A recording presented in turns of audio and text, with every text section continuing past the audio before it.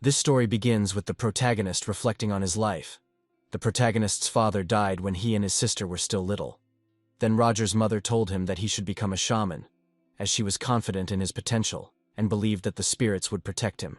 She warned him that if he did not choose this path, he would be in great trouble, and insisted that he begin to study the religious aspects of shamanism. Among them were poetry, magic, and strange things that Roger had never even heard of before. But even then he knew exactly what he wanted from life, and all these teachings did not interest him at all. So he devoted his time to scientific research, and after 10 years he became a full-fledged part of society. However, in the end his life was cut short under the wheels of a car. He found it hard to believe, but his mother was right. Troubles did catch up with him, but the most amazing thing was his rebirth. He learned that there is more than one life, and everything his mother said turned out to be true. After death he realized that some things can only be understood through personal experience. Remembering all this, he asked himself what he was doing now. At that moment, he suddenly lowered his hand, slapping his palm on the pages of the textbook, and informed the students that the lesson was beginning. He added that today they would continue creating the magic circle.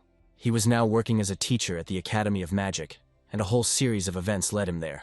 The story moves back some time, to a large city. There were people crowded at the station, some of them talking to each other. Passengers entered the carriages one by one, showing their tickets to the inspector. The inspector wished everyone a safe journey and greeted the next person, asking to show their ticket.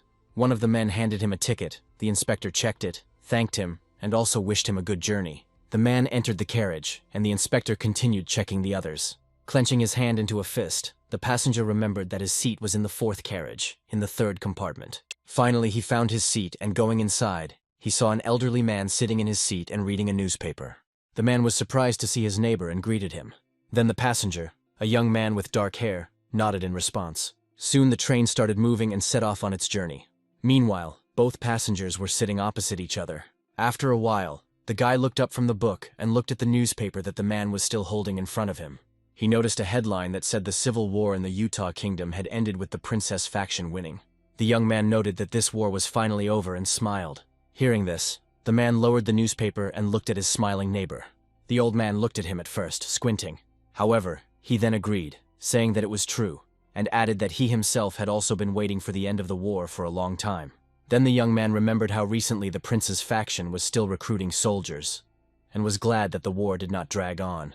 Suddenly, he realized that he had forgotten to introduce himself, and, apologizing to the man, he gave his name, Roger Kalichi, to which his fellow traveler, Gerard, replied that he had no surname, and only gave his first name, after which he suggested that Roger must be a nobleman.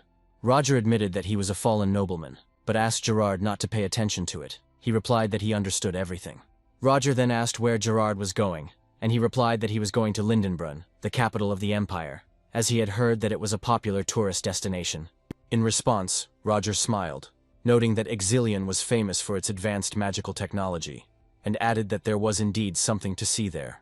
He himself was on his way to Leathervelk to enroll in the academy, and Gerard was surprised to hear this. He noticed that Roger looked very young, suggesting that he was an outstanding specialist. Roger awkwardly closed his eyes and ran his hand through his hair, admitting that he was just lucky. The man then said that many people would like to be in his place, and added that Roger should be proud of himself. In response, Roger smiled happily and thanked him for those words. Then, returning to the topic of war, he asked if Gerard had heard rumors about a man from the princess faction who had won.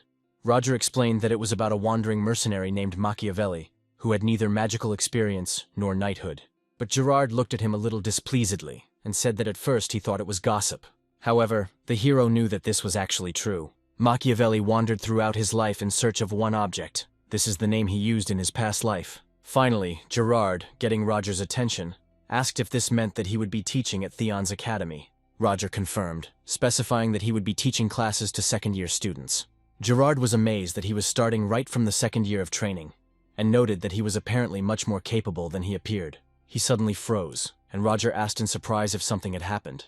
Then Gerard, looking out the train window, asked him to wait. However, he did not have time to finish speaking, as there was a powerful explosion, and the train shook. Gerard screamed and Roger stuttered as he asked what had happened, suggesting that perhaps the engine had exploded. However, Gerard sharply objected, stating that the engine was protected by magic. He frowned, realizing it was a trap. Roger didn't understand why anyone would do this, but Gerard suggested that perhaps someone wanted to rob rich merchants or nobles. He added that if there had been an explosion, then there was definitely a magician among the attackers, and he said seriously that they needed to either hide or get out of the train. However, Roger asked him to wait, saying that he would go out first. Putting on his hat, he headed towards the exit of the compartment and looked around the carriage, noticing that there was no one in the fourth carriage. Gerard followed him out into the corridor and frowned, asking if the other passengers were safe. And then Roger replied that the compartments were protected by magic. However, Gerard warned that this did not guarantee safety, because if the compartment was under the same spell that the bandits had already managed to destroy, it was dangerous to stay in it. Then the young man asked if it was true that the explosion had occurred in the third carriage, and expressed bewilderment as to why the robbers were not there yet.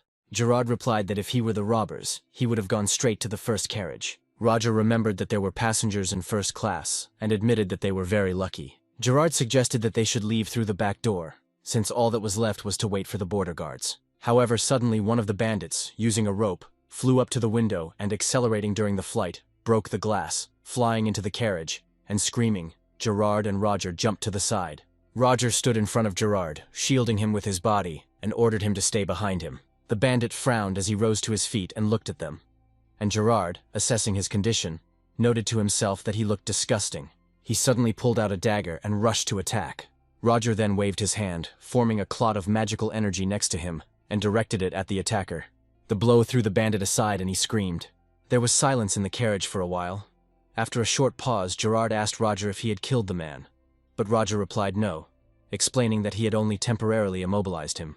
He then moved towards the bandit. Gerard tried to stop him, warning him that it was dangerous, but Roger assured him that everything was fine, as he only wanted to ask him a few questions. Pointing his staff at him, Roger demanded to know why he had entered their carriage. The bandit did not answer, only coughed, and then suddenly laughed. Then Roger said that he had not given him permission to laugh and demanded an answer, but the bandit was not going to listen. Calling Roger a dirty little man, he shouted that he would kill them all. Suddenly he unbuttoned his shirt, revealing a timer explosive attached to his chest, with only 1 second left before it exploded. Realizing this, Gerard shouted at Roger to hide. He clenched his jaw, frowned, and looked at the explosives. The next moment there was a deafening explosion. Flames burst out of the carriage, enveloping everything around in smoke. Pressing himself to the ground, Gerard screamed. He fell to the floor, covering his head with his hands, and only this saved his life. He stood up and called out to Roger, asking if he was okay. However, suddenly he flinched. His eyes widened, because there was emptiness in front of him. There was no bandit or Roger there, and a huge hole had formed in the wall of the train. Gerard walked to the edge of the breach, looked out and quietly said Sir Roger's name.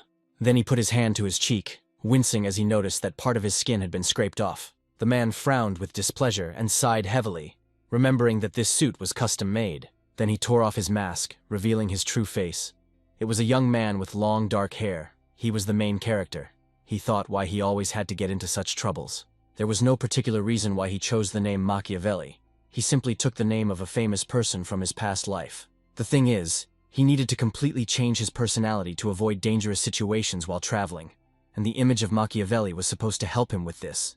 It had been a difficult day, and as he recalled leaving the battlefield, Roger felt that he had attracted unwanted attention when he should have kept his identity a secret.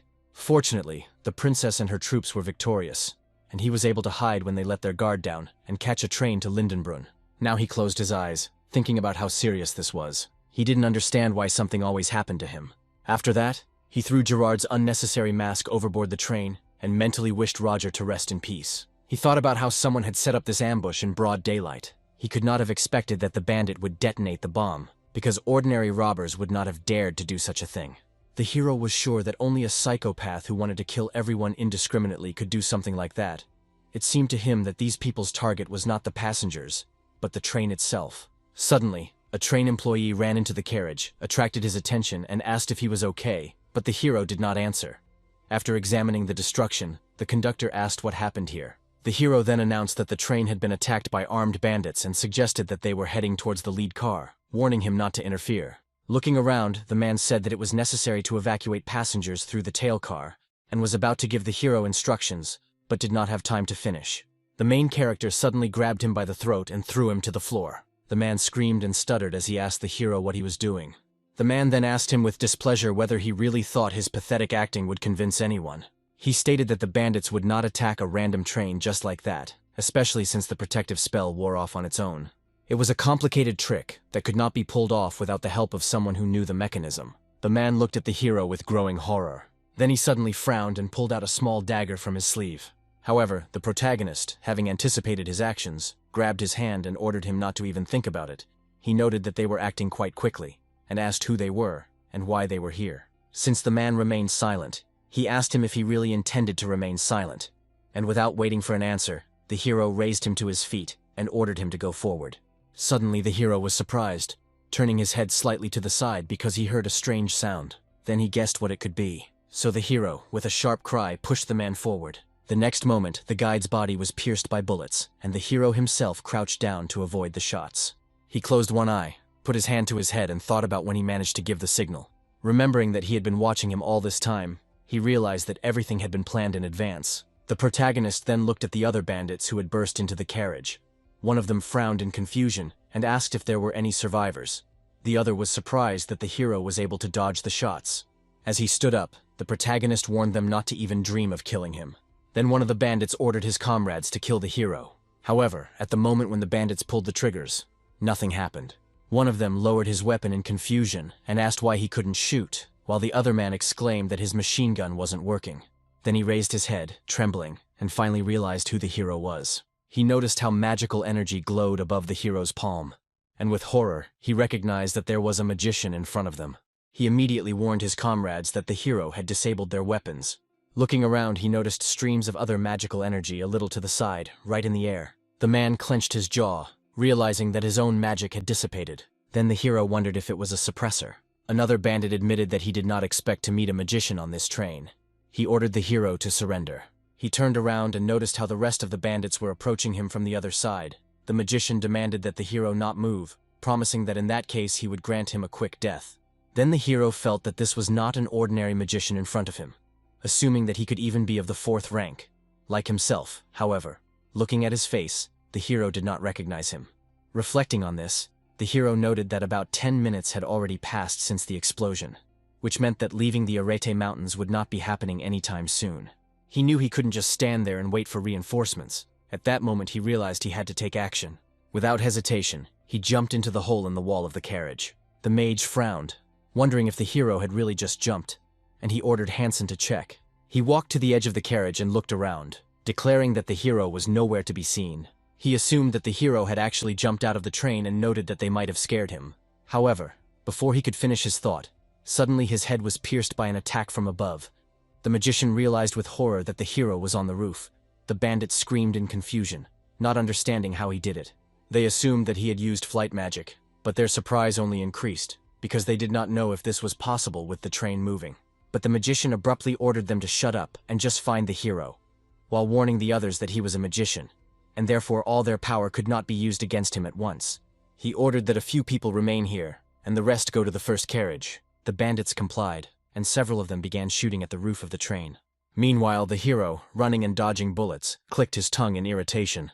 The magician, having calculated the trajectory of his movement, told his people that the hero was heading to the end of the train and ordered them to follow him.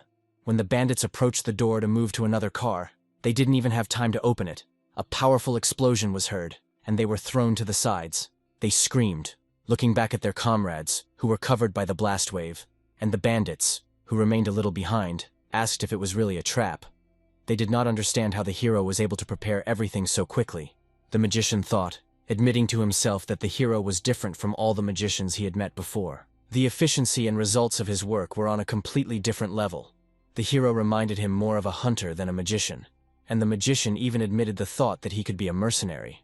All the bandits suddenly flinched upon hearing a sharp sound.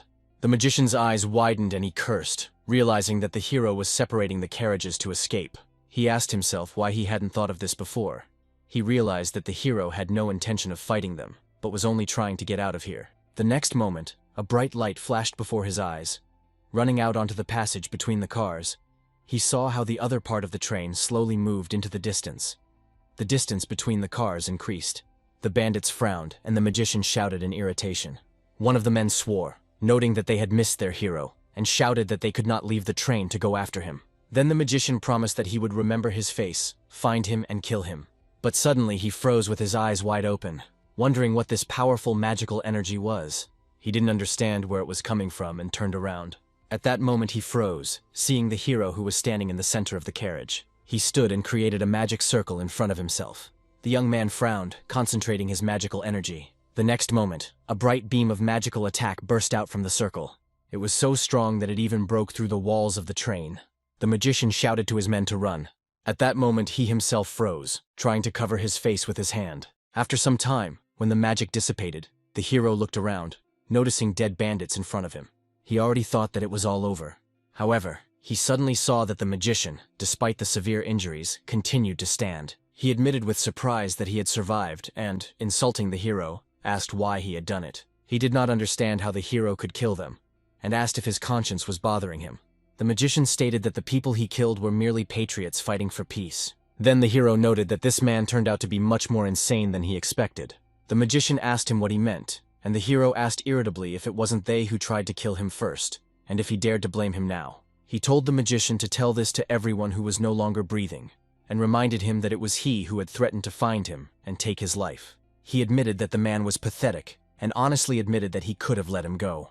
The problem was, however, that he now knew his face, meaning that if the enemy was going to hunt him anyway, it was better to end it right then and there. The man wanted to say something else, but the next moment his body was pierced by an ice blade. Even the hero froze in surprise, since it wasn't him who did it. Then he noticed a girl who entered the carriage through a hole in the wall. The hero looked at the remains of the magician that had fallen to the floor, and Veronica asked if he was okay. She looked at him, and deciding that he was scared, advised him not to worry. She stated that the Knights of Cold Steel were already here. The other bandits began to curse, amazed that the knights had already arrived. They opened fire, shocked that the knights were using flight magic even in such weather. However, one of the knights created a magical shield in front of himself, and the bullets did not harm him. At the same time, he cast a magical attack, holding it close to his palm, and rushed forward towards the men. One of the bandits jerked and screamed in fear, after which the knight, using the impulse from magic, struck him. He then turned sharply, turning his attention to the other bandit, who also screamed first in horror and then in pain.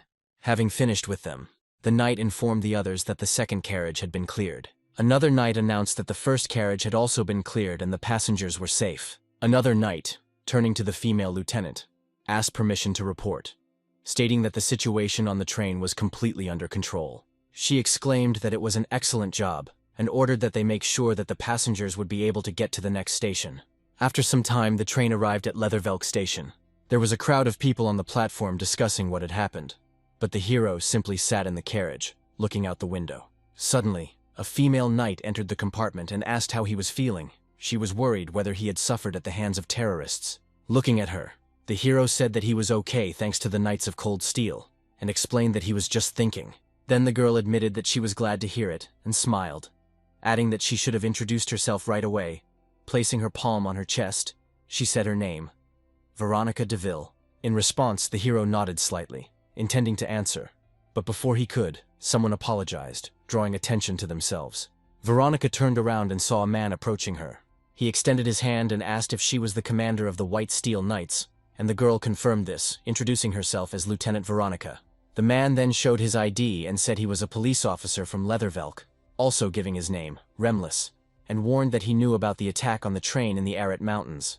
Veronica replied that all the criminals had been eliminated. Remlis thanked her for the work done, but noted that there were some oddities in the report. Then the hero tensed up, listening to the conversation, and Veronica, not understanding what they were talking about, asked what exactly he meant. Remlis, thoughtfully placing his hand on his chin, noted that the seizure of the train had happened too quickly. Even if they had magical power, the criminals wouldn't be able to break through the defense so easily. Remlis suggested that there might have been someone on board who helped them. Then Veronica, putting her hand on her chin, thought for a moment and admitted that it sounded reasonable. Remlis added that this was just a guess, explaining that they would not detain people, but would only establish their identities. Veronica agreed, noting that she understood everything, and looking at the hero, asked if he had heard their conversation. He nodded, and she warned that the main thing was to answer honestly, then there would be no problems. Keeping a neutral expression on his face, the hero thought he was in big trouble. Gerard's identity did not arouse suspicion, since he had passed the ticket check and boarded the train completely legally. But the problem was his face. Since Gerard's mask was damaged, no one would give him 45 years, and if an investigation began, his secret would sooner or later be revealed. At best, he would have been hanged. At worst, he would have been subjected to prolonged torture. The street was full of police and knights, and there was no escape. Besides, Veronica was merciless to criminals. Now she smiled at him and spoke sweetly. But he knew that if she suspected him, she would cut him in half with her magic. When he didn't answer, someone caught his attention again, asking if he was okay.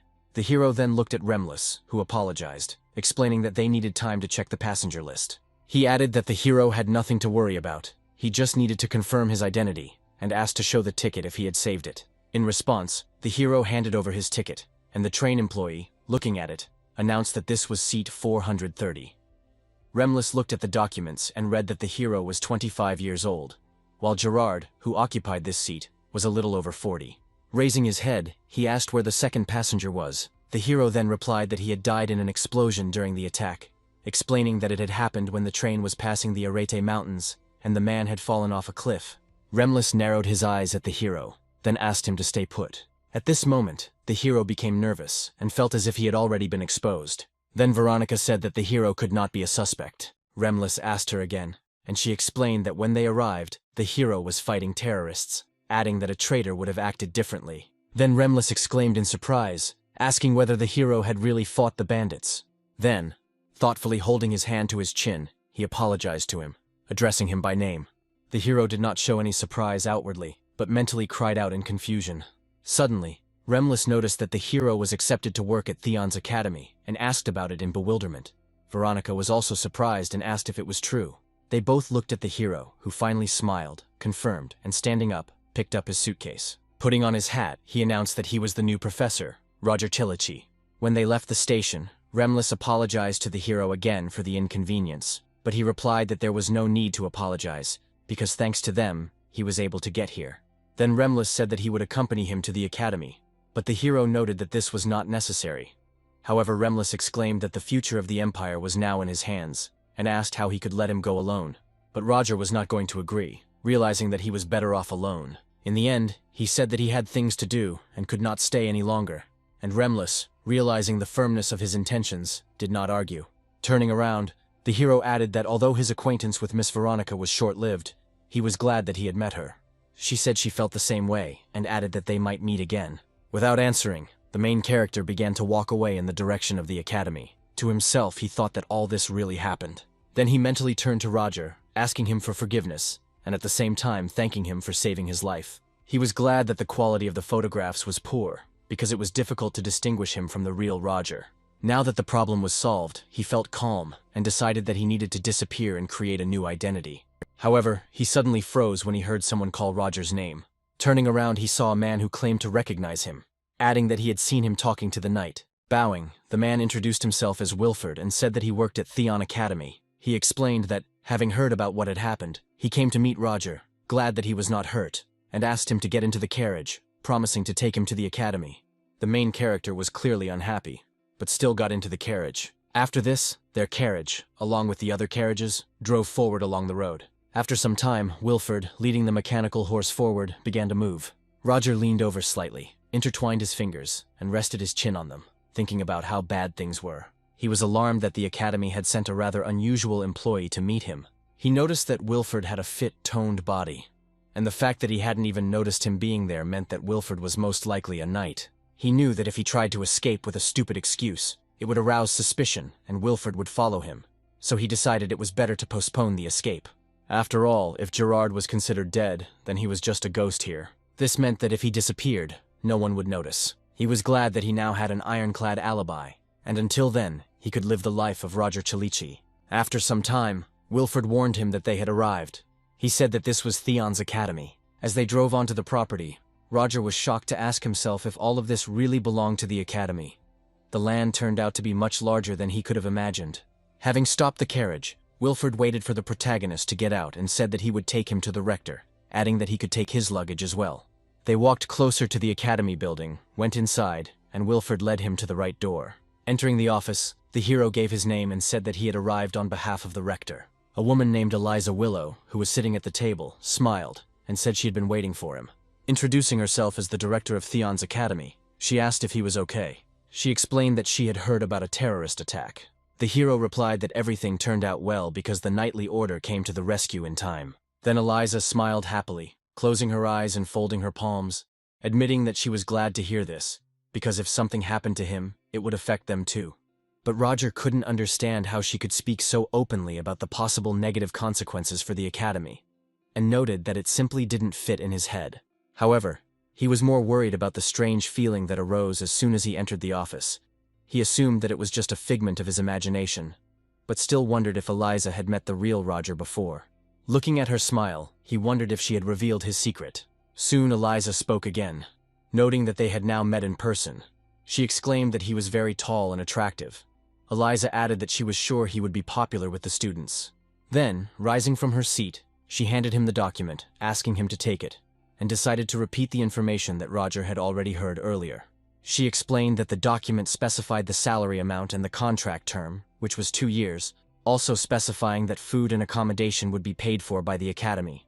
The protagonist looked at the document, wondering if it was really a contract. He noted that it didn't matter anyway, since he was planning to escape soon. However, he suddenly froze in shock when he saw the numbers. He asked himself if he was mistaken, because the salary was 30 imperial gold coins per month, and if converted into state currency, it came out to 30 million dinars, that is, a whole 300 million won. Observing his reaction, Eliza asked what he thought of the contract. She suggested that the terms were excellent and asked if he thought the same. The protagonist agreed that the conditions were not bad and began to think about how best to express it. In the end, he decided that this was just madness and a real jackpot. But he ordered himself to calm down, assuming that with such salaries and responsibilities, the professors of Theon Academy had a lot of them. He didn't know if he could hide his complete lack of knowledge about teaching at Theon's Academy, where every first person was a genius. However, his job here was already a done deal, and he knew that if he refused, it would raise suspicions, which meant he had no choice but to agree. He noted that he was good at lying, bluffing, and reading the mood of his interlocutor. Finally, he announced that he was completely satisfied with the terms and was ready to sign the contract.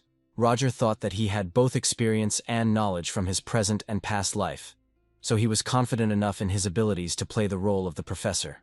Extending her hand, Eliza said it was wonderful, admitting she was glad to work with him. Shaking her hand, Roger replied that it was an honor for him too, but mentally added that he would only have to pretend for 2 years.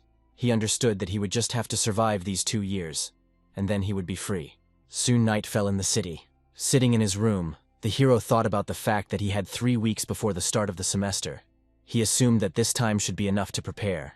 He couldn't even imagine that he would be given an entire house. Sighing, he closed his eyes and wondered if this meant that he was now truly a professor at the academy. Having been transported to this world 27 years ago, he was reborn with all his memories, but lost his abilities. He could not rely on his parents, relying only on himself, and he had to go through many difficult trials. However, he never thought that he would become a professor, or rather, this job was fictitious, and it was given to him not of his own free will. However, he needed a new identity, and Roger's situation played into his hands. Roger came from an impoverished noble family, originally from the small kingdom of Kveoden, and was the only child in a family whose parents had long since died. The style of the letters he found was quite formal, which meant he had no relatives left, which meant no one could expose him. He was sure that a better cover simply did not exist. Rising from his seat, he decided that he needed to sort out the lectures and find out more information about the academy. After all, his first task was to study the area. However, he suddenly froze, feeling an unpleasant rumbling in his stomach, and realized that he had not eaten anything since the morning. So the hero decided to put everything off until the next day, and tiredly thought about where he could eat. Some time later, sitting at the table, he read the documents and, taking a sip from his cup, wondered whether 2 whole weeks had really passed already. Time flew by too quickly, but despite this, he managed to gather the necessary information and prepare for classes. In the remaining week, he had to learn how to apply this knowledge in practice. At that moment, he noticed a young girl sitting down at the next table, and thought that customers were already starting to arrive. So he decided that he should go home and prepare for the introductory course. But suddenly the stranger, sitting with her back to him, said that she was glad that he was okay. She looked straight ahead, without even turning in his direction, and admitted that she had been worried the whole time that something might have happened to him. Roger froze and was silent for a long time, not knowing what to answer. Then the stranger, without waiting for an answer, asked why he had not contacted him for 2 whole weeks. She added that the entire organization was worried about him, calling him the First Order. The protagonist silently took another sip from his cup, but still did not answer. It was only after he had placed it on the table that he finally noticed that he needed to check something. He noted to himself that if he stood at a certain angle, He could see that he was being watched. At the same time, he clarified that they were not following him at all, but Roger. With her head down, the stranger said that the attack had come as a surprise, adding that none of them knew about the rebels' plans. Roger only explained that he needed information about the academy. Then the stranger was surprised, and asked again if they really hadn't sent it to him in advance. Then he stated that he had to personally verify the veracity of this information, and the girl finally understood his plan. At this point, Roger cursed under his breath, trying to figure out what to do now, since he had to try not to arouse any suspicion. He asked the girl if they had managed everything. She replied that they had dealt with the Academy's key figures who posed a threat, and had also tracked down and eliminated the organization's traitors. She explained that traitors were fed their own limbs and the remains were thrown to the dogs, and she smiled as she asked if this was not a fair punishment. Roger thought this was all very bad. However, he decided that the first thing he needed to do was calm down. Suddenly the stranger shuddered, apologized, and admitted that she should have personally checked everything before reporting to him. The hero did not understand what she was talking about, and remarked out loud that it did not matter. Then he asked her about the reason for her sudden appearance. She explained that he had been in the area for a month, but had not contacted them, and Roger then asked if that was why she had decided to act on her own. In response, the girl cried out, asking for forgiveness, but he ordered her to be silent. Putting the cup down abruptly on the table, Roger added that her appearance was only attracting unnecessary attention. He was irritated by her presence, and asked if she really wanted them to be noticed. He also noted that her sharp reaction to his words only confirmed that she was afraid of him. Then Roger, running his hand over his face, said that he was now listening to her report. He asked how many people they had managed to take. The girl replied that 31 people from the Third Order and 7 from the Second had been successfully infiltrated, and the remaining members of the First Order had already taken their positions according to plan. Roger noted that this was good, stating that everything was going as it should. He said that if the report was finished, then it was time for them to disperse. The girl agreed, and asked that next time he come to a prearranged place. Roger then asked, with obvious displeasure, if she was really trying to give him orders. Then he turned to her and asked how she dared to order him around. A little later, looking at the letters he found, Roger came to the conclusion that he was a fallen nobleman without a family, as well as the youngest mage of the 4th rank and a professor at the Theon Academy. He sat on the edge of the bed, his head down, his jaw clenched in irritation, his brow furrowed. He cursed and wondered why he hadn't sensed something was wrong before. Roger's personality seemed perfect, because it was created precisely to not arouse any suspicion. Otherwise, he would never have been able to infiltrate the academy. All the letters he found were most likely encrypted. Roger sighed, cursed again, and running his hands over his face, lay down on the bed, closing his eyes. He admitted that he had miscalculated, and could not believe that his hasty actions had gotten him into such trouble. After reviewing the letters again, he sat down at the table and assumed that Roger had used the Quiodan language to encrypt the messages. The construction of the sentences seemed strange to him, but he didn't even think about the fact that it was the First Order, whose task was to infiltrate the academy, gain trust, and periodically report on the progress of the operation. However, this was not the only thought that troubled him. Closing his eyes, he noted to himself that the more he thought about it, the less he believed what was happening. He could not understand how the head of a secret society could die in a terrorist attack. Roger was one of the strongest members of the organization sent to spy on the academy. He was sure that such a person should survive. But Roger sighed and decided that there was no point in judging the dead. So this whole story with Theon Academy and the secret organization was added to his secrets, and he thought that perhaps it was even a good thing that members of the organization had contacted him again. According to the girl's words, the secret society consisted of 4 orders: 0, 1st, 2nd, and 3rd. Although Roger knew nothing about the 0 order, he at least guessed about its existence. He decided that he needed to find out who else the First Order had sent, because if this person knew Roger, there was a risk that he would be exposed. So the main thing now was to not get caught. He thought that the best option would be to get rid of the secret orders with the help of Theon Academy, because no secret organization, no matter how strong it was, could resist such a powerful structure. Roger decided that he needed to get the information he needed without either side knowing about it. He sighed heavily, thinking about how playing on 2 fronts was literally splitting his head. Closing his eyes, he came to the conclusion that he had a very difficult 2 years ahead of him. The story moves forward some time. At the academy, students wandered the corridors, talking to each other. Some of them gathered in the auditorium, taking their seats. One of the students, attracting the attention of his comrades, asked if they had heard the latest news. He said that a new professor would now be teaching the theory of spells and visualization of the elements. Someone asked if this was really a new teacher for the 2nd year, and suggested that he was probably good at his job. while another student added that the management simply had no choice because the previous professor had suddenly resigned. One of the students, a blue-haired girl named Flora, had been listening to the conversation and turned around abruptly when one of them remarked that this new professor would hardly be able to help with anything if the student had been able to disgrace his predecessor by demonstrating her abilities. Another student, Cheryl, came closer to Flora and decided that they were talking about her. And Flora, with her eyes closed, wondered what she had done. She explained that she had merely shown the professor the weakness of his magical techniques, and Cheryl, closing her eyes, nodded in agreement, as if she wanted to object. But in the end, she remained silent. One of the students remarked that he had heard of the new professor's brilliant reputation, having written a huge number of reports as a military officer, and another suggested that the man must have been a respected person and not some simpleton. Then one guy asked if the others knew who he really was and stated that this professor was a fallen nobleman. The students immediately decided that they could not worry about grades then. Flora bowed her head slightly, thinking to herself how stupid they were reasoning, because the conclusions had been made in advance.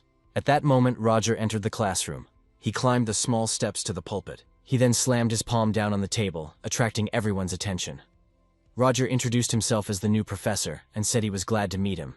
He stared at the frozen students who were looking down at their desks. The hero noted that they didn't have a clear schedule yet, so he would like to make a few announcements first before starting the main course. He said he would teach them spells, but the structure of the lessons would be unfamiliar to them. Roger explained that the classes would include not only theory, but also active practice, adding that not only second-year students, but also first-year students would be able to attend them. The students began to whisper, but Roger raised his hand, calling for silence, and admitted that he understood their dissatisfaction with the way the lessons were organized. However, he asked them not to worry, promising that the workload would remain the same. Then one of the students suddenly raised his hand, asking why the professor had decided to combine the courses. The blonde girl with green eyes looked at Roger carefully, waiting for his answer. Roger, thinking that he had seen her somewhere before, said that he considered it his duty as a teacher to give everyone the opportunity to get something useful out of his lessons, regardless of level. He also warned that she shouldn't expect his classes to be the usual lectures. But the girl admitted that she didn't quite understand and asked him to explain in more detail. Roger said that it would be too boring to reveal all the cards at once, so the student just lowered her head, and he, looking at the students, said that if he was really of interest to them, then they would meet at the next lesson. Then he noticed that there was another important warning. Roger warned that if any students thought they could get high grades without effort, just because they were a new professor, they might be disappointed. He frowned, looking at the frightened students, and mentally asked them not to come to his classes at all, because, despite the preparation, he understood that the fewer students there were, the easier it would be to teach the lessons. He also noted to himself that the pride of the second-year students would suffer if they had to study on an equal basis with the first-year students, and wondered who would want to take difficult classes anyway. Finally, he announced that that was all for today, and asked if there were any questions. The students were silent and thought that he had the energy of an officer, and according to rumors, he was the youngest fourth-rank mage. Many had accumulated a lot of questions, but no one dared to ask them. Then Flora, thinking about something of her own, smiled slightly, touching her chin with her hand. Roger, seeing their silence, declared the beginning of the semester open. After a while, he walked out into the corridor and smiled contentedly, thinking that the students did not have any questions, although he assumed that at least someone would want to clarify something or ask about him. He decided that it was even better this way, although the prepared answers never came in handy. Suddenly his smile became less satisfied. He frowned and wondered if the students had kept silent on purpose. Roger thought that perhaps he should have been more friendly, as he might have hurt their pride. Placing his hand on his chin, he froze for a moment, but then suddenly opened his eyes, flinching slightly. The hero noticed that the students, seeing the new professor, began to move aside in front of him, clearing the way for him in the corridor. He wondered if this was really happening, or if it was just his imagination. However, his thoughts were interrupted when someone caught his attention by greeting him. Roger turned around and saw Selena, who asked if he was the new professor. After introducing herself, she added that it was nice to meet him, and said that today was her first day at work too. Roger, finally realizing the situation, replied that the feeling was mutual on his part, and asked if there was anything she wanted to ask him. She admitted that she really did want to, and asked if he had already had dinner. Meanwhile, outside the academy, someone told the hero that he was glad to meet him. It was Braino, who was teaching the students how to summon golems, and next to him stood Matilda, who introduced herself, adding that she was in charge of charms, illusions, curse removal, and dispelling magic. Roger, standing next to them, said that he was also glad to meet them, gave his name and explained that he taught the theory and practice of spells. He wondered if this was a meeting of new professors of the academy in order to get to know each other better. Colleagues noted that he looked as attractive up close as he did from afar, and he thanked them for the compliment. A little to the side, a young teacher in glasses looked at Roger with displeasure. Feeling his gaze, Roger shuddered and turned in his direction. However, at that moment the man immediately turned away. Matilda quietly explained that this was Professor Chris Benamore, who was the first of them to join the academy, and noted that, as far as she knew, he was a nobleman, unlike them, who were commoners. Roger replied that everything was clear to him, and noted to himself that, apart from Chris among the new teachers, there was one nobleman and 3 commoners on their team. Despite their different statuses, each of them was the best in their field. He also suggested that there could well be another member of the First Order hiding among them. Roger placed his hand on his chin, thinking that the fact that Chris had joined the academy first meant absolutely nothing, and besides, relying on his colleagues' words would be foolish. At this point, Chris sighed heavily, and with obvious irritation, declared that he could no longer be there. He admitted that he was curious to look at the new teachers, but they all, in his opinion, turned out to be commoners and fallen nobles. He warned that if anything happens, he is not with them, but on his own, after which he placed special emphasis on the main character. He demanded that Roger not pretend to be an important person. Matilda frowned, indignantly noting that Chris's status did not give him the right to look down on them, and asked Roger to ignore him. However, Roger replied that everything was fine, and if Chris was against their company, then he suggested doing without him. Selena and Breno agreed with this, deciding that it was even better this way. As Roger followed them, he thought he might be glad to have company at dinner. As evening approached, the students went to their dormitories.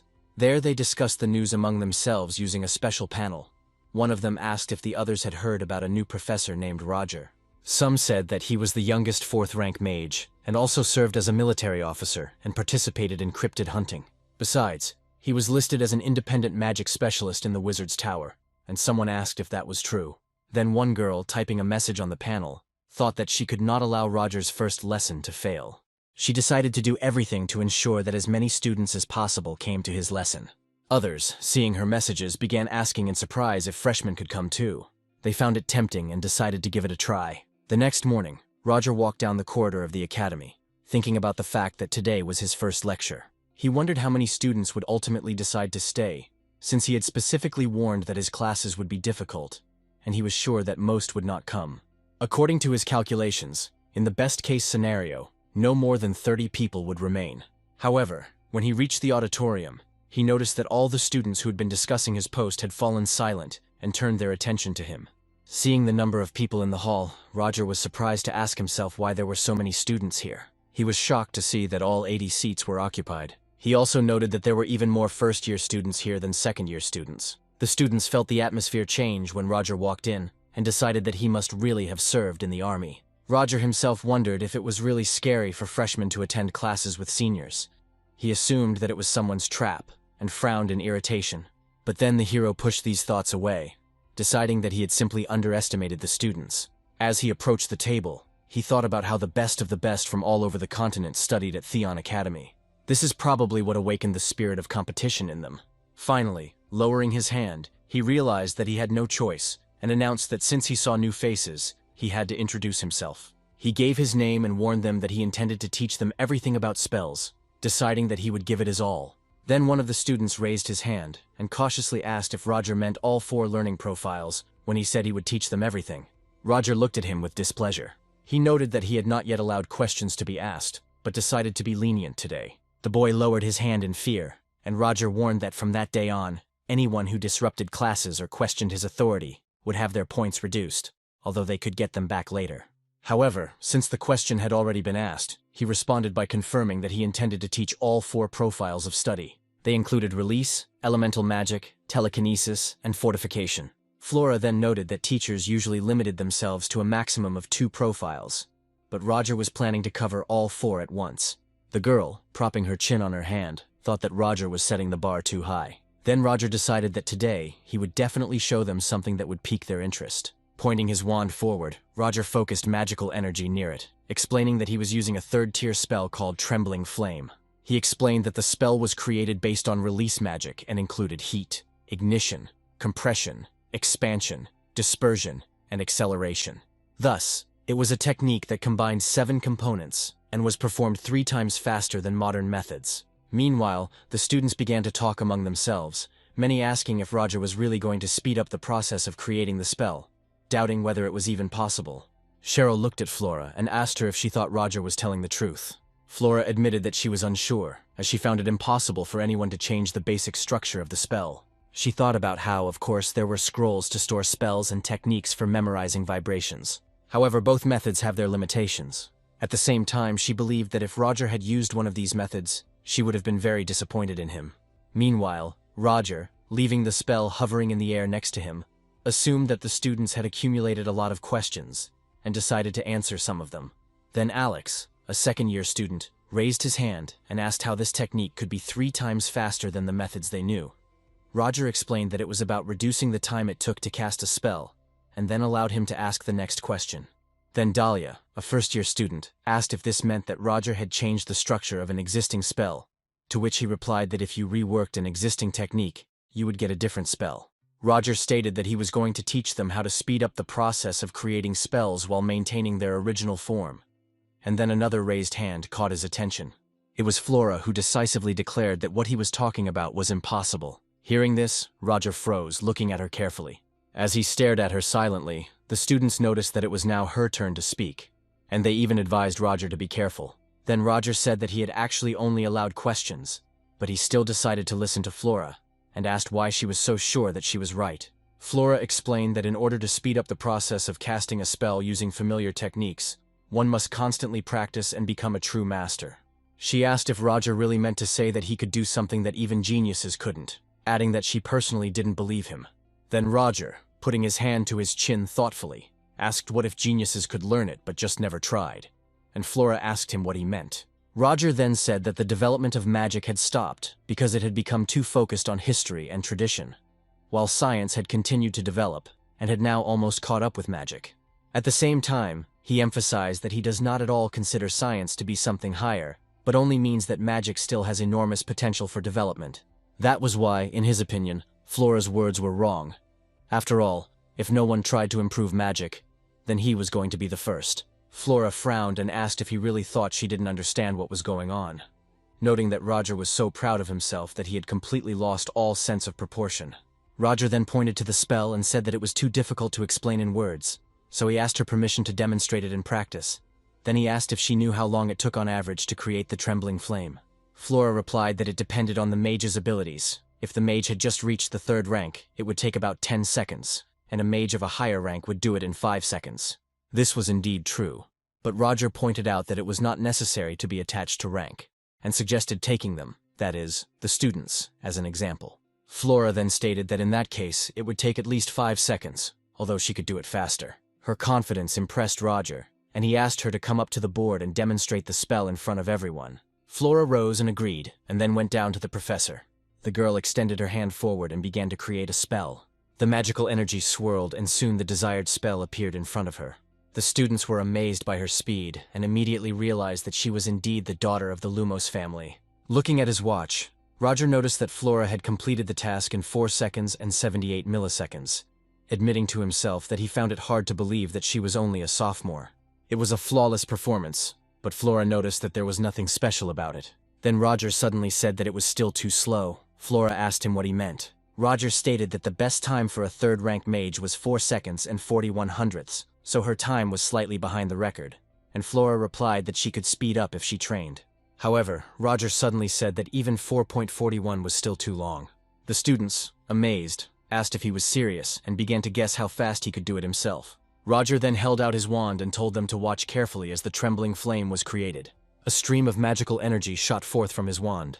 Watching his actions, Flora thought that he was using some other technique. The next moment, the magic circle was already fully formed in front of Roger. Flora, along with the rest of the students, stood frozen in shock, wondering what that was. The spell took 1 second, although it seemed to them that even less time had passed. Flora thought that this wasn't the trembling flame technique at all, noticing that Roger had completely changed its structure. Roger then asked if everyone had seen what had happened, and decided to repeat the spell for those who had not noticed. He created it again, and the students, frozen, looked at him in surprise. Roger realized that their opinion had now changed, and announced that it only took him 0.24 seconds to create the trembling flame. This was much faster than the official record. He added that perhaps the spell seemed strange to them because he used a different technique the first time, but the spell itself remained the same. In other words, he used one technique to create another. One of the students asked him again in confusion, and another asked what it meant. Roger then explained that they were changing the input data to produce a known result, as if they were creating a program. There, the magician's body acts as equipment, and the accumulated magical energy acts as data. In this case, the programs, that is, the techniques, activate the software, which is magic, which he called the source code. Repeating this name to herself, Flora thought. She had never heard of such magic before, and wondered who the main character of this story really was. When the protagonist's attention turned to her, as if he asked if he hadn't dispelled her doubts, Flora lowered her gaze, but still admitted that his words were true. At this point, Roger reminded her that she had interrupted the lesson without his permission, explaining that it was because of her bias towards his words. He asked if she agreed with this, and Flora nodded, lowering her head. Then the main character seriously warned her that she had acted unreasonably rudely and thoughtlessly. Therefore, she will have -10 points. Flora remained silent, and the other students could not understand how this was possible. They were shocked that Roger punished her. Meanwhile, the girl clenched her jaw but remained silent. Then she turned to walk back to her seat. But then Roger spoke again, noting that Flora had demonstrated an impeccable technique for creating a flickering flame. He gave her back 10 points and expressed his respect for hardworking students, praising Flora. She clenched her hand into a fist and thanked him for the praise. One of the students asked if the penalty points had really been removed, and another girl admitted that she was very happy about it. When Flora returned to her seat, Cheryl asked her how she was feeling. Flora replied that everything was fine and thanked her for her concern. Then Cheryl smiled and thought that Flora had handled the situation quickly, although she noted that it couldn't have been any other way. After all, it was Flora. She looked away slightly, as she was sure that everything was fine. But at that moment her friend frowned, expressing displeasure. Then Roger took off his coat and hung it on the coat rack, warning that this was only an introductory part, and now he was going to begin the lesson. He also said that he would select students who would listen carefully and teach them the basic techniques, so he urged everyone to work hard. Some students looked at him with enthusiasm, while others looked at him with slight fear. After this, the main character began his lecture. Then one of the students, Aiden, decided that at first he thought that he had heard nonsense from other students about Roger, and was afraid that he had come in vain. But he was wrong. Now he smiled with admiration, understanding why Theon was considered the strongest academy. After a while, Roger announced the end of the lesson, allowed the students to go, and asked them to review the material at home. As he walked away, Aiden exclaimed in admiration that Roger was incredible, and he couldn't even believe that he had witnessed something similar to the source code. However, another student sighed with disdain and said that such nonsense should not impress other students. He said it only proved their limitations. In his opinion, there is no place for common people here. Aiden looked at him in confusion, and then turned to the rest of the students, who had turned away and gone about their business. Scratching the back of his head uncertainly, he asked if he was really talking to him. He apologized, but the irritated bully asked if he was laughing at him. Aiden quickly replied that he had no intention of doing so. However, the blonde was already angry and indignant. How dare he look down on the eldest son of Baron Phaleo? At this moment, someone mentioned the name of Baron Phaleo and asked if his estate was located on the far border of the empire. Then the bully asked if Theon now accepted children too. The blue-haired guy replied that it was even better than taking the stupid sons of baronial families. Then the blonde gritted his teeth and frowned, pulling out his wand. He called Aiden and his friend idiots, demanded that they listen, and was indignant at how they dared insult a nobleman. He promised to punish them for these words. However, the student was not afraid of the threat, but simply suggested that he try. The blonde hesitated, not encountering resistance or fear. Then the guy, having dropped even lower, repeated the challenge and advised to see what would happen if the blonde attacked right now. He doubted that the academy would turn a blind eye to this, just because of his status. He asked if he hadn't bothered to read the rules before joining and advised the bully to look around more carefully, and asked if he had noticed that they were being watched. The blonde turned around and saw the students whispering and watching what was happening. Then the bully replied that he should now look around, and then headed towards the exit of the office. When he left, Aiden sighed in gratitude for his help. He also told the blue-haired boy his name. He also introduced himself and said his name, Leo, and warned that there was no need to thank him, because he was simply angry at the bully bragging about his status. Aiden then noted that Leo was a very nice guy, and asked if he had heard everything he had said. Eventually, Leo decided to go with Aiden, who exclaimed that he would go with him. And Leo, closing his eyes, admitted that he didn't even know where they were going. Aiden then asked if Leo was really carrying alchemy textbooks, explaining that he himself was going to an alchemy lesson. Leo sighed, looked at him, but in the end allowed him to do as he wanted. However, he warned Aiden not to be too noticeable, and the boy asked, puzzled, what he was talking about. Leo explained that he meant that he was a country boy and a commoner who would hardly be able to study magic properly. Aiden was surprised that it was so obvious, because he didn't even suspect it. Then Leo said that it was important to understand how things worked in Theon, especially in the second year, where some students had very high social status. First, it was Flora Lumos, a second-year student who Aiden had asked if she was the girl who had spoken in class today. Leo confirmed, and added that he heard that Flora was a serious person, and warned Aiden to stay away from her, because the previous teacher of the theory and practice of spells quit because of her. Secondly, she was a native of a noble family of the Exilian Empire, the third Princess Elendel van Exilian. Leo explained that it was better for ordinary people like them not to get involved with royalty. Aiden knew who they were talking about, because he saw Elendel at the lecture. Thirdly, there was another student who led the most famous group of the second year, consisting of nobles, Frieden Volberg. Hearing this, Aiden remembered that the Volberg family was one of the three most noble. Besides, Aiden remembered that the idiot from the Filio family was one of their company, and, with a stifled sigh, noted that he had already managed to irritate him. However, he decided that there was nothing he could do about it, and asked if there was anyone else worth knowing about. Leo didn't immediately understand whether Aiden was joking or really didn't know. But eventually he said that there were a few more students he would tell about on the way. Aiden was happy, and invited Leo to have lunch together. Meanwhile, one of the students was watching them closely. Soon Roger was walking down the academy corridor. He reflected on what had happened, and noticed that the student's reaction was better than he had expected. He had not expected such interest, because the time in their world corresponded to the 19th century on Earth. And despite the existence of magic, science here did not develop as quickly as in the 21st century. That's why Roger created the source code, combining magic and science. He never thought it would amaze the students so much. His teacher, seeing this development of events, only briefly noted that the result was not bad. The protagonist understood that this was exactly why he expected such a reaction. The process of creating a spell had to be fast and precise, but at the same time complex and limited to the third rank. He couldn't teach his students just the source code, so he decided to prepare a few more spells to avoid arousing suspicion. As he approached the door, he wondered if this was his office. Opening the door, he walked inside and saw Eliza. The woman, noticing him, invited him in with a smile and asked him how he liked the office. Roger was silent, amazed by her appearance. And then Eliza explained that each professor at the academy was allocated a personal space that he could use as he saw fit. Sitting down opposite her on the sofa, Roger decided to find out why she came. Eliza, in response, asked her if she really couldn't be there.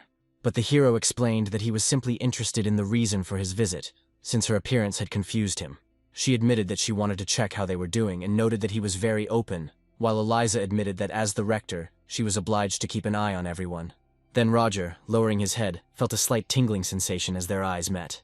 Eliza, crossing her arms over her chest, noticed that Roger remained remarkably calm, although she expected him to be shocked. He apologized, saying that he had already had enough surprises for today, and added to himself that he would not have been surprised if he had met them at night. Eliza explained that her appearance was a surprise to the other professors, and Roger was the last one she visited. It made him wonder why he stayed until last. He suggested that Eliza might know something. After all, no matter how well the organization hides itself, suspicious details will not go unnoticed by the rector of the academy. Roger then suggested that Eliza might suspect him of something. He considered this unfair, because although he headed a secret organization, he did not work for it directly. Then Eliza mentioned that she had heard Roger inviting first-year students to his lectures, and he confirmed this, explaining that he did not separate students by year. Eliza noted that she was not going to criticize him, and even approved of this approach, since among the newcomers there were truly strong students, as well as those who possessed unique magic. Roger was surprised, as he had only recently received the class list, and then Eliza warned him that there was a princess among the students, and asked him not to get into trouble with her. She didn't ask for special treatment, but she stressed that if there were problems, it would be difficult to solve them, and then Roger was surprised by the news about the princess. In response, Eliza admitted that she had high hopes for him. She congratulated him on the success of his first lecture, saying that she no longer had to worry. As a token of gratitude, the hero offered her tea, but she refused, explaining that she had things to do, and wished her good luck. After closing the door, Eliza thought and looked at the door handle. At that moment, Wilfred approached her and asked how the meeting went. He asked if the main character could be trusted. Then Eliza honestly admitted that she didn't know, and said that she usually kept an eye on those who aroused the greatest suspicion. but she couldn't say anything definite about Roger. Wilford expressed confidence that if Eliza was involved in this matter, the situation would soon become clear. She smiled and said that she hoped so too, but she still admitted that she didn't expect Roger to remain unperturbed after facing her magical gaze twice. She assumed that if he were a 4th-level mage, he would have given up by now, but he didn't react at all, which means his will is strong. Putting her hand on her chin, Eliza thought that he was a very interesting person. Then her thoughts turned to the terrorist attack on the train. She decided that she had to pay attention to the smallest details, especially considering that there was some kind of secret group operating in Theon. Perhaps the incident was merely a distraction, and the stranger took advantage of the chaos to take the place of the real Roger. Turning to Wilford, Eliza asked his opinion. He admitted that he doesn't know, but he is sure that the main character is not an ordinary young man, as his old intuition tells him. Then Eliza admitted that his own intuition rarely lets him down, but she is not yet sure whether she can completely trust Roger, so she intends to keep an eye on him for some time. Meanwhile, Roger sighed wearily and leaned back in his chair, noting that such personal meetings clearly needed to be stopped. Roger was sure that Eliza was clearly interrogating him, but in the end he decided that it did not matter, since he had done nothing for which she could accuse him. He intended to continue his business. Then the hero looked at the list of students and froze for a moment, noticing Flora in it. Mentally he noted that the Lumos family was the most influential among the nobles. He paused for a moment, frowning and wondering if he was sure he wouldn't get into trouble because of recent events. He thought for a long time, but then suddenly remembered that Flora probably didn't take his words seriously, because he even gave her extra points to make peace. He also recalled that Eliza had spoken about the large number of talented students. As Roger continued to study the list, he came to the conclusion that from the first-year student recommended by the Magic Tower to the Princess of the Exilian Empire, it was indeed true. Suddenly he stopped abruptly at the information about Aiden, and asked himself if this was really the guy with the unique magic that Eliza had mentioned. He remembered seeing him somewhere before, but as he continued to leaf through the documents, he decided that perhaps he would remember exactly later. In any case, he knew he had to remain on his guard. It was clear from Eliza's look that she still didn't trust him. Roger suddenly thought that it would be better to stay closer to the secret organization, because that's what that girl called it, calling it the First Order. He remembered the conversation with her, and assumed that she must have seen his face when he boarded the train, and therefore was not surprised by his changed appearance. He frowned, tilting his head, and remembered that the real Roger was a master of disguise and infiltration, which was probably what he was supposed to be doing now. However, interrupting his thoughts, the hero closed his eyes, shook his head and rejected these ideas, knowing how it could end if he was caught, and there was no guarantee that the secret organization would protect him. So now he had to remain a professor and do everything in his power. Suddenly he shuddered, and asked who was knocking at his door. The postman handed him the documents, greeted him, and said that he had come to hand over the duty schedule.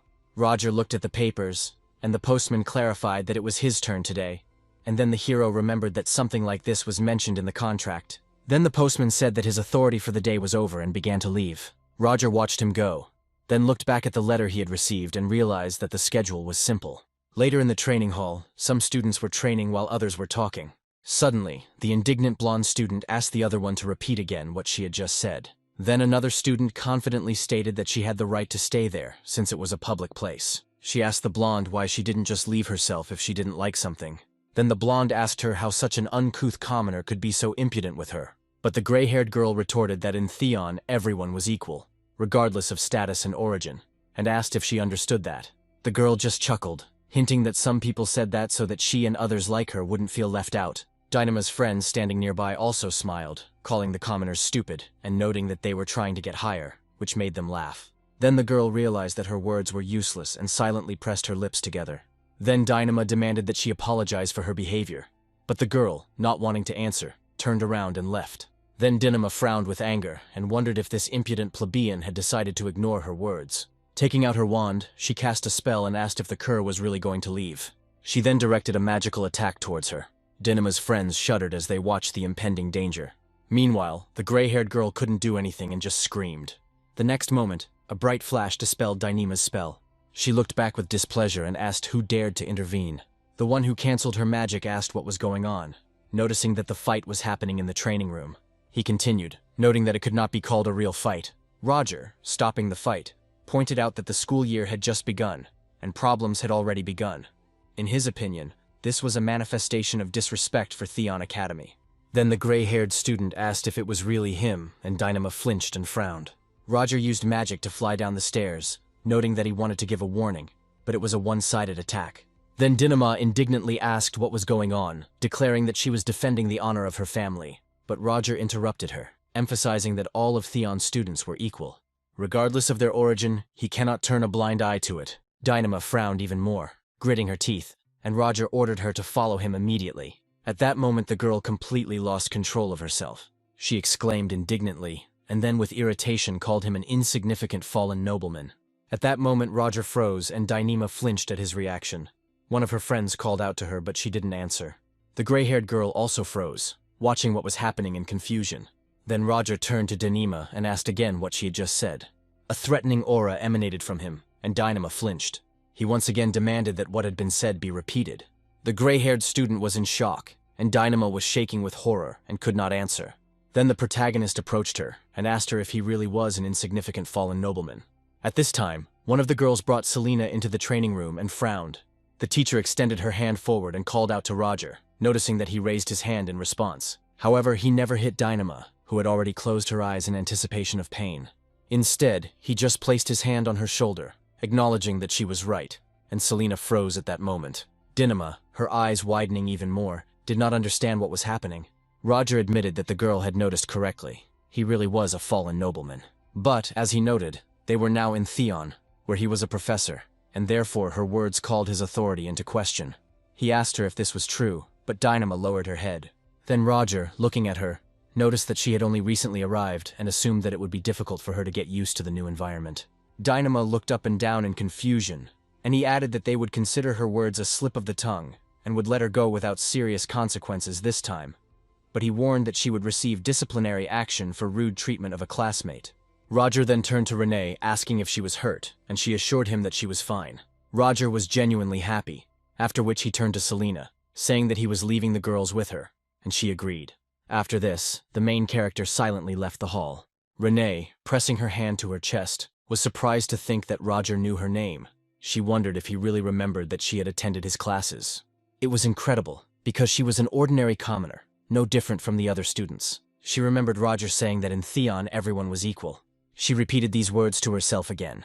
Then Renee, smiling, admitted to herself that it seemed that the professor was not as bad as he seemed at first glance. At that moment she felt the desire to trust him and follow his example. Putting her palms to her cheeks, she firmly decided that she would now study even better. Later that night, Roger sat on a bench outside with his head down. His face was contorted in pain. He clenched his jaw tightly, hearing strange sounds in his head. Then he took a flask out of his pocket, poured several tablets into his palm and quickly swallowed them. Soon the hero felt the pain gradually recede. Then he wondered how he would cope without these drugs. He couldn't understand why all this had to start now. Roger noticed that he had almost shown his weakness in front of others. The symptoms appeared as soon as he entered the training ground, but he was still able to hold back. Later, when his condition worsened, he was about to leave. But Dinah started screaming louder and louder, and he simply could not stay away. He hoped he had done the right thing, but he supposed his face looked terrible. Looking at the empty flask, he remembered that it was the last bottle. Roger noted to himself that he had about 5 days' supply left, but he would most likely have to use magic again. At the same time, the idea of going to the pharmacy for a prescription seemed dangerous to him, and he decided that he needed to contact the right person as soon as possible. After some time, he asked Selena if she was talking about the werewolf. Selena confirmed that it was indeed a werewolf, explaining that the students had reported seeing a dark figure sitting on the roof of a building in the city the previous night. The main character thought it was just another urban horror story about ghosts, but Selena added that there were other witnesses who claimed to have seen this monster on the grounds of Theon Academy. She said that of course it could have been something else, but most likely it was a werewolf. In the magical environment of the academy, there was nothing surprising in such anomalous phenomena. Moreover, there were even legends about the 7 ghosts of Theon. Selena closed her eyes and asked if he hadn't known about this before. Roger then noted to himself that she knew a lot of ghost stories, and asked if that was true. Selena suddenly started waving her arms, and quickly explained that it was not worth thinking that she was specifically looking for information about the supernatural side of the academy. Suddenly, Matilda turned to Roger, saying that she had heard him demonstrate an unusual technique at the first lesson. Matilda noted that Roger had created something innovative that would speed up the process of casting spells and asked what it was called. Selena immediately replied that it was the source code. They continued their discussion for some time, and the teachers passing by looked in their direction with curiosity. Then Matilda confirmed that it was indeed so, and asked if it was true. Selina suddenly became embarrassed and lowered her head, and Roger said that it was indeed true. Then Matilda realized that something like this was possible, and Selina admitted that she could not believe that such a spell existed. The other teachers continued to watch them closely. Roger narrowed his eyes, noting their gazes. Then Matilda explained that everyone wanted to know the secret of his magic, because rumors spread quickly. Roger paused to think as he began to eat his lunch, and Matilda asked if he was sure he could reveal the secret of such unique magic here. Selina agreed with her, adding that the magic tower could issue Roger a patent, but the hero said that he was not interested in this, thinking to himself that it was better for him not to think about patents at all. If he lets his guard down, he'll get a knife in the back. But so far the Tower of Magic hasn't contacted him. The other professors were already literally burning him with their looks. At that moment he noticed Chris among them, and asked himself if it was really him. It seemed to Roger that such a look could kill. Then, lowering his head, he remembered the werewolf again. Night fell soon after. The hero stood in the city, thinking that it was already late. It seemed to him that he should walk around and look for the one he needed. Suddenly, a monster that looked like a huge half-man, half-dog landed behind him. It immediately rushed at him, waving its paw to attack. However, the main character easily dodged. Then, swinging his leg, he threw the monster aside. The creature hit the ground and screamed. When the dust cleared, Roger admitted to himself that he was curious about where he was going, and wondered if he had really been waiting for the right moment to pull off such a stunt. The werewolf cursed, sighed heavily, and noted that too much time had passed, asking if Roger could at least pretend to be surprised. Finally getting to his feet, he noted that they had not seen each other for a long time, calling the main character the Elder. Roger agreed, noting to himself that Hans was still causing trouble, and wondered what he had done this time. Hans responded with irritation and asked if Roger really thought he wanted this outcome. He admitted that he never expected that the dog, which a second ago was sitting in the woman's arms, would suddenly jump down and attack him. Roger, covering his mouth with his hand, thought that the situation looked rather funny, and Hans exclaimed indignantly that he himself would not have laughed if he had been in his place. He supposed that he might have been cursed. The hero thought that Hans was a human, but he had one peculiarity. As soon as any animal bit him, he instantly took over its genes and turned into that animal, whether he wanted it or not. Hans then asked if Roger had brought the antidote, and he confirmed this by showing the syringe. Hans thanked him and, having injected the medicine into his arm, admitted that he could not remain in that state any longer. His appearance gradually began to change, and he noted that if it were not for Roger, he would have had to suffer for several more days. Roger said it reminded him of the day they met, when he was ordered to catch a cryptid, and how surprised he was to see a huge chihuahua in front of him. However, Hans was glad that Roger had figured out the situation then, because otherwise everything would have ended sadly for him. Hans wanted to say something else, but the main character suddenly interrupted him, saying that now his name is Roger. Then the man, clutching his neck, remembered reading about Roger becoming a professor at Theon, and asked himself when he had managed to change his personality so much. Besides, he didn't understand why they met in Leathervelk and not in the capital, and what had happened at all. Later, when Roger told him his story, Hans laughed, noting that it was incredible, because if he were in the protagonist's place, he would have immediately given himself away. He did not understand how Roger managed to get out of such a situation. Hans then asked if this Roger also belonged to a secret organization.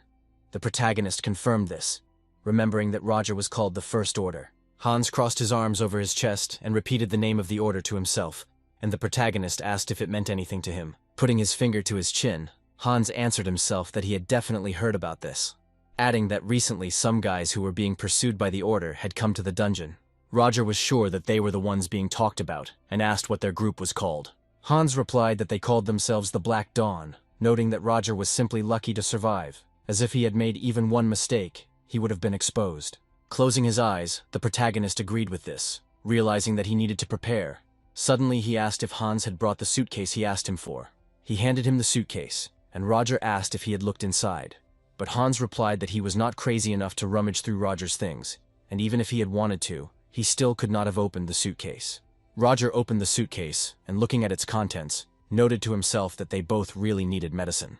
Then he asked why Hans had asked in the letter to wait 2 days. He did not understand why they had not met immediately. Then Hans asked in confusion what he was talking about. Roger did not understand in what sense he was asking, and said that he had heard rumors the day before yesterday about the appearance of a werewolf. Hans replied that he had only arrived in Leathervelk today, and asked why he would wait 2 whole days. For a while both were silent, until suddenly a sharp sound was heard. Hans was frightened, and the main character shuddered and frowned. concentrating. Then Hans attracted his attention by asking if this was the same creature.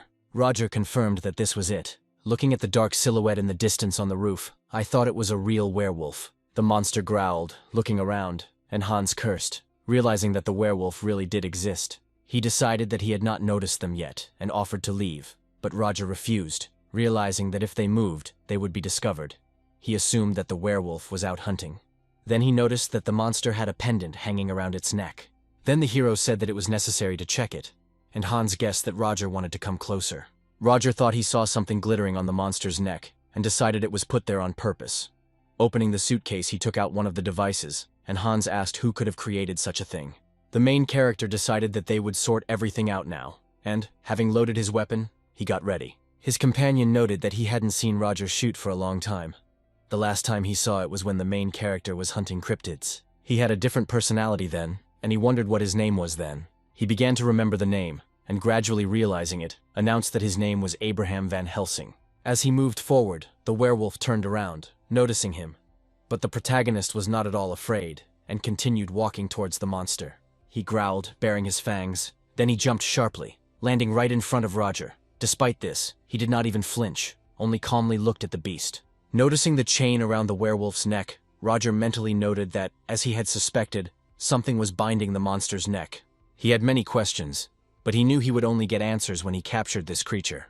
Then the werewolf struck, which Roger easily parried. The moment his foot touched the ground, a small magic circle flared up under his foot, but the werewolf continued to attack, and the protagonist dodged each blow with the same ease, retreating back. Eventually, his back hit the wall and there was nowhere to retreat. The werewolf began to run up to attack, but Roger still stood calmly in place, looking intently at his opponent. Suddenly, a barely noticeable smile appeared on his face. At that very moment, the magic circles that remained in the place of his steps shot up into the air, surrounding the werewolf, who raised his head and growled loudly.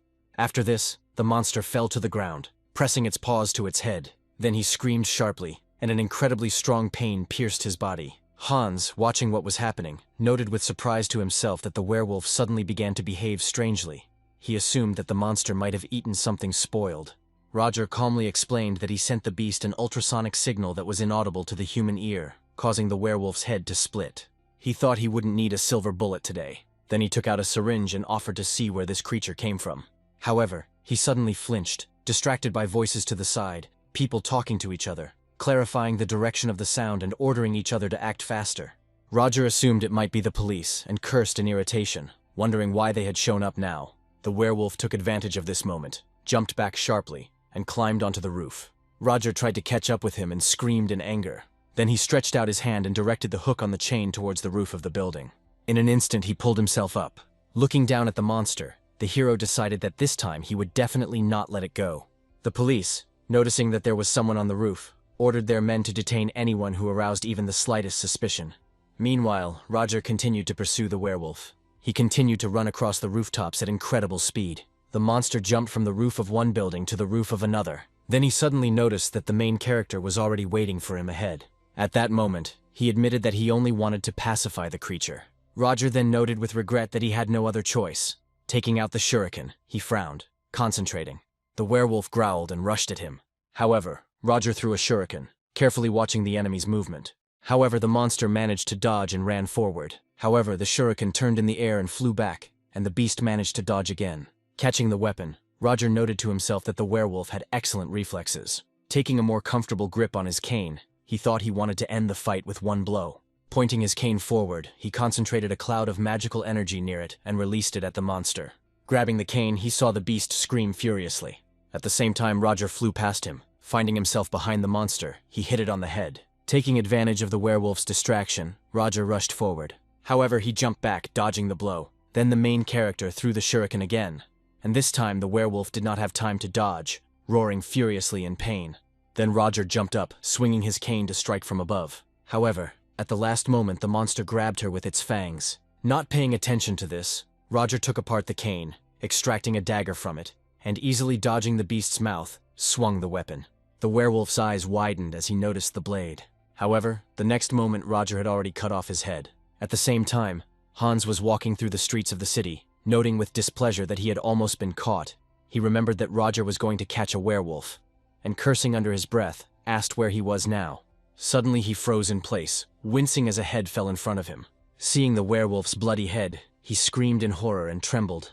At that very moment, Roger landed in front of him, grinning and asking what he thought about it. Hans cursed, noting that Roger should have at least warned him in advance. Having calmed down a little, he clarified whether it was really the werewolf they had met, and asked Roger not to say that he was going to leave the head here, who, sighing, explained that he had already studied everything he wanted and no longer needed it. Hans asked why he had dragged the head along with him then, and Roger, smiling, admitted that he had simply wanted to surprise Hans. But Hans, not believing his ears, asked if this was really his way of paying him back. The main character meanwhile reported that in the end it turned out not to be a real cryptid, but one created artificially by someone. He decided that they should continue what they started. Hans, slightly startled, asked what exactly they were talking about. Roger explained that they needed to settle down somewhere, and noted that Leathervelk would be much nicer than the capital, and that they would need to stay there for a while anyway. Hans then asked if Roger really wanted to live in a city where secret organizations, academies, mad scientists, and street gangs live. The protagonist confirmed to himself that this was exactly why this place was perfect, because in such chaos, it would be harder to find them. Roger then asked him to gather all the information he needed, as his options were limited as he was still being followed, and asked Hans to keep him informed. Roger decided that he couldn't sit back and wait for the situation to resolve itself. So if he couldn't act directly yet, he had to first enlist the support of his allies. It seemed unexpected to him to meet a werewolf in this era, but the pendant hanging around his neck indicated that this was an experimental specimen. Roger assumed that this was the result of some unusual experiment, but he still managed to cope with the werewolf and hoped that this would save him from problems in the future. However, after some time it became known that an unidentified killer was still operating in Leathervelk. Last Sunday 5 murders were committed, and the total number of victims reached 10 people. The identity of the criminal has not yet been established, but witnesses claim to have seen a terrible beast with black fur. The police insisted that it was just a crazy maniac, whom they would soon be able to find and arrest. When Roger read about this in the newspaper, he noticed that the anxiety of the townspeople did not subside. He was especially struck by the fact that the incident happened on Sunday, because he realized with horror that he had gotten rid of the body on Saturday, and he was haunted by the thought of whether werewolves really still existed.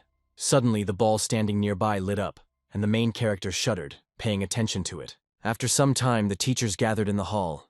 Noticing Roger entering, Selena caught his attention and gestured for him to sit at an empty table. The professors began to whisper among themselves, wondering if this was really the Roger they had heard about. They discussed whether it was true that he had invented an amazing spell, and someone recalled that he was supposedly a fallen aristocrat, although, in their opinion, he looked quite respectable. Ignoring the conversations, Roger calmly walked over and sat down on the empty chair next to Selena, who asked if he had heard the latest news. 2 first years had been attacked last night. They managed to survive, but they received serious injuries, which seemed to be inflicted by the claws of some animal. When the victims came to, they said that they were attacked by a terrible beast. Selena decided that the rumors that had started last week were true, and added that there had been casualties in Leathervelk as well. Roger lowered his head, thinking. At this time, one woman, noticing that Eliza had arrived, asked everyone to remain silent. Selena explained to Roger that Marissa was Professor Marissa of Pharmacology, who had been teaching at the academy for 20 years. Marissa, lowering her head in greeting, turned to Eliza. Then Eliza said that she had called them all for an urgent meeting to make an announcement. According to her, a criminal had appeared at the academy, and 2 students had been seriously injured last night. It has not yet been possible to find out who was behind this, but eyewitnesses claimed that it was a cryptid, namely, a werewolf. One of the professors stood up and declared that it couldn't be a werewolf, and being sure that there had been some mistake, he asked what cryptid even meant. Eliza narrowed her eyes and turned to Hugo Borotag, asking if he really had anything to say. He replied that the academy was under the protection of the Empire, and asked how a werewolf could appear here. He added that one should not believe stupid student stories about ghosts and monsters. Eliza closed her eyes and, putting her hand to her forehead, reminded tiredly that they already had 2 victims. Hugo replied that he heard her perfectly well, but that was precisely why he did not believe that a werewolf was behind all of this. He noted that the victims were from noble families. At this point, Eliza frowned but did not interrupt him. Then Hugo added that he believed that the culprit of the incident was one of the students, a commoner. Eliza, not hiding her displeasure, asked him to repeat his words. Hugo then asked if she really didn't think that this was the work of commoners. He asked why only nobles were among the victims, and he doubted whether Eliza believed in the existence of werewolves. He thought it was more likely that someone was simply impersonating him, and some of the professors, including Chris, chuckled. Meanwhile, Roger folded his arms and thought. He noted to himself that he had thought that Black Dawn would be the loser, but now he realized that he had been wrong. It became clear to him that some were deliberately inciting people to rebellion at the very time when they needed unity. He wondered if this was what the best academy on the continent was doing. Suddenly he felt something fall on his shoulder. The hero stopped and noticed that it was a bug. Taking it in his hand and frowning, Roger squeezed the insect between his fingers, and a folded piece of paper appeared in his palm. The note stated that 3 experimental specimens had escaped, and the author requested that they be eliminated immediately if they could not be captured alive, as they posed a threat to his person. Roger looked at the note for a moment, then closed his eyes, lowered his head, and clenched his hand into a fist. Now he wondered why he had to go through all these trials. Selena, noticing his condition, worriedly asked if he was feeling okay, but he brushed her off, saying that he was fine. Deep down, he knew that this situation was directly related to the Black Dawn, and it seemed like they themselves hadn't expected such consequences. This made him happy, because their positions were beginning to waver. But at the same time, he understood that he could not allow anyone to reveal his secret. The hero understood that he couldn't stay away. He needed to find the experimental samples before the academy did, because if they were found, everything would be over.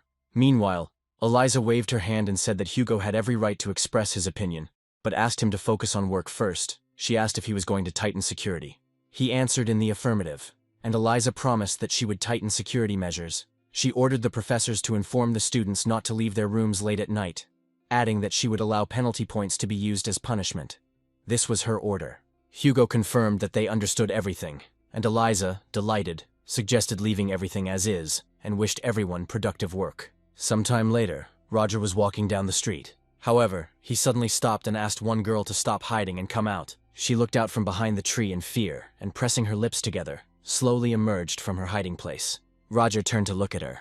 The girl lowered her head in embarrassment, but appeared to him at her full height. Then he remembered that she was the one who called him First Order when they first met. Now she was pretending to be a student, and Roger asked her what happened. The girl wanted to answer, but could not put the words together. Then Roger suggested they find a quieter place and told her to follow him. The girl agreed, and suddenly Roger asked if she wanted to have coffee. She froze in surprise, asking him to repeat his words. After some time, they were already sitting in a coffee shop. The girl lowered her head, not daring to start a conversation. Roger asked her name, and the girl gave her name, Saidina Roshan. Then the protagonist assumed that she was using a pseudonym to hide her identity. He carefully clarified what her real name was. In response, she awkwardly moved her legs and said that this was indeed her real name. Roger was surprised that her name was not a pseudonym. He noticed that Saidina wanted to tell him something and asked her to start. But she looked around in fear, worried that strangers might hear them. However, Roger calmly informed her that he had already cast a spell so that no one outside of this magic circle would be able to hear their conversation. Saidina noted that she expected something like this from the First Order. But the main character asked not to call him that anymore, but to address him simply as a professor. The girl asked again, clarifying whether this would be disrespectful. However, Roger firmly stated that it was an order, adding that she understood that what was said now should not go beyond the scope of their conversation. Then she nodded, promising him complete obedience. After this, Roger suggested getting down to business, and asked Saidina to explain the current situation.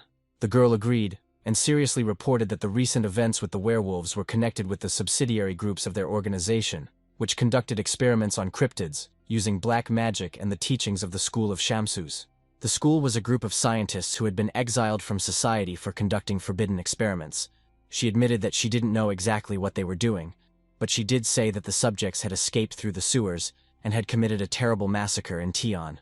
Hearing this, Roger's eyes widened in surprise. Suddenly, Saidina exclaimed in fear that she was talking too much and lowered her head again. But Roger assured her that everything was fine and asked her to continue.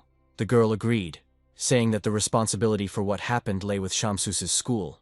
She mentioned that she heard Roger being asked to deal with the situation, and that was why she was sent to him. She also recalled how another order, Victor Dreadful, allowed Roger to use his name, and the hero added that he took advantage of the opportunity back then, although he didn't think things would turn out this way. Saidina then added that the situation was out of control and that they needed to eliminate 3 targets as soon as possible. But Roger immediately corrected her, saying that they only needed to eliminate 2, not 3. He took out the token that he had previously taken from the werewolf's neck, and when Saidina saw it, she immediately recognized the item and asked where he had found it. and Roger replied that he had come across one of the werewolves in Leathervelk 2 days ago. In response, Saidina said that it was impressive. The protagonist noted to himself that she knew how to maintain contact while maintaining cover and not arousing suspicion among those around her. He wondered why such a talented girl was still listed in the Third Order and decided that she probably simply had no choice. He assumed that she might have come from a noble family, and the anti-social organization was unlikely to treat nobles well. So most likely, Saidina was just playing the role of a puppet that would be thrown away after use. Lately, he increasingly realized the precariousness of her position, as well as the fact that the balance within the Black Dawn was also disturbed. Roger decided that Saidina could help him in this situation. So he reminded her that she had spoken of their escape through the sewers. He concluded that Theon did not have this information yet. Saidina confirmed this, admitting that she did not know how much longer they could remain in the dark. Having understood everything, Roger stood up, thanked Saidina for the connection, and added that they would see each other again if the opportunity presented itself. Then he removed the protective barrier. He suddenly noted that her ability to express her thoughts had noticeably improved, admitting that he enjoyed listening to her. Roger expressed hope that their next meeting would be just as fruitful. As he was about to leave, Saidina lowered her head. She bit her lip, and sadness appeared on her face. Then Saidina quietly thanked him for the praise. She sat in the coffee shop for a while longer. Meanwhile, outside of her, Flora felt a strange magical fluctuation. Seeing Roger through the window, she wondered why he used the spell. The girl cursed silently, wondering what they were talking about. Classes began at the academy soon after. Sitting in the lecture, Flora rested her cheek on her hand and thought that, judging by the light of the magical field cast in the cafe, it was a sound-blocking spell. Ordinary people would not be able to notice his magical trace. However, she still didn't understand why Roger did it, or what they were talking about at all. Soon the professor announced that that was all for today, and warned the students that the rumors were true. She recommended not to walk around the campus late at night, adding that they would receive penalty points for violation. The students began to whisper about how real this news could be. Then Leo, turning to Aiden, did not ask his opinion, and Aiden replied that it was about a werewolf, and admitted that he thought it was better for them not to interfere and not risk their points. Leo closed his eyes, sighed, and said that he knew Aiden would answer that way. And Aiden asked what Leo himself thought. The guy admitted that he completely agreed with him. It's better not to stick your nose where it doesn't belong and leave this matter to the professors. At that moment, a red-haired girl, Tracy, approached their desk, leaned over slightly and loudly slapped her palm on the table in front of them. Aiden winced, but then smiled and wished her good morning, and Leo just sighed heavily. Tracy was indignant, asking if he considered such a morning a good one. Leo, frowning, advised her to finally accept her defeat and calm down. But Tracy exclaimed that they had a draw and told Leo not to interfere, because this matter concerned only her and Aiden. Then, turning to Aiden, she threatened that this time she would not hold back and suggested a real fight, and the guy asked again in bewilderment, after which he admitted that he did not think this was the best idea. Tracy asked him angrily why he thought that, to which Aiden tried to explain that he had classes during the day, and at night the students had to stay in their rooms to avoid encountering a werewolf. Tracy suddenly smiled and asked if he was serious. She decided that Aiden was just scared and looking for excuses. The girl froze, watching him carefully, waiting for an answer. Leo was also following their conversation with interest. In the end, Aiden admitted that Tracy probably really thought that way. Then Tracy suggested that they try to solve this issue in another way. The winner would be the one who caught the werewolf first. Suddenly, Leo loudly announced that they agreed. Aiden froze in amazement and, turning to his friend, asked why he made the decision for them. Then Tracy, pleased, warned them not to even think about running away. Leo said after that they would come, but added that Tracy would cry when she lost. Aiden noticed that Tracy was already out of sight and asked Leo why he had even agreed to this crazy idea. His friend shrugged and replied that Tracy would have kept up with them anyway, and besides, he was sure that the teachers would deal with the werewolf before they did. But Aiden felt that Tracy seemed to be serious. Then Leo looked at his friend and asked if she was really so reckless as to hunt a werewolf alone. Aiden admitted that Tracy might not be who they thought she was. Leo tried to object, but at that moment they both stood up and looked out the window, noticing how Tracy was already walking quickly down the street.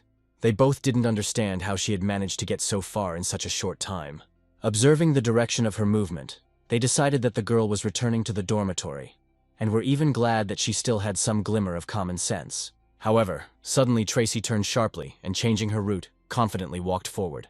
Aiden and Leo froze in horror, realizing that all of this was becoming reality. Meanwhile, night had fallen. Roger walked through the streets of the city, thinking that today it looked like he had a lot of work ahead of him. He recalled Hugo recently asking him to look after the noble students in exchange for restoring his family's reputation.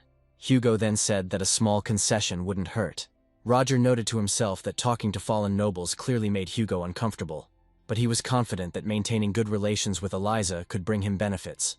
Despite this, he refused Hugo's offer. He asked again in confusion, but Roger firmly replied that Theon Academy does not divide people into nobles and commoners, and his decision cannot be changed. Turning around, he apologized to Hugo and warned him that he now needed to get back to his rounds. Hugo winced and asked him to stop and listen to the end. However, Roger at that moment thought that if he did as Hugo suggested, he could be exposed. He absolutely did not need this, and he did not want to anger Eliza either.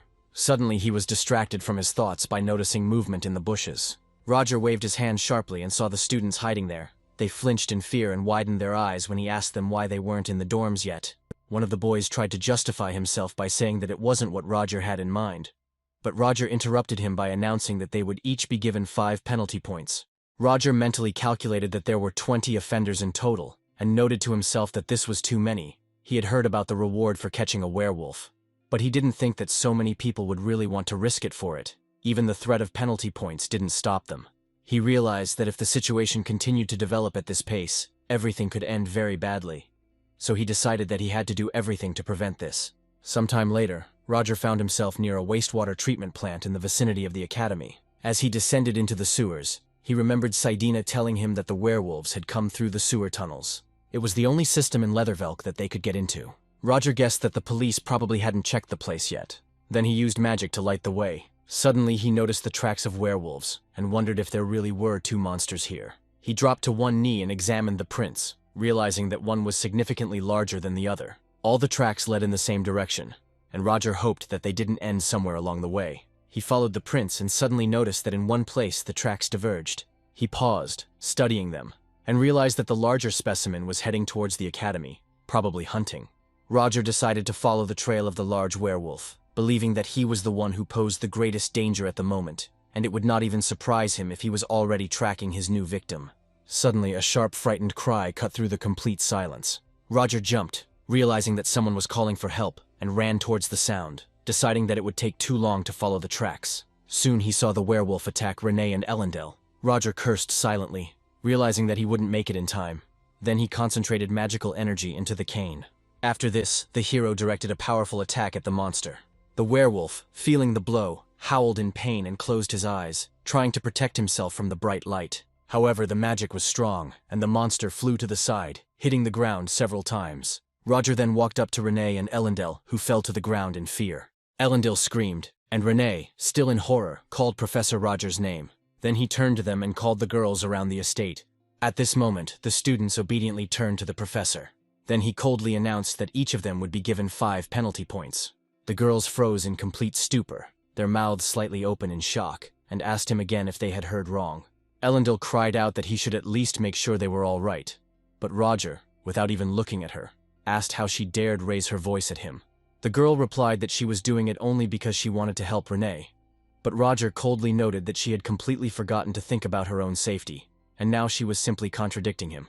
At this point, Renee suddenly turned to Roger with a request not to punish Elendel. Renee explained that her friend accidentally fell asleep while studying.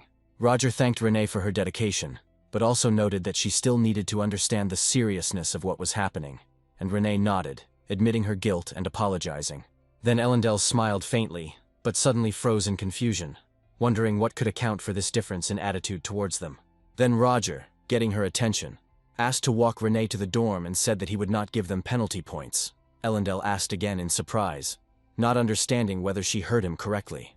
In response, the protagonist added that then he would have to return the penalty points to them. But, abruptly getting up and helping Rena to stand up, Elendel began to lead her friend away, suggesting that she hurry. At that moment, the werewolf, who had been lying motionless, suddenly rose again and growled. Roger immediately assumed a fighting stance, and the girls hastened to warn him to be careful. He replied that he could see everything perfectly well. The werewolf froze, assessing his opponent, and then suddenly jumped to the side. Then one of the girls screamed, noticing that the monster had started to run away. The protagonist, rushing after the creature, ordered both of them to immediately find a safe place. After this, the man continued the pursuit. The werewolf jumped onto one of the towers. Then Roger, using the hook and chain, also quickly climbed up. Renee turned around and watched in amazement as the protagonist followed the werewolf in great leaps. Getting Ellendel's attention, she asked her if it was truly levitation magic, and she suggested that perhaps it was. Meanwhile, Roger stopped, looking at the werewolf who was clinging to the tower opposite. He pushed off and jumped forward, while the werewolf also rushed at him. Both tried to attack each other at the same time, and for some time they rushed from roof to roof, trying to cause damage. After another blow they stopped, meeting each other's eyes. But the werewolf began the attack again.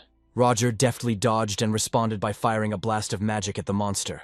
The werewolf tried to fight her off, but Roger jumped into the air and dodged. He then created another magical attack, directing it towards the enemy's back. Renee's mouth dropped open in shock, and Ellendale quietly wondered if this was what real combat looked like. The werewolf, enraged, rushed at Roger again, but this time he didn't dodge, but froze in place and concentrated his magical energy. After that, the hero directed her towards the monster. The attack knocked the werewolf off his feet and he fell down, but at the last moment he managed to grab onto the wall and stop his fall. Without waiting for the werewolf to come to his senses again, Roger created a new magical attack and directed it at the monster. Then the werewolf, feeling the pain, growled and fell to the edge of the roof, catching on a small ledge. Roger froze, feeling very tired, and realized that he shouldn't have spent so much magical energy at once. As he got closer to the werewolf, he thought about how he couldn't use powerful spells while fighting right in front of the students. He decided that he had to finish off the werewolf as soon as possible and find the second one. At that moment, the werewolf raised his paw, and Roger wondered if he was really still capable of moving. The werewolf grabbed the stone, and the protagonist flinched. Noticing this, the monster, taking advantage of his confusion, threw the stone in his direction. Although Roger managed to erect a magical barrier, the stone fragments still flew apart. He cursed under his breath, wondering if a werewolf could really use foreign objects in combat.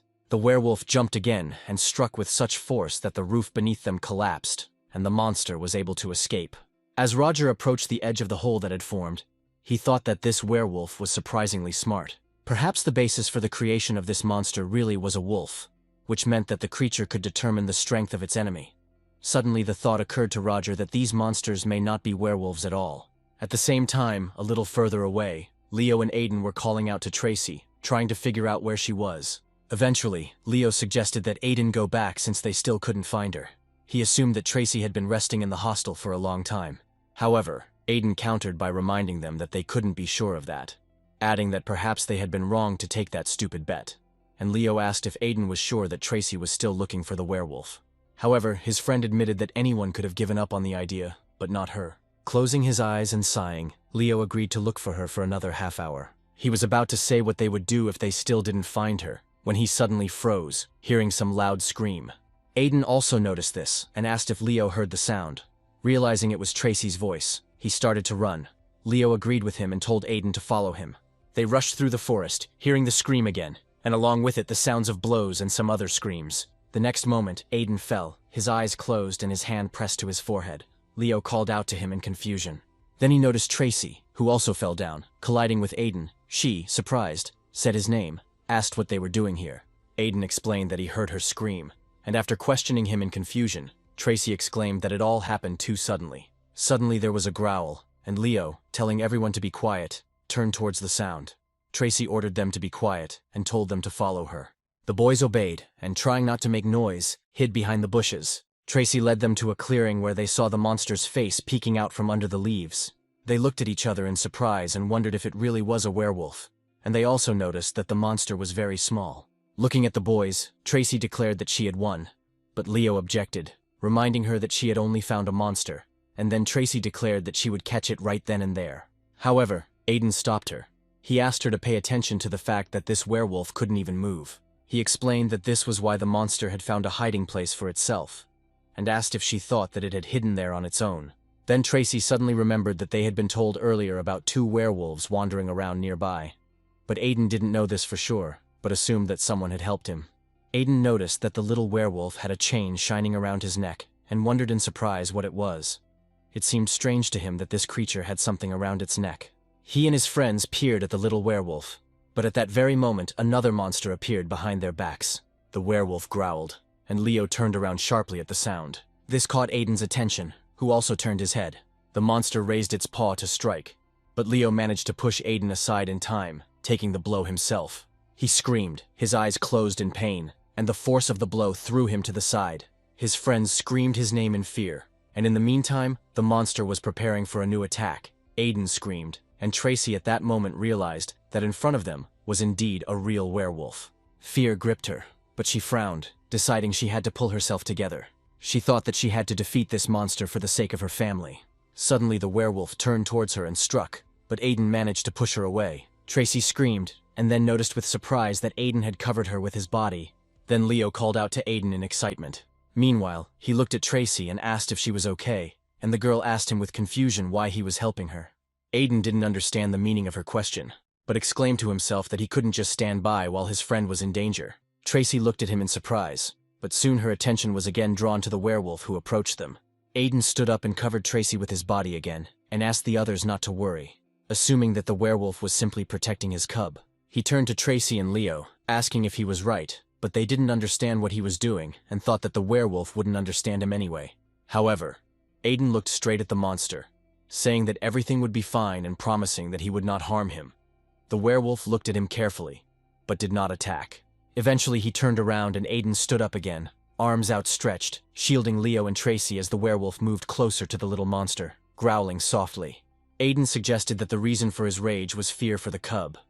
Tracy asked in bewilderment if the werewolf really understood Aiden, and Leo thought that this monster could show his true nature at any moment.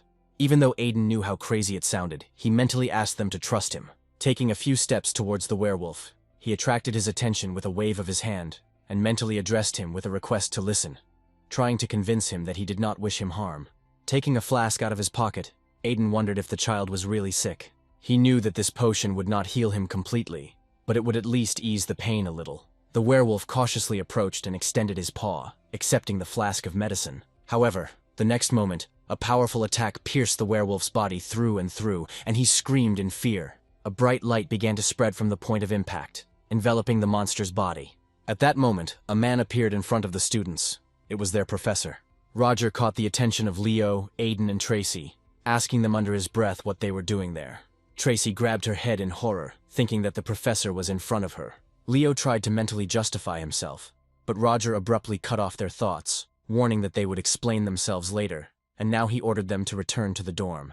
Tracy and Leo agreed without further ado, but suddenly Aiden stood in front of Roger, blocking his path to the werewolf. He asked him to wait, thinking that this werewolf could raise in a human way, and mentally asked Roger to think before killing him.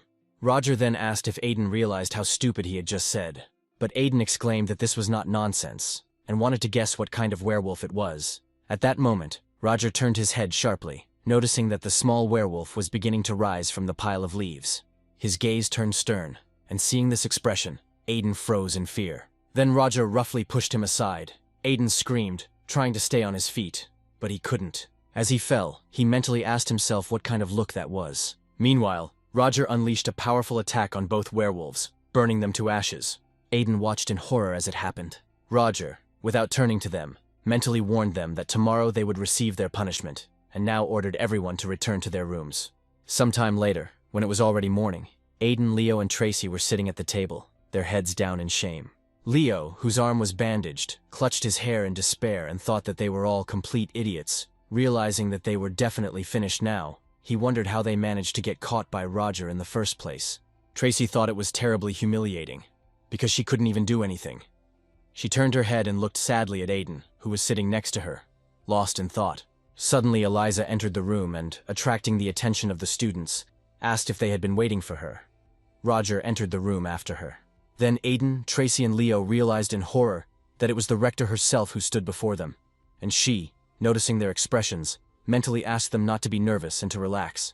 They realized that if Eliza showed up here, then the matter would definitely not end with a simple disciplinary sanction. Then Roger looked at the students and mentally asked if they knew why he had called them. Leo suggested that the reason was that they were in for a punishment worse than demerit points. Roger confirmed his guess and warned them that they must realize how arbitrary and reckless their actions had been. He knew that if something went wrong, more victims would be inevitable. Suddenly, Eliza smiled and mentally asked Roger to be gentler, because in the end everything ended well. She warned him against intimidating the students, but Roger noted that they could not be allowed to get away with it. Then Eliza asked if it was true that the situation had ended in their favor, and said that Roger had told her in great detail what had happened. Turning her attention to Aiden, She noticed that she had heard him risk himself to protect Tracy, and he winced and replied that it wasn't like that. However, Eliza interrupted him, assuring him that they all understood perfectly well how dangerous and wrong their actions were, and in the end, she warned that each of them would be given 10 penalty points. However, Eliza understood that in such a difficult situation, she could not reproach the boys for their actions. So, in addition to punishment, she decided to reward them by adding 20 points to each. The woman, smiling at Roger, asked if he objected.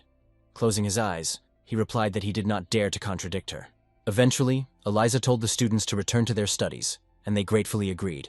Before leaving the room, Aiden looked at Roger thoughtfully. When the 3 students had left, Eliza turned to Roger, asking if he was happy. She sighed, admitting that she had not expected to hear him ask her to be gentler with the students, and Roger thanked her, expressing the hope that Leo, Tracy, and Aiden would never find out about his request. Eliza replied that of course they would, and then reminded him about werewolves, asking if he had noticed anything strange about these monsters. Roger confirmed that there was nothing special. Then the rector said that it was good, adding that she was grateful to him for the work he had done, because thanks to his dedication, no one was hurt, and she asked him to continue in the same spirit. Later, when he was alone, Roger sat down on a chair. He was lost in thought about what had just happened. The moment when the little werewolf began to rise came back to mind.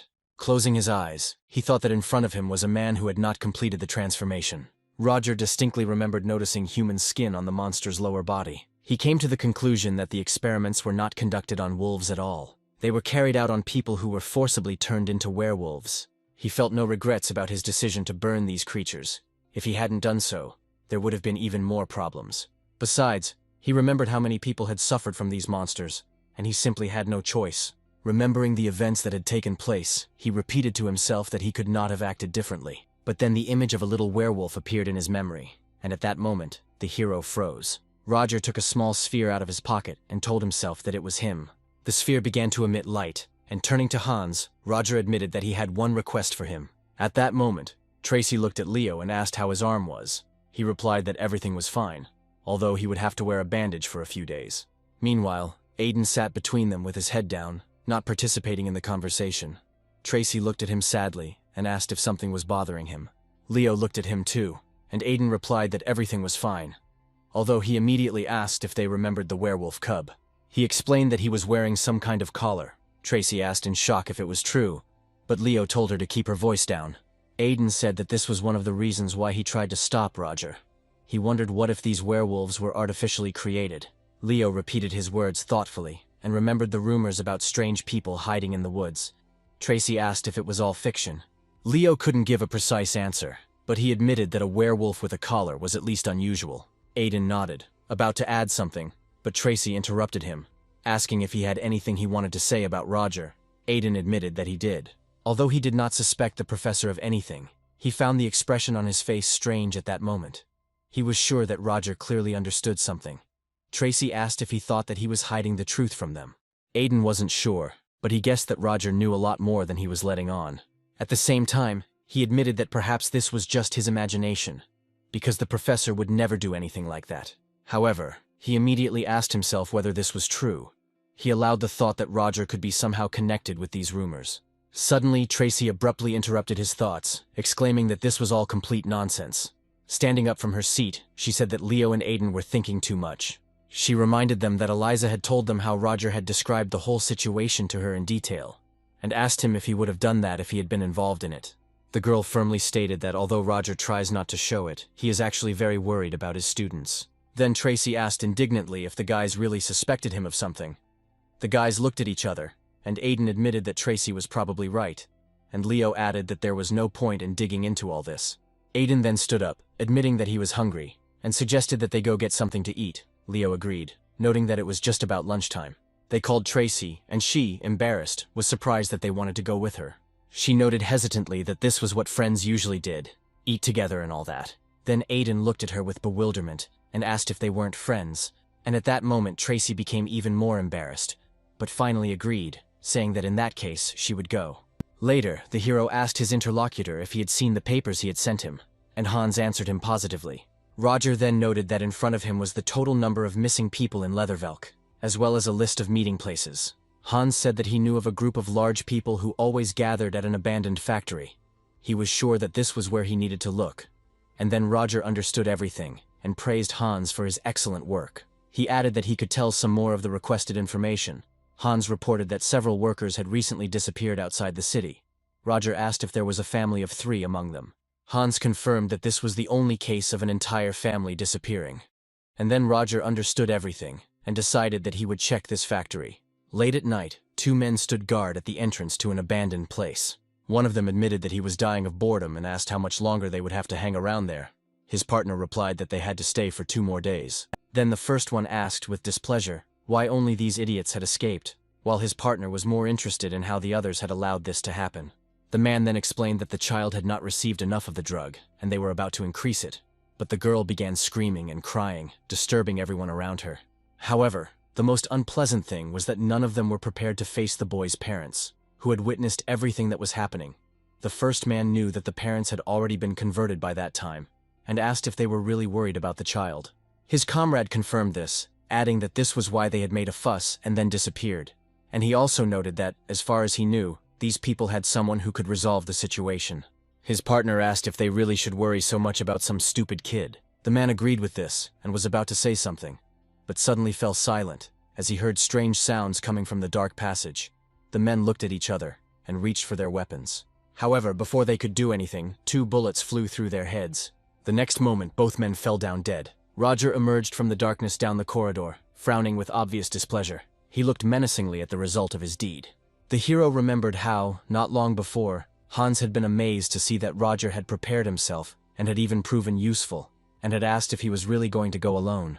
Roger asked in response if Hans really wanted to help. He admitted that he could probably knock out a couple of the opponents. Roger said that he could handle it himself, but asked how many people were there. Hans said there were about 40 of them, and added that they were about to leave the place, so he warned Roger not to delay, because in 3 days all this would no longer be of any use. Then Roger, closing his eyes and placing his hand on his forehead, asked about the combat power of the opponents. Hans warned that these people were armed, and noted that among them there were 2 magicians, as well as 3 in full combat gear. The path to them lay through a sewer passage, and Hans told Roger to be careful. He agreed and was about to say something about that family, but fell silent. Roger then asked how old the child was, but Hans only froze with wide eyes when he heard the question. And now, walking down the corridor, Roger remembered how Hans had answered that the boy was 7 years old. The hero had thought that he was still very small. As he passed the dead guards, he didn't even look in their direction and continued down the corridor. A moment later, loud screams were heard. Someone was begging for mercy. Soon the corridor was littered with bloody bodies. However, Roger, paying no attention to them, continued on his way. Meanwhile, a small insect was flying cautiously behind him, closely watching what was happening. Meanwhile, in another room full of boxes, people were sorting them and talking to each other. One of them suddenly exclaimed with obvious irritation, noticing that they had a rat. Another suggested that the man was from the security department and said that they needed to get together and fire people. However, another man objected, suggesting that the man was not from the security service at all. He added that this was even better, because if he died, no one would look for him. Soon, several men with guns pointed forward began giving orders to open fire. However, they suddenly began to ask in surprise what kind of nonsense was going on. Using his magic, Roger disarmed them and put away his guns. One of the men ordered to stop the attack and, cursing, realized that a magician was in front of them. The second realized that bullets were useless here and ordered to arm themselves with knives. Then Roger pulled out the weapon hanging from his belt and grinned. The man called him a fool, being sure that his weapon was useless. However, the next second a bullet pierced his head and his comrade froze. Roger only frowned in response. The man exclaimed in horror that this couldn't be, noticing that Roger was using magic bullets. Suddenly, another fighter ordered everyone to retreat, deciding that it was his turn, pointing his pistol at Roger. He declared that magical protection would not save him from this weapon, and fired a powerful electric discharge. He laughed, asking if Roger liked it. However, he immediately screamed in horror, noticing that he had created a magical shield that completely absorbed the current. It was elemental magic with the addition of alchemical metal. The man cursed, realizing that electricity was useless here. But suddenly another blow broke the glass flask behind his back, in which the electricity was generated. The bolts erupted, engulfing the man, and he screamed in pain. When the smoke cleared, Roger counted 20 people he had killed. He thought for a moment, hearing something strange. Then the hero suddenly fired behind his back, without even turning around. The next moment, the wasp he had hit fell to the floor. Roger thought he knew he was being watched, He realized that these people were using insects as a means of surveillance, and he wondered if these were the same insect brothers from another world. He felt that they were already waiting for him, but decided to deal with the insects first. He placed his foot on the floor and created a magical flow. Because of him, several spy wasps hovering nearby suddenly began to twitch. The next moment they fell down dead. The blonde man, who was watching what was happening, froze in thought, noticing that the signal coming through the insects had disappeared. He thought he had felt a vibration before, and the sound waves were similar to those created by wind elemental magic. If Roger had such a powerful weapon, then they were in serious trouble. Small insects would hardly be able to cope with such powerful energy, and then he decided that the time of large insects had already passed. He then warned the Baron to prepare for what was to come, to which he replied that he understood everything. Meanwhile, the man, judging by the supposed route of the protagonist, said that he should enter through this door. The people in the room became wary and began to prepare weapons. Suddenly the men jumped, noticing that the protagonist had turned off the power. They asked someone to turn on the backup generator, turning to the Baron. The blonde assumed that this was another of Roger's pranks, but he didn't answer. Turning to the Baron, the man turned sharply and was horrified. He saw that the Baron's body was decapitated, and his head rolled to his feet. Jumping up, he cursed and wondered when Roger had managed to get here. He noted that only a short time had passed since the power went out, and decided to strike first before Roger could do anything. At that moment, a large centipede crawled out of the man's sleeve. However, it was suddenly cut into 2 pieces. Turning around, the blonde saw Roger, who immediately attacked. The man screamed in horror, trying to understand what kind of magician Roger was if he had close combat skills. Gritting his teeth, he realized how dangerous the protagonist was, and decided to stay away from him. Then Roger created a magic formula. The blonde, noticing this, realized that it would be a flamethrower. He stared at the spell in horror, then looked at Roger's focused face, trying to understand how he had managed to create such a powerful stream of flame so quickly. Streams of fire rushed towards the man. He was thrown back by the force of the impact, and the fire continued to damage him. The other men realized that the enemy had penetrated inside, but could not understand when he had succeeded in doing so. As he died, the blonde man cursed and tried to figure out who this mysterious protagonist was. Without answering him, Roger pointed the gun at him and fired. One of the men expressed doubt that this was possible, since Roger had easily dealt with the brothers. Then the main character turned towards them. At this moment, the men were frozen with fear. Suddenly, Roger felt something strange. He jumped back sharply, dodging the blow aimed at him. Then he wondered if they really were insect limbs. The huge claw that had grown in place of the hand on the Baron's body returned to its place. The next moment, his body rose up, screaming and cursing. The mouth that appeared on his palm admitted that he was in great pain. He didn't expect Roger to attack so quickly, which didn't even give him time to appear completely. And the protagonist had already dealt with Brino. Roger then asked if the Baron could really turn into an insect, noting that the decapitated head did not cause him any discomfort. Then the rebellious man stated, which meant that the body had reached a transcendental state. Suddenly the Baron's body began to deform, and then exploded. Roger took a fighting stance, noticing the huge monster in front of him. It stated that it did not mourn its dead brother, but promised to make Roger pay by tearing him to pieces. The people in the room were terrified, and one of them ordered his comrades to save themselves. They began to scatter, and the monster, breaking through them in all directions, did not pay attention to possible damage. The men screamed, and the protagonist, dodging the monster's blows, wondered if he really didn't care that his subordinates were suffering. Then the main character pulled out a pistol, took aim and fired, but the bullets did almost no harm to the insect. In response, the monster attacked, but Roger managed to dodge. He then cast a magic spell, sending a stream of fire towards the monster. However, he managed to dodge it. Roger then frowned, wondering how such a massive creature had managed to avoid his attacks. While Roger was momentarily distracted, the insect grabbed him with its claw. The protagonist screamed, preparing for his next spell to escape the monster's clutches. The flash of fire blinded everyone for a moment with its radiance. However, when the flames died down, Roger noticed that the fire had not caused any damage to the insect. He asked himself in bewilderment how the creature could withstand such a powerful magical blow. Then the monster hit the man again. He warned him that it would take a spell of at least the 4th level to burn it. He laughed, continuing to deliver powerful blows, raising clouds of dust. Suddenly, the insect froze in bewilderment, screamed and looked at the crack in the wall left by its blows. The monster was surprised by Roger's disappearance and did not understand what was happening. Suddenly, it raised its head, hearing the sound, and looked at the beam under the ceiling. The insect raised its upper body sharply and struck the beam with its claw, cutting it in half. But the blow did not harm Roger. He jumped from the ceiling and landed behind the monster. The huge monster, turning his head in his direction, admitted with surprise that the main character, with his quick movements, reminded him of a winged insect. Roger didn't answer, but he thought that third-level weapons and magic were powerless against this monster. Even a fourth-level spell won't give any hope.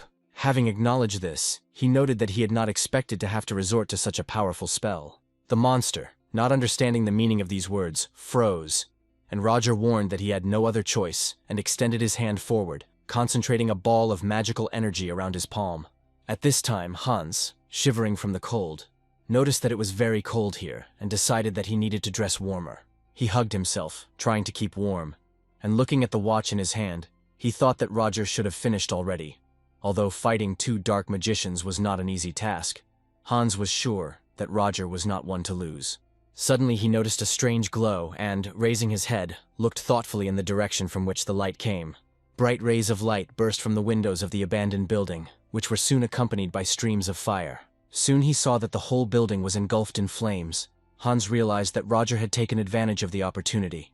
He remembered that this was Roger's true magical power, although he could not remember exactly what it was called. Grabbing his hair, he tried to understand in confusion what this even meant. His surprise was due to the fact that he always thought that magic was just magic. When Hans squatted down, Roger suddenly appeared in front of him. He asked if Roger was finished and also wanted to know what was happening in those places. The protagonist reported that the test subjects were eliminated. Hans asked if this meant that after transformation werewolves can no longer return to a human body. Roger confirmed this, and added that he could only spare them from suffering. Taking a syringe out of his suitcase, Hans asked if this was the same drug that turns people into werewolves. He was amazed by the cruelty that reigned in this world, and wondered who could organize such a large-scale experiment on people. He was sure that this would not have happened if someone had not decided to finance this madness. However, Roger interrupted him, noting that he had already found out who was behind all this. Hans, standing up, asked in bewilderment if Roger was serious. He was sure it was impossible. As he left, he waved his hand, saying that Roger should forget about it because he wouldn't be able to stop him anyway. The protagonist did not answer, but only froze, watching Hans leave. After some time, the story moves to a mansion. There, someone threw a glass dish at the maid's head, indignant that they dared to call it food. The glass shattered, the maid screamed, closing her eyes, and blood flowed from the wound on her forehead. But she and the other maid standing by the wall did nothing.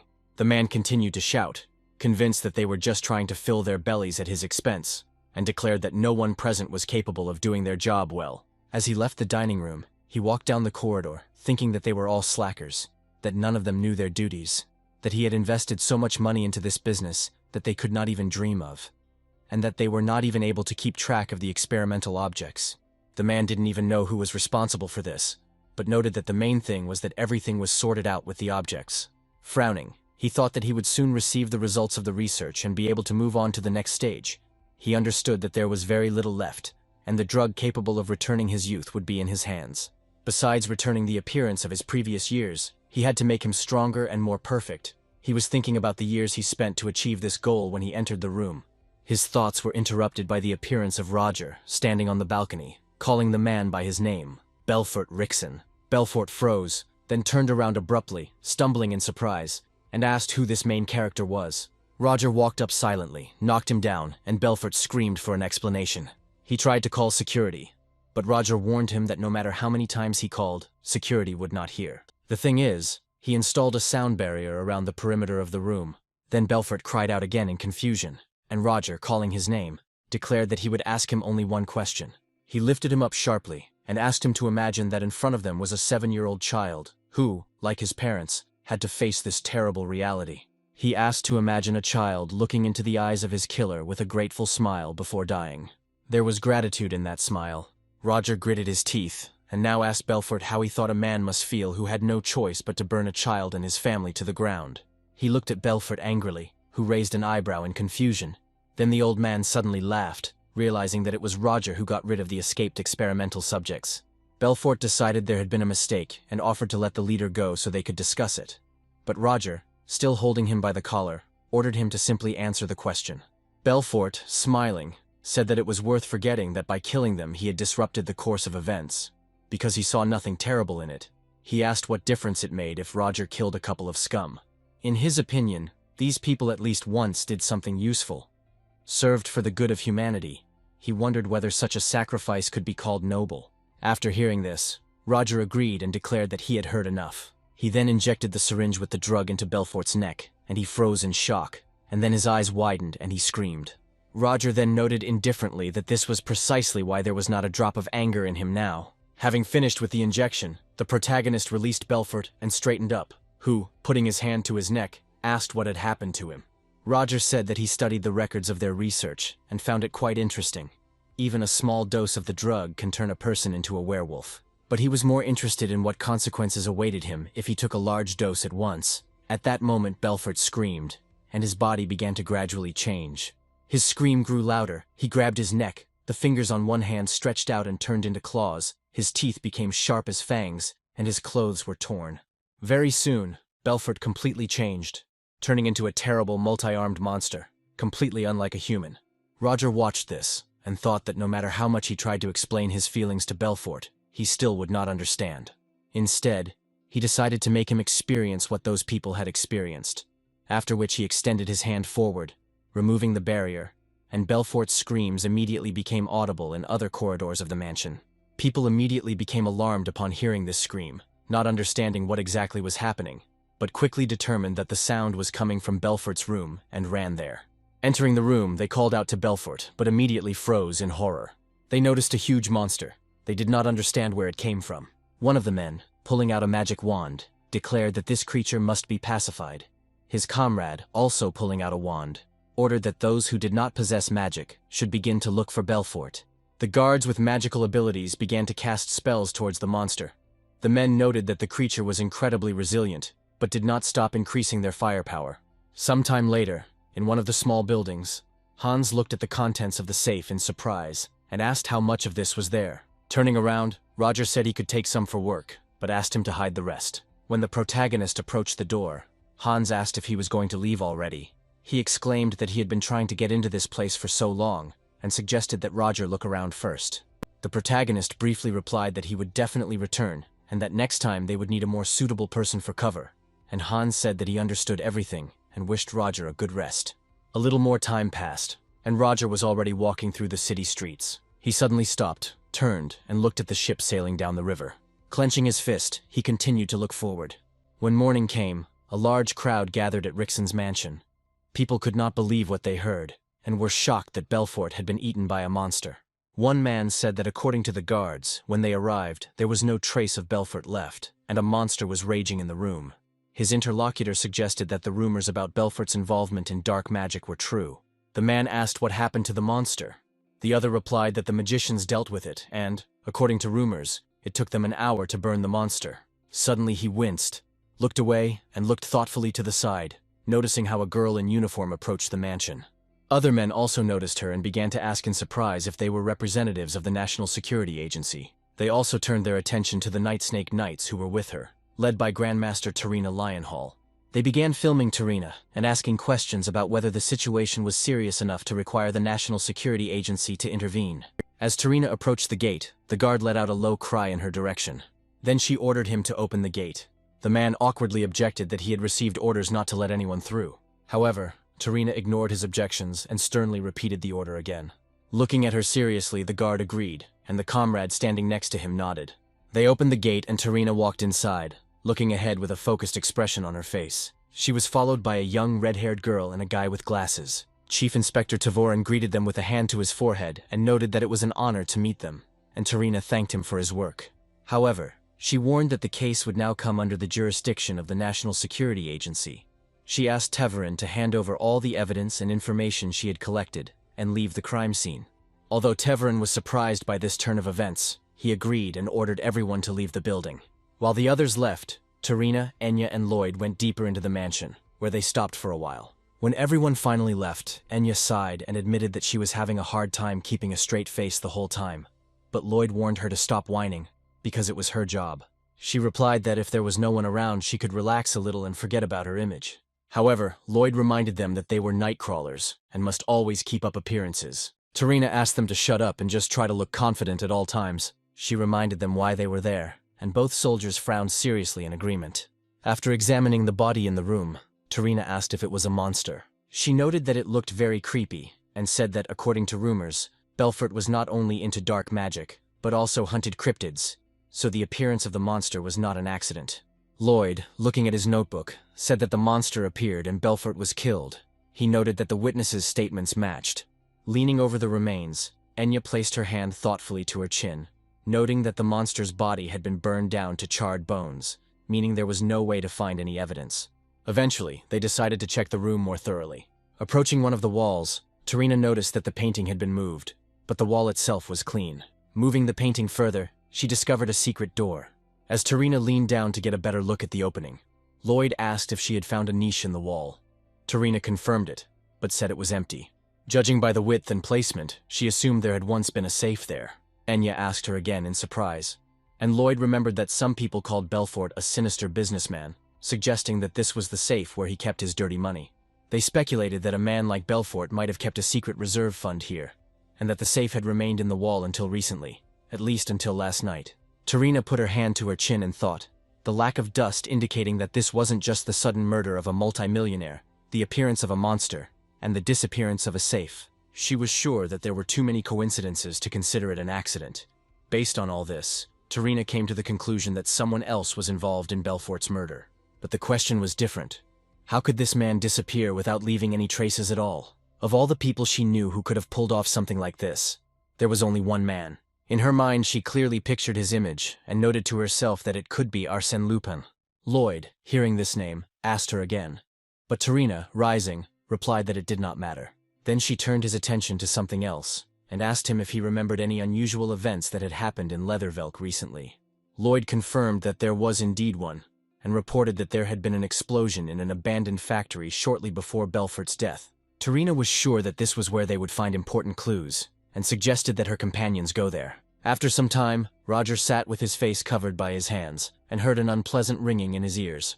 He clenched his jaw, winced painfully, and cursed mentally, deciding that these side effects would finish him off someday. Real magical power required a colossal expenditure of energy. Roger knew that if it weren't for the pills that preserved his magical power, his condition would have been much worse. Finally, feeling a little better, he removed his hands from his head. The hero thought that at least he had managed to burn all the werewolves in the lab, destroying all the evidence. Now he could forget about this situation. However, he knew there was one more person who needed to be dealt with. Roger remembered Aiden, who had blocked his path until the very end. It seemed to him that he had not been able to completely hide his emotions then. And Aiden could have noticed something, because he was standing closest. Roger then set the werewolves on fire without hesitation, but he knew that even 1 second could be enough for Aiden to see something he shouldn't have seen. And now Roger thought with hope that perhaps everything would work out, because there was no certainty that Aiden would remain silent. He understood that in that case, he would have to kill him. Roger froze in place, lost in thought. However, he then remembered the situation that happened that day. He remembered how Aiden had once promised the werewolf that he would not harm him. Clenching his fists, the hero pushed these thoughts away, deciding that he could not kill this student. It was too risky, because Aiden was a difficult student, and he was also under Eliza's supervision. If something happened to him, Roger would immediately fall under suspicion. Lying down on the bed, he closed his eyes, deciding that now he only needed to focus on resting and healing his wounds. Suddenly, Roger remembered how a boy had told him that when he was a child, a traveling magician had taught him a special magical technique. Roger wondered if this was a strange coincidence. Meanwhile, Tarina, Lloyd, and Enya reached the ruins of an abandoned factory. Tarina admitted that she thought so, looking at her charred remains, and Enya's jaw dropped in surprise. Because everything was burned to the ground, Lloyd noted that in such a place it would be extremely difficult to find anything. Walking forward, Tarina wondered how a fire could have started in an abandoned factory, especially not long before Belfort's death. Looking around, Lloyd suggested that the factory was only officially abandoned, but in reality someone was using it, Tarina agreed, adding that otherwise there would not have been a fire. Suddenly, Enya suggested that dark magicians or cryptids could have been conducting their research here. But when they were caught, they rushed to get rid of the evidence. Tarina admitted that this guess was logical, adding that now they had to find out who exactly stopped them. She knew about the incident, but she didn't think it would be relevant to their case, and she believed that the arson was not just for the sake of the fire, but specifically to destroy all traces. However, she also admitted that it could have been a simple coincidence, albeit a very strange one. Then, turning to Lloyd, Tarina asked if there had been any other unusual incidents. He replied that there had been nothing other than the recent commotion with the werewolf. Lloyd told her that a werewolf was found at Theon Academy, and intrigued, Tarina asked him again, and the boy confirmed, adding that according to reports, the the werewolf escaped through the sewers. Tarina then noted that the weak security of the academy did not surprise her at all, but she became curious if the students were hurt, and what happened to the werewolf in the end. Lloyd said that the werewolf injured 3 students, but one of the professors managed to deal with him.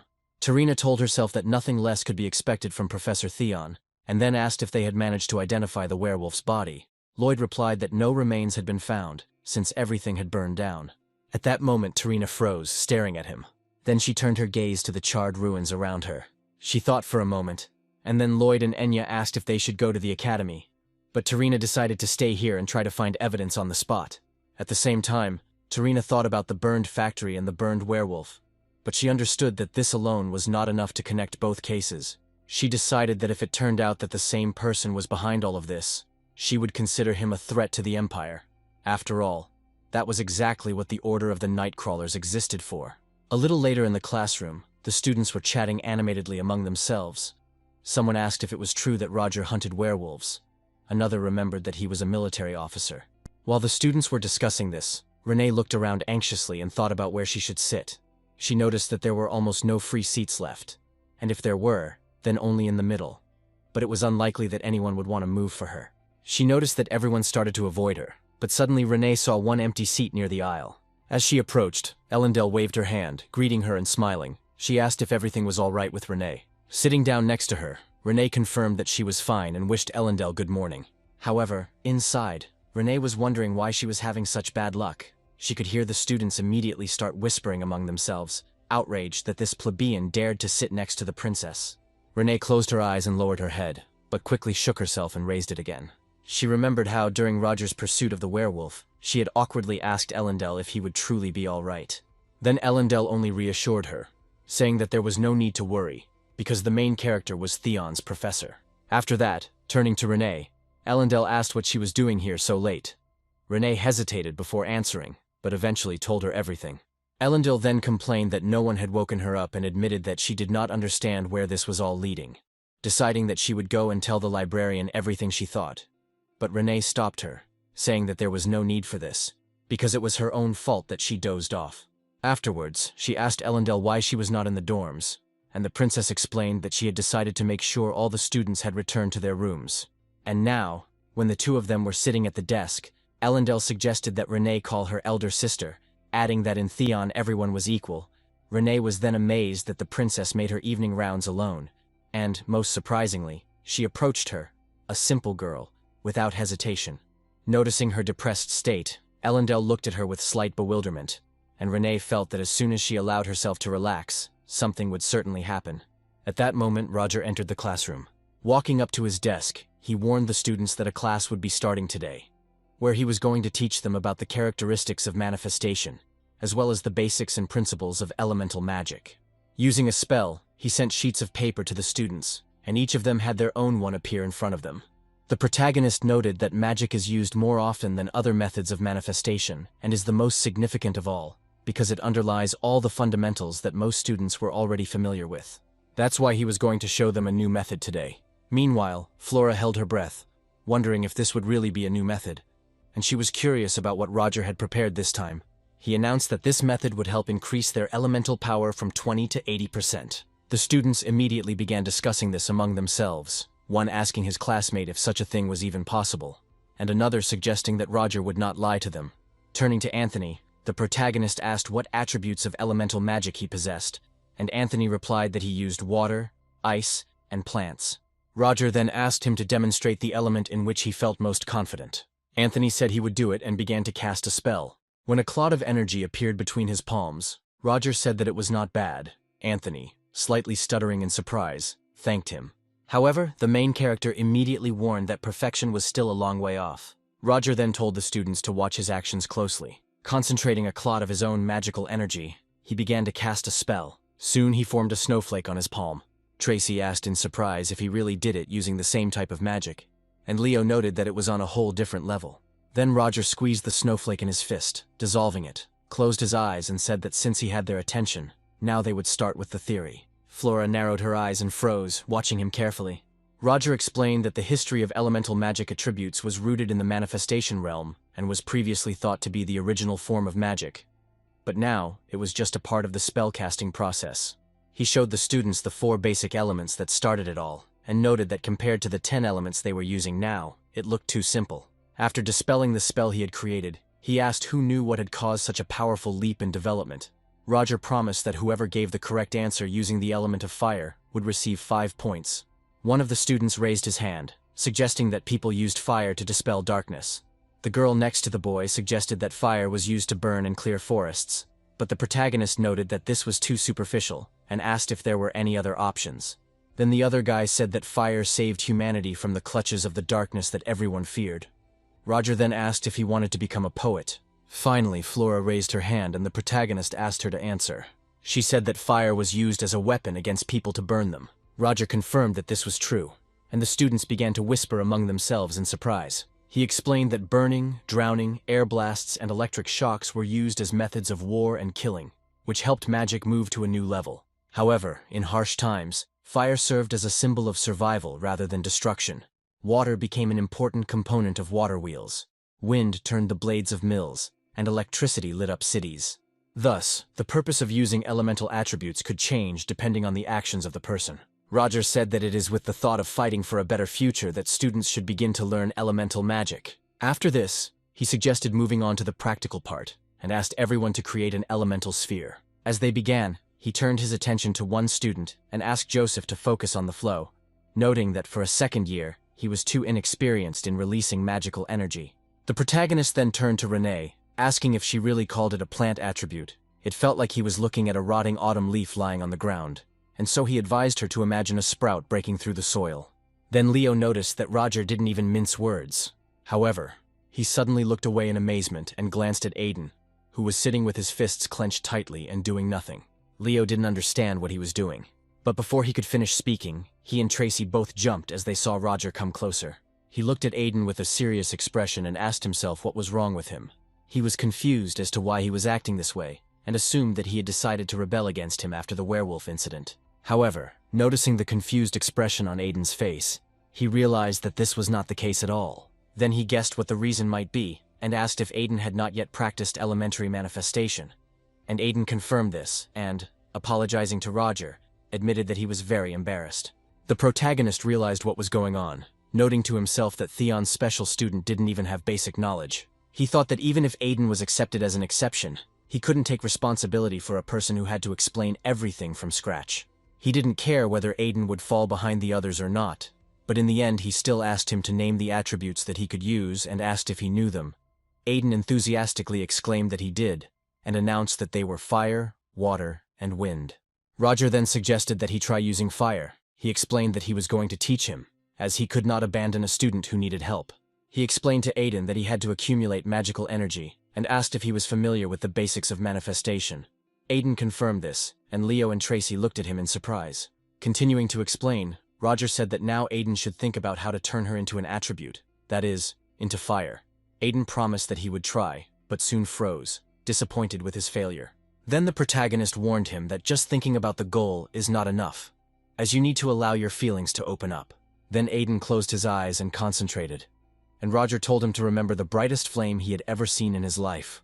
All the sensations that accompanied that moment, the shape, the sound, and the smell. An image of fire appeared in Aiden's mind, and he remembered the events of 8 years ago. Then, during the snowstorm, he smelled the bitter smell of burning logs and coals, mixed with the aroma of stewed meat in the cauldron. He sat next to a small fire, throwing on wood, heard his sisters whining and his mother grumbling, and before his eyes stood the smile of his father, who had returned home.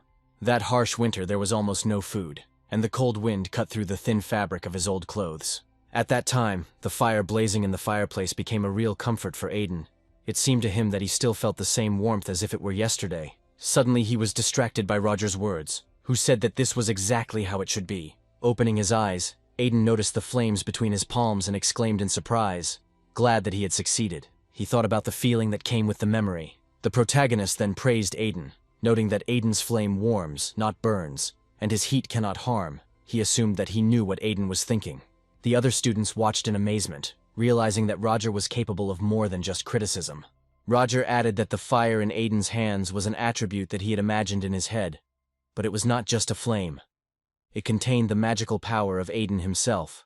Then Aiden, amazed, asked the professor again what he was talking about. Then Roger advised him to remember this feeling. Aiden flinched, losing concentration, and the flame between his palms disappeared.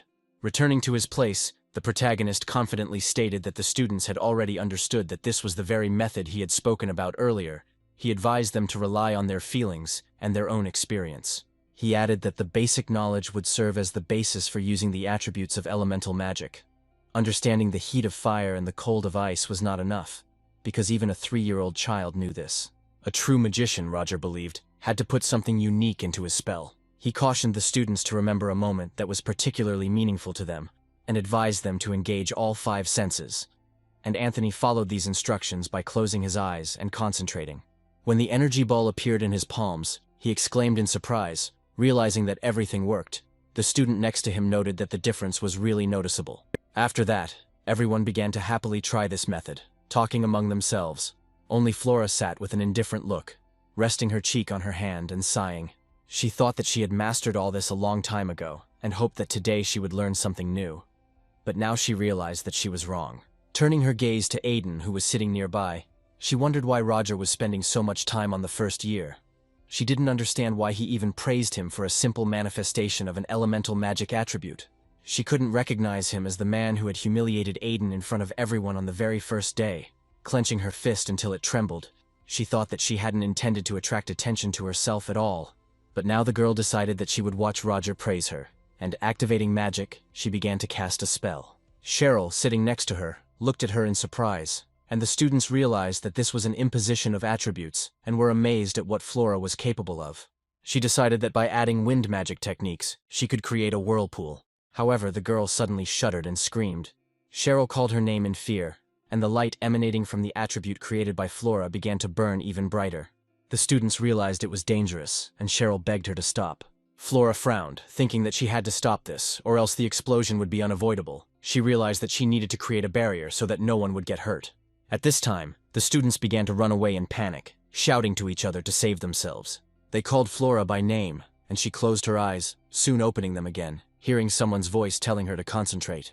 It was Roger who, bringing his palm close to her attribute, warned her not to give up and to control the flow of her magical power. She looked at him in shock when the protagonist promised that he would help her.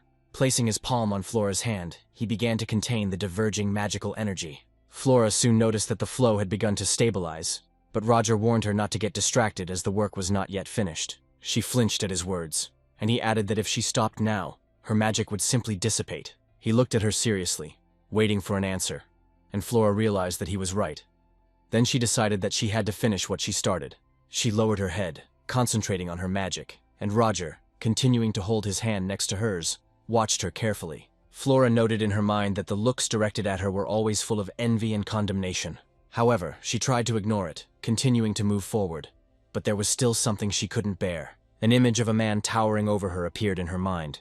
It seemed to her that it was her father with that same cold look, in which one could read indifference, as if she did not exist at all. After this memory, she again remembered Roger, who had once given her 10 penalty points, and she thought that it was on that day, after the public humiliation, that she felt real defeat for the first time. It hurt her so much that even unwanted childhood memories came back into her consciousness. Although she couldn't see Roger's expression, she was sure he was looking at her the same way her father had once looked at her. Deep down, Flora swore that the Lumos family would never forget those who humiliated them, and one day she would definitely fight Roger and defeat him. At least that's what she thought then. However, at that moment, she tore herself away from her heavy thoughts and looked at the shining spell, noticing with surprise that the magical waves had stabilized. She realized that there was very little left, and, having finished giving shape to her spell, she mentally exclaimed that this was exactly how it should be. Flora felt happy that everything worked out for her. Suddenly Roger leaned towards her, narrowed his eyes and looked at her seriously, noticing that she had acted extremely imprudently. He explained that the problem was not that she tried something new and it didn't work out, because that's normal. Everyone makes mistakes. The problem was that she put other students at risk. Then Flora hung her head in shame, admitting that she was very sorry. And Roger added that this was not to mention her clumsy attempt to apply 2 elements at once. At this point, Flora frowned and asked him in confusion what he meant, and then Roger explained that he was talking about her attempt to combine fire and ice. He knew that getting 2 opposing elements to interact with each other was an extremely difficult task. Flora agreed with this, but reminded herself that she had succeeded. and while she admitted that she had gone too far in trying to add a third element, she was confident in her thoughts that the combination of ice and fire was perfect. Roger was silent for a moment, looking at her intently. After that, he extended his palm forward, and two elements appeared in it. Soon they merged with each other. Flora watched this with amazement, and Roger warned her that she must understand the difference. He said that she had indeed succeeded in freezing the flames, and it looked beautiful. But a beautiful picture was not enough. He wondered what exactly she was trying to achieve. Flora hung her head again, and Roger assumed that she probably just wanted to show off. Then the girl closed her eyes without answering. Cheryl put her hand to her chest and said her friend's name with excitement. At this time, Roger sent the created cloud of energy upward. When it reached the ceiling, an explosion occurred, and snowflakes began to fall from the sky.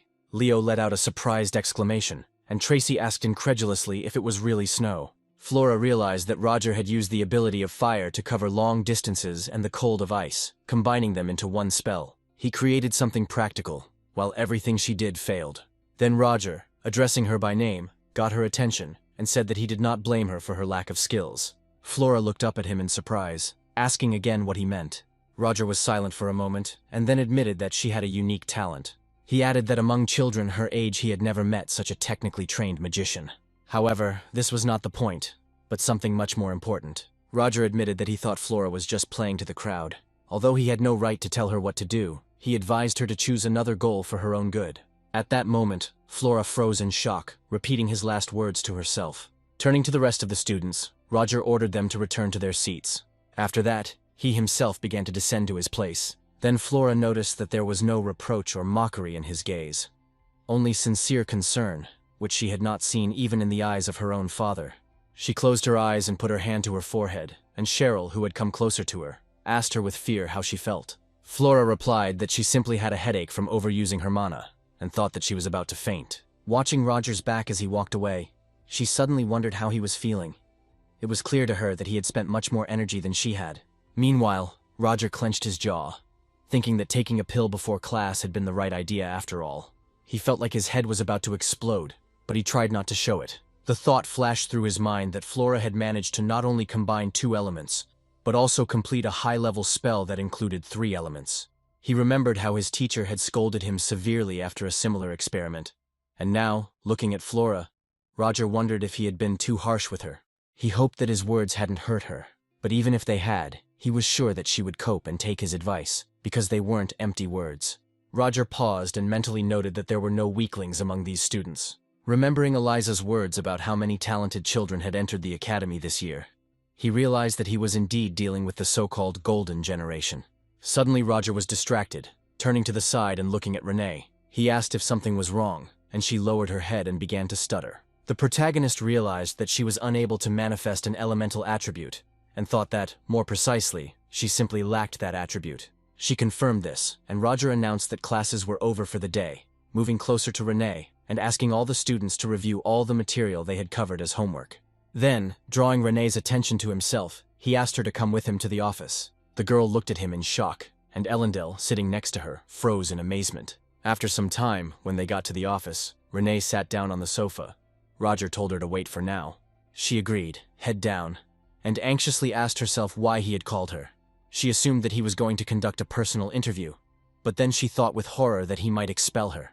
Her eyes widened in fear, and she admitted to herself that perhaps it was true, since a student who was unable to demonstrate elemental magic had no right to attend classes on the theory and practice of spells. However, she was terribly reluctant to leave Roger's lectures, and, looking at him, she noticed some documents in his hands, and wondered with horror whether this was an application for a transfer to another teacher. She exclaimed in her mind that she knew Roger was going to get rid of her anyway. The hero called her name, getting her attention. But before he could say what he was going to say, Renee closed her eyes and promised that she would do whatever he asked, as long as he didn't forbid her from attending his classes. Roger looked at her with confusion, trying to understand what she was talking about, and then handed her the textbook. Looking at the textbook, Renee shuddered in confusion, realizing what it was. Roger explained that this textbook was intended for independent study, and added that this was the one she would now study from. He said that thanks to this book, a new path into the world of magic would open up for her. Realizing that this was not elemental magic, Renee asked where Roger got this book from. He replied that he knew one person, and explained that this book was the result of many years of research by this person. Renee realized that there were mages who possessed non-elemental magic, and asked what this person was doing now, but Roger said that she was no longer in this world. Then Renee sighed heavily and looked at his sad expression. She finally asked if this meant that she would never be able to learn other types of magic. The protagonist confirmed her fears and asked if it upset her. She admitted that she would really like to study elemental magic. Then Roger asked her what she thought of a man who could only work with one element. Renee suggested that such a person might not be very talented. However, Roger objected, stating that this was not true, because magicians who were able to work with only one element had incredible talent in this particular area.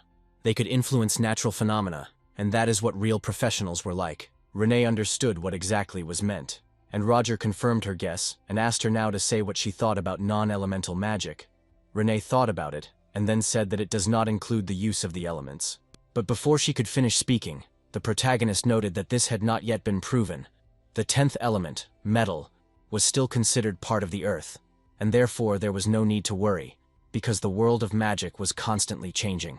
Renee looked at him in surprise, and he told her to read the book first, declaring it her homework.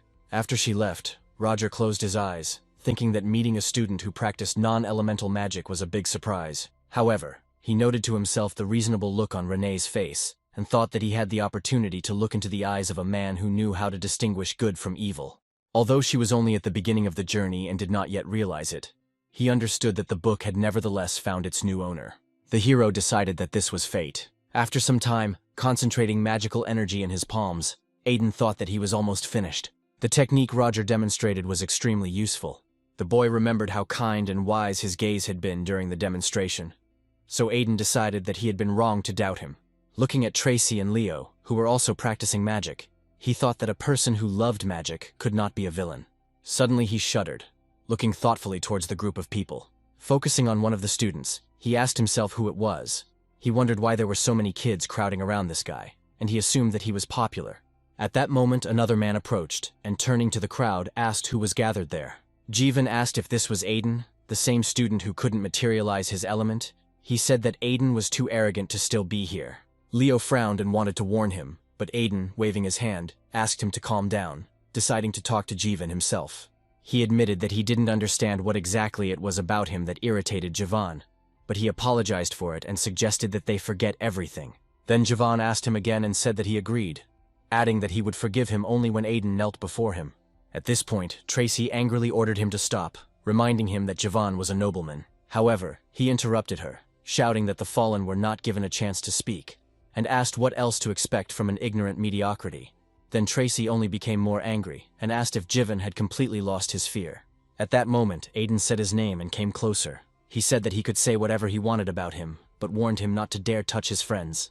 Then Jeevan clenched his jaw, then smirked and asked what Aiden would do to him. He stated that if he did not want to resolve this amicably, they would do it differently, and, throwing his gauntlet at him, announced that he was challenging him to a magical duel. Aiden clenched the glove in his palm and said he accepted the challenge. Suddenly Tracy screamed his name and Leo asked what he was doing.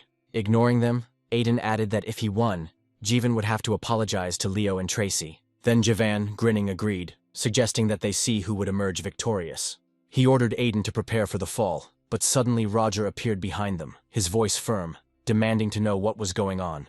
Aiden, barely containing his joy, said his name, and Jeevan cried out in displeasure. Even though Roger appeared to be completely calm, he was irritated inside that Aiden had gotten into trouble again, and Roger felt like Aiden was really acting like a Manhwa hero. Jeevan was quick to point out that it was a fair fight, as he had challenged Aiden to a duel, and he had accepted the challenge. However, Roger stated that magical duels between first years were not allowed, and Jeevan was surprised, asking if it was forbidden. Then Roger thought to himself with irritation that there was definitely something wrong with this guy. He noticed Frieden with his gaze, who was watching what was happening with obvious interest. Then he realized that Jeevan was only trying to impress him. After a short pause, the hero said that he would not punish them for something that had not yet happened, demanding that everyone go to their rooms. Jeevan was about to object, but at that moment another man approached them and asked Roger to be less strict. Chris, looking at him with a smile, asked if he was exceeding his authority, adding that the teacher had no right to interfere in a duel if it was being conducted voluntarily. Several students immediately supported him, confirming that this was indeed the case. Roger thought that whatever Chris had been trying to achieve, he had succeeded. However, he firmly stated that he could not allow students to hurt each other, so Chris suggested that he simply attend the duel as a spectator. Roger looked at Jivan and Aiden and asked if they agreed. Both guys firmly confirmed their intention to fight. Then Roger reluctantly agreed, and Chris, smiling even wider, remarked that he had a better idea. He then asked Roger if he wanted to make a bet. He came closer, warning that, of course, Roger did not have to agree to this, because it was stupid to bet on the outcome of the fight, which was already obvious.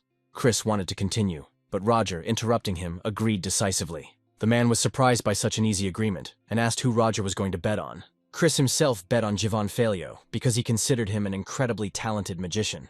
Jivan beamed with delight when he heard this. Then Chris, narrowing his eyes, asked if Roger would also bet on Jivan, and if they should then make a bet on how exactly Jivan would win. However, Roger curtly replied that there was no need for that, as he was betting on Aiden. Chris was confused and, laughing, admitted that he did not understand Roger's confidence in this student, but agreed to such conditions. Then he asked what they would argue about, suggesting that since both teach the practice of spells, one could put up records of their research. At this point, Roger was surprised to learn that Chris also taught this subject, but he immediately agreed and suggested that they duel in 4 days. Chris nodded and turned around, leaving, his soul raging with anger. He found it humiliating that Roger, some fallen nobleman, dared to expose him in such a light in front of the students. The man promised himself that Roger wouldn't get away with this. After Chris left, Aiden apologized to Roger, knowing that none of this would have happened without him. But Roger cut him off, telling him to think not about regrets, but about how to win. Looking him seriously in the eyes, he added that Jivan had the advantage, but it was too late to retreat. At the same time, Roger noted that in any fight there is always room for unexpected variables. Aiden asked him, confused, what he meant, to which Roger replied that he already had the variable, and he just needed to apply it correctly. Aiden hung his head, thinking that this was indeed the case, and if he did the right thing, then victory would be his. However, his thoughts were suddenly interrupted by the memory of a girl who once told him something important. Then the boy gathered all his will into a fist and turned to the professor, saying that he wanted to defeat Jivan using only his skills. When the hero heard this, shock was reflected on his face. However, Aiden stood his ground and firmly asked Roger to prepare him for battle. At that moment, the hero looked at him seriously, not yet voicing his answer. Then, Aiden remembered the same girl who urged him to remember that the techniques she taught him should not be used without necessity. Otherwise, he could get into serious problems. Little Aiden looked at her carefully, and the girl added that this is what she does for a living. She asked if he really wanted her to starve to death on the streets, and Aiden quickly assured her that he didn't want that. Then, placing her palm on his head, the girl said that this did not mean that she forbade him from using these techniques. She explained that sooner or later in life there comes a moment when a person must make a choice, and then one must listen to the call of one's heart. Now Aiden looked at Roger with determination. At the same time, the hero tried to remain calm, but inside he was very angry. He tried to process what this guy had just said. Roger made a bet, knowing about his unusual abilities, but Aiden wanted to win solely on his own. Then Roger, not understanding what kind of skills were being discussed, finally sighed and decided that in any case, this was an excellent opportunity to test Aiden's level of training. He promised to help him and show him how to gain an advantage in a magical duel, but warned that their training would be like real torture. Moreover, he still cannot guarantee him victory, but despite this, Aiden agreed. Roger said that in that case they would start right away. Roger thought that their opponents were probably already celebrating their victory, but he wondered how their confident faces would change in 4 days. Later, when night fell, Aiden, lying on his bed, noted that he was terribly tired. It seemed to him that he almost died during this day of training, and it was only the first day. Looking up, he wondered where Roger got such confidence in him from. He didn't use traditional magic, so Aiden wondered if Roger knew something about himself that he didn't already know. Sometime later, Chris, setting fire to the documents with a candle flame, noted that in his free time, Roger conducts personal consultations for Aiden. He himself admitted that this was certainly true, adding that although the protagonist did not show it, he knew how much he wanted to win. Then he asked Jivan what his goal was. The guy replied that he wanted to defeat this impudent commoner, but Chris added that the matter here was much deeper. Jivan must show the insurmountable gap between commoners and aristocrats. Opening a drawer in his desk and taking out a bottle of potion, he declared that, although he had no doubt that Jivan would win, he had decided to play it safe. Seeing the potion, Jivan asked in shock what it was. Chris explained that it was a magic booster, adding that Jivan should drink it before the fight. He, taking the bottle, noted that if he was caught, he could be expelled from the academy. Then Chris assured that this was a special invention of the Benamor family, and warned Javan not to worry, because no one would know anything. He was sure that Aiden would use any means necessary to gain the upper hand, so they should do the same. Then Javan agreed, hiding the bottle in his pocket, and thought that although his honor was a little hurt, he was not going to give in. Chris said with a sinister smile that he made the right choice. Soon, when the day of the magical duel arrived, everyone gathered on the training field. The students sat in the stands, animatedly discussing the upcoming battle. One of them asked if it was true that an aristocrat had a better chance of winning. Jivan's level of training was higher than that of a commoner. However, the girl sitting next to him objected, noting that freshman Aiden also had something to brag about. She recalled that he was involved in capturing the werewolf, although it was Roger who ultimately dealt with him. The students also noted that Aiden was trained by the protagonist himself. Someone suggested that Chris supported the aristocrats. Another, hearing Chris's name, asked who he was, and soon the student remembered that he was the teacher supervising the second opponent. Chris then frowned, clenching his jaw in displeasure, because he heard their conversation perfectly well. The students also noted that Chris and Roger taught the practice of casting charms, so they were often compared. Looking at Roger, Chris promised himself that today he would humiliate him, and everyone around him would witness his defeat. Suddenly, Eliza approached them, warmly greeting Chris and smiling kindly. He was surprised to see her and asked what brought her here, noticing that Hugo was also next to her. Eliza explained that she had heard about an interesting event coming up and had decided to bring Hugo along with her. Turning her gaze to Roger, she noticed that they had not seen each other for a long time and asked how he was doing. Bowing, the protagonist thanked her for her concern and replied that he had no complaints. Then Eliza, hearing about the dispute, asked who Roger had bet on. He admitted that he had bet on Aiden. The rector realized that Chris had bet on Javan and admitted that she was looking forward to the battle, hoping that no one would get hurt. Marissa reassured her, noting that the protective gear created a barrier that was responsible for the wearer's safety. When the students entered the arena, everyone present immediately began to greet the participants of the duel. Aiden froze, looking ahead intently. Then some of the students started to support him, shouting that he could do it and that he was capable of much. Leo told Aiden to crush this arrogant aristocrat, and Tracy encouraged him to move forward.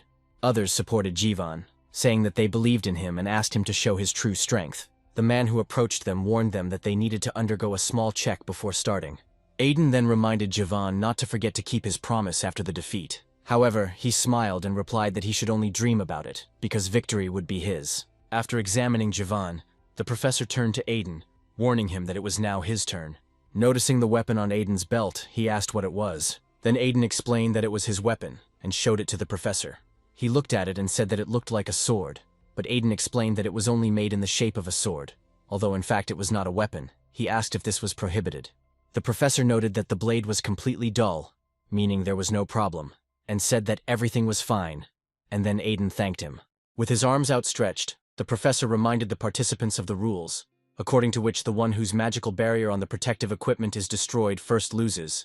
Then he announced the start of the duel. The next moment, Aiden and Javan simultaneously released magical attacks at each other.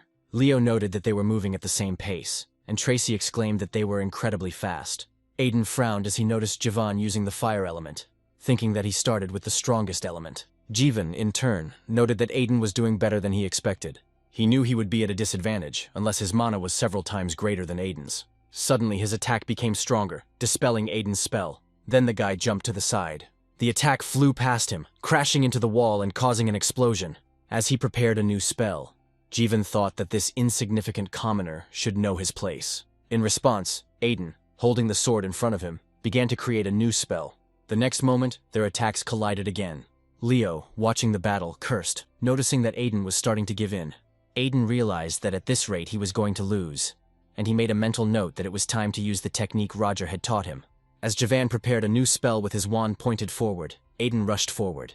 Jivan, thinking that he was giving up, began to laugh. Meanwhile, Chris, with a smug smile, had already decided that the fight was over. But suddenly he thought about it, wincing at the realization of exactly what technique Aiden was using. The boy concentrated a magic circle in front of the blade of his training sword, frowned, and resolutely ran forward. Chris was surprised to see Aiden using the sliding maneuver, and was shocked to wonder how he knew martial arts techniques. Turning his head slightly to the side, he assumed that Roger had probably taught him this, but almost immediately Chris realized that there was a more important question: how Aiden had mastered the sliding technique in just 3 days. Meanwhile, Aiden continued to run, rapidly closing the distance between himself and Javan. Jivan wondered with growing fear what was happening. It seemed to him that the basis of magic had always been concentration. And if Aiden was moving so erratically, it must be extremely difficult for him to concentrate on casting a spell. Trying to pull himself together, Jivan decided that everything was under control, because he had already created a spell, and he was sure that he could break Aiden's concentration with it. He aimed his attack to the side, hoping it would be enough, but Aiden managed to dodge, and Jivan's attack flew past, breaking through the protective barrier on the side of the arena. The nobleman panicked and realized that nothing was working. Meanwhile, Aiden came closer, and a beam of energy burst out from the magic circle he had created earlier. He flew forward and hit Jivan right in the forehead. Jivan screamed and fell, and Aiden stood in front of him, pointing his sword at him. Then he calmly told him that it was now Jivan's turn. Then the nobleman, in despair, tried to stop him, but the next moment he screamed in pain. The crowd in the stands greeted the outcome with a thunderous ovation. Then the professor raised Aiden's hand and declared him the winner. Leo exclaimed with delight that Aiden was proving to be an incredibly tough opponent, and Tracy noted that the training seemed to have paid off. One of the students began to blame Jivan for disgracing the aristocracy. The girl sitting next to him admitted that she always knew that all he did was boast about his status, but in the end, he lost to a commoner. Those present began calling Jivan a loser, believing that he had disgraced them all. The guy, numb with shock, could not believe his defeat. It seemed impossible to him, and he clenched his jaws in anger. He decided that Aiden must have been cheating, otherwise he wouldn't have been able to cast spells while moving. Filled with rage, Jivan swore that he would kill Aiden and created a new spell, directing it at his opponent. Tracy jumped up from her seat and asked indignantly what he was doing, and Leo told Jivan to come to his senses, and the students around him started shouting, warning him to be careful. At that moment, the professor covered Aiden with his body. Meanwhile, Aiden frowned, remembering his mentor's words. She told him that in life there always comes a moment when you have to make a choice. Taking a step forward, he again remembered the teacher's face and his instruction to follow his heart. Then, without thinking, Aiden pointed his sword forward, and his blow cut through Jivan's magical attack. The fire created by Jivan dispersed in all directions, harming no one. When the spell finally wore off, Aiden dropped to one knee and sighed heavily. The students around him began to chatter, amazed that he had managed to cut through the magic. Roger sighed and mentally called him a stubborn boy, but noted to himself that Aiden did not hesitate to use this technique at the most necessary moment. Chris, frozen in place, immediately recognized the anti-magic technique and wondered how Aiden was able to achieve such an effect, especially combining it with the sliding technique. Meanwhile, Jivan stood nearby, breathing heavily and shaking with tension. Aiden took a step towards him, and Jivan recoiled in confusion. But a moment later, Aiden struck, and he screamed and fell to the ground. Clenching his hand into a fist, Aiden admitted that he had hoped Jivan would accept defeat with grace. However, he didn't expect that he would turn out to be such a low person. At that moment, the red-haired student closed his eyes, and smiling, noted that Jivan didn't even know how to lose with dignity. Turning to Freuden, he asked him to confirm his words. But Freuden, a sophomore, crossed his arms and coldly remarked that he didn't care, since Jivan had never interested him. He focused his attention on Aiden, deciding that he was worth keeping an eye on, since this was not the first time he had proven his superiority over the aristocrats. Freuden stood up and told his comrade Henry that it was time for them to leave, and he followed him. Before leaving, Freuden glanced at Roger. At this time, the professor sat and calmly watched the duel. Then Freuden turned away and headed for the exit. Chris frowned and asked Roger if he knew that Aiden had anti-magic abilities, and Roger confirmed that it was true and asked what the problem was. Chris wondered why he was even asking such questions. Then the hero said that he did not understand the reason for his irritation, because Chris was responsible for the first-year students, but at the same time did not bother to familiarize himself with their personal files. However, as Roger noted, anti-magic did not affect the outcome of the duel in any way. The hero, rising from his seat, reminded him that they seemed to be arguing about scientific research. Chris confirmed this, and asked if he wanted to look at anything in particular. However, Roger replied that this was not the case, since he never laid claim to other people's developments. He stated that it was not his style to argue, referring to other people's works and appropriating them for himself. After that, he left, leaving Chris alone on the stands. Then the man clenched his jaw in anger and clenched his fist, mentally cursing Roger. After some time, the main character met Sedina in the corridor. She congratulated him on his victory, but noticed that he was now attracting even more attention to himself, and asked if this would be a problem for him. The protagonist assured that everything was fine and even added that it was good. Sedina asked why he thought so, and he explained that Eliza had started to take an interest in him. Roger confirmed that the rector knew about their infiltration of Theon, and despite his current status as a professor, gaining her trust would not be easy. Then Saidina asked why this was so, since he was now safe. Roger explained that this was why he wanted to make a good impression on Eliza with this duel, but he knew that it was not enough. Then the main character admitted that he would need her help. Saidina asked in confusion what he meant. Roger pointed his finger to the side and warned that their meetings would attract attention until she became a student, so he asked her to try to reduce the level of suspicion.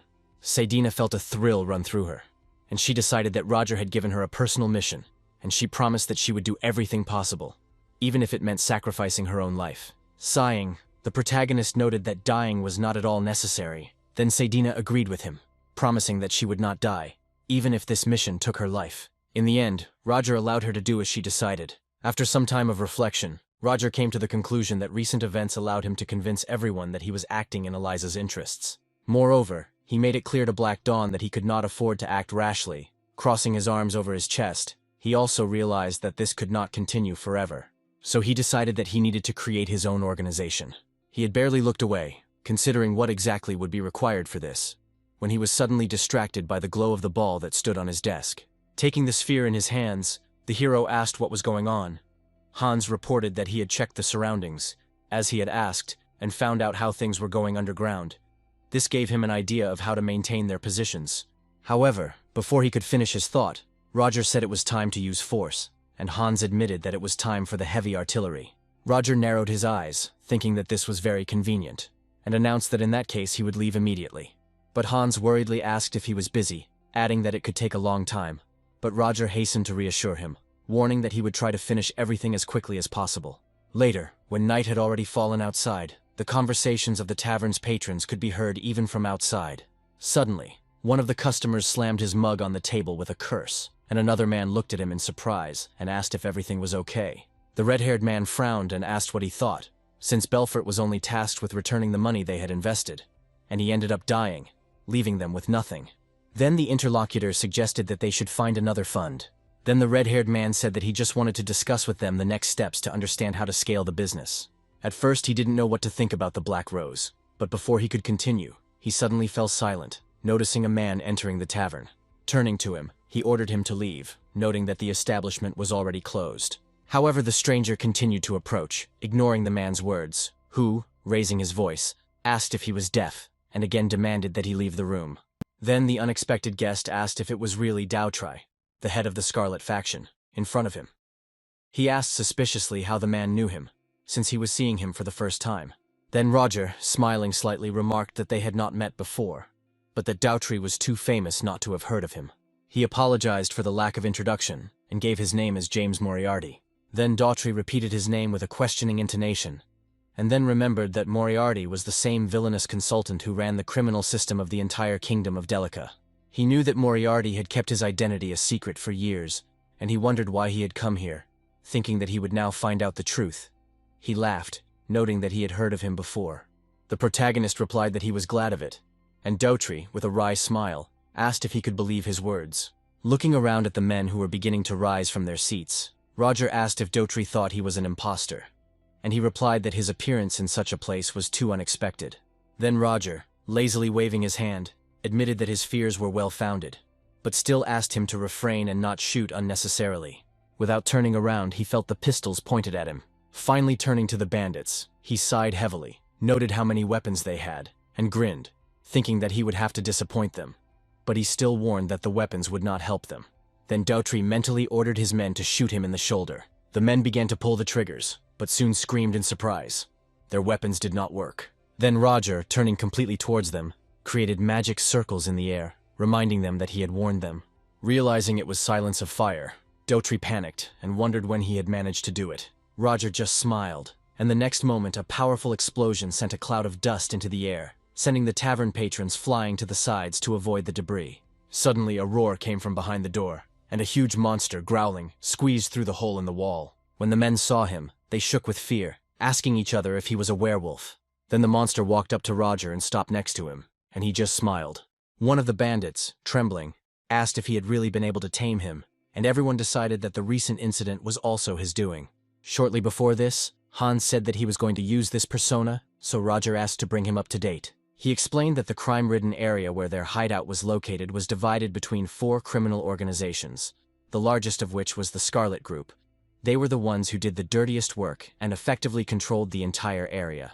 The protagonist realized that they were their target, Hans adding that it would be nice to deal with them, but admitted that it would not be easy because their strength was colossal. He suggested that they could start with the pawns, but Roger rejected this idea, deciding that it would only waste their time.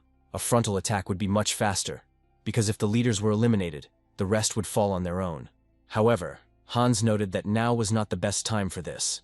Since they had recently started forming gangs, the protagonist clarified whether it was true that this happened immediately after Belfort's death. Hans confirmed his guess, and Roger noted that there was clearly some connection between the Scarlet faction and Belfort. He suggested that all these incidents and victims behind Belfort were the work of the faction. Hans suggested that they were doing Belfort's dirty work, and noted that perhaps the rich man's death had really pissed them off, while Roger said that if this situation had united the crazy bandits, then he believed that he had come just in time to take their souls. However, Hans noted that he did not understand what they were talking about, because in front of them were not just some small-time thugs, but real mercenaries, among whom there were even half-knights. But Roger calmly stated that there was nothing to worry about, since they were still very far from a full-fledged knightly order. In the end, he said that he would need Hans' help, and Hans asked him again what he meant. Now that he realized that Roger had intended to use him to intimidate the enemy, Hans thought that the protagonist clearly enjoyed making a target out of him. Then, leaning closer to him, he quietly reminded him that if a fight broke out, he couldn't be counted on, since he would immediately run away, and Roger replied that he knew this, and asked him to simply pretend to be a formidable werewolf. Daughtry, watching them, decided that it didn't matter whether this man was really Moriarty or not. It was stupid to underestimate him. He guessed that Roger used magic, but seeing a tamed werewolf was beyond his expectations. Finally, Daughtry admitted that he was now sure that the real Moriarty was standing before him. Apologetically, he admitted that he had not recognized him at first, but was now convinced. At this point, Roger felt that he had achieved the desired effect, and, deciding to get to the point of the visit, he announced that he was going to build a business in this city. Daughtry let out a cry of surprise and curiously asked what kind of business they were referring to, adding that they would be happy to help. Roger thanked him for the offer, but asked for one thing to be clarified. He despised vile and despicable organizations like the Daughtry Gang. He then declared that, in other words, today he intended to put an end to the resistance of the Scarlet Group. Hearing this, Daughtry fell silent, thinking about what was said. Then he suddenly became angry, jumped up abruptly and ordered his men to kill Roger. He himself also drew a dagger, but before he could strike, Roger, swinging his staff, struck Daughtry. One of the bandits, noticing his movement, cursed and grabbed his dagger, preparing to attack. Hans, getting Roger's attention, acknowledged that these guys didn't look like they were going to run away and asked what to do now. The protagonist briefly ordered to prepare for retreat and hit the end of his staff on the floor. At that moment, the shadows began to spread in all directions, and Hans involuntarily shuddered when he saw this. The bandits screamed in horror, not understanding what was happening, and darkness gradually enveloped the entire room. Then Roger, taking the dagger out of his staff, looked at the blade with a grin. He used the dark magic of the third circle, called Fool's Sleep. Blood sprayed into the air as the blade made contact with the enemy's bodies. The essence of the spell was to use darkness and shadows to intimidate weakened opponents. The curse cast was related to the magic of connection. Meanwhile, Daughtry, who had fallen to the floor in horror, asked in panic what was taking so long, ordering someone to finally kill Roger. The two men froze, listening to the screams around them. The bandits begged for mercy and asked the protagonist to stop. As Roger cast a spell on their swords, the men swung their weapons and the darkness that had enveloped the room instantly dissipated. Daughtry looked at this in horror and asked himself how this was possible. Then he saw Roger standing in the middle of a pile of corpses. He stood there with a slight smile on his face. Then the two attackers shouted that he must die. However, Roger easily stopped their swords with his weapon, thinking that their aura could cut through his magic. He realized that there were indeed knights in front of him. Despite this, he was confident that he would not lose to them, managing to parry every one of their attacks. Still smiling, he threw the flask at their feet. Smoke burst out of the flask, enveloping the area around. One of the men, covering his face with his hand, asked what it was, deciding that there might be poison inside, and shouted that they needed to retreat. However, his comrade reminded him that magical protection would save them, and he activated the spell himself. The next second, he noticed several daggers flying at him. He repelled them with his sword and shouted that it was pointless. However, he quickly realized that he had cut not only the weapon, but also some kind of glass object. The shards bit into his skin, causing the man to scream as parts of his arm began to rot, horrified as he watched his flesh disintegrate, engulfed in the toxic smoke. The second bandit wondered if Roger had actually poisoned them with the blade, wondering how he had figured out their weakness through direct contact. Then the man with the rotting hand, holding his wound, cursed and asked where the main character was hiding. Suddenly a dark substance began to rise from his own shadow. In a rage, he promised to kill Roger. However, the darkness thickened, and moving forward sharply, it turned into the main character, who emerged from his shadow and instantly pierced his head with his weapon. The second man gritted his teeth as he watched, and Dautry frowned. Then Roger, holding the dead man by the head, pulled out the blade. He then threw the body aside and didn't even pay attention to the blood splashes. The second man asked him with a grim look if it was really Professor Moriarty in front of him, since, according to his recollections, he never had any fighting skills. Roger, in turn, wondered whether anything needed to be explained. Then the bandit noticed that his opponent was concentrating less and less. This allowed him to study his weaknesses, and he was sure that he would win if he was careful. Rushing forward, he decided he needed to close the distance. However, the hero unexpectedly threw a flask at the man. He, noticing this, asked himself whether Roger really thought this would help. He thought that all he could do was to dodge, so he ran past the bottle of smoke. But he suddenly stopped, feeling his hand trembling. His sword seemed to be stuck in a dark substance that appeared out of nowhere. The man was indignant, realizing that it was because of that bottle. Taking advantage of the moment when the enemy froze, unable to pull his weapon out of the shadows, the protagonist pulled out a pistol and took aim. Seeing this, the man cursed, thinking that he should drop the sword and start dodging. He was sure his reflexes were on point, but suddenly his eyes widened in horror. He saw a sharp shadow spike pierce his body. He trembled in pain, turned around and noticed with amazement that the thorn had come out of his own shadow. He could not understand how this was possible, because magic, in his opinion, should only work near the sorcerer's body, and he did not even suspect that such a thing could be real.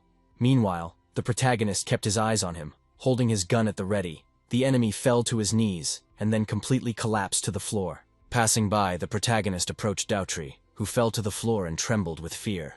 Then the hero grinned, adjusted his hat, and seemed to invite them to continue the conversation. After a while, he poured himself a glass of strong drink, and Hans, approaching, asked how he could drink after everything that had happened. The protagonist turned to him. Noticing that Hans had removed his disguise, he admitted that he could no longer stand the smell of blood, pointing to one of the bodies. He asked if he really died of fear. The hero replied that not yet, but now, having received the necessary information, he was going to hand this person over to other organizations. Then Hans expressed confidence that the hero would cope with this completely, sat down next to him and asked what he was drinking.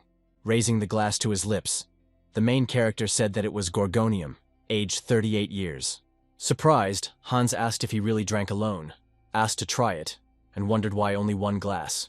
But Hero reminded him that Hans was ill and that he had broken all the other glasses. When his glass was also filled with alcohol, he asked what the hero was going to do with the rest of the Scarlet Group. He replied that he intended to find useful people among them, and say goodbye to the rest. Also, Roger mentioned the documents and ledger that were on the second floor of the office that would help Hans. Hans sighed, realizing how much work awaited him. He asked the hero if it seemed like too much, and the hero replied that he had prepared and assumed that Hans knew people who could help. He froze in surprise, asking if this was really so. He asked to wait, dumbfounded that there was no one better for this job. He asked if the hero really believed that they would come to help. Roger remembered that they had promised to come as soon as they had finished their business, and asked if Hans really hated them so much. He replied that they were all mad, but admitted that he had no right to judge. He understood that even if he was against it, he would still have to follow the hero's plans. He remembered that Eliza suspected him, and asked if the hero was afraid to act so recklessly. Roger, running his finger along the rim of his glass, told Hans to calm down. He assured him that they would not be pursued, because these magicians would not take risks, especially when spying on Eliza. Hans found this plausible and asked what the hero planned to name the new organization. He asked if Roger was planning to take control of Leathervelk, as that would definitely require a name. The hero thoughtfully asked how many people they had. Hans counted and answered that there were about 10, including themselves. Roger then suggested calling the group UN. Repeating this name, Hans asked if he really wanted to call the group Unknown. The hero admitted that this is exactly what he had intended. Then Hans replied that he liked it and, smiling, repeated the name. Then, pouring himself another drink, he proposed to drink to the creation of the new organization. The main character happily supported his toast, so they raised their glasses and drank to the creation of a new organization. Later, Selina asked Roger why he didn't have an assistant. He froze, looked at her seriously, and after a while replied that he did not need an assistant. Then Selina remembered with surprise that he had 80 students in his lectures, and asked if it was too difficult to control everything. But the hero said that he could handle it without any problems. Selena remarked admiringly that he was incredible. However, he remained silent, simply listening to the surprised exclamations of his colleagues, who were surprised by the absence of assistance and wondered whether he really always worked alone. Finally, getting Selena's attention, Roger asked if she had an assistant. She answered yes, but admitted that she didn't really need help, so she only had 3 assistants. These words made the hero freeze, because he remembered that Selena said that she did not need help. He wondered if professors usually had 10 assistants. Suddenly he heard a noise behind him and turned around. Roger saw Chris with a crowd of students running after him. Roger noticed that Chris clearly had more than 3 assistants. Then Matilda said that he also needed to hire assistants. Breno agreed with her, warning that it would be more difficult to work every day. Then Roger closed his eyes and still accepted their help. Later, sitting in his office, the protagonist thought about the idea of assistants. They receive additional pay, tutoring, and even new teachers, some of whom had 6 assistants. Some of these assistants were studying magic under their professors, instead of their main academic subjects. Roger took a deep breath and thought that this was a very ordinary 21st century university. It didn't hurt him to get rid of minor troubles, but choosing an assistant was not easy. Then he looked at the stack of papers lying to the side and remembered that he had a list. Picking it up, he began to look through the names of the students, at first not considering it an urgent matter. Suddenly, one of the students caught his attention, and he thought he could invite her to help. Walking through the corridors of the academy, Roger suddenly stopped. He thought for a moment and felt someone's presence. Then he closed his eyes and said that if Saidina had any questions, she could always come to him. And the girls standing around the corner agreed. Soon, Saidina herself appeared, apologizing for simply following him. Roger thought that students didn't usually do that and wondered if Saidina didn't have other things to do. He reassured her that everything was okay because he himself wanted to ask her something. Roger asked if she had classes on Tuesdays and Thursdays from 10 a.m. to 12 p.m. She replied that this time coincided with his lectures, but she had some free time and asked if he wanted to assign her anything. Then Roger smiled and came closer and said that this was great, and then he offered her to become his assistant. Saidina was shocked and confused. She could not believe that Roger wanted to make her an assistant, and did not understand how she, such as she, could cope with this role. The protagonist explained that if she became an assistant, she would be able to communicate with him freely, and Saidina asked if this seemed suspicious. However, he reassured her by saying that she was on the list he had received, and that the appointment as assistant was logical in this case. Roger noted that if she didn't want to, he wouldn't insist. But Saidina, frowning, confidently stated that, of course, she did. The hero noted that this was good, and asked to bring him the documents for registering the assistant within 2 days. Saidina agreed, and Roger thought it was a great start for a first mate. As he thought, he noted that it would now be easier for him to receive information about the Black Dawn. In 2 days, he should have a reliable assistant for small assignments. An hour later, Saidina brought the documents. Roger looked at her carefully, squinted a little, but, taking the papers, praised her, and she thanked him in return.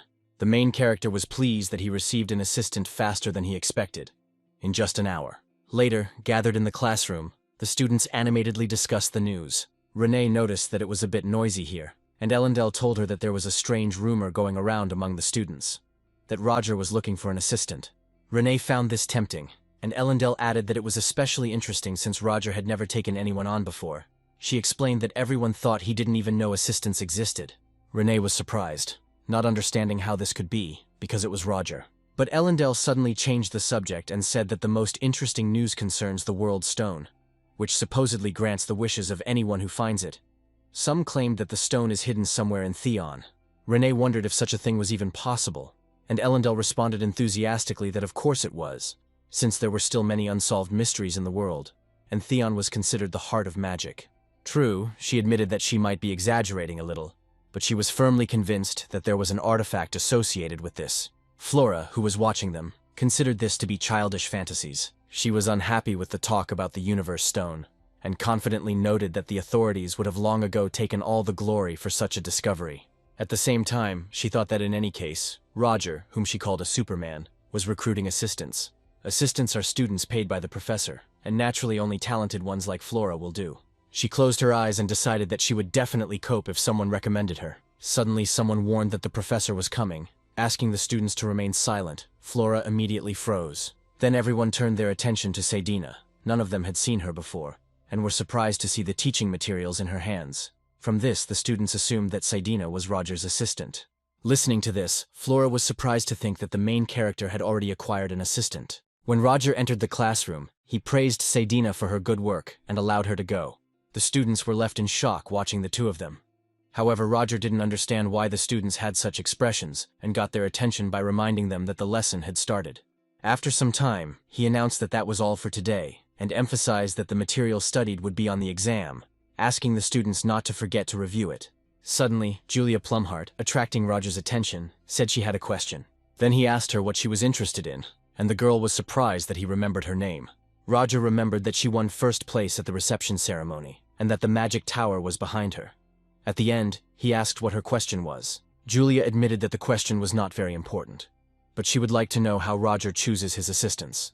Then the hero wondered why she was interested in this. He eventually replied that he chose his assistants himself, and then Julia asked if there were any conditions. She suggested that the conditions for selecting assistants could include, for example, a high level of magical proficiency or a recognizable personality. Then Roger chuckled secretly, realizing that the question was not so much out of curiosity as out of a desire to understand the essence. He explained that when choosing an assistant, he pays attention to only one factor: character. Then Julia stopped smiling, and the main character noted that if a person has the right character, he will pass the interview. However, he frowned and warned her that after her question she could not go through this interview, since he did not think that she could become his assistant. Julia narrowed her eyes and pressed her lips together, and Roger, having made sure that there were no more questions, announced that it was time for him to leave. He reminded them that the students would soon have their first exam and advised them to prepare. Sadina remained silent the whole time, listening attentively to Roger. Soon he closed his eyes and left the class, but suddenly he started, opening his eyes and noticing Sadina at the door. He asked if she had really waited for him there for so long. She could not answer right away, and he suggested that next time she wait for him in the assistant's office, to which she agreed. Now Sadina wanted to say something, but she couldn't formulate a thought. Roger asked what happened, and she answered that nothing special, and then added that he did well today. The hero also noted that she had done a good job, handing her a stack of documents. He said that these were the tasks he had received for today, and asked her to sort them out by the end of the day. Sometime later, while walking through the corridors of the academy, Roger suddenly heard someone calling him. He turned around and saw Flora behind him, looking at him seriously, frowning.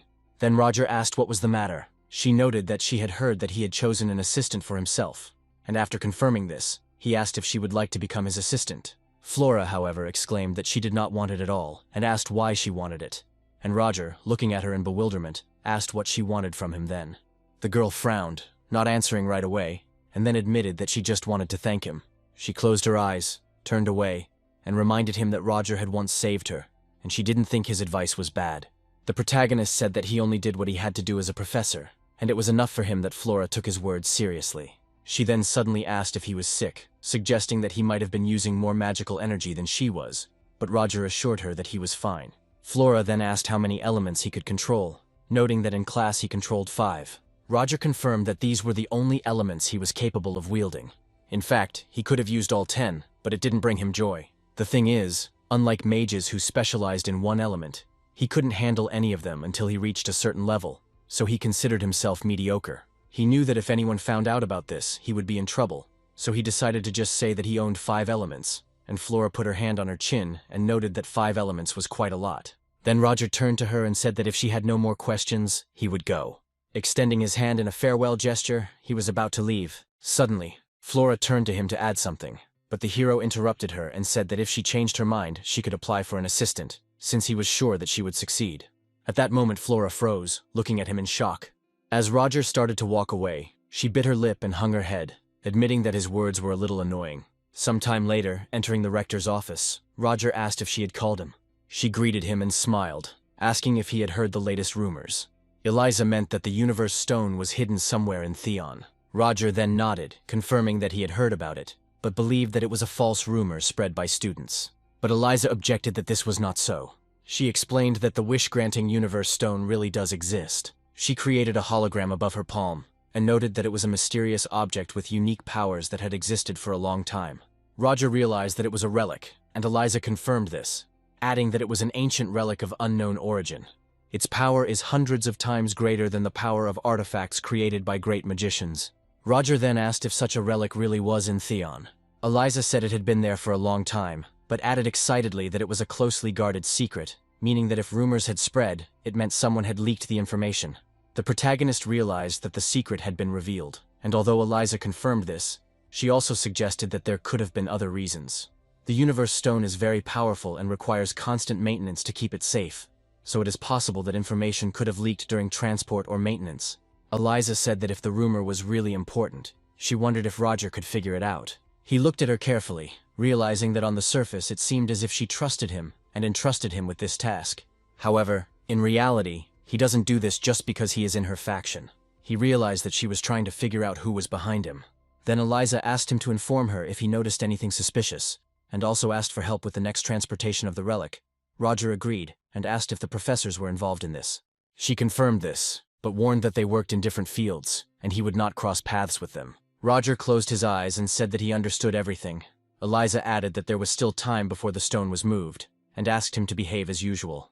The hero later speculated that the information had leaked to Theon, and suggested that the Black Dawn had begun to act. However, Sidina had not contacted him, and he did not know whether this was related to the First Order or not. He assumed that some kind of incident might happen soon, and noted that he did not expect to find the relic here. Taking a shard from his robe pocket, Roger looked at it carefully. The hero constantly changed identities during his travels, being a mercenary, an advisor to criminals, and a merchant. But all these masks had one goal: to find the missing fragment of an ancient relic. He was here because of rumors that the relic was in the Empire, although he didn't expect that another relic might be in Theon. Of course, this relic was different from the one he was looking for, but he assumed that the Universe Stone would help him find exactly the right fragment. Suddenly his thoughts were interrupted by a sphere on the table, which began to emit light. Hans reported that he had figured out the situation. He said that Roger had dealt with the Scarlet Group. However, the other three organizations suddenly stopped communicating, and the piranhas, who were trying to take control of society, began to go crazy, so Hans needed Roger's help. The protagonist suggested that he would be able to help in about a week, and Hans asked what had happened to him.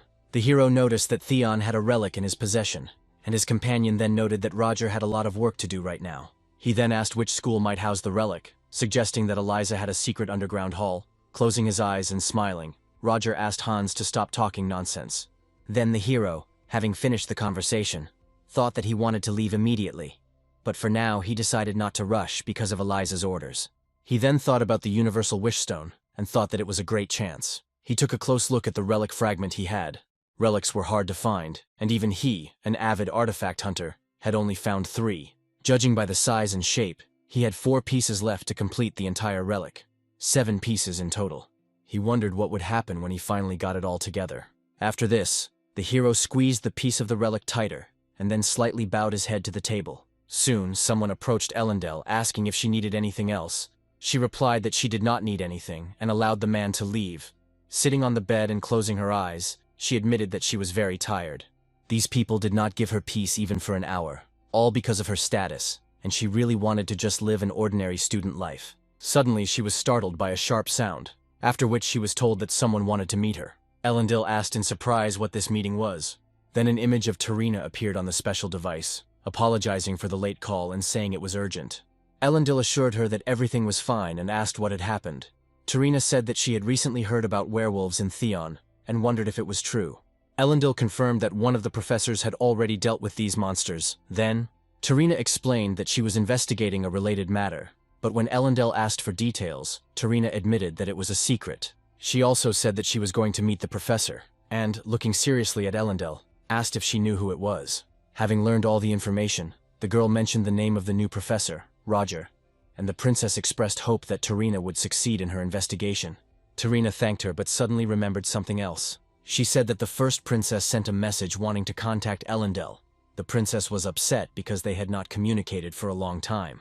Elendil was silent, then said that she understood this, after which the connection was broken. Elendil sighed, thinking that she had some idea of how the princess was feeling. She assumed that her sister wanted to show through Tarina that she had not forgotten about her, and this caused her great concern.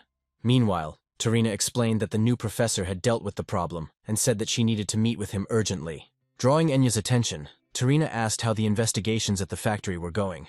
Enya immediately responded that she had studied some of the documents that had not burned completely, from which she concluded that someone was developing or researching something there, but she was unable to find out any details. Tarina placed her palm on her forehead and said that she couldn't continue working like this, and asked if there was anything else. Enya then noted that the Black Dawn and the Crimson Clan had recently disappeared from Leathervelk. Tarina particularly noted the name Crimson Clan and asked how important it was. Enya replied that not really, but suggested that it was worth considering. Tarina then said that it was normal and warned not to worry too much about it, suggesting that she focus on her own investigation. She then ordered her assistants to check Leathervelk more thoroughly, and promised that after that, they would go to Theon.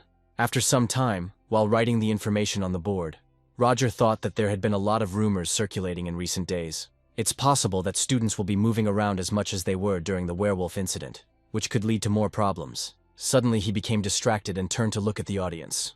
The hero noticed that the students were sitting bored, and some had even dozed off. Then he abruptly put the textbook on the table, attracting their attention, and asked if they were bored. Realizing that they were bored, he decided to show them something interesting. The students perked up, and the protagonist created a small flame, explaining that sorcerers always manifest magic using themselves as the core, because the magical power comes from the sorcerer himself. But he noted that there was something else. Clenching his hand into a fist, he extinguished the flame. Roger then looked at one of the students who had dozed off, supporting his head with his hand. Suddenly a flame burst forth in front of this disciple, and he jumped up with a cry. Roger explained that if you touch it, you can replicate the effect. He reminded that magic manifests itself using the sorcerer as a center.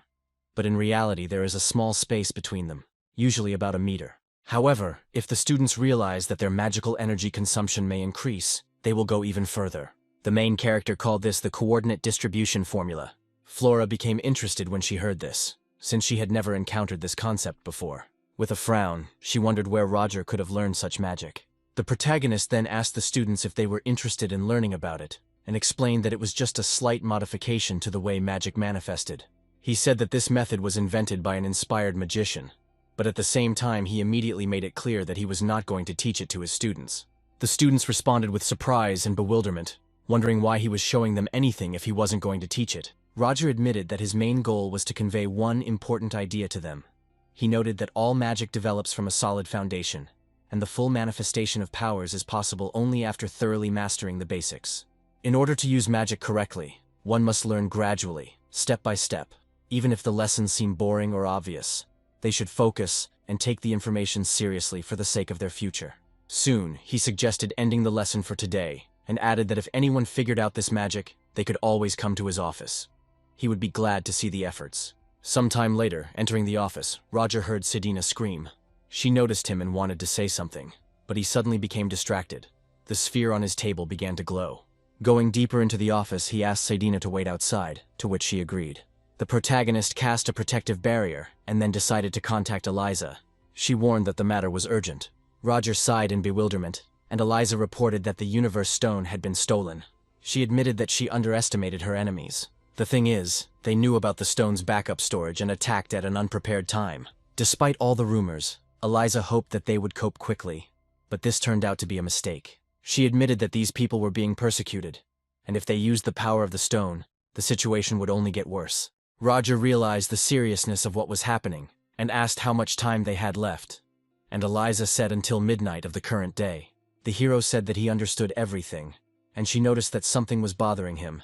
He admitted that he thought it would be better if she took the matter upon herself without unnecessary questions. Eliza agreed, deciding to leave everything in his hands. After the connection ended, Roger removed the barrier and closed his eyes. He knew it would happen, but he didn't think it would happen so soon. He didn't understand the motives of his enemies, especially considering that he hadn't gotten rid of the rector's suspicions. Perhaps she considered him one of them. Resting his hand on his chin, he thought that something was wrong and assumed that the First Order might be involved in the situation. Finally, he allowed Sedina to enter. The girl timidly crossed the threshold and entered the office.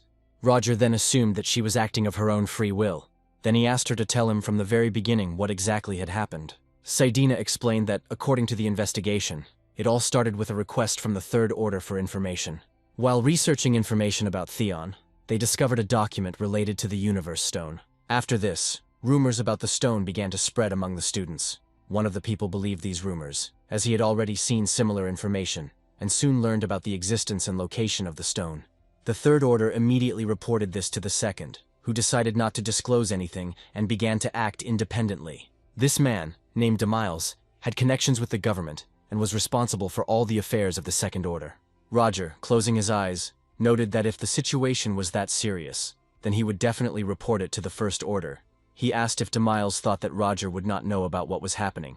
He didn't understand the logic in his behavior, and Saidina assumed that it was just her opinion. But she believed that DeMiles was seeking to take a place in the First Order. According to her, according to the Zero Order, the positions in the First Order could always change, and compared to Demiles's greed, he was not talented. So she assumed that because of this, he wanted to do something big. Roger got the gist and asked how things were going with Demiles now, and Saidina asked if the professor planned to act on his own. He confirmed this, noting that they were already searching for DeMiles, and if others interfered, their identities could be revealed. The girl then reported that DeMiles and his accomplices were now on the run after stealing the stones, and it was only known that they were heading to the Silent Forest.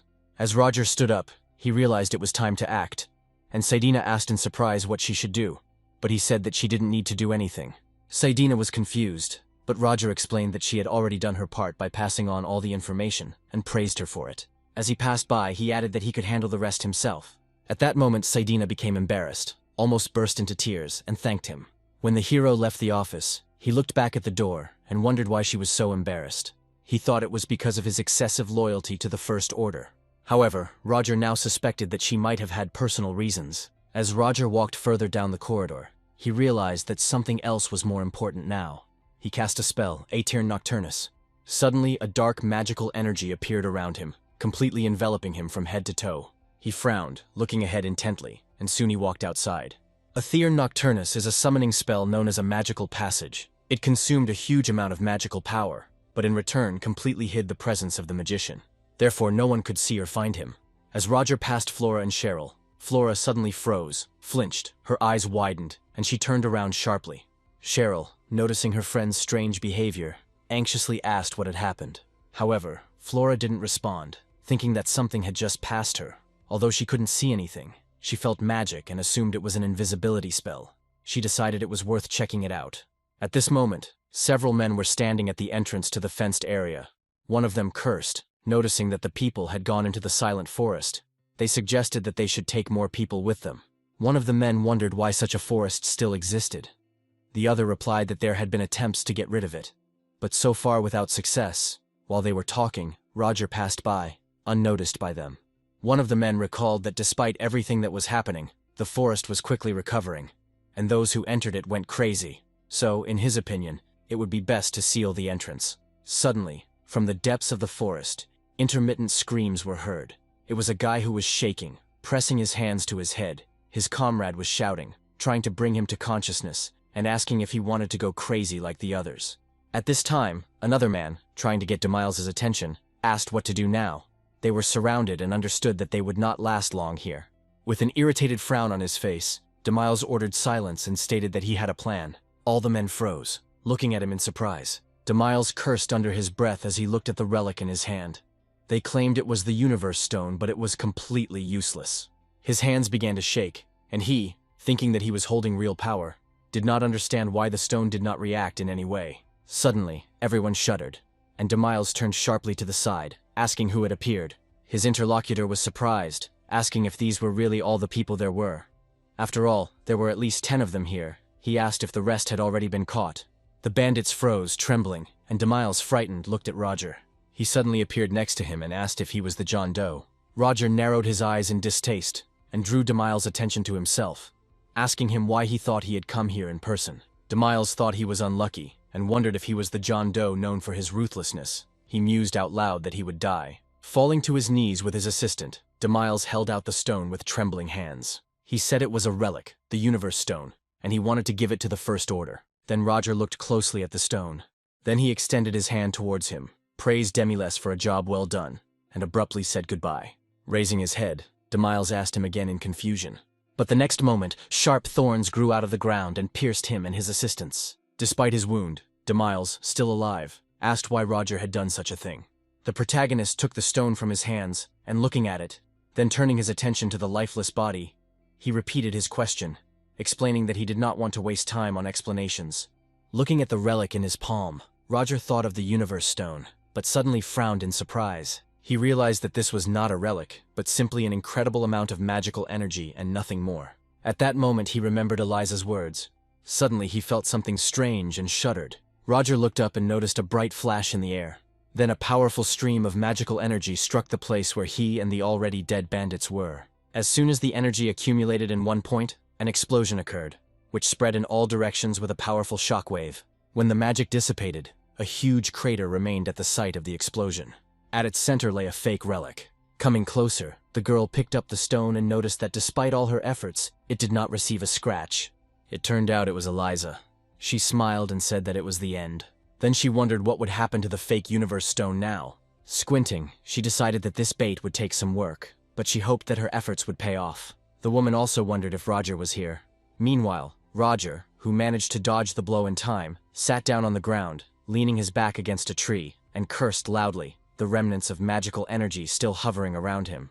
He gritted his teeth, frowning, because he knew the danger was very close. Remembering the flash of magical energy, he activated the spell Aether Nocturnus.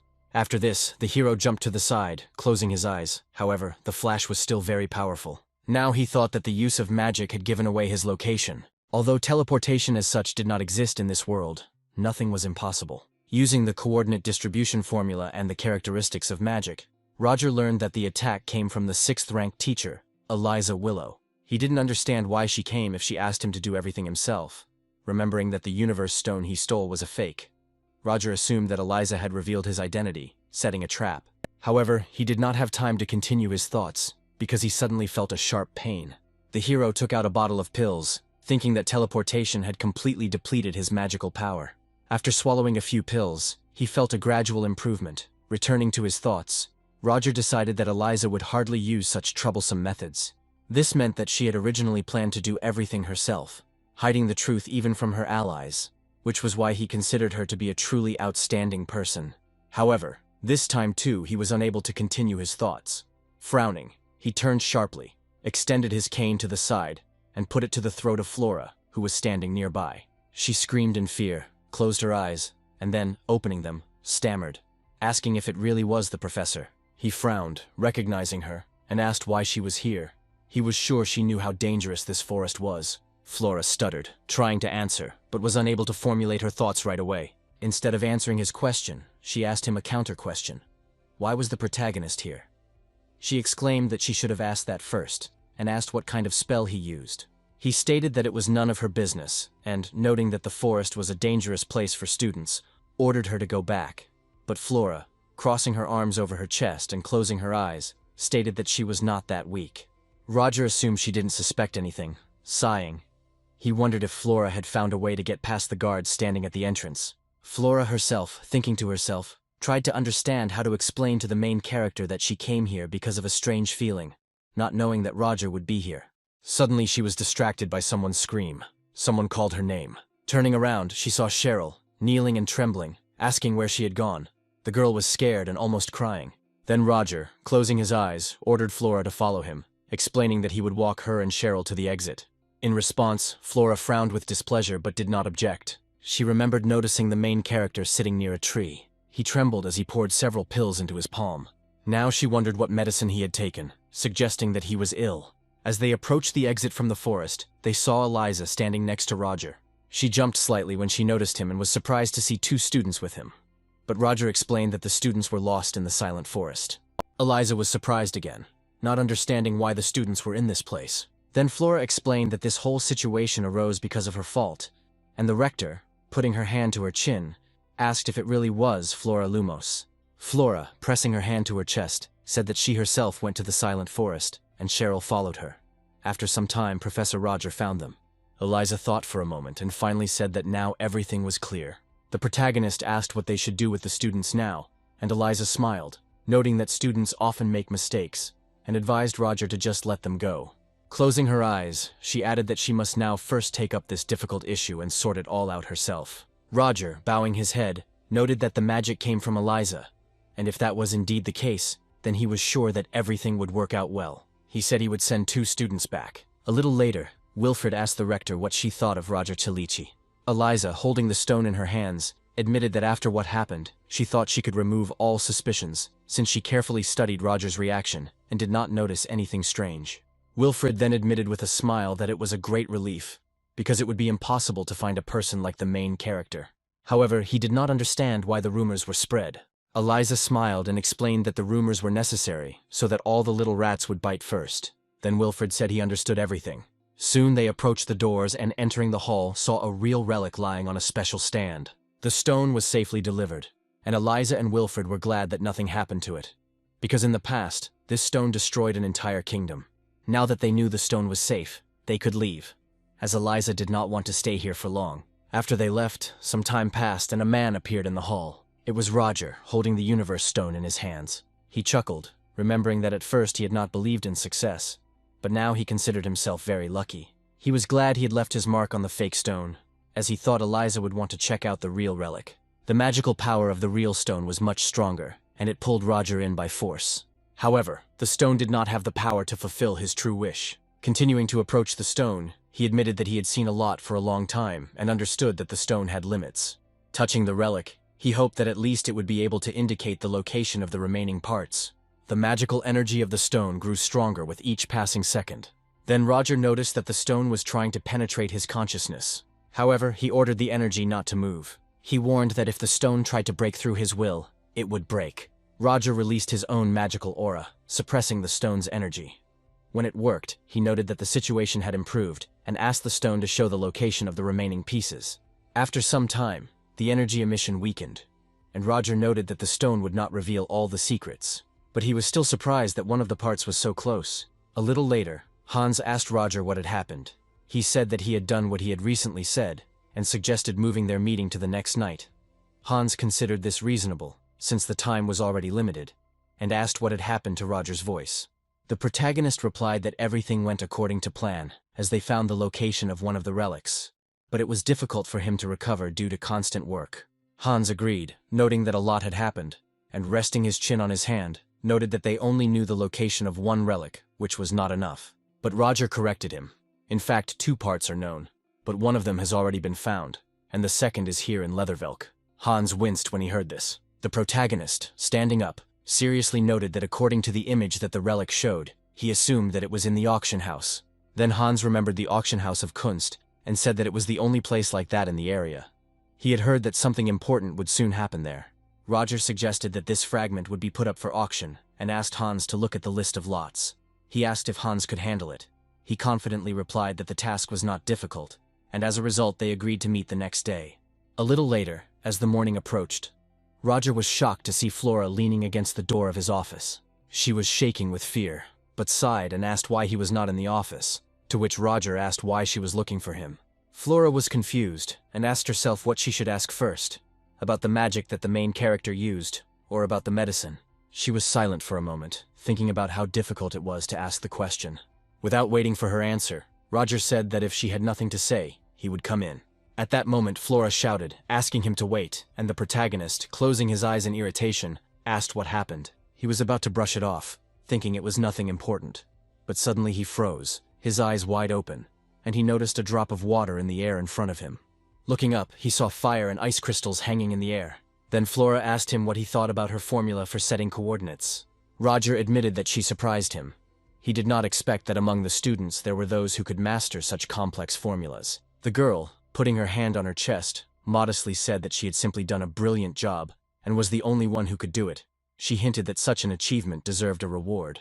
Then Roger thought about it, and agreed that this should indeed be encouraged. He suggested giving Flora a top score and asked her opinion. In response, she noted that for her these were just numbers, not worth her effort, and admitted that she would like to receive something else, equivalent in value to the highest score. Roger looked at her carefully, then opened the door to his office and invited her in. Flora, entering, looked around, realizing that this was her first time here. The protagonist continued on his way, and explained that the research laboratory was located in this part of the building. Flora screamed in surprise and, together with Roger, went into the other room. Seeing the inscriptions on the panels, she tried to understand what exactly the research was being conducted on. The drawings seemed unfamiliar to her, and she assumed that these were not just ornaments. Roger admitted that he didn't expect Flora to cope with this, and even began to think about a worthy reward. He explained that, as far as she knew, setting coordinates was a mathematical formula that served as the principle for mana control in a single coordinate, and the formula she used served as its basis. Flora assumed that she had simply copied what she had seen. but now she understood how it worked. Roger then promised to show her something else if she could recognize and repeat it. Taking his wand, he waved it, releasing magical energy. At that moment, Flora froze in shock. She asked herself what this phenomenon was. She looked at the figure that appeared in the air and felt like her head was splitting. An incomprehensible sensation came over her, and she put her hand on her chest, opening her eyes and mouth wide. After some time, Flora opened her eyes, stood up and screamed. Roger, hearing this, asked if she had regained consciousness.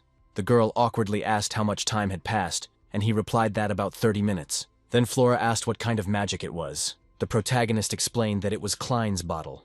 He had seen something similar once, and decided to repeat it just for the sake of an experiment. Flora winced, not believing that Roger had actually created this for the sake of an experiment, and suggested that they stop talking about it. Then Roger asked how her eyes and nose were. Flora, confused, did not understand why he was asking this, but he looked at her seriously. He said that she was able to sense all the features of the manifested magic. The girl shuddered, opening her eyes wide. Roger remembered how she had once seen his formula. Her pupils had dilated and her fingers had trembled. She had perceived the formula differently than ordinary people, and he realized that that magic had shocked her. Flora asked if he was interested in her peculiarity, but the main character admitted that he was not interested in this at all. He stated that he was not interested in abilities, but warned that other mages might think differently. He advised her not to get caught with it. Then Roger, noticing that it was getting dark, said it was time for her to go. Flora stood up and walked out of the office, wondering how the protagonist could remain so calm, knowing about her abilities. She assumed that he had probably met people with similar gifts before. That same night, after leaving the academy, Roger met Hans, who was leaning on a car. He admitted that he was still not used to Hans's stylish appearance. Then the main character confirmed that he was going to go there too. Hans said that he received this car from the best representatives of society. Then their conversation smoothly turned to the decision to go there together. A little later, they found themselves at a huge building, near which a large crowd had gathered. Lights were coming from the windows, and music was playing in the street. Walking through the hall, Roger noted that it was too bright and noisy. Hans noted that it was still a popular place, and asked if it was worse here than in some dirty back alley.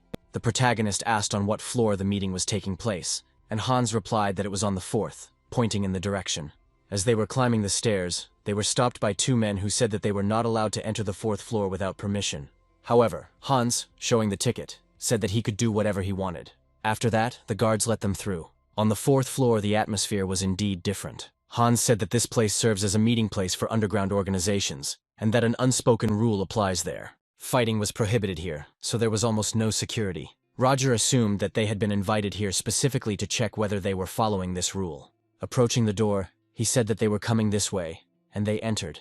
Inside there were several people sitting at a round table. The woman sitting there then turned to James Moriarty, confident that he would not lie in such a place. She thought that he had disappeared after an unsuccessful attempt to start a war in the kingdom of Delica. Then Violetta, the Black Rose, asked him why he came here and if he was going to correct his mistakes. Violetta's face was hidden by a veil. Roger, bringing a glass of wine to his lips, calmly replied that he hadn't even thought about it. But Violetta said that she couldn't trust him, adding that a person without evil intentions would not destroy the Scarlet Group immediately after appearing here. Roger explained that he simply wanted to get rid of the worthless people who constantly loomed before his eyes. Then Pinion Kirukus, with his arms crossed and an unfriendly expression, interrupted the conversation so as not to get into personal matters, and asked what he wanted. It was not for nothing that he had accepted their invitation.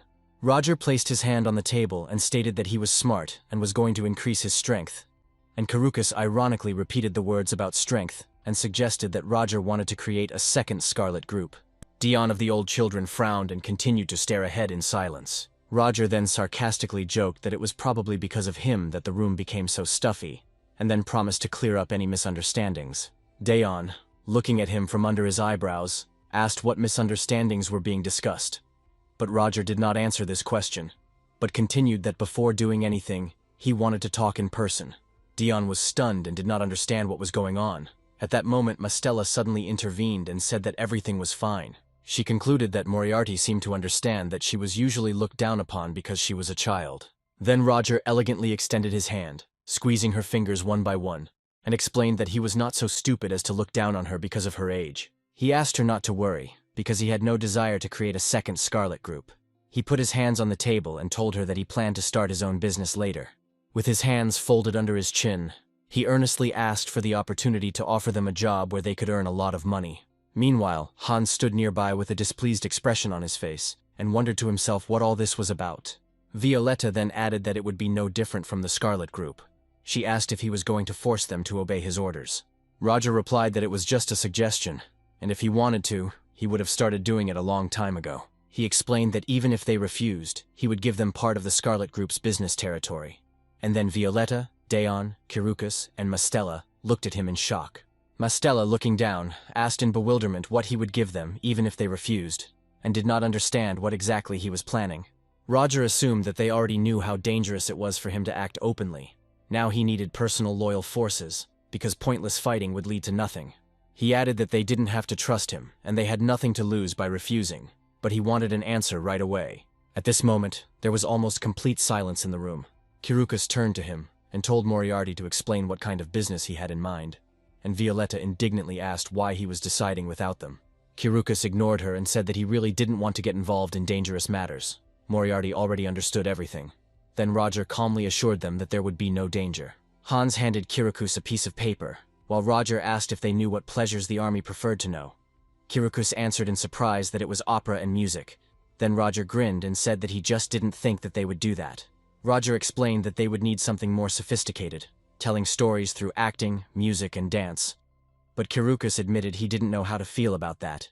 Then he added with a grin that he seemed to see a future in this, and let them do it then. And Roger said that he was looking forward to working with the leader Pinion. Violet admitted that it was interesting. She asked Moriarty what he ultimately wanted to achieve, and Roger explained that he wanted change. This area was forgotten, despite its developed industry and forges. Only gray skies and a gloomy future reigned here.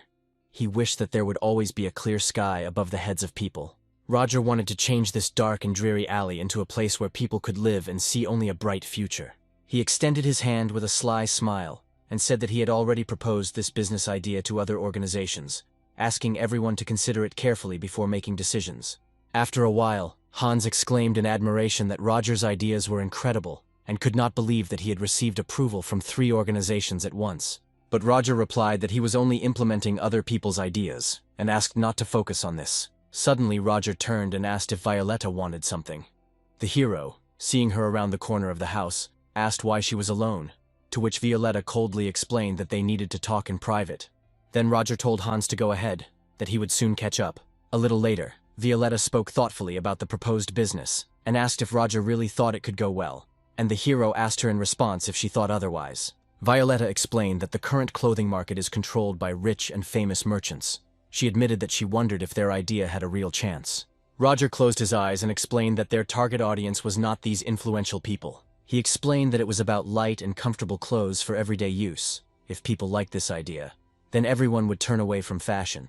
Then Violetta stamped her foot and objected that it would be impossible to avoid attempts to interfere with them anyway. But Roger replied that she must overcome her fears, because it was impossible to hide forever. He assured her that she no longer had to worry about protecting her sisters.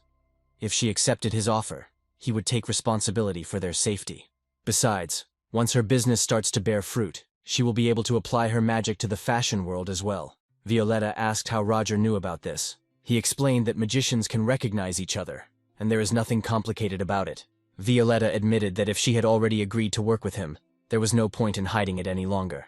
Removing her veil, she revealed a dark spot under her eye that looked like a bruise. Roger realized that it was a burn caused by magic, and the girl confirmed this, saying that the burn was the work of a magician who considered Violetta his property. Since she noticed the injury too late, even the best healers from the Apostles of Lumensis were powerless. Violetta noted that. Violetta revealed her ugly secret to him, covering her face with black cloth again. But Roger suddenly grabbed her wrist and asked her to wait. He put his hand on her face, asking her to trust him and show him the secret. Violetta, stunned by his trust, looked at him. In turn, Roger decided that it would be fair for him to reveal his secret too. Violetta, perplexed, asked what was going on. Then Roger put his finger to the burn, and immediately a flash of magic illuminated the site of the injury. Violetta continued to ask in amazement what was happening, and when Roger removed his hand, the burn was no longer visible. He invited Violetta to look at her reflection.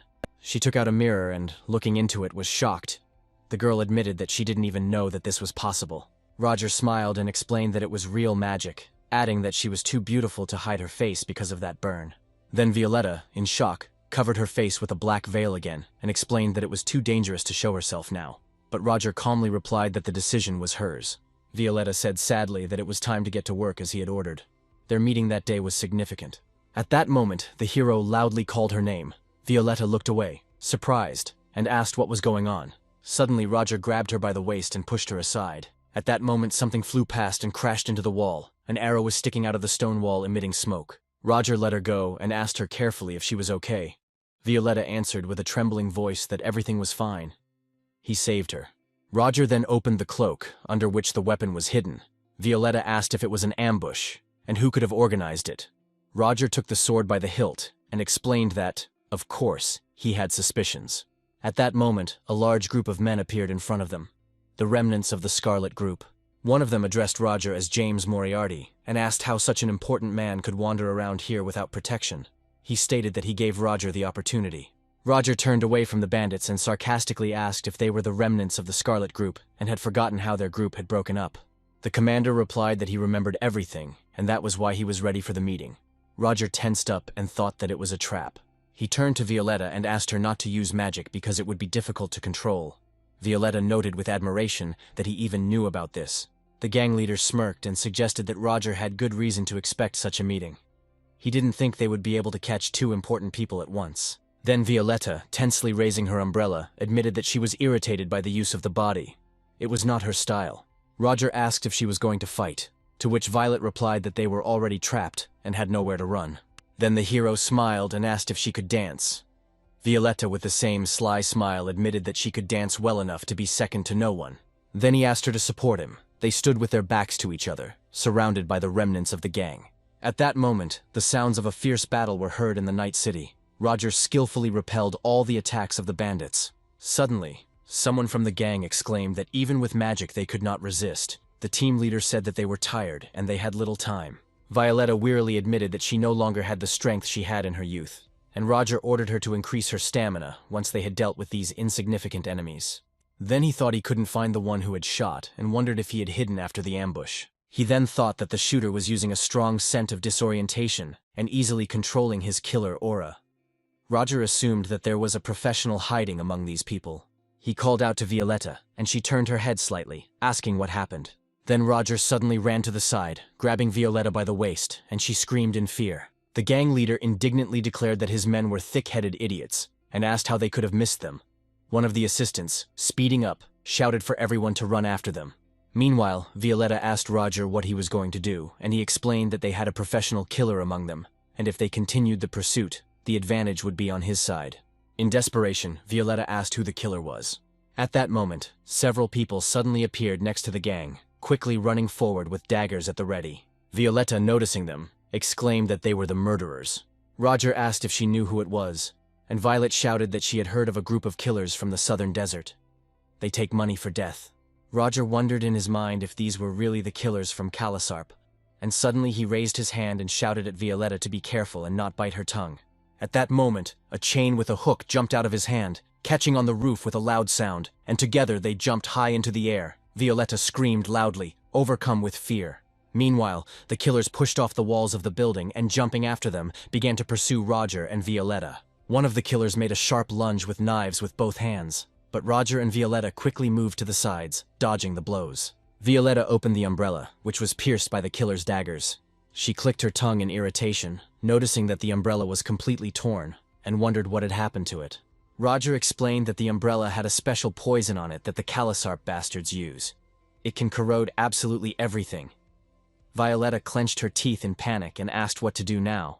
Roger replied that they either had to wait until the killers ran out of throwing knives or get out of there as quickly as possible. Violetta replied that she liked the second option better, and Roger agreed, saying that then she would have to hold on tight. He picked her up in his arms and jumped from the roof. The killer froze in place, not expecting such a turn of events. Then Roger pushed off the roof again, and soon they were flying down. The murderers, standing in confusion, silently looked at each other. Then they too pushed off from the rooftops and continued the chase. Suddenly, one of the killers heard someone's voice shouting at him to wait. Violetta, indignant, asked if he had left her here and where he had gone, calling him a coward and saying that she had not thought that he was such a person. The killer, holding the knives in his hands, mentally wondered if she was left alone, if the man had run away, although he doubted that he could have left her. He assumed that it was a trap and Violetta was used as bait. The killer was peeking around the corner, clearly thinking that Moriarty was hiding somewhere nearby. With a sudden, sharp movement, he swung, thinking that the girl was caught. He threw the daggers, but hit a wooden column, and Violetta's figure dissipated. The killer froze in shock. At that moment, Roger suddenly appeared behind the killer and pierced his body with a sword. The killer coughed, turned away weakly, and asked in a trembling voice how he had done it. Roger replied that it was simply a feature of his magic. He used the scent of dissipating energy quite carefully. Roger then pulled the sword out of the killer's body, and blood sprayed everywhere. He wondered if it was the remnants of the mana he used to transmit the sound. Meanwhile, Violetta stood in front of him, leaning on an umbrella. Suddenly she shouted, warning him to wait. Someone was upstairs. Roger turned his head and noticed the second killer approaching him. He let go of the chain Roger was using, and the hook on the chain caught on the blade of the sword. The killer dropped his weapon and quickly approached, hissing through his mask that he was ready to kill Roger. The hero was stunned, but with a sharp and confident movement he pulled out the second sword from behind his back. The killer's eyes widened in shock and he asked if he had hidden another weapon. Roger then plunged his blade into the assassin, who flew back several meters, landing on his knee. He then fell face down, cursing loudly before dying. Roger looked back and said that he had acted honorably, but at the most important moment he had lost his vigilance. Suddenly a voice was heard saying that the sound was coming from here. Another voice, more irritated, shouted at them to catch up with the fugitives, otherwise they would meet their end. Roger and Violetta turned towards the sounds.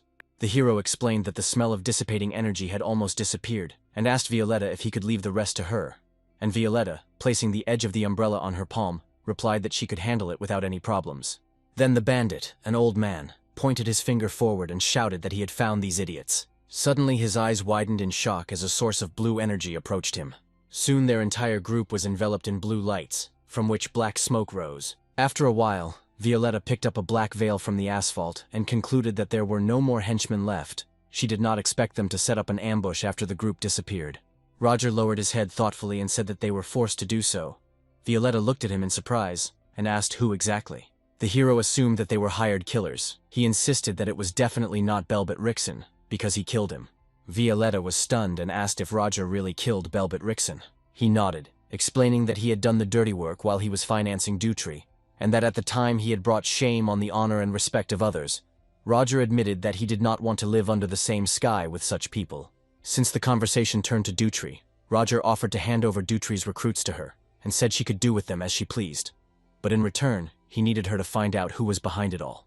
Roger was about to ask her to take care of the matter, but Violetta, narrowing her eyes, objected that she was currently busy with business. Roger then asked if she could handle both at the same time, and Violetta sighed wearily, admitting that he knew how to hurt her pride. She put on her black veil again and said she would do it, even better than he expected. Roger looked pleased and said that it was great and wished her luck. Then they began to disperse in different directions. A short time later, someone's indignant cry was heard from behind the doors of the house, demanding that the assistant come quickly. In response, he was asked no less indignantly why he was her assistant. There, Sheridan Ionfid, a dwarf girl, developer and colleague of Roger, stood over Hans, holding him close in her arms. Roger asked why it was so noisy in here, and Sheridan addressed him with respect. Hans extended his trembling hand forward, and turning to Roger, asked him for help. But Roger, without showing any emotion, remarked that the two of them were having a lot of fun here. He then turned to Sheridan, demanding that she stop making fun of Hans and take a closer look at what he had, at which point Sheridan jumped away from Hans, who was lying on the floor. Then she said indignantly that the clamp no longer worked, and Roger, rolling his eyes in displeasure, explained that he had been forced to do it anyway.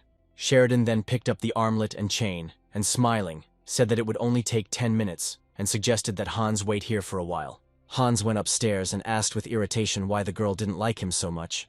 He started rubbing his head in frustration. Roger at that time thought that it was because of his weakness, but out loud he persistently reminded that the girl was older than him, so he should treat her with patience. Hans turned to him in surprise, and looking towards Sheridan, explained that when they first met, he considered her a child, and Roger asked in surprise if he had seen her for the first time in the mines of the kingdom of Delica. The man confirmed this, adding that she was kept there as a slave. Then the hero asked if this could be considered captivity. After a short walk through the mine, they came across Sheridan, who was fiddling with dynamite and gunpowder. Hans winced in fear, rubbed his hand, and asked if they would all die if her bombs exploded. And Roger replied that even the night captain would die if something like that exploded a kilometer underground. Hans immediately remembered that some guys had once bothered him, and Roger explained that he had already finished with them. They were people from the Scarlet faction. There was someone standing behind them, and Roger asked if he could find out who it was. Hans winced and said he was busy with business at the auction. After a while, Roger went to the window of the house, leaned on his hand, and thought that 30 minutes would be enough. He decided that during this time he could rest a little. Looking out the window, he noticed something strange. Several people were running quickly and silently down the street. Roger was surprised by their lightness and speed. He began to wonder what kind of people these could be and what they were doing at such a time. Before he could finish his thought, Tarina raised her eyes and stared intently towards the window. However, she did not notice anything and remained silent. Then Lloyd asked her if something had happened.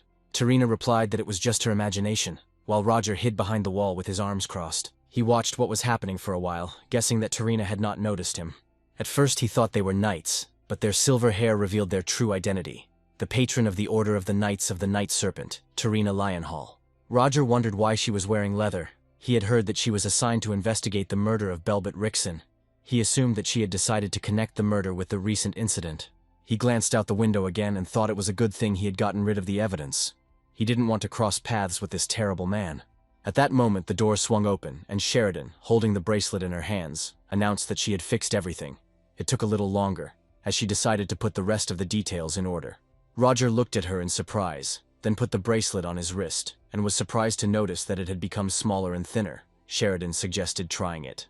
Then Roger suddenly straightened his arm and threw the chain straight into the wall, where it broke through it with a loud sound, leaving cracks. He noted to himself that the bracelet had become much more powerful. Sheridan happily announced that she had made it twice as strong, and that it could now be used against multiple opponents at once. Moreover, she added a new feature. If you make a fist and bend your wrist, a blade will fly out of the bracelet. Roger performed the action in surprise and saw a blade fly out of the bracelet. Sheridan explained that she did it because she remembered his words, and quickly added that the blade would come back if she relaxed her hand. So Roger relaxed his hand, and the blade disappeared back into the bracelet.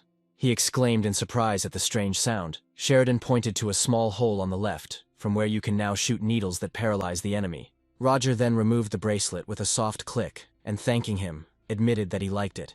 And Sheridan noted that he had excellent taste, adding that her cowardly assistant kept telling her that it was dangerous. She added that this was to be expected from a professor at Theon Academy, and Roger frowned for a moment, thinking that it sounded a little odd, but decided to ignore it. Sheridan suddenly noticed this and complimented him, saying that he looked great in these fashionable clothes. One glance was enough to understand that he was a real gentleman. Roger smiled gratefully and thanked her for her kind words, saying that he would definitely find a good use for the bracelet. Then Sheridan, turning to him in surprise, became indignant, asking if he was going to leave already. To which Roger explained that he wanted to take a short walk, and also decided to voice one request. Meanwhile, Tarina, standing next to the bloody bodies and scattered weapons, explained that she came here because someone had caused a commotion here, but the wounds on the bodies were caused by magic. She asked if there had been some kind of fight between the factions here. Then she looked down carefully, and said that she knew one of the dead. He belonged to the Scarlet Group, and Enya said in surprise that the Scarlet Group had been destroyed a long time ago. Tarina, slightly distracted, noted with amazement that there were 2 more bodies lying on the spot. The woman walked over and took out a knife with a red aura from the first corpse. Tarina brought the knife to her and noticed a sour smell. It was a special poison that Kalsap's killers used. Lloyd, a little confused, asked if she meant the Fathom Dynasty assassin organization, and Enya suggested that perhaps there was a conflict between Kalsapa and the Scarlet Group. However, Tarina sharply objected that this was not the case. She roughly turned the killer's body on its side, and explained that they did not die from poison. Most likely they were on the same side. One of them died from one blow. Then Lloyd looked at the second body, and assumed that this one had also been killed, probably stabbed through the heart from behind. Tarina thoughtfully put her finger to her lips, and suggested that the assassins had probably resorted to close combat, because they thought their opponent was an ordinary mage, and that they had ended up dying because of their own mistake. The one who dealt with the murderers turned out to be a magician who knew how to handle a sword, and it was he who destroyed the Scarlet Group. Lloyd asked her why she thought so. Tarina replied that the disintegrated organization went so far as to hire assassins from the Kalsapa clan, which meant they had a big grudge. She thought about it and guessed that Belbolt's funding had at some point gone to the Scarlet Group, the one that had gotten rid of him and the Scarlet faction itself, as well as the burned-out factory. At this point, Tarina introduced Professor Theon and added that it was he who burned the werewolf to ashes. Suddenly she stood up abruptly and said that they had done all they could here. and it was time for them to leave. Lloyd asked if the investigation was complete, to which Tarina replied that it was not yet. Then Lloyd said that they were not even close to solving the mystery if they continued to act in this manner. But Tarina interrupted him, saying that she had a premonition. There was a place where a clue could be found.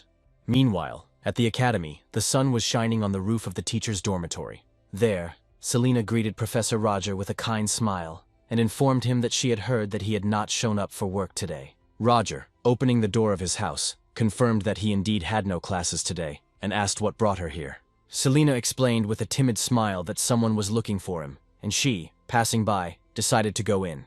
Then Roger asked who exactly was looking for him. Selena replied that it was the knight and the government security officers. Roger's eyes widened in surprise. He looked at her with a worried expression and promised to meet them. Later, Lloyd, while sorting through books on the shelves, suddenly heard a sound and looked ahead in surprise. Soon he greeted the guest, and Roger, pointing to a chair in the center of the office, invited him to sit down. Sev, Lloyd first introduced himself. He was an employee of the State Security Service. Roger offered him tea, but Lloyd, picking up the leaf and slightly crumpling it, politely declined, explaining that he did not eat while working. Roger realized this and asked what brought Lloyd here, to which Lloyd asked if Roger had encountered the werewolf that had recently appeared on the academy grounds. Roger confirmed that he had dealt with him and asked if there had been any problems, and Lloyd smiled widely and said that there had been no problems. He just wanted to hear the details of what had happened. He added that Roger shouldn't worry and should just imagine that he was talking to a friend. Roger agreed and thought that it was not really Tarina Lionhall, although he had already prepared himself to meet her. Since it was not her, there should be no problems. After a long conversation, they shook hands. Lloyd thanked him for his time, and Roger replied that he worked for the government and was happy to help. Opening the door, Lloyd turned and respectfully said that it was an honor to meet him. Roger replied that it was the same for him. Then there was the click of a door closing, and Roger looked with disapproval at the hand that Lloyd had recently shaken. Meanwhile, in the academy park, Lloyd approached Enya and Tarina and asked if they had any leads. But Tarina replied that they hadn't found anything worthwhile yet. She closed her eyes, took a deep breath, and admitted that they had even issued an investigation order. But there was still no useful information. Tarina then asked if he had followed her instructions exactly, and Lloyd confirmed that he had done everything as he was told. Tarina, looking at him with a menacing expression, noted that he had devoted a lot of time to training. Lloyd explained that even though he was wearing gloves when he shook Roger's hands, the touch felt special. This hand belonged to an ordinary magician who had never used a knife. Tarina looked down, stunned by what she heard. Enya asked anxiously if he had made a mistake, but Lloyd firmly replied that he had not. And Tarina said that the hand of an ordinary mage was not at all what she had expected. She thought she had finally found a clue, although it was all turning into a mystery again. Tarina turned and reported that without any leads the investigation was considered closed. She turned to Enya and said that she would stay here to report anything suspicious. Tarina suggested that perhaps they should check everything in person before leaving, but then noted with irritation that it was impossible to do so. It was one of the conditions. At that moment, someone suddenly called out cheerfully to Tarina. It was Eliza, who waved her hand in greeting and exclaimed that they hadn't seen each other for a long time. Lloyd, dumbfounded, tried to understand what Rector Eliza Willow was doing here, and Enya, with the same surprised look, wondered if they knew each other. Tarina asked Eliza why she was there. She ran up to her and indignantly replied that she didn't understand what they were talking about, because she could have at least greeted her friend. Tarina then frowned and said that Eliza was being too friendly. Considering that she had previously prevented her from meeting Professor Roger, she suggested that Eliza stop pretending. With a slightly embarrassed smile, Eliza asked her not to offend their useful newcomer, because she loved him very much, and at the same time she asked how she could leave him alone with Tarina. Tarina responded by asking if Eliza thought she was the type of person who was constantly breaking others, and Eliza grinned and countered by asking if that wasn't the case. Suddenly Tarina turned sharply and warned that she was leaving, and then turned to the rector that she could see her out, Eliza. She tried to call Tarina by name, but she did not listen to her. At this time, at the academy, Roger watched them through the window. He thought about the fact that he did not know what kind of relationship the rector and the patroness had, but thanks to her, he managed to avoid meeting this crazy woman. Roger began to think that Lloyd was one of those people he couldn't let his guard down around, but his actions seemed clear enough and gave clues to the mystery. First he looked at the dust on the shelves. Then he noted that Lloyd himself looked clean and well-groomed. He decided that Lloyd was probably a germaphobe. If a person of this type offered to shake his hand without gloves, it means he wants to know something important. Roger remembered putting on an artificial glove that was as close to human skin as possible, asking Sheridan to make it just in case. He was sure it was worth it. He thought the attempt was good, but he was much better prepared, so he decided to relax and focus on preparing for the upcoming test. A week later, Saidina said that the others had been acting very cautious lately, and she assumed that the reason for this was the recent meeting between Tarina's patron and the academy. Roger asked what she meant, and Saidina explained that people were trying to avoid contact with each other, and now all personal meetings took place outside the academy. Roger then asked if there was anything else unusual. Saidina hesitated and said that if we were to talk about this, then 2 days ago the police detained 3 people from the Third Order. Roger, stunned, asked again if they were really talking about the Third Order. Saidina confirmed this, noting that it did not deserve special attention, and therefore she did not tell him earlier. Then Roger stated that these people were very stupid if the police managed to catch them. The girl then added that many are talking about the involvement of academy students in these events. Saidina clarified that among those detained were 2 young men and 1 girl from his class. Roger suggested that it could be Aiden, Leo, and Tracy, and Saidina confirmed this. Roger then asked how they managed to catch someone outside the city, and Saidina suggested that they were on assignments at the time. Roger asked about the assignments in surprise. The girl explained that the lower grade students have a board with assignments that they complete to pay for their education. The 3 of them are not from wealthy families. Roger looked away thoughtfully and admitted that even if that was the case, for these guys to catch people from the Third Order was beyond his expectations. Then Saidina asked Roger what she should do with the people from the Order. Then the hero pointed his pen at her and firmly said that she should leave them. He did not need those who could be defeated by simple students. Saidina exclaimed that she understood him, and, with excitement in her voice, confirmed that he was right. And then Roger asked if there was anything else. Saidina replied that there was nothing more except an agreement to remain in place for now and do nothing. The hero replied that this was good, put on a dark cloak and moving, said that it was time for them to go. After some time, Roger announced that the first stage of the tests would begin today. He was sure that the students had prepared thoroughly. As Roger began writing letters on the board, he reminded them that he would be teaching the source code formula, but only to those who placed first 5 on the test. Of course, he wasn't going to reveal the formula in its entirety right away. Roger added that he would divide the formula into 4 stages and teach one at each test. He also warned that if he found out about the cheating, the participants would have to pay dearly. Roger then raised his hand and began to summon a glowing energy source that turned into a vortex. He announced that the test was beginning. After some time, the clock struck exactly 1 o'clock, and Roger announced that the test was complete. Leo admitted with disappointment that he had already understood everything, even when Roger allowed him to use notes, and the student next to him noted that everything was so difficult that cheat sheets were almost useless. Renee meanwhile began to descend into the center of the hall when Ellendale suddenly called her name. However, she caught up with Roger in the corridor where he was about to leave and called him. Roger turned around and asked in surprise if she had any questions about the test. Then Renee handed him the book and explained that there were no questions, since she had already finished reading the book he had once given her and would very much like to return it. But Roger looked at her coldly and said that there was no need to return the book. This left Renee amazed, and he explained that the book would still be needed in the future. The professor then added that the other edition of the book he had given her was much more important. He asked to consider this a tribute to the previous owner, so the book can be left, because only in her hands will it reveal its full potential. Renee, stunned and grateful, watched the professor walk away, at which point Ellendale came up behind her and called her name. Renee was surprised to hear her name, and the princess, taking steps towards her, asked what happened and why she ran away so quickly. Then Renee replied that nothing had happened and tried to change the subject. Asking with an awkward smile how the test had gone, she said that it had not been difficult at all, not as she had imagined it to be. Renee noticed the change in her friend's mood and assumed that she was probably very tired and could not concentrate, because this happens to everyone, and there is no need to worry about it. Meanwhile, Eliza, looking at the written works, said that no matter how many times she looked at them, she still could not stop being surprised. She could not imagine that Professor Roger could come up with such questions.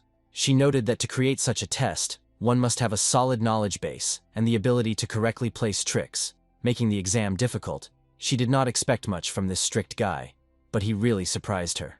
At this point, Wilfred wondered how she would compare him to Professor Chris Benamor, since they were both incarnation teachers, and he was sure that their test sections were similar. Eliza waved her hand in irritation and reproach, noting that it would be cruel to compare them. She explained that Professor Chris asked difficult questions only to show off his knowledge. She was sure he had already seen this test, and she would be interested to know what expression he had on his face now. Meanwhile, Chris, tensely clutching the sheets of paper in his hands, looked gloomy. Then he crumpled the test in disappointment and threw it with all his might towards the door, cursing loudly. He wondered why the rector had suddenly appeared now, and he wondered if he should pay attention to the questions from Professor Rogers' exam. Chris remembered how Eliza had smiled and handed him the test, reminding him that he was also in charge of the manifestation section. She hoped that it would help him when writing the next exam. Chris narrowed his eyes nervously. The thought of being compared to some fallen aristocrat stunned him. He angrily slammed his fist on the table, in his thoughts, addressing Roger Chalici. He called what was happening a real disgrace, and decided to take revenge. Meanwhile, Renee was walking through the park, thinking that now she was prepared for the next exams. She wanted to have a quiet lunch. She continued to wonder why Ellendale had come back right away. She was probably upset about the test and really hoping to improve her results. Suddenly, a student stopped in front of her, interrupting his conversation with his comrades. The student noted with a sly smile that in front of them was that same proud and noble commoner. When he approached Renee, she demanded that he move away, to which the guy became indignant and asked her to repeat what she mumbled. The girl replied that he was being insolent because she had rejected him, and that since she had refused him, he should be ashamed. Then he frowned, insultingly calling her a pathetic commoner, and demanded that she know her place. Without warning, he grabbed her wrist and pulled her forcefully, ordering her to follow him. Renee cried out, asking what he was doing and demanding that he let her go. Then the student roughly threw her onto the grass, and she fell with a scream, dropping her lunch. Then he asked Renee if she dared to look him in the eyes again. Pulling out his wand, he declared that this was why he had to educate the commoners. At that moment, Freuden appeared behind them and sternly asked the student what he was doing. The whole company turned to him in horror and chanted his name in unison, Freuden Volberg. Renee, amazed, thought to herself that this was indeed Freuden, who was rumored to be cruel and merciless towards commoners. She wondered why he had come here. Then the student pointed at Renee and explained that he was simply raising an impudent simpleton, because he was noble. Freuden then asked with disdain whether this meant that the student was making fun of the girl, and he fearfully objected that this was not so, and declared that she dared to look down on a nobleman. Freuden calmly ordered the student to be quiet, after which he fell to the ground screaming. The boy looked at him darkly and said that he was a useless nobody who had tarnished the name of a nobleman. He asked how much longer he would have to endure scum who had nothing better to do. He asked if he was angry now that he had scolded him, but the student, afraid, hastened to assure him that of course not. The rest of his company were watching what was happening with equal confusion and fear. Freuden then ordered the student to leave, stating that he would not repeat it. Renee rose carefully from the ground and thanked Freuden for his help. He looked at her in surprise. Then Freuden turned away abruptly, replying that it was nothing special, and looking towards where the food was, asked if it was her lunch, suggesting that she would hardly be able to eat it now. Renee enthusiastically assured her that everything was fine, and that she would simply clean the dirt off the food. Freuden asked if she would eat anything that had touched the ground, and if she didn't mind, offered to treat her to his food. After some time, Renee found herself in a clearing, and was surprised to ask what this place was, since she had never noticed it before. Freuden explained that this was his personal space. He sat down on a blanket under a tree, and, opening the food, explained that if she kept it a secret from the other students, she could come here whenever she wanted. Renee assured him that she would not tell anyone about it. She glanced at Freuden's food. She was shocked and couldn't believe that it was actually his lunch. Freuden explained that he got carried away and cooked too much. He then advised her to try his food, and Renee thanked him and took the first bite, expressing admiration for the taste. As she chewed her next piece, it occurred to her that many had spoken of his hatred of the common people, but he gave no such impression at all. The girl concluded that the rumors could not be trusted and sat down next to Freuden. Sometime later, in the Academy Park, Selina turned to the side, called out to Professor Roger in surprise, and asked if his exams were over. Roger approached her and replied that he was already going to check the results. He asked if she would have a practical exam, to which she confirmed, explaining that practical tasks were more useful for summoners. The professor asked if he wanted to observe the exam, and the hero hesitantly agreed. Then Selina pressed her hands to her chest with a pleading look. Roger assumed that she was nervous about her first exam. After some time, she explained to the students sitting on the grass that, as she had already said, during the exam, they would communicate with spirits, using their magical power to connect and befriend them. A light flared between her palms, which she connected, explaining that she would demonstrate the process to them first. On one side next to her, a blue light appeared, and on the other a red one. All the nature around seemed to come to life and began to sparkle. Selina extended her index finger towards the blue light and winked cheerfully, greeting the spirit, who changed color. The students exclaimed in amazement. One of them said that this was the real power of spirits. Professor Selena smiled and asked if everyone had seen it. She assured them that it would be no problem if they followed her example and gave the command to begin the classes. All the students began to create bright flashes, and some were already playing with the spirits. Selena then approached Professor Roger and asked if he wanted to try, assuring him that it would be easy. But Roger refused, thanking him and explaining that the spirits did not like him. But Selena, with a kind smile, said that this was impossible, because the spirits were very kind. She looked at the spirit in her palm and said that he just had to look at it. But the spirit in her hands began to turn pale and tremble. Selena let out a surprised breath and thought that the spirits were trembling, even other spirits. She wondered to herself if they were suitable for the professor. Then the hero dryly said that he warned her. He remembered his mother's words that he had the qualities of a shaman.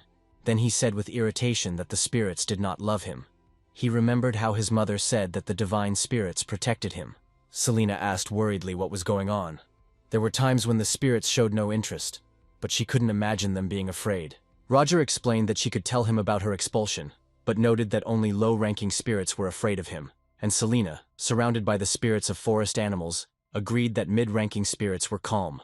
She immediately added with enthusiasm, looking at the professor, that it would still be great if he could also get closer to the spirits.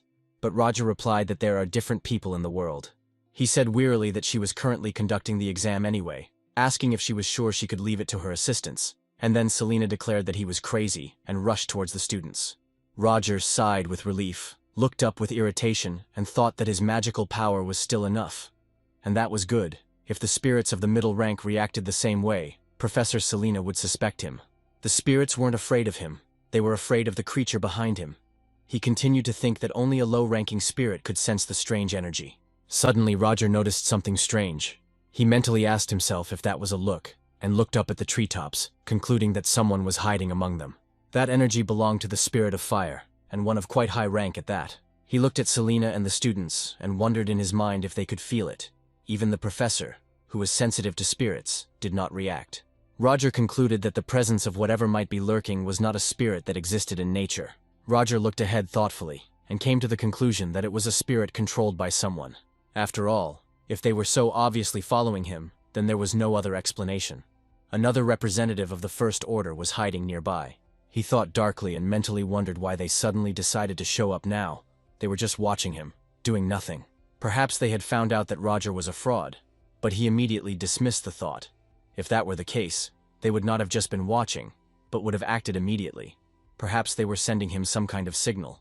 Then Roger moved his clothes slightly, and admitted with difficulty to himself that he was hot. He looked at the light shining through the leaves, and noticed that the temperature had indeed risen. He assumed it was their reaction to his words. Then he began to move away from the group of students and Selena. Finding a place where there was no one, Roger wondered what they would do next. Even if they didn't react, at least he would know who he was dealing with, and he wasn't going to miss that opportunity. Suddenly a flame appeared in front of him, and began to draw various symbols in the air. Roger wondered if this was a letter. It said that someone would be waiting for him this evening, after classes, right at this place. Later, after classes, when it was already getting dark, the hero stood in the depths of a dark forest. Suddenly a voice rang out, full of surprise that Roger had arrived even earlier than expected, and a flame of pink and black color appeared before him. It was a spirit.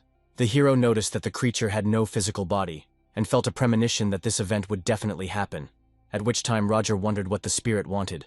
Flame got straight to the point and noted how cold he always was, but still needed his help. Roger asked again if it really needed his help, and then the spirit explained that he was going to create chaos because his role is destruction, but those magicians extinguished the fires that he caused. Then the hero asked if he really wanted him to help him play with fire, and he realized to himself that they were preparing a terrorist attack. Then the spirit said that he did not want to do anything like that, but he realized that his subordinates from the Second Order had disappeared. Unlike other members of the First Order, Roger does not work with anyone else, and due to Roger's ability to hide his identity and help her, there should be no problems. He added that, of course, he was not asking for help for free and was promising a reward. The spirit hinted that it was a mutual contract. Then Roger asked between whom exactly. The spirit replied that the contract would be between John Doe and Esmeralda. Roger, stunned, repeated the name, and mentally came to the conclusion that this was clearly not a real name, but a code name, like his own. Then Esmeralda asked if he agreed to the proposal, but Roger firmly refused. He explained that in the current circumstances he could not help in any way. The spirit asked if he was sure about his refusal, and added that he should not think that he was simply being lazy. But Roger explained that normally he would have agreed. But now the situation was different. The rector still suspected him, and he could not afford to make rash decisions. At this point, Esmeralda fell silent thoughtfully. Then Roger calmly said that if that was all, then he was leaving, since he had received enough information. But the spirit called out to him, asking him to wait. She confessed that she had recently learned interesting information. She said she heard he had a subordinate. Even someone like the great John Doe, who can do anything, has a subordinate. Esmeralda filled the space with her powerful aura and emphasized that this was strange, considering that John Doe was hiding his plans from these people. Her tentacles began to wrap around Roger's shoulders. He was silent for a moment, and then coldly noted that she spoke as if she knew him well. He noted with mockery that for someone who had come for help, she was not only jumping to conclusions, but also suspicious of him. Roger stated that just because he had infiltrated the order and had not distinguished himself in any way, she dared to look down on him. Then Esmeralda asked why he was acting so strangely.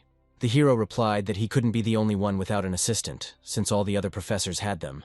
He decided that it was better to choose someone from the organization itself and did not try to explain anymore. Esmeralda stood silently, watching him thoughtfully. Then her tentacles began to spread across his back. She immediately tried to justify herself by saying that she was just joking and asked if he was taking it too seriously. Roger turned to her and replied that he didn't care whether she suspected him or not. He wouldn't pick on her this time, but she shouldn't even think about doubting his loyalty to the Zero Order. Coming closer, he sternly warned that if something like this happened again, one of them would pay for it. Esmeralda immediately removed her tentacles and agreed, asking him to forgive her, since she had nothing more to say. After that, she slowly disappeared into thin air. Later, standing in the forest, Roger tiredly covered his forehead with his hand and thought that this could have ended badly. He looked ahead with irritation and noted with relief that it was a good thing he had studied how John Doe operated. Otherwise, he would have died on the spot. He decided that he needed to think it over carefully. The voice behind the flames belonged to a young woman. If she was an elementalist who could control high-ranking fire spirits, then the first suspects would be the elementalist professors. Also, one must not forget about the students who can control the spirits of fire. He remembered that Leathervelk was organizing a reception for new professors, at which all the sponsors of the order and teachers were supposed to be present. Roger thought that if she really was a professor, she would definitely be at this event. He decided that this would be his chance. After a short time, Roger began to approach the academy. Someone was watching him from the window, and suddenly the light came on there. It was a woman in a dark cloak, holding a candle in her hands. She thought that he was so absorbed in his work that he seemed not to notice what was happening around him. But apparently she worried in vain, since Roger felt no fear of her flame. Perhaps it was stronger than she expected. Esmeralda turned around, tapped her heel, and thought with annoyance that all her efforts had been in vain. Then she remembered that an important event was about to take place and expressed her displeasure. However, she decided that the main focus would be on someone else, not her. The next day, Renee walked through the forest, holding her lunch in her hands. She did not expect to be able to have lunch with Freuden again. Mentally, she assumed that he probably did not have bad intentions. Since childhood, Renee has been able to sense who among those around her harbors evil or unkind intentions. The only people who didn't harbor any evil in themselves were Elendel and Freuden, as well as Professor Roger. However, Renee quickly pushed that thought away, believing that Professor Roger most likely did not have good intentions towards her. There was probably a lot of sadness or guilt behind it. At that moment, someone greeted her. It was Henry, who asked if she was a first-year student. He waved his hand in a friendly manner and introduced himself, explaining that he was a friend of Frieden's. He asked if she had seen Freuden recently, showing interest in what he had been doing lately. Henry explained that he had his own methods, and that he was simply curious, since he had seen Freuden in the company of a commoner. Although Renee knew that Henry had no ill intentions towards her, she still felt that he was quite dangerous. Then Henry thoughtfully touched his chin and asked if Freuden had done something wrong, adding with a smile that she shouldn't be so afraid of him. He suddenly remembered something, raised his index finger, and suggested that as a way to settle the relationship, they let him help. He said he had a part-time job that paid well and was relatively safe, and suggested that Renee knew that Theon's students were mostly commoners without much money. Then Renee asked why he was telling her all this, since they had just met. Henry replied that he was simply surprised that Freuden was spending time with a commoner like her. A little annoyed, Renee asked if it was really that surprising, since she just thought Freuden was a good person. Suddenly, Henry burst out laughing, asking if she really thought Freuden was a good man, and Renee asked in amazement why he was laughing at that. Henry replied sarcastically that of course Freuden was a really good man, and added that he had not laughed so sincerely for a long time.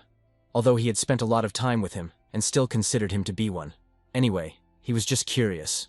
Watching them together, he said that after Renee knew all the details, she would be able to decide for herself whether to accept his offer. Then Henry asked her with a friendly smile what she thought about it. Meanwhile, the story moves to a large building from which loud music was heard. The hall was filled with people in smart suits, chatting and dancing to the music. Among them were Selena, Chris, Braino, and Matilda, and the guests assumed that all the main characters of the evening had already gathered. One man said he heard that all the new professors had good skills. Suddenly, loud footsteps and anxious sighs were heard from those around, and a man with a glass in his hand said that it must have been because of Roger Chilichi's arrival.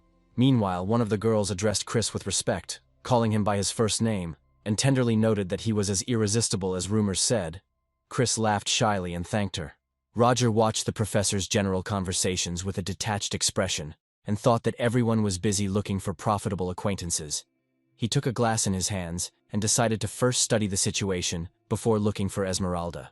At that moment, Count Deckers approached him and greeted him politely. But Roger, narrowing his eyes with a displeased expression, said that he was not in the mood for talking now. Realizing the situation, Deckers apologized and promised not to waste his time. Roger then raised his glass, thinking that since he had attacked the Count, the others would probably not intervene.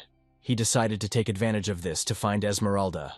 Suddenly someone turned to Professor Selena, noticing that they were not so well acquainted.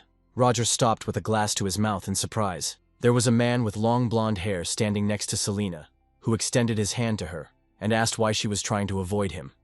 But Selena laughed excitedly, and explained that it was not so.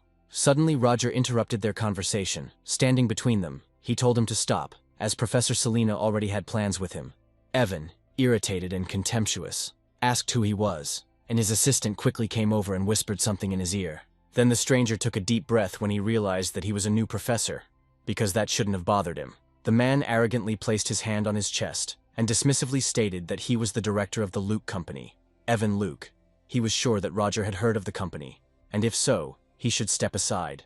Roger suddenly looked down in surprise, noticing Selena holding his clothes with a trembling hand. He remained silent, and then asked if he had said that he had plans with her. Then Evan pointed his finger at Roger's chest and became indignant, asking if he dared to joke with him. Roger grabbed his wrist sharply, and Evan stuttered in fear. Then the hero threateningly made it clear to him that if he spoke to him in such a tone, he would answer in the same way. He asked with displeasure if Evan really thought Roger would leave him alone. Then Roger asked if Evan was going to continue bragging about his position as the director of Luke Company. Evan screamed in panic, asking to be let go, and was afraid of losing his job. Excited surprise flashed through his head. He did not understand where he got so much strength from.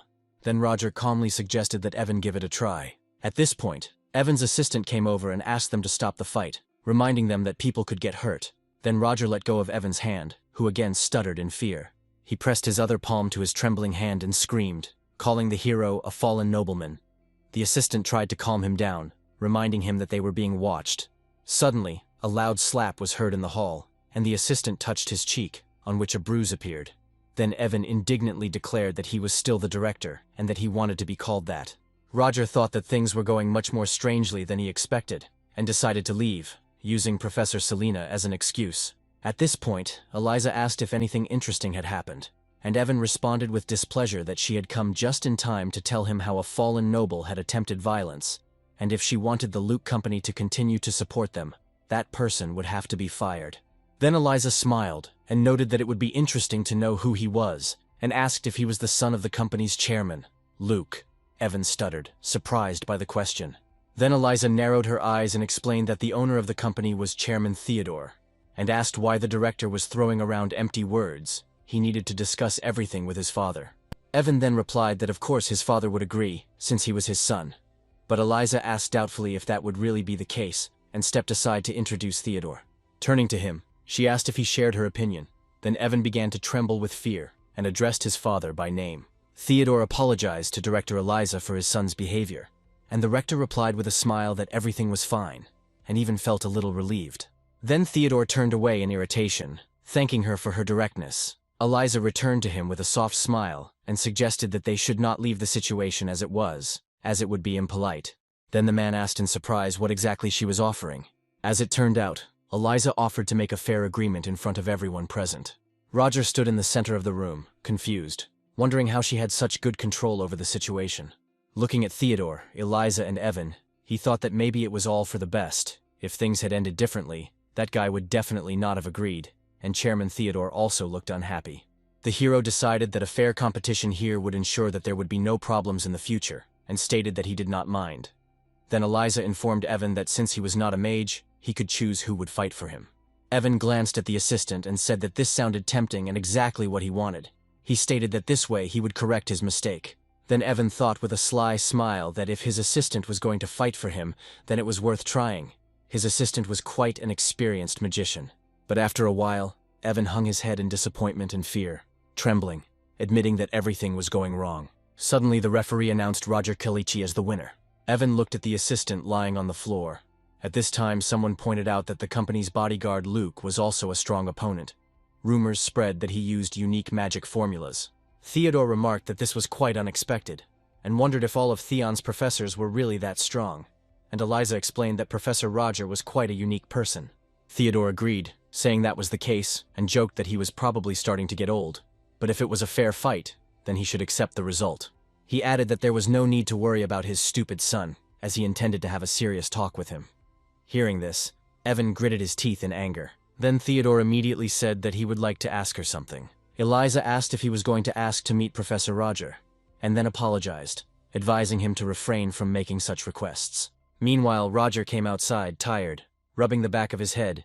He thought that everything was finally over, and now he could focus on his goal. At that moment, Selena ran out after him and called him.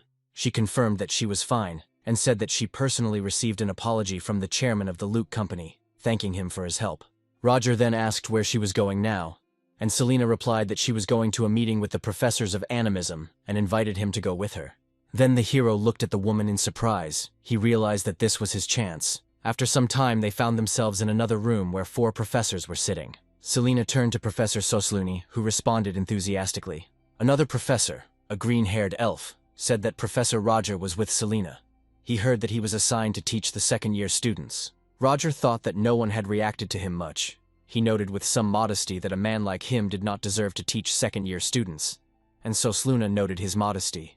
The meeting continued for some time, and afterwards Roger quietly cursed what was happening. It seemed that it was all useless.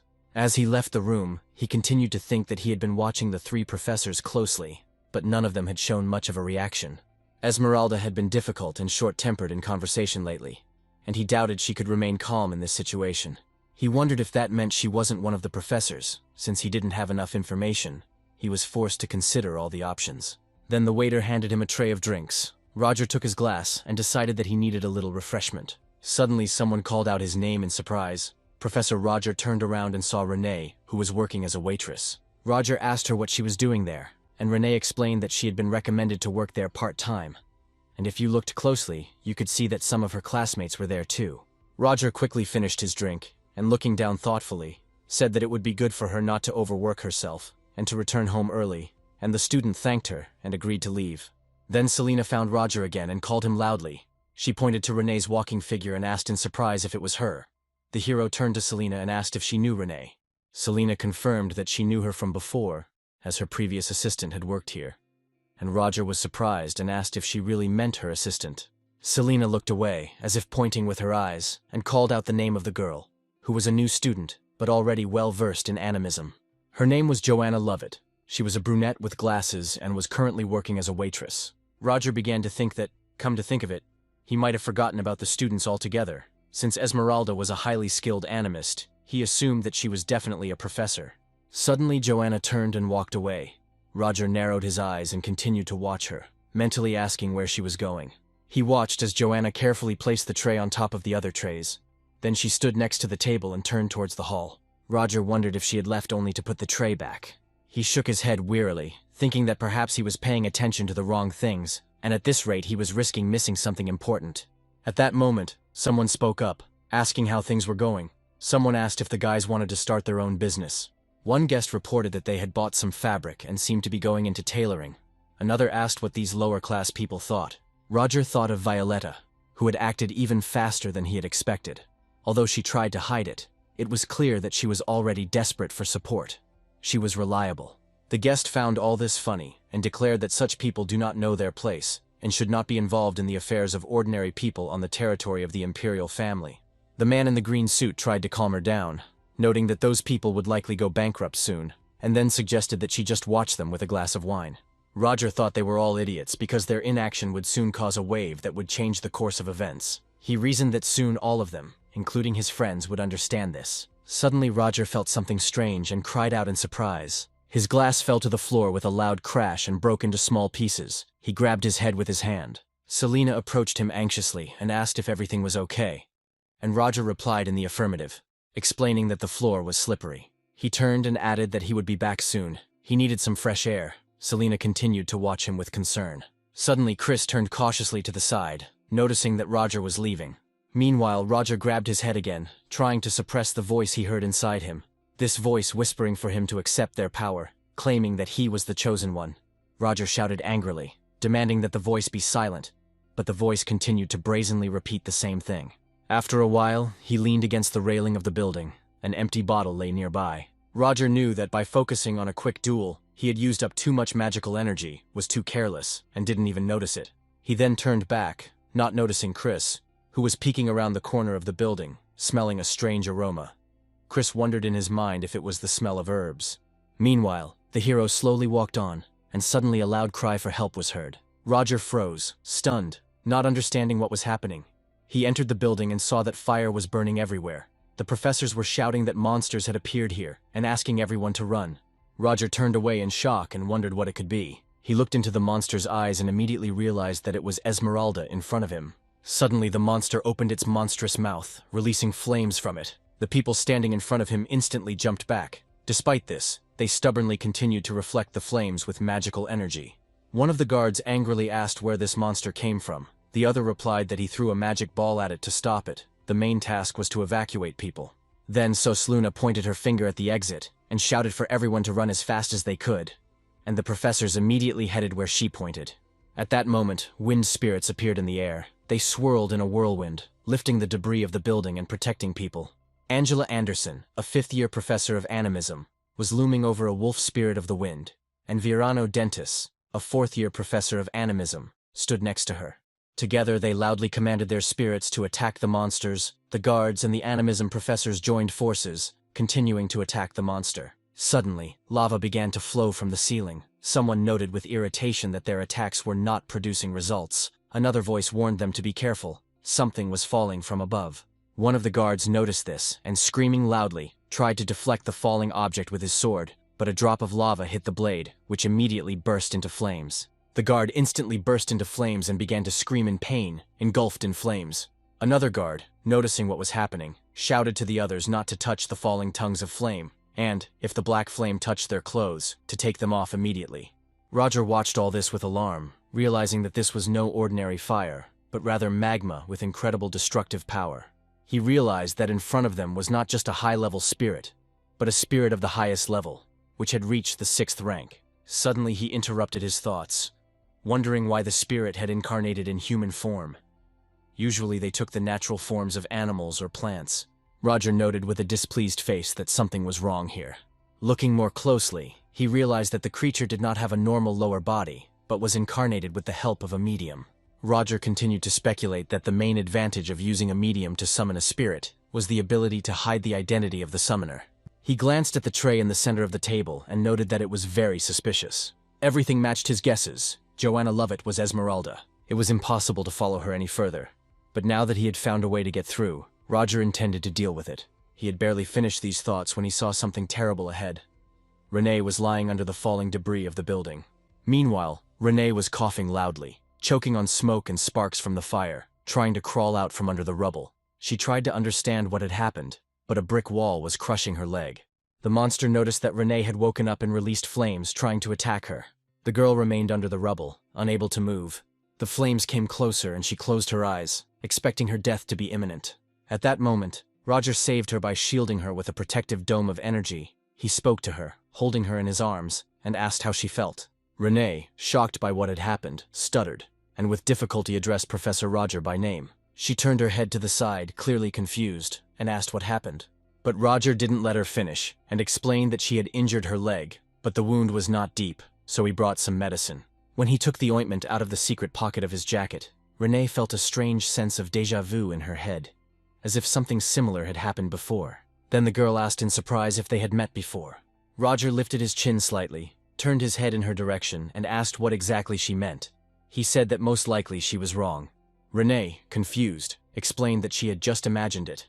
Roger stood up and said that he had bandaged the wound, but it was dangerous here, so she needed to leave as soon as possible. She asked what would happen to him, to which he firmly replied that he had to fulfill his duty as a teacher, and insistently repeated that she must leave. Renee agreed, thanked him for saving her, and headed towards the exit, while Roger went the other way, watching her closely with his eyes.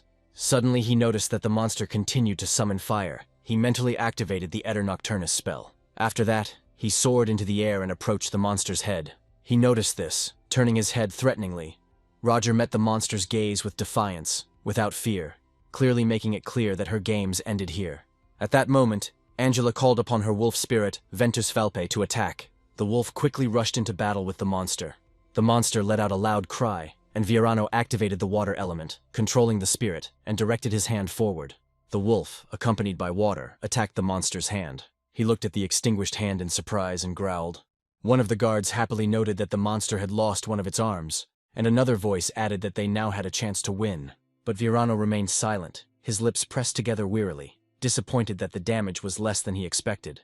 The monster only needed one successful attack to destroy it.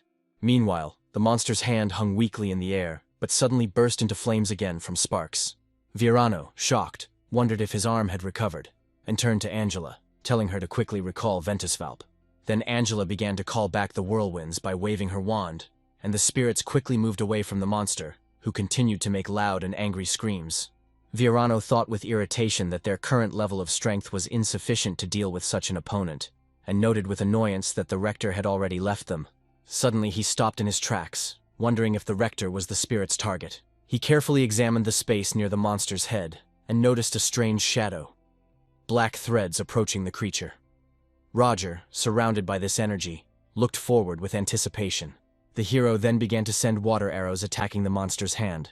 She tried her best to close herself off from them with her paw. Then Viorano noticed that the spirit was moving strangely, as if trying to protect something. At the spirit's foot he saw a silver tray. Then he cried out with a guess that he understood what was happening. The monster was summoned with the help of a medium. Meanwhile, Roger loomed over the monster, feeling tired and lacking the strength to use powerful magic due to exhaustion.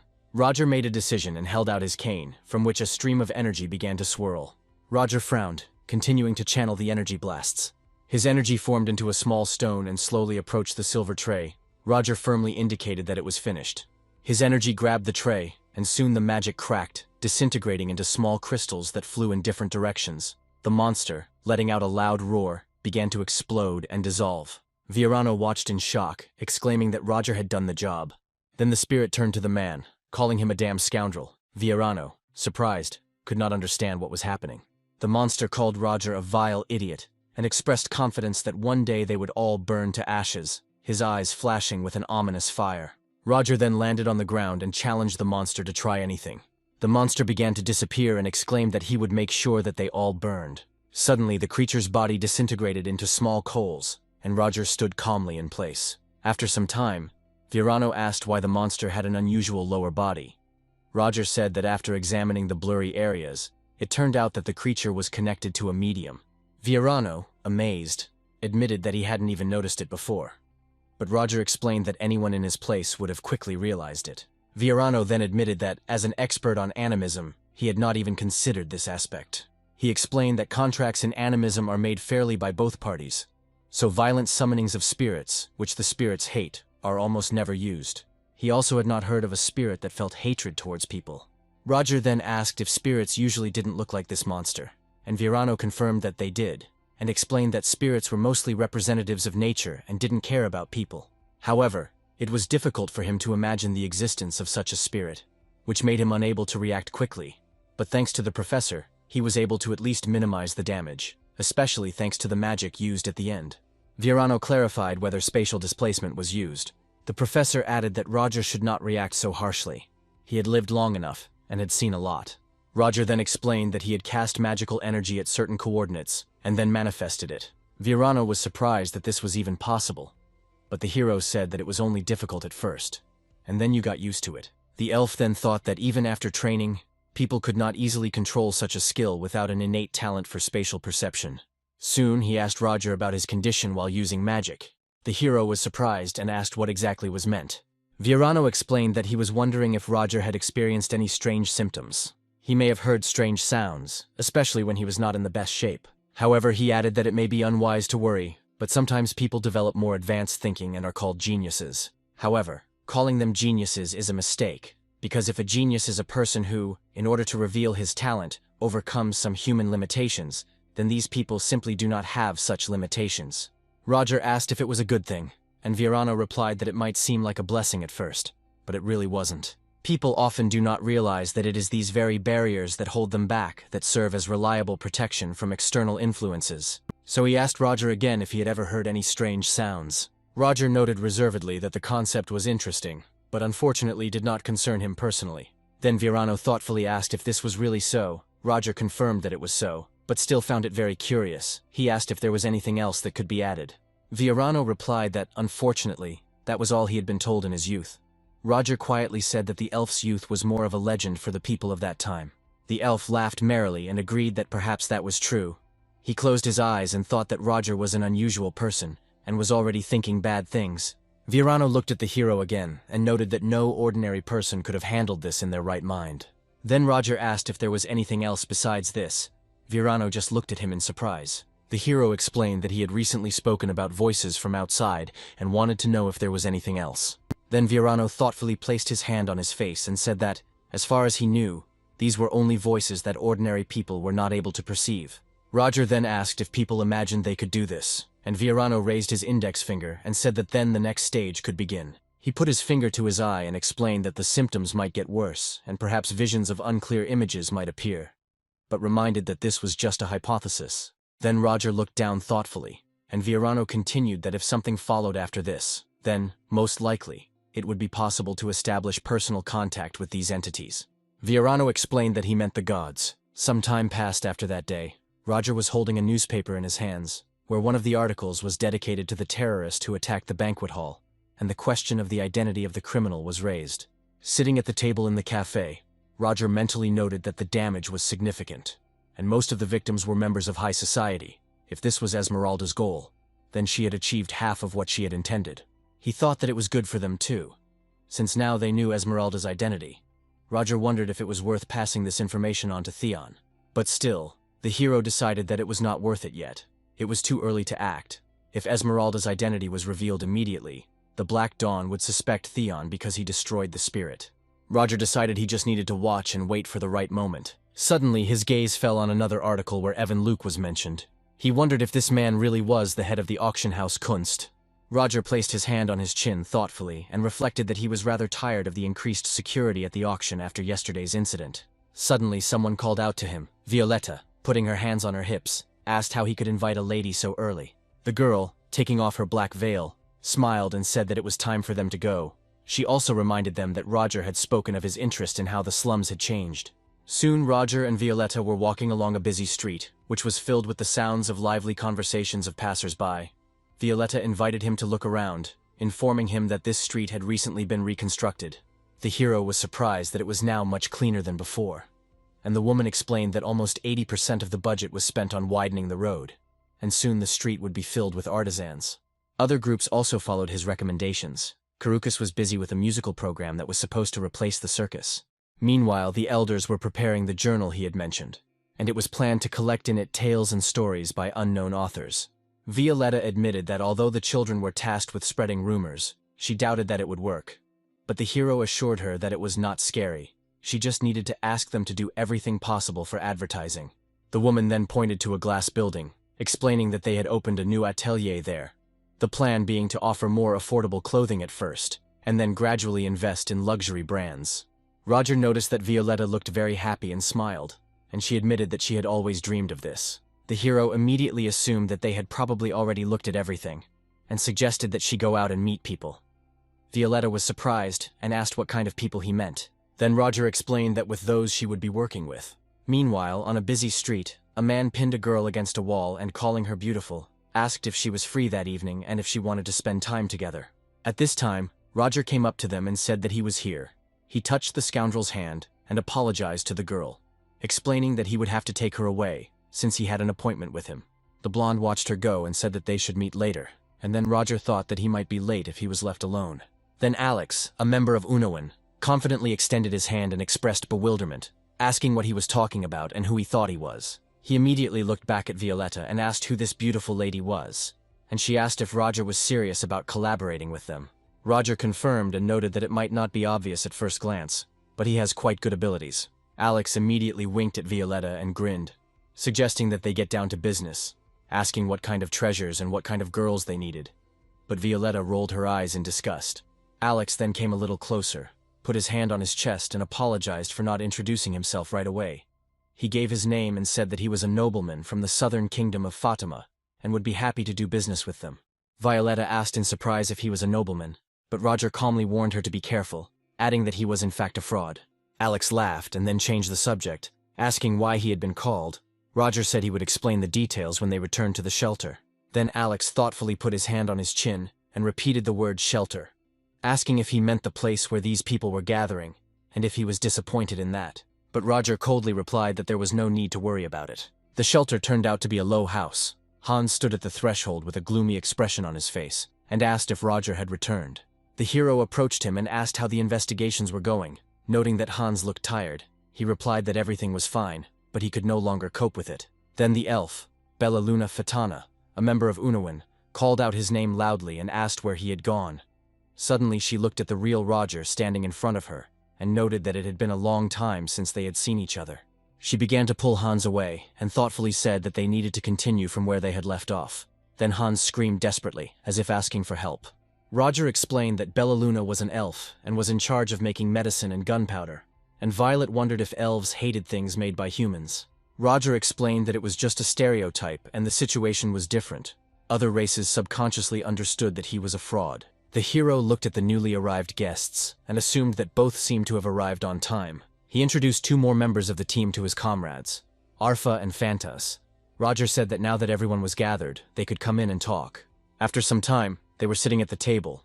Roger took a seat in the corner and noted that since Alex had already introduced himself, it was now his turn. He looked across the table.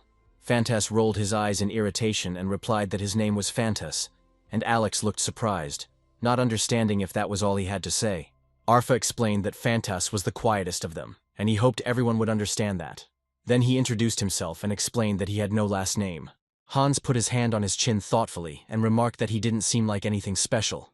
He asked how they met the leader, and Arfa clarified that if it was Roger, then he was his father. Violetta turned her head to Roger in amazement and asked what he meant. Roger explained that he was not his real son, but a special case. Arfa added that when Fantas was born he knew almost nothing about the world, and Hans, through clenched teeth, asked what exactly was meant. He explained that Fantas called Roger father because he taught him a lot, and he offered to introduce Fantas to everyone personally. Then Arfa asked him to take off his hat before he began his story, and when Fantas took off his headdress, two small horns were visible among his white hair. Hans, incredulously, asked if he was a beastman, and Arfa confirmed this, noting that among beastmen, Fantas was physically developed and often used his strength. Roger explained that Fantas's strength and skills helped him lead his people, but Fantas himself admitted that he was losing to him, and that was why he decided to work for Roger. Then the hero noted that one way or another, Fantas would become the main combat agent of their group, the second most powerful. After this, the hero turned everyone's attention to Violetta. Roger said he hoped she would continue to work with him. He then asked if she was ready to join them. But Violetta answered with confusion that she was not quite sure whether she should do it, because everyone had their own talent, and she was no exception. Roger interrupted her, expressing irritation. He stated that if he had not considered her worthy, he would not have brought her here and introduced her to everyone. Then he extended his hand, waiting for her decision. He asked her again if she would work with them. Violetta looked thoughtfully at the outstretched hand, then decisively shook it and smiled, agreeing to work with him. Roger was pleased to note that they now had all the necessary participants. He looked at Hans and Alex, confirming that he had chosen the best, even better than he expected. Then, looking at everyone at the table, he suggested that they first introduce their goal. With a sly smile, he revealed that they were planning to raid the upcoming Kanst auction soon. Violetta was shocked to learn the name of the auction, and Roger confirmed that they had the item they needed there, and once they get that item, they can grab a few more gifts on the way out. Then Alex asked him to slow down a bit because he wanted to clarify something first. As far as he remembered, no one had ever managed to rob the Const auction. There had been hundreds of attempts over the past 20 years. In addition, due to recent events, security has been tightened.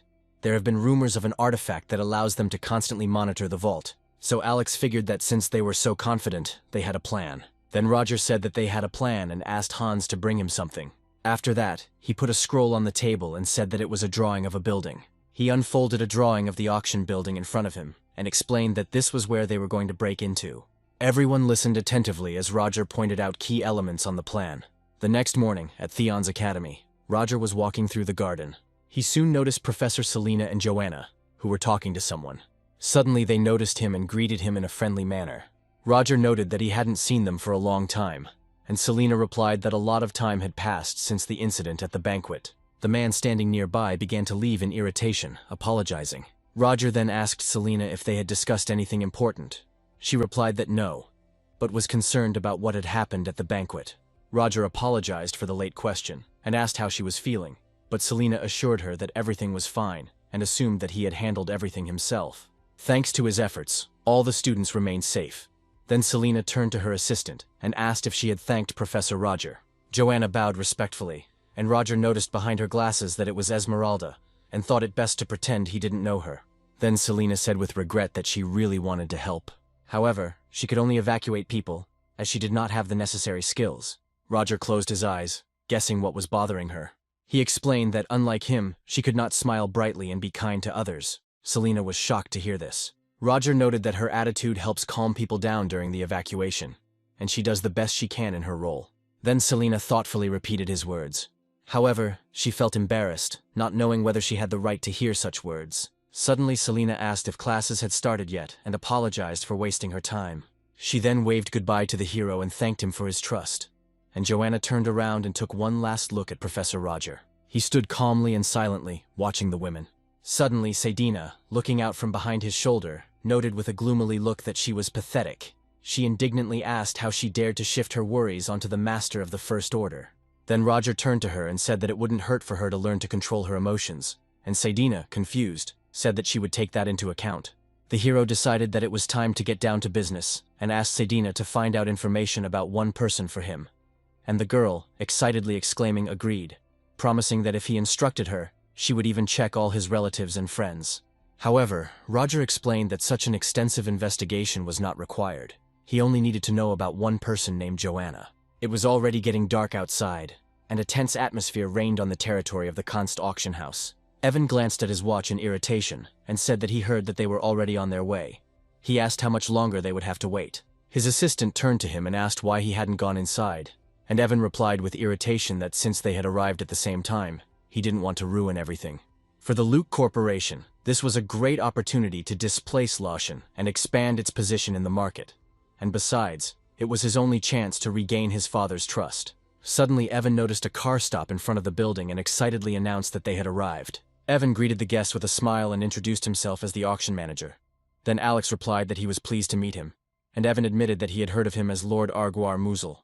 Alex laughed, noting that it was nice to see a man abandoned by his family still being warmly welcomed. Then Evan invited them to follow him and promised to take care of everything. But Alex smiled and said there was no need to be so formal. Touching Evan's shoulder, he said that they were about the same age. He wondered why they couldn't just be friends. Evan asked with some confusion if Alex was sure, then suggested that they go. When they entered the building, Alex asked him not to rush, and asked if he had thought everything through, and if he could ask him for a favor. Alex explained that he had received a valuable item on his way here, but could not find a suitable place to store it. Evan, surprised, asked what exactly he had brought. Alex then replied that their family was currently using magical liquids to produce high-quality magical stones, and Evan began to think that this was a serious business. Alex explained that he had a prototype for this business, and noted with irritation that he couldn't carry it with him everywhere. He then asked if Evan knew of a good place to store the item, and Evan confidently replied that, of course, the basement would be fine. He turned to the so-called Lord and asked him to follow him. Meanwhile, the sensor in Alex's ear lit up. Alex had remarked shortly before that he would never have thought that Roger would be able to find an exact replica of the clothing of Southern aristocrats, and was impressed. He thought for a moment and explained that although he didn't have much power, thanks to his father's business in the magic stone market, He was an influential, attractive, and young nobleman. Roger then turned to Fantas and asked if he could handle the role he had been given, which was to simply remain silent and act as a bodyguard. And Fantas calmly replied that if that was an order, he could handle it. Roger then explained that the Luke Corporation had recently been trying to expand its influence through magical tools and artifacts, and that magical fluids had become a necessary ingredient for their creation. Alex responded with interest and asked why this particular person was chosen for the disguise. Roger confirmed that he would use this opportunity to establish contact with Evan. The hero held a small object in his hands and asked Alex to insert the device into his ear before leaving. Roger explained that it was a mobile communicator made by Sheridan. Now Alex quietly said into the sensor that Vigo and Melvin were now heading towards the target. Roger confirmed through the sensor that he understood him. Suddenly, Evan asked in surprise what he said, but Alex explained that he was simply admiring the interior. Evan laughed loudly, noting that he knew he had good taste. And soon they came to the doors, next to which stood knights in armor, and Roger explained that now they had to open them. Evan inserted the key and the elevator entrance opened. According to Hans, the entrance was guarded by knights. Roger also said that their target was in the basement of the building, and warned that it would not be easy to get there, as all the auction items were stored 30 meters underground. Roger explained that there was an artifact stored there that was monitoring every move, but that didn't mean it was impossible to break in. The hero told them the plan. He needed them to inspect the interior of the storage facility. After some time, Alex reported through the sensor that the reconnaissance was successful, and he was absolutely sure that everything would work out. Roger, with relief in his voice, asked them to continue according to plan. Alex, hiding behind the wall of the building, asked through the sensor if they should continue. Roger confirmed this and clarified if they remembered the agreements. Then Alex winked and smiled, assuring them that there was no need to worry. Roger also hid behind the wall and reminded them to finish quickly and come back. Alex then replied that he understood and was going to say goodbye and leave. As Alex peered out from behind the wall, he heard a voice asking why the leader wanted him to stay. The voice sounded familiar to him and suddenly his eyes widened in shock. Alex, in a panic, hid behind the wall and informed Roger through the sensor that there was a problem. The blond man stuttered as he said that there was a girl there whom he knew. It was Enya Joyner, his ex-girlfriend. Roger wondered what the authorities were doing there and ordered Alex to flee immediately at the first opportunity. Alex peeked out from behind the wall again, while Roger added that things could end badly if she was caught, especially him. Alex replied that he knew he would leave at the first opportunity. For some time he continued to watch Enya and thought that she remained the same as she always was. Later, Alex approached Evan with a slightly confused smile and announced that it was time to leave. Later, Alex asked if Bella Luna had returned yet, but was told that she was still analyzing the information provided, immediately after which Roger asked Alex to explain everything in more detail. Then Alex began to explain that the auction house was arranged roughly as on the map he had shown them earlier. But what was more important was that the storage room with the lots was divided into 3 rooms. He drew a diagram on the board with chalk and explained that, depending on importance, the most valuable items were in the rooms with the most security. The auction lasted 3 days. Each day the lots were put up from one of the rooms, starting with the first. Hans noted that they had found out that the item they needed was in the 3rd room, and Sheridan smiled and concluded that, therefore, they should aim for the 3rd day of the auction. Then Roger crossed his arms thoughtfully and declared that their plan would be implemented on the 2nd day. Sheridan asked why in surprise, and he explained that on the 3rd day security would be increased. Alex added that there would be too many outsiders on the 1st day of the auction, and the 2nd day was the best time for action. Roger then asked Sheridan how things were going with her request, and she replied that almost everything was ready and she would complete the work in 3 days. Roger then approached Violetta about looking for a construction or interior design specialist, and she said she would ask Oldkiss for help. She added that as far as she knew, the auction would be attended by knights from the intelligence service, an order of scouts that was well known and respected. But Alex reassured her, saying that it would only be an ordinary intelligence officer and there was no reason to worry. Then Violetta asked how he knew that there would be only one, since more scouts could participate in the operation. Then Alex admitted that he had met this intelligence officer a long time ago, so they had nothing to worry about. He would play his role perfectly. Roger then added that no problems were expected. The information they had received today was sufficient, and Violetta replied that if he thought so, then that was fine with her. Then Roger thoughtfully put his hand to his chin and said that it was just a hypothesis, and the plan remained the same. After some time, a large crowd gathered at the station. Suddenly, the blue-haired girl stepped loudly across the asphalt, covered her face with her hand, and exclaimed that she was finally here, in the city of Leathervelk. She looked back at her assistant and shouted that it was going to rain soon, and she, being lazy, continued to do nothing. The girl ordered her to stop fooling around and come to her. Betty, the detective's assistant, carrying her luggage heavily, shouted at her to slow down. She had too much stuff. She asked irritably why she had taken so much useless junk, to which the girl, Casey, replied with a smile and kindness that she really needed all these things. They gave her endless inspiration. Suddenly, the wind blew several sheets of paper out of the bag, and they began to fly all over the station. Betty asked in despair why she was carrying around documents about all the incidents of the last 5 years. Casey smiled warmly and explained that she really needed it. She immediately asked if they should hurry. Betty looked at her with displeasure and asked why they were in a hurry, and Casey became indignant and repeated what she had already said. It was going to rain soon. Casey raised her index finger and said that, given the humidity and other factors, there were 5 minutes left.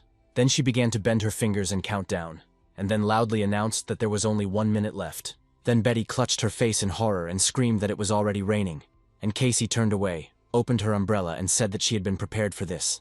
Betty screamed in panic that she needed to hide or else all the papers would get wet, and Casey covered herself with an umbrella, protecting herself from the rain.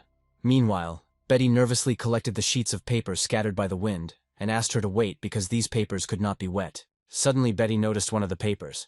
Meanwhile, Casey had hidden them under the umbrella canopy, protecting them from the drops, and she turned to him and asked if he was surprised. Betty angrily declared that she was serious, and asked why she hadn't done it right away. In response, Casey smiled slyly. As it turned out, it was the holder of the title Green Water of Celadon and a private detective. Her full name is Casey Selmoy. Later they approached one of the houses. Betty asked why they came to Leathervelk. Casey explained that she had heard about strange events in this city, the activity of suspicious organizations and werewolf attacks. Betty asked if werewolves were a common occurrence here, and Casey grimly explained that they were not ordinary werewolves, and that this was where the last traces of one of them had been left. Then Betty indignantly asked whose footprints those were, and Casey loudly replied that they were James Moriarty's. Betty was surprised and remembered that, according to rumors, Moriarty died during the battle with her, but Casey irritably asked if he still believed this stupid story. Then Betty remembered the rumors that they fell off the waterfall together at the edge. Casey noted with a grin that she was right. But the girl was offended and asked if she was laughing at her. Casey looked forward again, serious, and explained that the difference between the rumors was that the man was not dead. Her intuition told her so. Betty sighed wearily, and asked with some skepticism if it was her intuition again. And what then about her incredible abilities for inductive thinking? But Casey explained that it wasn't just a matter of intuition. She had evidence. Her evidence was the newspapers, and the data that the man now had in his possession. She said that 5 years ago in the kingdom of Datura, werewolves attacked civilians. It was that very bloody night. Then a large and twisted monster appeared, which was called the Beast of Gavardon. The man who hunted this monster was none other than Abraham Van Helsing. But then he abandoned his reputation and disappeared, never to be seen again. Betty asked in confusion what she was trying to say. Casey continued to explain that 4 years ago, in the kingdom of Fatali, neighboring the empire, in a country ruined by the exploitation of the nobility, a mysterious shadow appeared. Arsène Lupin. He operated for about a year, stealing a huge amount of treasure, and then also disappeared without a trace. Then Casey told that 3 years ago, a man appeared in the kingdom of Delica who tried to start a war. It was James Moriarty. He also suddenly disappeared and was never seen again. Casey remembered that a civil war had recently broken out in the kingdom of Utah, with Machiavelli emerging victorious and disappearing after it ended. Betty said in disbelief that she couldn't believe it, and asked if she was trying to say that all these people were the same person. Casey turned to him, placed her hands on her hips, and confirmed that according to her calculations, that was exactly how it was, adding that the last place he had been heading was this very town of Leathervelk. Betty then asked why a man with such abilities would hide his identity and wander the world.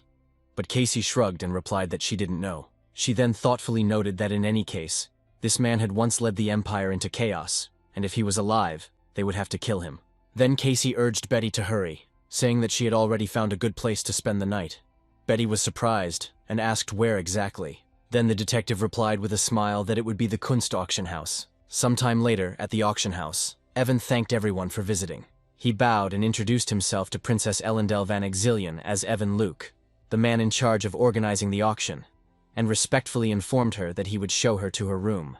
Elendil admitted that she was a little tired and asked to be shown to a room to stay in. Then Evan politely pointed to the side and said that he would take her to an elite room.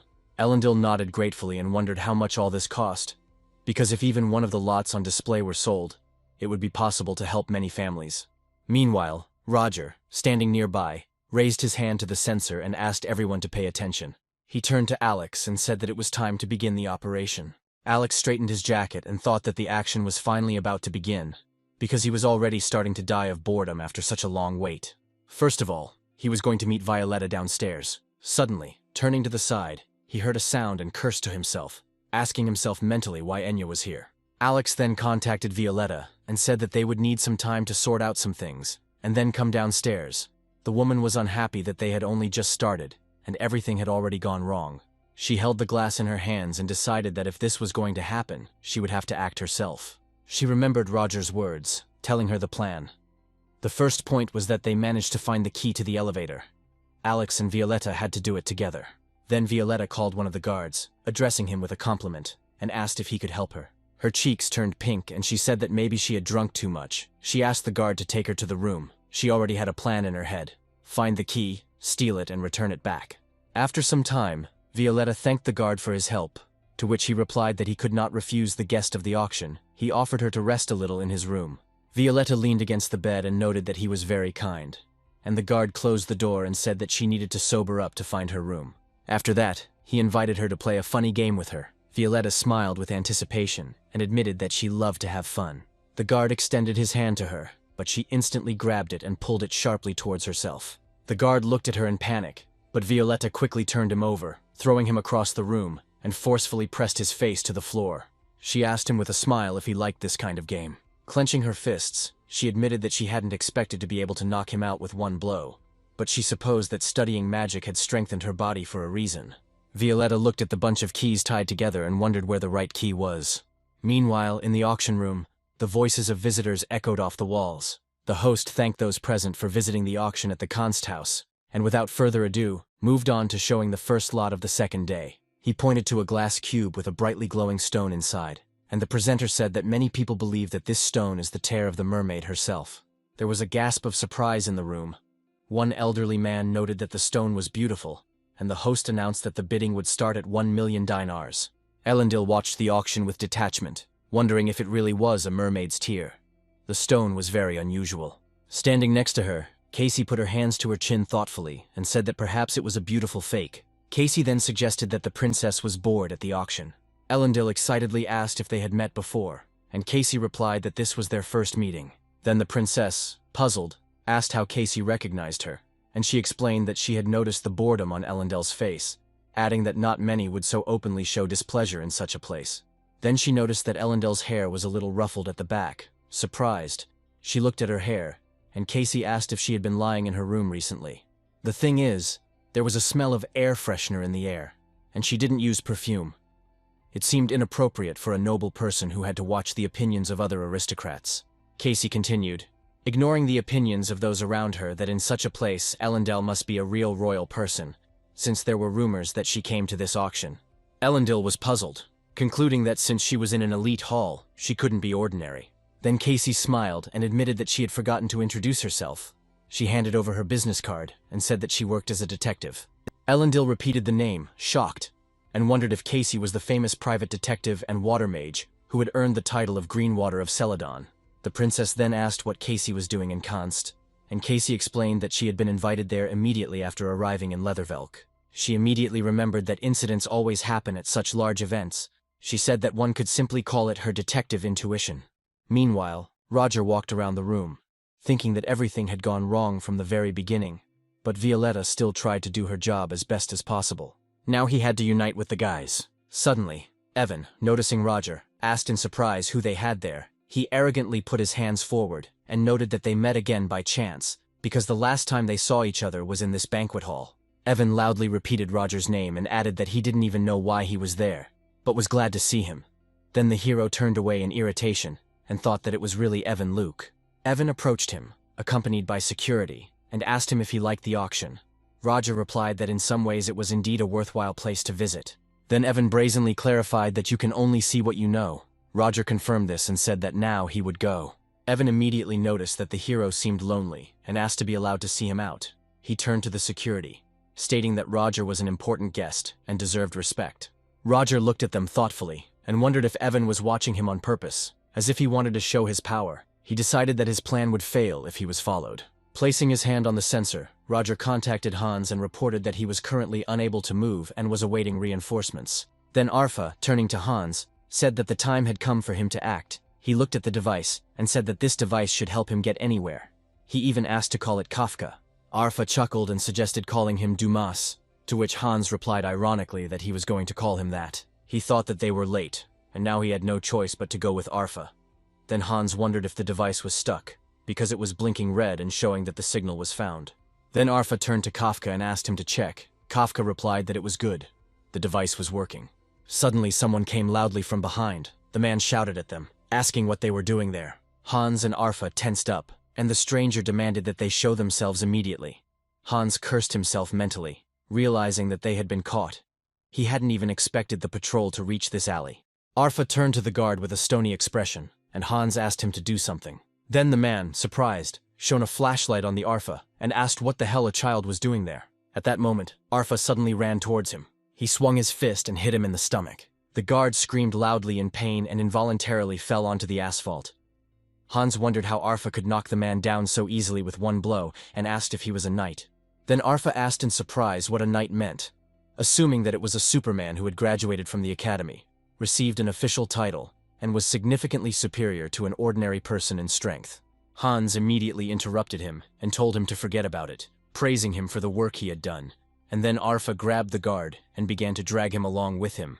Hans showed the device and told him to tie him up and hide him in a pile of garbage. Suddenly a slightly irritated voice called out to Deckard, asking where he was. Hans turned around in shock and wondered if another person had appeared. Then Arfa faked a voice and shouted for him to wait. He was here. Hans wondered in amazement if it was the voice of the guard lying on the ground. Another guard asked what they were doing in that alley. Harp shouted at him not to come near. He wanted to free himself and would be back soon. Let him wait a little.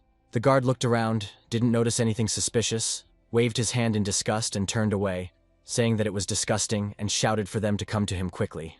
Arfa, satisfied, turned to Hans and asked how similar the voice was. And Hans asked gloomily what it was all about and who he was. At the same time, Alex leaned his hand on the wall and noted with relief that he had finally arrived. His body was shaking with tension because he didn't expect Enya to be there. He said with a tired voice that it was hard to go down the stairs.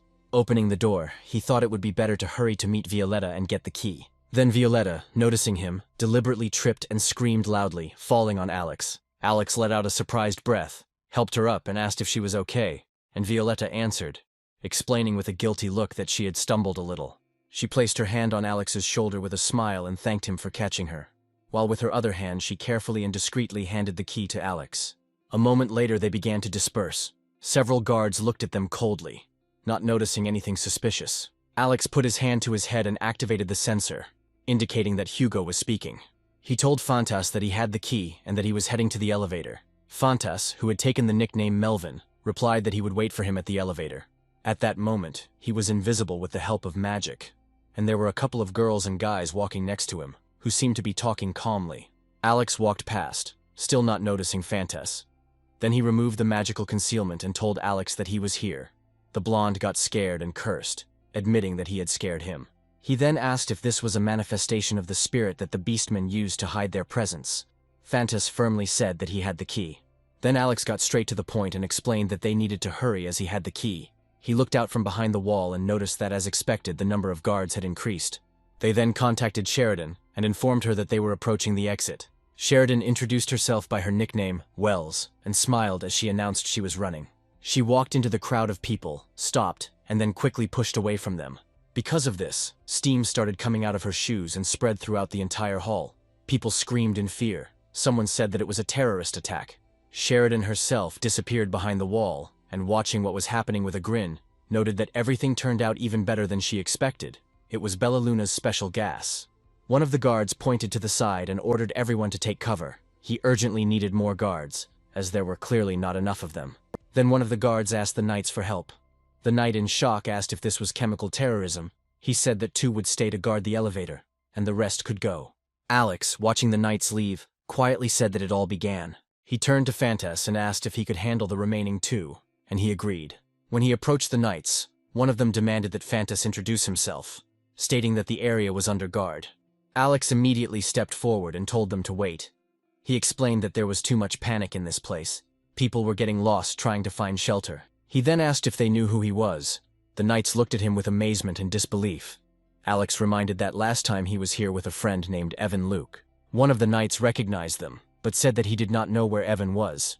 He also warned that they should not come closer, and it would be better to stay where they were. Meanwhile, Fantas pushed off the floor and rushed forward at high speed, instantly knocking the knights off their feet with both hands. Alex slid forward in a panic and cursed, asking if Fantas had killed them, who looked down and replied that he had tried to avoid vital points. Then Alex walked past the unconscious knights and mentally wondered how one attack could bend their armor. He wondered where the knight found such a person. After this, Alex contacted Hans and reported that they had dealt with the security at the entrance. Hans replied that Kafka and Duma were already on their way. He pressed the red button on the device and reported that everything was going according to plan. Arfa, pushing the cart, exclaimed that everything was going well. Meanwhile, in the large auction hall, the host extended his hand forward and announced that the next lot would be put up for auction with a starting bid of 500,000 dinars. Roger glanced carefully at the guards and wondered if they were still watching him.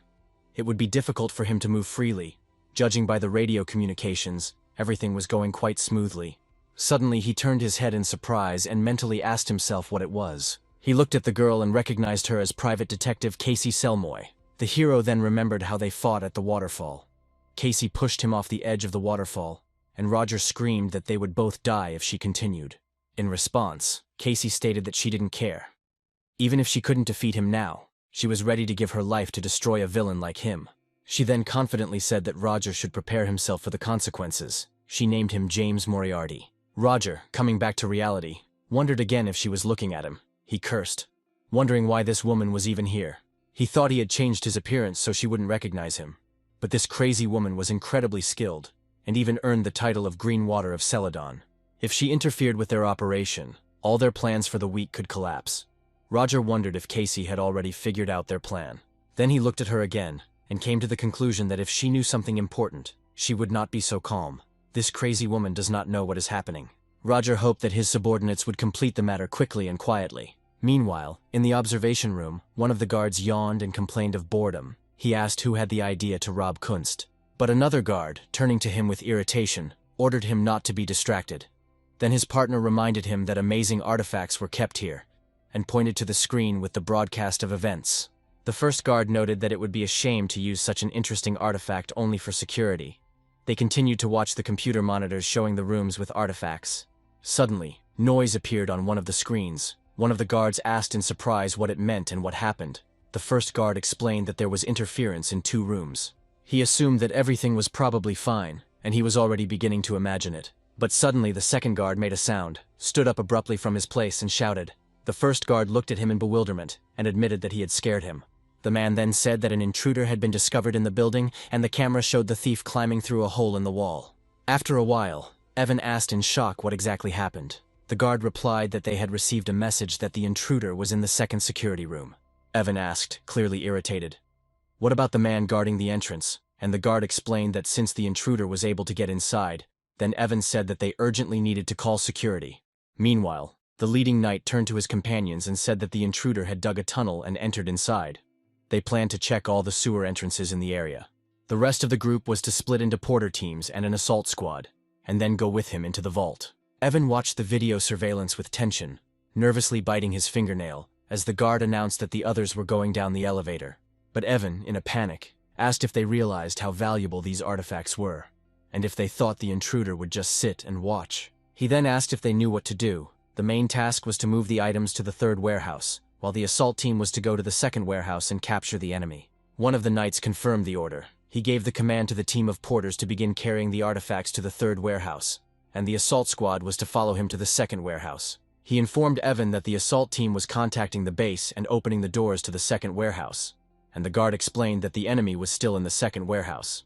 The knights ran and pointed their spears forward, threatening everyone around, ordering no one to move. Suddenly they came across an empty warehouse, stunned. They reported in confusion that there was no one there. Then Evan started swearing and asked what they were talking about, and they told him that there were no signs of a break-in, and all the items were still in place. Evan asked irritably what they were seeing then, watching as they continued to loot his storage. He clarified whether they had mixed up the room, but he was assured that they were definitely not mistaken. Suddenly, the video camera switched to footage of guards looking at the empty storage facility in bewilderment. Evan asked in amazement if the screen had changed, and the security guard asked with concern if it was a fake. The knights asked through the device what they should do, whether they should return to the third storage. But Evan answered negatively, explaining that they needed to move the artifacts to another place. He was confused, cursed, and suggested that if it was a fake broadcast, then perhaps someone had tampered with the live video feed. The guard nearby thought that perhaps someone had replaced the footage broadcast by the artifact with their own, but he didn't understand what they were trying to achieve by simply replacing the footage.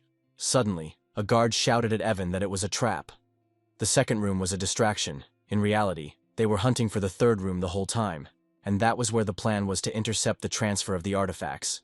Suddenly, a halting voice was heard through the communication device, informing the base of the situation. Then the guard asked what happened. He was informed that the elevator leading to the surface had collapsed. Then Evan, dumbfounded, asked what to do now, and the knights shouted that they would not leave here without an elevator and began to call for help. The guard turned to Evan and informed him that there was no force inside that could help them.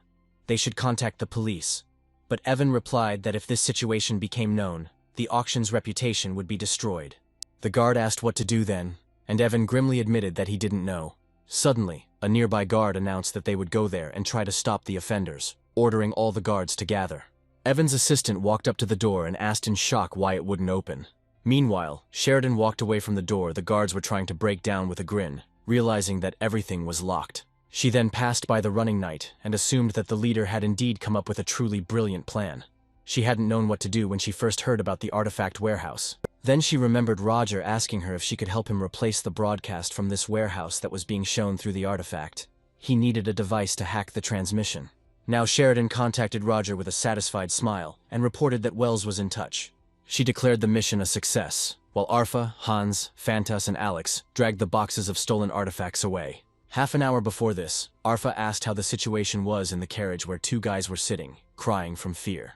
Hans exhaled heavily and noted that everything seemed to be going as it should, but he wondered why their armor was so tight around their stomachs. Alex said that Fantas had badly dented the armor with his blow, and although they tried to repair it, they were unable to completely repair the damage. Then Hans said that they were ready and would see each other soon. Alex smiled back and said that they would meet downstairs. Then Alex breathed a sigh of relief, adding that it was good that they didn't have to deal with security, at which time Fantas asked them to wait. He needed to check the location of the guards. Green-blue energy began to emerge from it, and Alex thought to himself that it was not bad. But the question was whether it was possible to use the manifestation of the spirit in this way. Fantas opened his eyes slightly and said that there were 8 guards in total, and they were all scattered around different rooms. Fortunately for them, 2 guards were nearby, separated from the rest. Alex could hardly believe that they were just hanging around the warehouse, but that was precisely what made it easy for them to deal with them. Soon Fantas and Alex were dressed in knight armor. Fantas made a displeased sound, but the blonde asked him to be patient, because not everyone was as big as him. Meanwhile, the knight's commander-in-chief told them that a group of porters was starting to carry items to the third warehouse, and that the assault team was to follow them to the second warehouse and destroy the enemies. Arfa and Hans listened attentively to the knight's conversations, one of them complaining that he was again forcing his subordinates to work for his own merits, and the other explaining that he was doing this because of the lack of opportunities to stand out. Hans and Arfa continued to listen in amazement, when suddenly one of the knights sighed with relief, assuring them that without good work, they would certainly be punished. Meanwhile, Alex and Fantas carried chests with artifacts, looking around with a sly smile. After some time, they found themselves in a warehouse. Then they received a call, and were informed that they had successfully entered the elevator with the cargo. The voice from the device reported that the assault team was handing over the items to the porters according to the plan, and that they needed to deliver everything to a safe place above. Then Arfa, Alex, Hans, and Fantas realized that it was time for them to start. A moment later, the auction knights were unconscious. Alex noted that now only the last step remained. He fired an arrow at the ropes holding the elevator. Hans asked in shock what he had done. They then abruptly pulled the unconscious guards aside, and Alex explained with a smile that he had sabotaged the elevator so that the guys below could not go up. Suddenly he shouted that it was time to leave, and the elevator began to fall rapidly with a screeching sound and sparks, and then completely collapsed. After a while, someone asked if everything was loaded. Another person ordered everyone to take their places in the back and announced that they were leaving. Hans held out the bag and said that he would return alone because the plan had changed, and the chief had to check something, and Sheridan asked in surprise if this was the item the leader was looking for. Hans confirmed that he knew the real artifact was in the auction room, but he couldn't tell the difference between it and the fake. If it was a fake, they would have to look again. Then the man watched silently, and thought that these guys were pretty good at fighting. He understood that they were good not only at fighting. Hans stood to the side, wondering if he would be abandoned here. Suddenly his eyes widened in confusion. He then slapped himself on the cheek and sternly ordered himself to stop thinking like that. Because if that were the case, the leader would have left him long ago. He focused on how to safely hand over the relic fragment to Roger. Then Hans contacted Roger and suggested that he might not be able to answer now, so just let him listen. He reported that everyone had successfully escaped. He would take the artifact and bring it to him. Most likely, the battery of the communication device was almost dead, so he would wait for him in the central hall, where they would meet.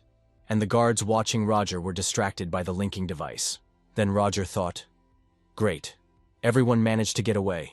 At that moment, the security doors suddenly swung open and the guards started running out. Roger followed them and realized that he could go meet Hans outside. Meanwhile, Hans walked down the corridor, carrying the artifact in his bag, and wondered why no one was there. He wondered if it was because of the sleeping powder that the little one had sprayed. Suddenly his gaze fell on the figure of a man. Hans wondered why these guys were just standing there. He looked at the man's grin and knew something was wrong. At that moment, the man pointed the gun, from which dark energy emanated, and fired. Hans froze in place as he saw the energy approaching and wondered what was going on. Meanwhile, a powerful explosion rocked the auction stage, sending debris flying everywhere. Roger looked around in shock and thought to himself that there had been an explosion. Suddenly, the bandits burst into the hall through the stage. One of them ordered everyone to lie down on the floor, and standing next to his assistants, he threatened that anyone who moved would die. The auctioneer stammered as he asked who these people were and if they knew where they were. And the bandit ominously replied that he had already warned everyone not to move. He then shot the auctioneer in the head, causing him to scream in pain. The woman screamed in panic and immediately ordered everyone to run. The man standing nearby called security, wondering where she was. Then the bandit's assistants put their magic wands forward, and the bandit himself shouted for them to simply kill everyone and take the valuables from the bodies. Roger wondered how the robbers could have gotten into the auction room. He cursed the guests, thinking that it was because of them that everything happened. Suddenly, a male voice was heard from behind, accusing those present of being greedy and avaricious. Roger turned to the side in shock, and the man opened his jacket to reveal a torso wrapped in dynamite and screamed that everyone had to die. Roger then gaped in surprise, quickly realizing that it was a dynamite vest used by the Liberation Army. He was definitely not mistaken. This method was their signature style, which meant that it was not only robbers who were operating here, but also a Liberation Army that was targeting this very place. Suddenly, Roger thrust his crutch forward, and energy began to emanate from it, piercing the body of the man with the dynamite and throwing him away. Roger himself fell to the floor from the powerful shockwave, badly bruising his shoulder and letting out a loud roar. Smoke and dust rose into the air, and he thought he might die. And besides, the whole house must have been under the influence of the fiery silence. He wondered how the bomb had exploded. Perhaps they had used special gunpowder, although he had already given up on such things when he played the role of Moriarty. But then, how could this have happened? Suddenly, someone behind him screamed loudly and frightenedly. Roger carefully turned his head towards where the frightened girl was standing. His gaze fell on the guard's body, whose veins were bulging. His lips were covered with a thick red foam. One of the people exclaimed in confusion and panic that this was black magic. Roger clenched his teeth in panic and mentally cursed the whole situation. The robbers, the Liberation Army, and now black magic. He wondered if Hans was okay. Meanwhile, Ellendel ran down the corridor, thinking she had barely escaped, wondering if the robbers had met the army, what was going on, and if Casey was okay. Suddenly, someone shouted threateningly that they had found the princess. Ellendel turned around in shock, noticing the black mages. One of them demanded to run, promising to show the power of the Liberation Army to the royal family. Ellendel held up her palm in fear, realizing that she should not have come here. She should have stayed in Theon. The army fighters continued to advance and shout that she must die. Suddenly someone chuckled, noticing that their voices were too loud. The soldiers looked up in surprise and asked what it was. Bubbles appeared near them, and a moment later the soldiers found themselves in them, as if trapped, cursing in bewilderment, not understanding how to get out. One of them opened his cloak and showed a vest with dynamite, saying that the device did not work. The other replied that this was impossible, because the special gunpowder could not be stopped by fiery silence. Meanwhile, Casey smirked and demanded surrender. She was surrounded by water and shielding Ellendel with her body. Casey explained that no matter how special gunpowder was, it was still gunpowder that could be doused with water. Betty meanwhile held off 2 Liberation Army soldiers and told the private detective that everything was clear. Casey praised him, saying that she had just finished it herself. Suddenly, someone landed next to them and asked in fear if the princess was okay. Enya held her sword out in front of her, and Casey guessed that she was with her. She smiled at being remembered, introduced herself, and said that she belonged to the Order of the Night Serpent. Then Casey happily clapped her hands, declaring that everything was clear, and suggested that they unite to leave this place as soon as possible. Enya looked at the Liberation Army soldiers and asked where they even came from and how they got past security, and Casey admitted that she didn't see a single guard nearby. She noted that, for some reason, all the guards left, which is why various organizations decided to take advantage of the situation. She concluded that it was not safe here, and that they would better discuss all this after they got out of here. Suddenly Casey noticed something strange. Then everyone realized that the building was shaking, and their faces showed undisguised horror. Shortly before this, Hans asked Roger why he had chosen him for the team. Roger turned around in confusion and asked what kind of question that was. Then Hans, with a hint of shame, admitted that he considered himself a coward who always left all the battles to Roger, despite possessing strength that others did not have. The hero answered honestly that he accepted him precisely because he was a coward. Hans was surprised, and asked what kind of answer that was. Roger continued that he knew well about Hans's power, its danger, and the responsibility that came with it, and asked if he was afraid of accidentally hurting someone because of it. Hans looked at him with his mouth open. A moment later, he quietly revealed that he was an orphan, and had spent his youth in an orphanage, where he never found common ground with others. But then a girl came along and he began to spend time with her, like a sister. She was a bright and kind child, and he considered himself nothing compared to her. He smiled and remembered that she once found a homeless puppy and brought it to them. He stroked it, but it bit him lightly on the hand. However, Roger interrupted the story, calling Hans's name sharply and looking away. He said that he did not need to continue. Then Hans clenched his fist and confessed that this was his first transformation and his first murder in his life. He thought that everything would have been different if the puppy had not bitten him, if he had learned about his curse a little earlier. He immediately exclaimed in despair that he should not have accepted the girl's kindness. Then Roger called him by name again. Roger said that if the time came when he would find himself in mortal danger, then Hans should not blame him if he ran away, leaving everything behind. Hans, struck by these words, asked what exactly Roger meant. He asked with some disgust what animal the thing Hans was holding in his hands was made of. Roger repeated that if he chose to run away and leave everything behind, he would not blame him. He then handed him a dagger, saying that if Hans chose to fight rather than run away, then he should use his weapon. He would respect that choice. Meanwhile, Hans, returning from his memories, noticed that several people were standing in front of him with weapons at the ready. His back was wounded, and blood was spreading across the floor, staining his suit, as he tried to figure out in his mind what had happened. Meanwhile, someone approached him and said that today was most likely their lucky day, because whoever was the culprit of what was happening, the guards of Kanst were seriously weakened. One of the magicians urged the old man to hurry and take the bag, as the building had already begun to shake. Apparently, people began to understand what had happened. The old man stretched out his hand and called Hans an idiot, and asked him if he thought it was possible to hide Manu's relics in such a bag. Then Hans grabbed the old man's leg, and, with irritation, he declared that he should return the bag, since it was intended for his boss. The old man asked with a grin if Hans was still alive. It seemed to him that it was a curse. After that, he hit Hans in the stomach with all his might and declared that everything was going according to plan. The man began to cough in pain, and the old man froze next to him, noting that he couldn't even move, but was already demanding the bag back. Hans, pressing his hand to his chest, felt severe pain and trembling throughout his body. He continued to cough loudly, holding his hand on his chest. Then the stranger exhaled with malice, and asked how long Hans had held on by sheer willpower, which seemed surprising to him. But there was very little time left. Then he turned around abruptly, and declared that he would leave Hans to die, let him try to survive if he could.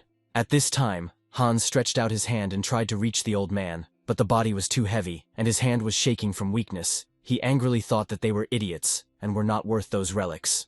He kept thinking that if someone were in his place, they wouldn't have allowed the relic to be taken so easily. Weakly leaning on his elbows, Hans tried to get up. In his heart he knew that he could lose the trust of the guys. He had always been a coward who was nothing without Roger's help. He felt that he was weak and would remain so until the end. Suddenly something fell loudly next to him. Hans looked down in surprise and saw a dagger made from a beast. He thought it was the same dagger Roger had given him. With trembling hands, he drew the blade of the dagger and decided that if this was not the end, then let this dagger allow him to give everything he had. Then he plunged the blade into his hand, and blood splattered everywhere. Suddenly his hands went numb, and long black claws grew in their place. The beast roared loudly, and Hans's clothes began to tear on his rapidly growing body, after which he let out another roar. The beast's eye opened, and energy flowed from it in all directions. Meanwhile, the old man approached his comrades and muttered with contempt that Hans was a stubborn idiot who irritated him. Then Hans roared again, opening his mouth wide and looking forward with fury. At that moment, the stranger and his entire retinue froze in place. The old man, holding the artifact in his hands, stuttered in fear and asked with open horror what it was. At that moment, the beast grabbed the old man by the body. Casey, who was watching what was happening, opened her mouth in shock, and the hero, who was far away, listened attentively and felt a strange energy. He turned his head in amazement and called Hans by name. Meanwhile, Alex asked where Fantas was looking. He coldly replied that he was watching the place where they left. Alex continued asking about the auction house and asked what was wrong with that place. Fantas admitted that he felt the presence of a strong predator and added that it was a dangerous creature, unusual in its aura and smell. He gritted his teeth and thought that he had only encountered such beasts a couple of times, and this was probably stronger than any of them. Alex, dumbfounded, listened to Fantas's reasoning and thought that if the creature was now in the auction house, then it was exactly it. He remembered once asking Roger if it was true that Fantas was the second strongest among them. Roger, busy at his desk, replied that he didn't count himself in the comparison, and Alex asked with a grin if that meant he was in first place. But Roger looked down coldly and carefully and stated that Alex was ranked third. Despite his good training at the Knight Academy, he had not yet reached this significant level. Then Alex asked again who was in first place. Roger thought for a moment and firmly replied that it was Hans. Suddenly a scream was heard from the construction site. People were asking what was going on. Evan, in despair, complained that he had lost his goods and the auction house. He grabbed his head, knelt down and screamed that it was all over now and he was definitely dead. The assistant, relieved to see that at least the guests had been safely evacuated, did not have time to finish speaking before Evan, with panic in his voice, interrupted him, demanding to know where the princess was. The assistant, confused, shook his head and admitted that she had not yet been found, and Evan irritably asked what if something had happened to her, and ordered them to find her immediately, at which moment the building collapsed with a loud roar. At that moment, many wolf heads burst through the building with a loud howl. The beast's hand suddenly broke through the wall. Hans leaned on his hand, trying to get out of the destroyed building. The people turned to the mighty creature with horror in their eyes, and one of them asked what kind of monster it was. Then the terrible beast leaned against the roof of the building and looked attentively at the crowd. Evan realized with a shudder and trembling throughout his body that this was something terrible. He claimed that the creature had returned, and the people around him screamed in fear. Evan said with despair that this monster was the one who first terrorized the kingdom of Durman 5 years ago. He looked at Hans and called him the Beast of Gavodan. Meanwhile, Hans began to descend from the destroyed building, his paw breaking the asphalt. He clung tenaciously to the walls like a spider. Then Evan, overcome with fear, screamed loudly and ran to the side. The beast extended its hand towards Evan's assistant, who screamed in panic, begging for help. But suddenly a bright flash cut off the beast's finger. A man with a sharp sword appeared on a stone horse and declared that a patrol would protect the place, calling on the people to save themselves while they fought the monster. People began to quickly run away. One of them, in a frightened voice, said that he heard about the attack of robbers on the auction house. Another asked what kind of monster attacked. The patrol commander sternly demanded silence. He calmly explained that in any situation, the safety of civilians remains a priority, and ordered to focus on destroying the monster. At that moment, the horse reared up, and the Beast of Gavodan again extended his hand towards the patrol. Then the commander gave the order for everyone to run away, and they began to deftly dodge the monster's blows. He pointed the sword forward, and a fiery seal flashed from the blade. Suddenly he tensed up, noticing something unusual. He noticed how the beast growled furiously, exposing the stinger with which it had recently struck. The asphalt next to it was completely destroyed. Then the beast began to strike with its sting in all directions with renewed energy. Several patrolmen screamed in panic, trying to dodge. The commander sternly ordered them not to rush and wait for the right moment to attack. He frowned, thinking about how fast this creature was for its size. The situation was extremely dangerous. He looked at the broken building and stated that if things continued like this place would be destroyed. Meanwhile, Casey pointed to a hole in the building and told everyone to leave the danger zone immediately, suggesting that they simply jump down. She jumped first, followed by Enya, Betty, and Ellendel. Casey surrounded everyone with a large bubble of water, which protected them as they landed on the asphalt, after which the bubble dissolved. Casey then asked worriedly if everything was okay, to which Enya said everything was fine and thanked her. However, they soon heard a loud sound. Betty opened her mouth in horror and looked ahead. Casey and the others turned their heads in confusion as they saw the beast slashing its stinger at the patrolman. Casey was in shock, trying to understand what was happening and wondering if this was the beast of Gévaudan. Enya responded with disbelief, reminding him that this monster first appeared in the kingdom of Durman 5 years ago, and in her opinion, should have died by now. Casey confirmed her thoughts, explaining that she had seen the body of the beast in the Royal Museum of Datura, and despite its resemblance to the beast of Gévaudan, the creature had distinctive features, especially in the structure of its forelimbs, which were completely unlike those of humans. Enya wondered if similar creatures might exist, and Casey, placing her hand thoughtfully on her chin, admitted that such a possibility was not excluded. She said that the beast of Gévaudan, destroyed by Abraham Van Helsing, had reappeared here in Leathervelk, and that the last traces of James Moriarty had also been found there. Casey reasoned, claiming that all this was not a coincidence, but most likely, these two creatures were the personalities of the same person. She immediately assumed that this person was here now. She then wondered what Moriarty might be planning in the city, but she soon turned away resolutely, trying to stop those thoughts. Suddenly, she pushed herself away from the powerful pressure of the water, quickly rising into the air. Ellendel and Betty looked back at her in surprise. Casey took a small leap forward and decided that the main task was to stop this monster. She directed powerful streams of water at the beast, trying to wrap its body, head, and paws. One of the patrolmen noticed that someone was delaying the monster's movement and asked if it was an ally. He ordered to take advantage of the chance and attack. The water was restricting the monster's movements, squeezing its paws tighter and tighter, and the patrolman began to strike at its arms. However, the streams of water gradually weakened. The beast strained with all its might and broke free from its shackles. Casey stared ahead tensely, her arms trembling as she crossed them, and acknowledged that the monster's strength was great. Then the beast flashed its eye to the side, opened its mouth wide, and let out a loud roar. Hans looked to where Casey was. The water that had enveloped his body suddenly burst near his hands, and Casey wondered anxiously if the magic had stopped working. She looked at her palm, realizing that she couldn't gather mana. She wondered if someone was interfering with her magic, and realized that if she allowed this to happen, she wouldn't deserve to be called a master of the water element. At that moment, Casey raised her umbrella, from which large streams of water gushed in all directions. Gradually, the water began to take the form of warriors with wings and swords, ready for battle. The patrol squad exclaimed in surprise that these knights were summoned by a water mage. Another guy added with enthusiasm that now they had a real chance to win. At the same time, the water knights began to slowly approach the beast, waving its paws. Meanwhile, in the destroyed auction house, Roger confidently stepped onto the floor. He walked forward, walking around the mutilated corpses of people. Looking down, he noticed a severed human hand and thought with alarm that there was an ominous mana here. It seemed to him that it could be a black magician. Suddenly he saw traces of the beast's bites on his hand, and approaching the destroyed wall of the building, he mentally turned to Hans, asking himself if he had really used this power. He looked at Hans, who was fighting with the patrol soldiers below, and concluded that this decision had been extremely difficult for him. Roger then cast the Eternus Nocturnus spell, and was immediately enveloped in the dark energy of the shadows, realizing that he could not leave Hans here, and that he would return when he was fully ready.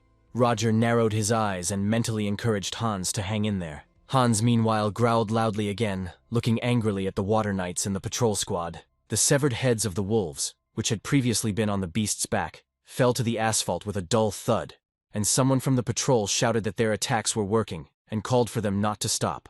At that moment, the eyes on the beast's skulls glowed bright red. Casey, holding the umbrella in front of her, mentally asked herself if the eyes on his shoulder skulls were really glowing.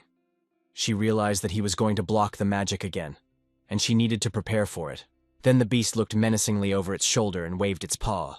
Casey looked at her water knights in surprise, trying to figure out if her magic was working. Suddenly, the whole ground beneath her feet began to shake.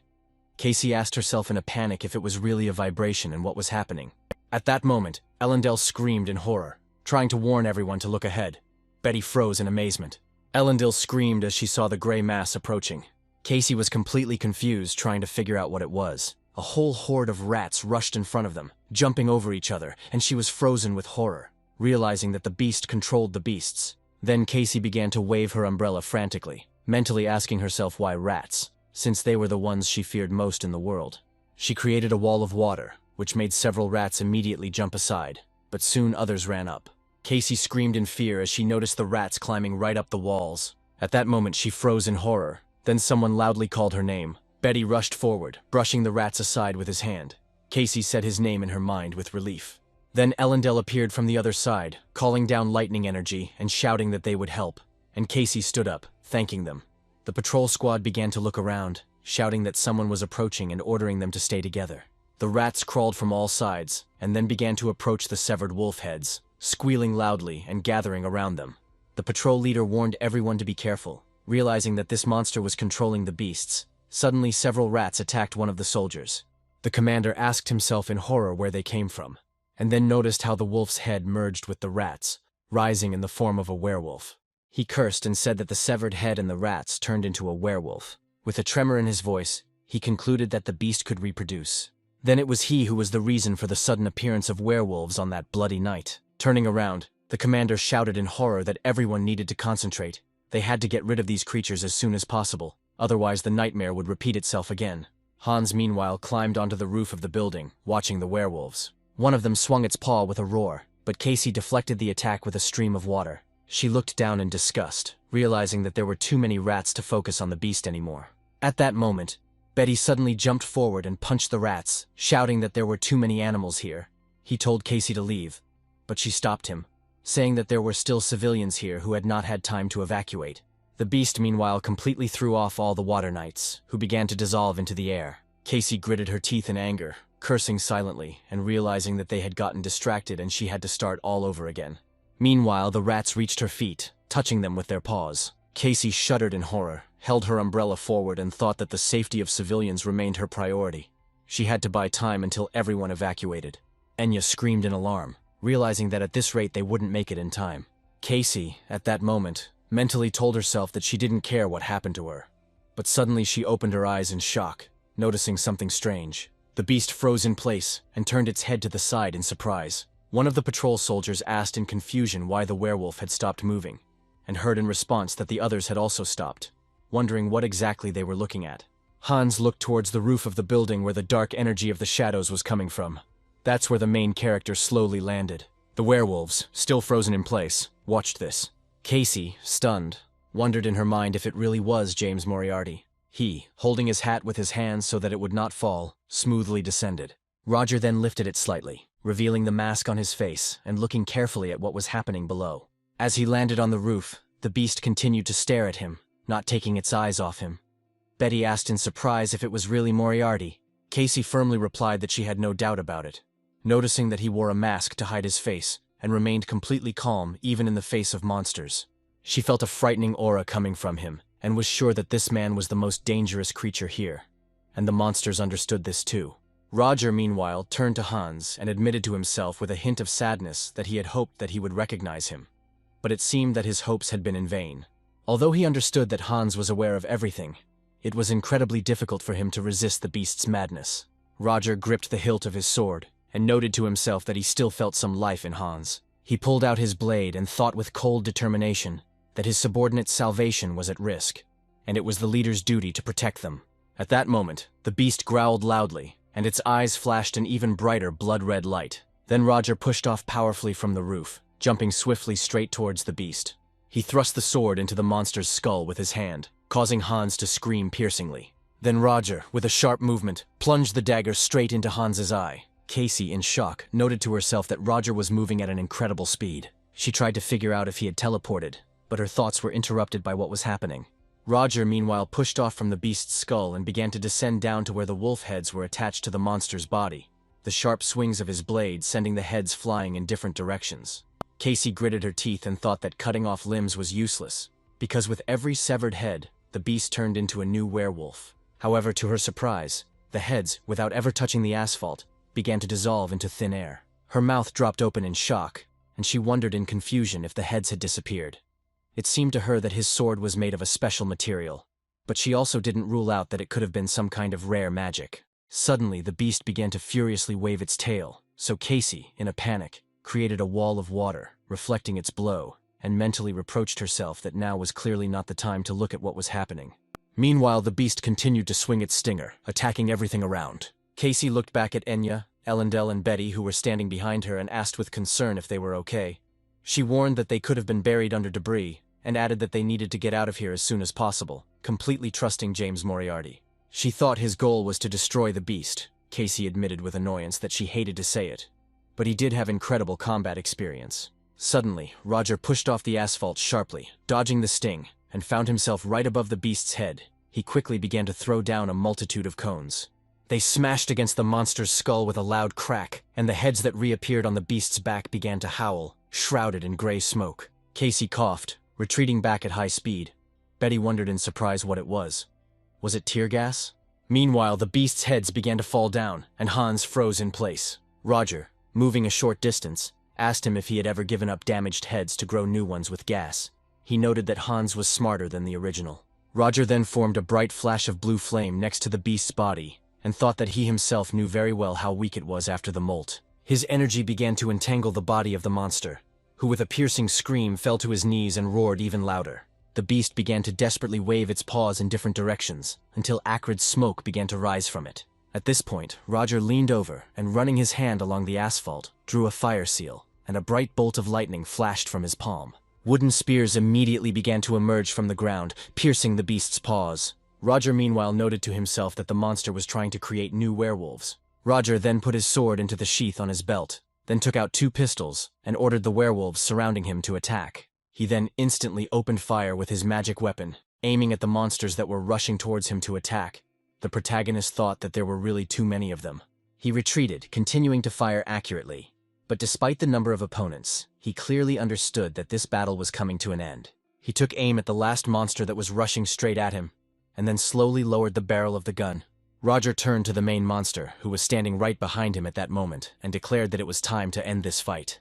Suddenly, the monster jerked sharply and, despite the bleeding wounds, began to shake its massive neck, trying to free itself. Roger wondered wryly if he really intended to fight to the end. Then he gripped his weapon tighter, mentally ordering his opponent to stop this circus and get out of his way. He raised his gun straight at the monster, thinking that this body no longer belonged to him. The next second, the monster, not wanting to give up, took off with inhuman speed, instantly covering the distance between itself and Roger. The same one remained absolutely calm, holding the barrel of the revolver straight in front of him. When the monster was very close, Roger prepared to shoot, but someone got ahead of him. One of his team members quickly reacted and, stabbing the monster with a huge weapon equipped with a giant syringe, injected an unknown substance into it. As soon as this happened, red lightning flashed in the monster's eyes. Then his huge body began to gradually disappear, dissolving into thin air. Roger lowered his weapon, watching what was happening. At this moment, 3 of his comrades were already standing next to him. The protagonist noted with relief to himself that they had arrived just in time. Right in front of them, Hans lay on the ground, his body wounded and exhausted, so exhausted that he had lost consciousness. One of the soldiers suggested checking whether this was really the case, but the second, looking around, reminded that there were still civilians nearby. He said that first it was necessary to ensure their safety, and only then check what had happened.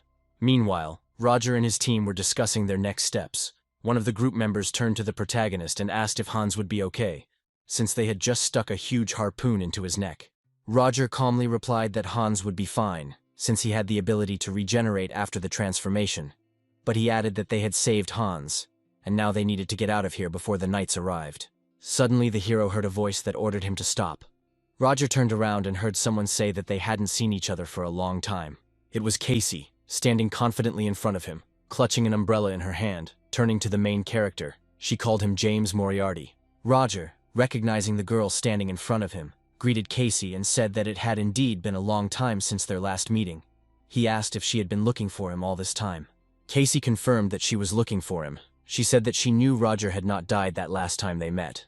The protagonist replied that it seemed that Casey did not value her life at all, which she had saved with difficulty. He said that she should have pretended that she did not recognize him. It would have been better for both of them. After these words, his team turned around to leave, but Casey continued to speak, asking if he really thought that she would give up so easily. She frowned, noticing that James Moriarty had underestimated her.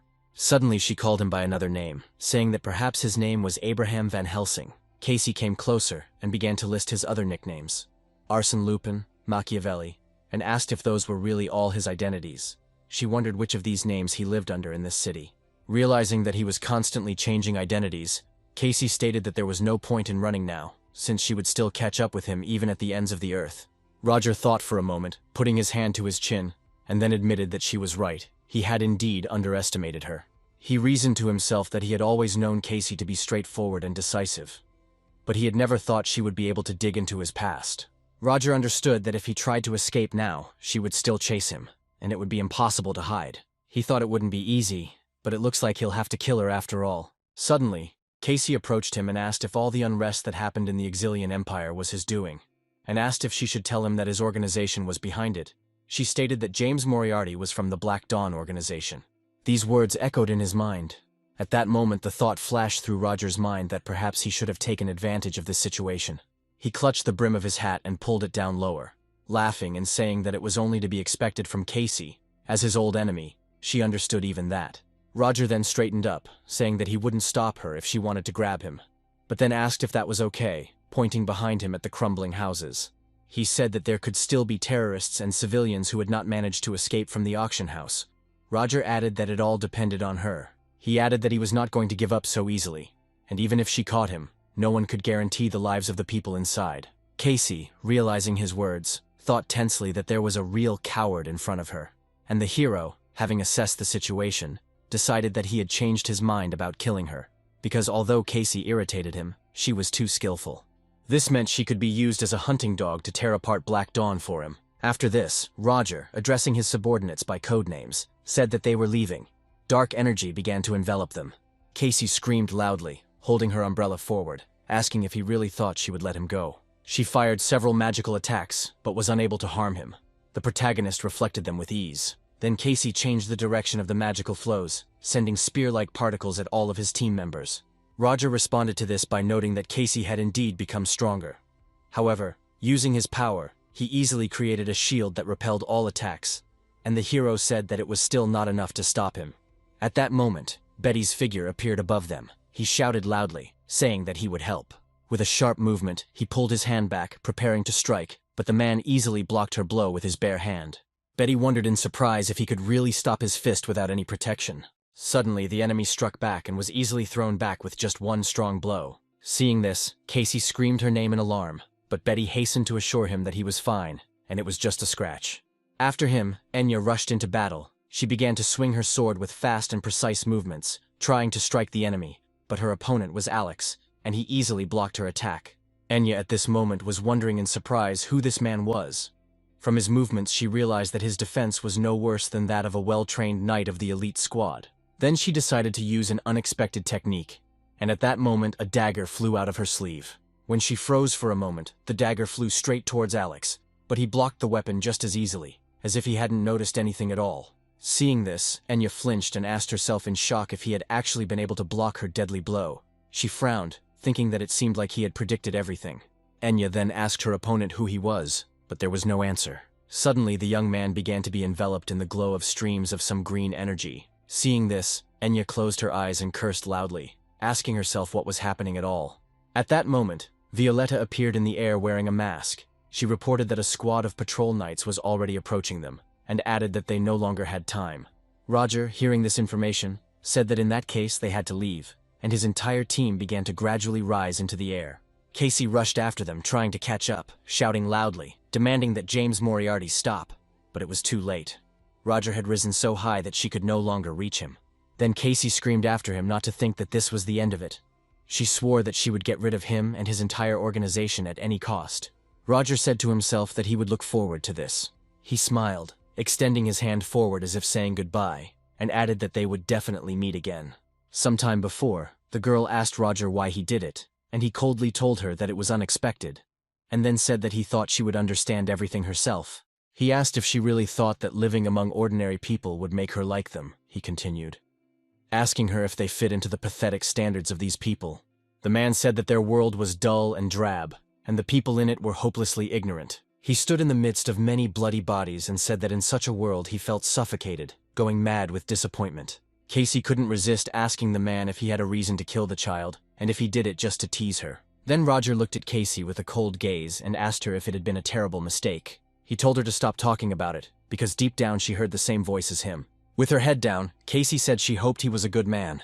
She thought that all their minor misunderstandings could be settled through negotiations, but it turned out that she knew nothing about him. Then Casey looked up and said that if this was the path he chose, she would arrest him right now, referring to him as James Moriarty. But the main character continued to look at her with the same cold eyes. At the moment, Casey was still standing at the place where she had just lost her sworn enemy, One of the knights approached her and informed her that the preliminary investigation at the scene had been completed. The knight respectfully said that they should thank her, because without her help they would have been messing around with this much longer. He added that, as she ordered, the bomb was taken from the terrorists.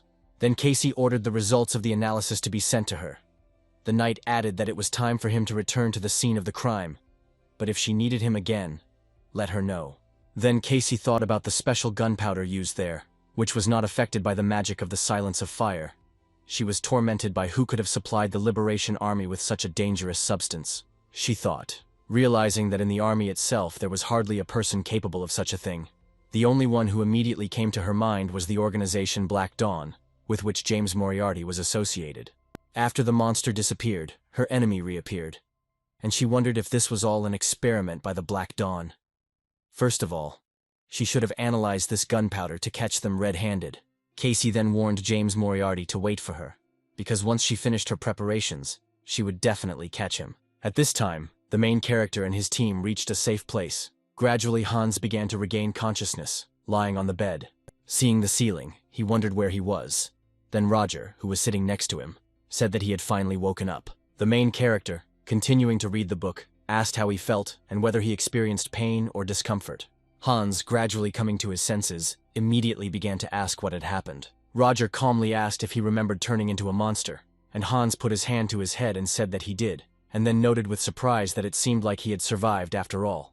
Then Roger slammed the book shut and said it was a relief, and then sternly ordered Hans to give him what he had managed to find. He shuddered, remembering something important, and immediately began to speak hesitantly, asking Roger not to be surprised and to listen to him to the end. The protagonist sighed heavily, already guessing how ridiculous this story would turn out to be, while Hans continued to tell how he had to endure a lot to get this item. However, Roger cut him off, telling him to stop beating around the bush and just hand over what was in his right hand. Hans started in surprise, wondering what exactly was in his hand. Only now he noticed the stone clutched in his fingers, and looking at it in amazement, asked himself where he got it from. Then Roger said that Hans had been squeezing him ever since he had returned to human form. Roger confirmed his suspicions, adding that no matter how much he tried to remove the stone, Hans would not let go, so he had to wait until he regained consciousness. Then Hans looked at the stone again in surprise, and then, frowning slightly, he laughed quietly with relief. Not knowing what to say, he told Roger to take it and held the stone into his hand. Then the hero thanked Hans, saying that he had done a great job. After this, he stood up and told Hans to get dressed and go downstairs, because he was going to tell everyone something important. When everyone finally gathered, Roger began to say that, despite the unpleasant surprises, they had done a great job, and their mission had been a success. Sheridan immediately raised her hands in joy, mentally exclaiming that they were now rich, and Bellaluna, sitting next to her, shared her delight. However, Roger immediately cooled their ardor, noting that it was too early to rejoice, because this was stolen wealth. Then he said that during their time working together, they probably realized how unique their colleagues were. Alex was the first to speak out, admitting that he was amazed at how a person could turn into such a huge monster, and he noted that he had seen something like this for the first time. After that, Fantas looked at Alex with interest, and asked him if he was a knight, since he wielded the sword in a very special way. And Alex only answered with a smile that he was just a graduate student. Hearing this, Fantas was surprised, asking himself if this was true, since he had fought on equal terms with the Night Wanderer. Alex then turned to the leader, asking who the girl was who could control water so skillfully, and was clearly not an ordinary person. The protagonist told him her name, Casey Selmoy, and added that she was a hereditary sorceress from a noble family, and so skilled that she received a colored title. Alex replied that he assumed so, and then asked Roger how he met her, and Roger said that he believed they first crossed paths in the kingdom of Delica. At this time, somewhere in the city a cry for help was heard, and Princess Elendil loudly called for someone to help. Enya immediately ran up to her and asked what happened.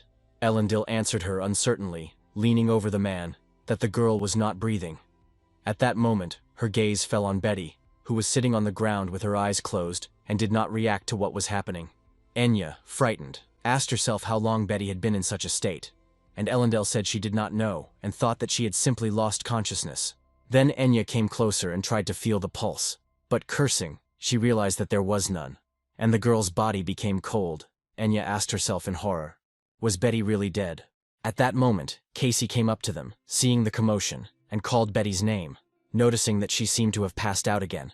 Enya froze upon hearing these words, and the princess, shocked by what she heard, noticed that Betty had not only lost consciousness, but was not breathing.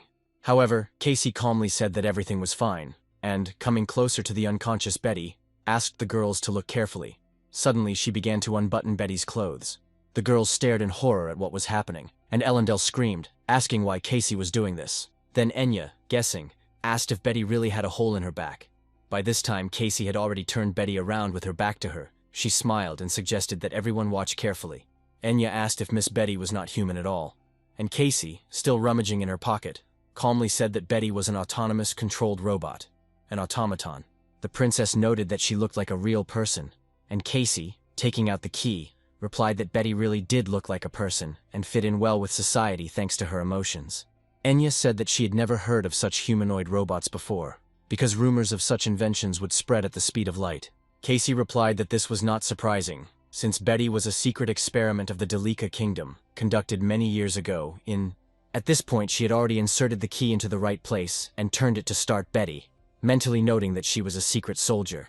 The next moment, Betty opened her eyes, coming to consciousness. Then Casey asked her if she had come to her senses, but Betty showed no emotion about what was happening. Looking down, Betty saw what state she was in now, and horrified, screamed loudly. After that, Casey interrupted her, calmly noting that it was time for them to leave. Casey also asked not to forget the case materials, and Betty, having tidied herself up, angrily moved in the right direction. Casey then asked the girls if they should continue the conversation. She explained that she first met Betty in the kingdom of Delica, at the time she was hunting Moriarty. All she knew was that he was a brilliant mathematician, and a fairly competent person. So they discussed various topics with him several times. Lost in her memories, Casey grimaced in disgust, noticing that he had begun to irritate her from the very first meeting. Not only his voice, but also the way he constantly pretended to be the smartest. However, as soon as she learned about him as an evil genius, she immediately began to hunt for him, and it was for this purpose that she then met Betty. According to Casey, she encountered Moriarty that day at a secret automaton factory, where an explosion caused the floor to collapse. She said that Moriarty disappeared into the ruins, and when she chased after him, she lost the trail. Finding herself in a hopeless situation, Casey began to think about how to get out, and unexpectedly came across Betty in a hidden room. She froze in amazement when she saw the capsule that contained Betty. Casey admitted that it was the first time she saw a successful result of the illegal secret project codenamed Beta. At the same time, a similar discussion was taking place among the protagonist's team. One of the subordinates asked if this meant that Arfa was also an automaton. Roger confirmed that this was indeed the case, but suggested talking about it with Arfa himself later. Someone even noted that he had always suspected the existence of such unusual creatures. After this, there was silence in the room, and all eyes turned to Hans, who asked in bewilderment where they were all looking. He then turned his gaze to the protagonist, while Arfa was surprised to notice that the girl he had been fighting was also an automaton, just like him. He added that he understood this immediately, and could not imagine that any of the other children from that project survived. Roger, crossing his arms, said that he too had thought that all the machines had been destroyed. But it seemed that Betty was now with Casey. Violetta admitted that she was still wondering why the Delica Kingdom needed such creatures, because no matter how you looked at them, they didn't look like standard automatons at all. Then the main character explained that they were created for war. The fact is that steel soldiers who could be controlled at any moment were obviously superior to ordinary people, and it was for this purpose that they were mass-produced. Violetta then asked in surprise if their creator really wanted to start a war, and Roger replied that he had gone through all of that himself in the Delica Kingdom anyway. Meanwhile, Casey finished her story by adding that this is how she met Betty. She said that she woke up shortly after that. When her story was finished, there was silence. Neither Enya nor the princess knew what to say. Casey suddenly turned to Betty, asking how much longer she was going to talk, and she noted that she had done an excellent job. Then, turning to Ellendale, Casey said that it was time for her to leave. The princess asked her where exactly she was going, and Casey replied that the place where she lived was destroyed, so she needed to find a new one. At this point, Ellendale said that although Casey was late, she wanted to thank her for saving her.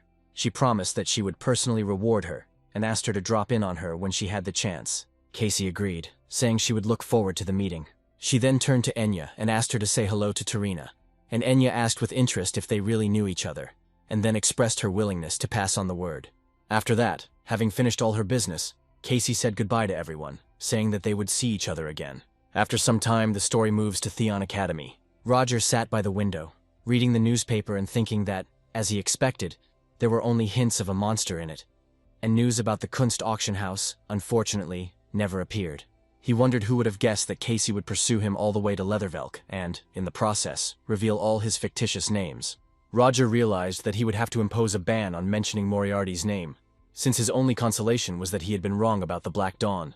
But then he dismissed these thoughts, deciding that perhaps he was right after all. His peace was interrupted when Saidina entered the office, announcing that she had finished sorting the materials. Roger, hearing this, praised her for her good work. Seeing what the protagonist was holding in his hands, Saidina asked if he had reviewed the events of yesterday. Roger replied that he had, because everyone around was fussing about what had happened. Saidina noticed that people were saying that the Clock Knights had captured a monster, and who would have thought that they were so strong. She added that they should probably reconsider their calculations, and the protagonist looked away, agreeing with this. He found it surprising, since James Moriarty had nothing to do with the Knights. At which point Saidina continued, saying that if you think about it, the Knights began to act precisely because of this incident. Roger asked in surprise what she meant. Then, to his great surprise, Saidina said that it could have been the Holy Knights of Bretis. The protagonist immediately froze in place. He knew that the Holy Knights of Bretis was an island remote from the mainland, on which the religious order Lumensis, professing the cult of the radiant god, was based.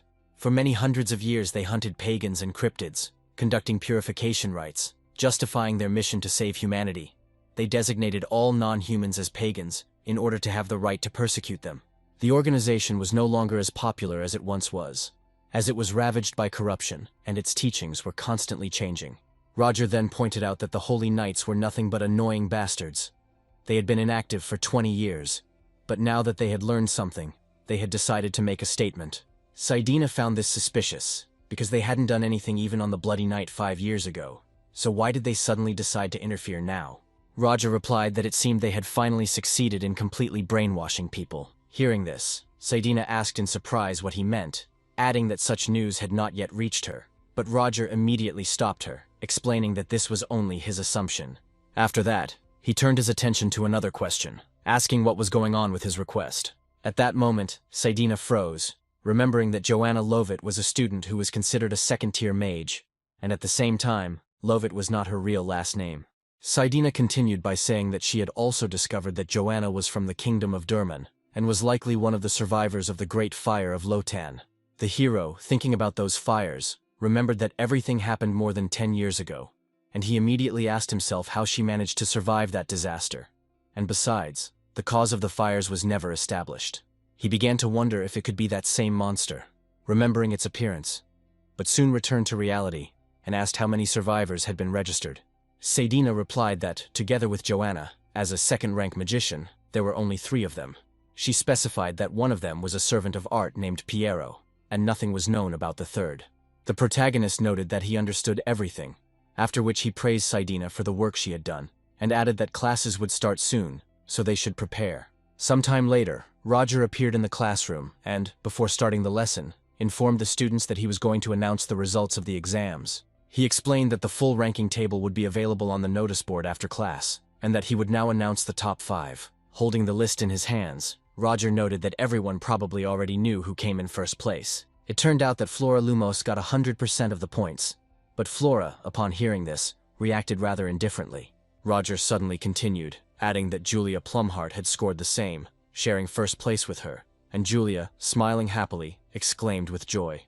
The students immediately began to whisper among themselves, discussing whether Julia had really managed to match Flora Lumos, some remarking that it was expected, considering that she had the support of the magic tower itself. Roger then explained that because first place was tied, there was no second place at all this time, and third place went to Tracy Pryad, who screamed in surprise, not expecting to see her name among the best. Aiden immediately turned to her, offering his congratulations and adding that it was amazing, and Tracy chuckled and asked if he had just realized that, adding that she could be his tutor. Aiden, hearing the girl's proposal, hastened to answer that she should not do this, because he would not dare to distract her from the path of knowledge. Meanwhile, Roger continued to announce the results, saying that Renee had come in 4th place, which she was pleasantly surprised to hear. Finally, Roger announced that Leo was in 5th place, and he took the news calmly. Meanwhile, the students around began to be indignant, discussing among themselves that this simply could not be. Many were surprised, because in the top 5 there were 3 fallen nobles and commoners at once. After finishing the announcement of the results, Roger said that that was all, and added that the top 5 would be able to pick up their items after the lesson. Then he asked everyone to get out the printouts that he had given them in the last lesson. Roger explained that today they would be learning about magic circles based on the release of Manhwa, and Anthony thought that today's lesson would be rather unusual. Roger meanwhile began to draw on the board, explaining that magic circles were much more stable than spells, and were ideal for use with talismans and artifacts. He noted that this was why magic circles were still relevant today. Moreover, most of them actually had the shape of a circle, as it has been since ancient times, because it was believed that a circle best protects the caster from external influences. He then drew a straight line and announced that today they would also look at non-traditional circle shapes. Seeing this, Flora cursed mentally, wondering what all this meant. The students began to whisper, asking each other what exactly the professor had depicted. There was a square drawn on the board, completely filled with runes, like a table. No one understood what was happening, and all eyes soon turned to Flora as the best student. However, Flora remained silent, and to herself, with irritation and bewilderment, she thought why everyone was staring at her. She didn't understand if this was related to the fact that she had been made the head of the student resistance last semester. She sighed heavily, thinking that she herself would like to know what all this meant. It seemed unlikely to her that the professor would decide to start making up stories. But if he really did, she would be very disappointed in him. Meanwhile, Roger continued to explain calmly, saying that he saw that many people doubted whether it was really a magic circle. He suggested that they take a closer look. By touching one of the symbols on the diagram, he activated the fireball, and it immediately burst into scarlet flames. Roger demonstrated to the students that this was indeed a working diagram. The students began to look at the board with interest, saying that everything really worked, but they still could not understand how exactly he did it. The protagonist said that he could well understand their bewilderment, after which he turned his gaze to the magic circle, and added that in fact, this circle was not a circle at all. He explained that the round shape conducts mana more easily, because in the corners the energy seems to break off from the ledges and dissipate. He then looked coldly at the students, pointing out that they could see that the scheme worked perfectly, and asked why they thought that was the case. Among all the students, only Flora and Renee raised their hands. Seeing this, Flora immediately turned her attention to Renee. However, she was distracted by Roger's voice, who turned to her and asked her to answer first, since it was she who had raised her hand first. Flora assumed that the reason was the symbols inside the square, because they were the ones that attracted mana and helped maintain its flow. Roger confirmed that she was absolutely right, and added that thanks to the flux accumulators, even square circuits could function perfectly. He explained that he used a universal magic square, in which a certain order of symbols allowed the same phrase to be read in both directions, like a palindrome. After that, one of the students hesitantly raised his hand and said that his question might sound crazy, but he wanted to know if square magic circles had any advantages over regular ones. The protagonist confidently answered that there certainly was, explaining that such diagrams were much easier to draw. Roger then went on to explain that the circular shape only worked if it was drawn extremely carefully, which is why there were special courses on how to create magic circles. While the square, with 4 equal points connected together, was much easier to execute, he noted that square patterns were always easier to draw, and demonstrated this by drawing them on the board. After that, he asked Saidina to hand out more printouts to the students. Then Roger said that the square was only the simplest example, because magic circles could have a variety of shapes. He added that if students master this topic, they will be able to create their own magic schemes, and this will be their second exam task. He said that he will be waiting for their ideas. After the lesson, a conversation began in the teacher's room between the main character and one of the students. Roger, surprised, told Leo that he came after Renee and asked him to extend his hand. A blue light immediately lit up in Leo's palm, and Roger explained that it was one of the 4 elements of the source code, called the Foundation, and he noted that the element itself was of little use. Leo watched the stream in his hand with interest, and asked if this meant that he would have to take the remaining places in the top 5 before the end of the semester. And the hero confirmed this, and added that Leo needed to work on himself. Leo continued to look at his hand as he left the office, thinking that it was only part of the whole, and that Roger could hardly be figured out so easily, since it was impossible to calculate or analyze him. He thought that teaching such magic to ordinary students was extremely unusual, and he couldn't help but wonder who Roger really was. As soon as Leo stepped out into the yard, he heard snippets of conversation that immediately caught his attention. He wondered with interest if the aristocrats and Jonah O'Valley of his class were there. Under the tree stood some boys who looked at Iona with open hatred. They asked her if she had gone deaf and told her to remember her place, calling her a pathetic parasite. Jonah responded by only coldly asking what would happen if she refused to obey. There was a flicker of danger in her gaze, and Leo wondered with surprise if she really meant to do that. At this moment, the leader of the aristocrats surrounding the girl swore harshly, calling her a savage, and asked if she still didn't understand what was happening. He was about to attack, but Leo suddenly intervened, came closer, and clearly told them to stop. He asked if a whole crowd of aristocrats had gathered here just to put pressure on one beast woman. Coming closer, he reminded them that hadn't the professor already warned them. He added that Javan Pelio had recently left the academy, and he himself was just now going to Professor Roger. But if they didn't care, then let them continue. Then the aristocrat, realizing that arguing with him was dangerous, told the others that they should leave. Passing by Leo, he angrily muttered that Leo had nothing to be proud of, because he was still a commoner, and his intelligence did not change anything. Leo, watching him leave, smiled calmly and advised him to then try to change his mind on his own. The aristocrat gritted his teeth, frowned, and hurried to hide in the school building. After this, Jonah turned to Leo, asking why he helped her. But Leo just threw up his hands, replying that she was wrong. According to him, she could have dealt with them herself if she had wanted to. Jonah calmly said that she only wanted to teach them a lesson. Leo, waving it off, asked if she really was going to do it with such a thirst for blood, and added ironically that let her do it if she wanted. He then said that she should be glad that those idiots didn't feel threatened by her, at which point Jonah suddenly interrupted him, asking if he wasn't afraid of her.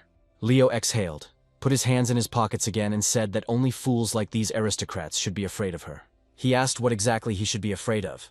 If she herself came to the academy, knowing full well how people treated beastmen, it meant that she wanted to expand her horizons and get to know this world better. She asked him in surprise how he could know this, and Leo closed his eyes and calmly replied that he had simply heard of a leader of the beastmen who valued the lives of others. Suddenly, Iona switched to her native language, after which she added in the common language that Leo was a good person, and Leo was surprised by her words, but still tried to repeat the phrase and asked what it meant. Then Iona explained that it was a proverb of her people, which said that in the world of men they were small but brave warriors. But Leo looked unhappy with her words. Jonah looked at him in surprise, not understanding why he was so tense because of her words. She asked if a person's spirit was not more important than his height, reminding him that it was this spirit that he showed in a difficult situation. Leo was silent for a moment and then asked her to just call him by his first name. At that moment, their conversation was interrupted by a loud cry. It turned out to be Aiden, who, waving his arms, called Leo by name. Aiden happily explained that he had accompanied Tracy while she went to get her element, and added that he had heard that Leo had already received his. Then he, noticing Jonah, noted that they seemed to be talking about something, and tried to remember her name, but Jonah herself calmly said it, after which Aiden smiled and said that he was glad to meet her. Meanwhile, Renee walked down the school corridor, looking at her hand and thinking that she was even disappointed, because everything turned out to be too simple. She expected some more complicated procedure. She sighed heavily, closed her eyes, and thought that she hadn't even had the chance to ask the teacher the questions that were bothering her. Her thoughts were suddenly interrupted by Ellendale coming around the corner and calling her name, asking if she would like to dine with her. Renee flinched when she saw the princess and apologized, saying that she had already arranged to meet someone else. Ellendale asked if it was true, but then smiled and wished her a good time. But Renee still felt awkward, so she apologized and said that they could go together tomorrow.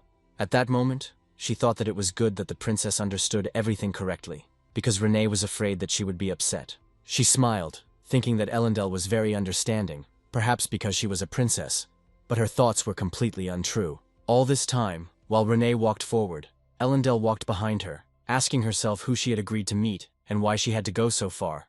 The princess wondered if Renee really had a boyfriend. Ellendale was extremely upset, because she really wanted to talk to her friend. She asked herself who dared to seduce her innocent friend. She really wanted to see the face of this impudent man. Suddenly she heard someone's footsteps. Then the princess shuddered and screamed in fear. A tall male figure stood behind her and asked what she was doing there, and Ellendale turned around in confusion and asked who he was. After a while they all found themselves under one of the trees in the forest. Ellendale began to say that if she understood correctly, this guy was going to have lunch with Renee. Then Ellendale went on and asked the boy if the field of flowers was really his doing. Frieden Volberg sat in front of them with a displeased expression on his face, his arms crossed over his chest. He coldly asked Ellendale if she had any problems with this. The princess only asked ironically if decorating everything with flowers was really his hobby, since he was a cold wolf. To this, Freuden responded sarcastically that instead of reproaching him for his hobby, it wouldn't hurt for her to have a couple of hobbies herself. Then Renee decided to defuse the situation and tried to ask Ellendale what brought her here. She replied that she simply began to worry when Renee went so far into the forest. Hearing this, Frieden sighed in irritation and said that it was a ridiculous excuse, adding that it was precisely because of her obsession that she had no friends.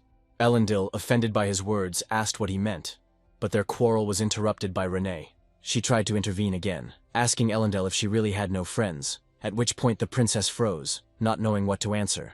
At this point, Freuden intervened again in the conversation and told Renee that she understood everything correctly, because the princess really had no friends. He called her a poor thing. When Elendil tried to object to him, Renee intervened again, saying that it was unthinkable. Elendil was indeed difficult to befriend because of her status, but she was also very nice. Freuden then objected, noting that there were many other reasons besides status, such as the first Princess Eileen von Exilion and her status. He then asked if Renee had heard about the squabbles between the heirs of the Yuta kingdom, explaining that fighting over the position of head of the family was a common occurrence among siblings. However, the first Princess Eileen was different from the others. He claimed that she was an impeccable ruler in everything, building her position in such a way that questions about the heir to the throne disappeared by themselves. Of course, the third princess could have gathered an underground opposition from among the aristocracy, but everyone avoided her for a very simple reason. The first princess generously forgave and accepted all her brothers and sisters, with whom, in theory, she should have broken all ties. However, Elendil knew the truth about her sister's dark side. Looking down, she thought that it was different, because Eileen just needed toys for entertainment. Meanwhile, Freuden continued to confidently say that whatever the true reason, as long as Eileen accepted her relatives, no one would want to anger her by getting close to the third princess. He noted that while the first princess was strengthening her influence, the third princess was carefree, wandering around clubs and volunteering, not even suspecting how people felt when they became the object of her attention. Renee looked at Freuden in surprise and wondered if the first princess had really been that impressive. Then Freuden, closing his eyes, replied that everything was not like that at all.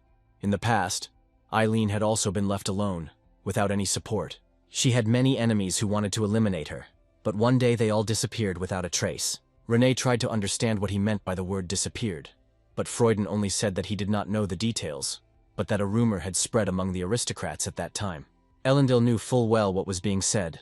The rumor was that people should beware of the shadow of the first princess. Then, to ease the strange atmosphere, Renee turned to Elendil and asked if she had really seen the beast of Gévaudan so close. But Elendil threw up her hands and said that she had seen it, and still could not believe that she was alive. And Renee in response noted that she was glad that everything was all right with her. Elendil, with shining eyes, thought that this was exactly the kind of student life she always wanted. Communication with friends, experiences, caring for each other. Renee asked again if the monster was really dead. Then Elendil remembered Casey's last words, the request in which she asked Elendil to say that the knights had managed to settle the situation, since the world could not yet be told the truth about what had happened. Casey added that if people knew who really destroyed the monster, the panic would only increase. She said that sometimes a convenient lie is better than an inconvenient truth. So Elendil replied that the factory knights had dealt with the monster, and Renee breathed a sigh of relief, thinking that was a good thing. Then Elendil added that she seemed to have seen Professor Roger at that auction. Renee looked at her in surprise, asking herself. Even Freuden looked up with interest. Elendil explained that she had caught a glimpse of him, but was certain that it was he, although she was surprised, because the professor did not give the impression of a man who collected expensive jewelry. Then Freuden thought, looking coldly into space. It seemed to him that he had seen Roger somewhere a long time ago. At this time, there was a noise in the director's office. Professor Hugo, who had come there, was loudly indignant, believing that postponing the magic festival without prior discussion was wrong. Hugo shouted, arguing that the Festival of Magic was a historical event that many celebrated, and for Theon students, it was an opportunity to demonstrate their status. In other words, the festival was a matter of honor, so the professor was angry. He said that although Eliza was the rector, her decision was an abuse of power. Eliza looked at him carefully and wondered what was wrong with postponing the festival, or if everyone just wanted to find a reason to find fault. She smiled calmly, apologizing for the way they had to find out. She explained that she simply had no choice or time to discuss such matters with them. Given the current events, the atmosphere for a celebration was not at all suitable. She added that they had a second exam ahead of them, and it would be much more reasonable to hold a festival after it. Professor Hugo tried to object, but then the other professor suddenly turned to him. She asked what he was proposing then, and Hugo winced as he saw Marissa standing next to him. She said sternly that if he had nothing to offer, then his objections were just empty words. Hugo was confused and didn't know how to properly react in this situation. At that moment, Chris approached him and quietly whispered in his ear that the vice-rector herself was in front of him, asking what he was going to do next. Finally, the professor cleared his throat and said that there was nothing to be done. Since the rector had already made a decision, then so be it. All that remained was to accept the result. He added that it would still be right if they were allowed to make changes to the festival, and the rector calmly replied that they could do as they saw fit. After that, Hugo looked up at her and said that since she was changing the plans at her own discretion, it would be fair if they also added something of their own. He asked how she liked the idea of arranging something new. For example, the opening ceremony of the magic festival. At this time, Roger was sitting in his office, sorting through papers. As he glanced over what was written, he thought that postponing the opening ceremony of the magic festival might not be such a bad idea, considering the recent unrest and the general mood of the people. However, he realized one important thing. After the incident in the banquet hall, it became clear that Esmeralda would most likely attack any mass gathering like the festival. It was obvious to Roger that this woman was up to something, and they had good reasons for it. He decided that he had to find a way to force her to open up, and Theon would deal with her from there. Pressing his finger to his temple, he tried to remember the details, but his gaze immediately turned cold as the great fires of Lotan suddenly came to mind. He realized that not only Esmeralda had survived them, but 2 other people as well, which seemed to him an extremely curious fact. And then Roger thought that he should go to Lotan as soon as possible. He sat alone in the office for some time until suddenly there was a knock on the door. Flora came in, and Roger asked her if she had come for her element, and remarked that she was late, although he had told her to come at the first opportunity. But Flora, remaining calm, replied that she was busy, and asked if he would refuse her only because of a slight delay. Roger then assured her that he would not do this, and invited her to come over, congratulating her on her first place. But Flora noted that she shared first place with another participant, so the victory did not seem so pleasant to her. Then Roger said that she probably already knew. It was just one of 4 fragments separated by magic. Flora continued to silently examine the energy in her hand, and then decided to ask him about the magic she had seen in his personal laboratory last time. Roger immediately looked up at her, asking if she was talking about Klein's disease. But Flora explained that she meant the cube drawn on the board, and Roger chuckled, noticing that she had peeked after all. Flora tried to justify herself by saying that the cube was too conspicuous, and she simply couldn't help but notice it. But Roger, remaining cool, told her that in that case she could at least pretend that she had not seen anything, and asked where her manners were. Then Flora, not wanting to argue any further, asked what the object was, and the hero replied that it was a tesseract. He explained that it was also called a hypercube.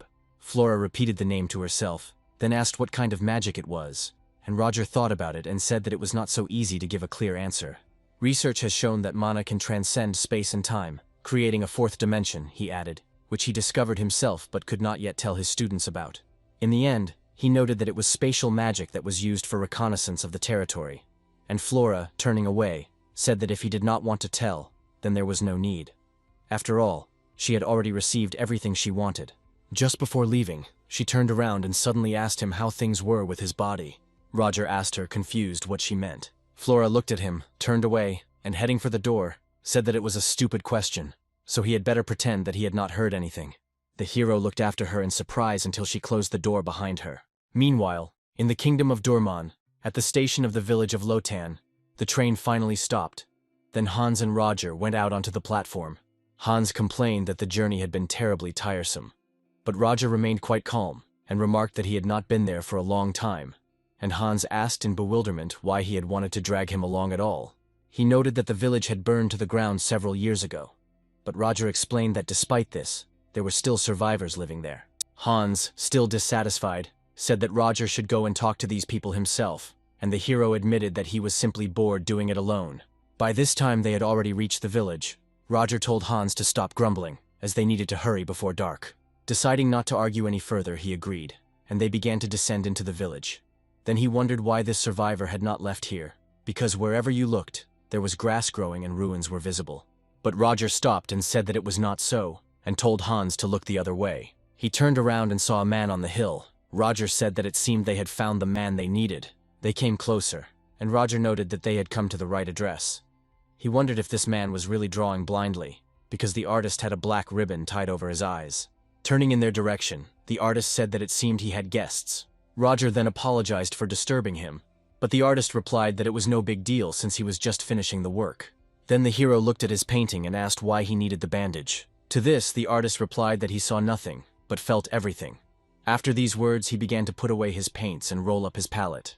Roger, having assessed his work, noted that there was magic in this painting, and added that he did not think that a magician, even a weak one, would choose such a place to live. The artist replied that he was not proud of being a magician. He had never been particularly strong, but drawing had always remained his natural talent. Then he asked what such a respectable man could have forgotten in this wild wilderness. Roger then decided to find out if he knew who was in front of him. The artist replied that he did not know for sure, but he had developed other senses, so he could feel the powerful aura emanating from Roger.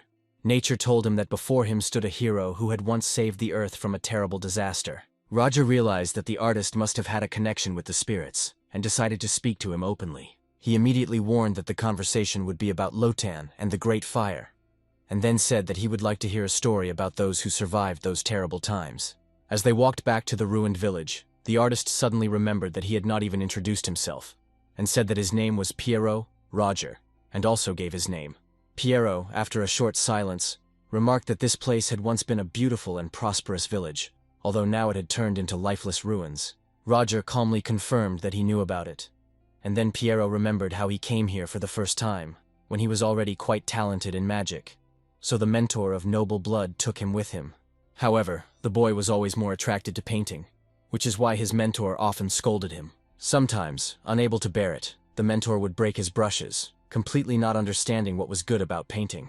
At first, Pierrot endured, but eventually he ran away and chose the path of an artist. He wandered for a long time until he decided to settle in Lotan. He added that it was not easy to get used to the unfamiliar environment, and if it were not for the help of one girl, he would not have coped. Roger immediately asked who he was talking about. Then Pierrot took a brush out of his bag and said he would show. Straightening up, he began to draw directly in the air, leaving bright strokes.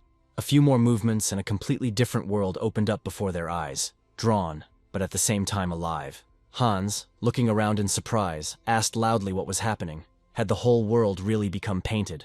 Roger, no less amazed, explained that it was artistic magic that allowed such images to be created. Then Pierrot pointed forward with his hand, saying that the center of the village was always crowded, and suggested that they go there. There were many people around them, and it looked as if the village was still alive. Pierrot said that once upon a time, windswept Lotan was always full of tourists. At that moment, Roger noticed the silhouette of a girl with a basket heading to the market. Pierrot then added that she was the pride of the village. He admitted that he could not see her face and was afraid that he would not be able to convey her beauty in his works. However, he remembered well that she always remained kind and cheerful, communicating with people with an unchanging smile. And besides, from birth, she had an innate connection with spirits who also loved her. Then the artist said that her name was Esmeralda, and she also survived that great fire. It was thanks to her that he was able to get used to Lotan, and the village itself remained filled with a warm and friendly atmosphere for a long time. Then he spoke of how this world had collapsed with the arrival of one aristocratic family. Pierrot said that the guy then confessed his love to her at first sight, and asked if she would go with him. The naive girl did not even doubt the sincerity of his words. It was an honor for her to accept the aristocrat's offer. Roger, who was watching all this, coldly noted that there was certainly no love there, and Pierrot confirmed his words, because the guy only craved the power that Esmeralda received thanks to her connection with the spirits. The artist also said that the girl's kind and innocent nature doomed her to believe in such obvious deceptions. He remembered how all the villagers, upon learning of the proposal, of course did not wish her misfortune in the cold world of the aristocracy, but no one dared to intervene. Roger then objected, noting that her fiancé was a nobleman, meaning that in those days any protest could end in prison for treason. He asked if people were really just watching what was happening back then. Pierrot replied that in the end a man was found who had the courage, and then the others supported him, speaking out against the wedding. But it was then that the terrible tragedy began. The villagers shouted at Esmeralda not to believe this man, calling him a liar, but the nobleman's warriors blocked their path, threatening them with swords and asking if they even knew who was in front of them. The people did not stop shouting that even aristocrats had no right to take a young girl away against her will, and demanded that he leave Esmeralda alone and leave their village. Esmeralda herself froze, not knowing what to do. Then her fiancé grinned and grimaced, telling his warriors to kill them all. A terrible tragedy unfolded before her eyes. She stood there, petrified, as blood spattered around her and fire consumed the entire village. The soldiers were then ordered to set fire to the village. At that very moment, the village was engulfed in flames. Roger, looking at all this, said that this simply could not be. Then Pierrot, turning to them, calmly confirmed that all this was true. He explained that the fire was not caused by any natural phenomena. This was the bitter truth about the Great Fire of Lotan. Esmeralda at that moment begged the aristocrat to stop. She was on her knees, trembling all over, and asked that they not do this. She repeated that the village people were not guilty of anything. But it was too late. Her fiancé responded coldly to her, calling her stupid. He ordered her to remember this moment. He declared that this is how commoners who dare to go against the will of aristocrats end up. As soon as Esmeralda turned her head to the side, she was overcome with horror. Then her fiancé chuckled, and, noticing her despair, ironically remarked that it was even better this way. After this, he turned to his men and shouted that his head was aching from the stench of burning commoners, ordering them to bring Esmeralda to him as soon as this was finished. Esmeralda was still sitting on the ground, thinking about why all this happened. Just yesterday, this place was filled with smiles, and she couldn't understand how in just one day everything had turned to ashes. When her tear fell to the ground and touched the surface, it seemed to catch fire. Meanwhile, the soldiers were already approaching her. But suddenly, tongues of flame began to appear around her, and upon seeing this, the soldiers began to whisper, not understanding what was happening.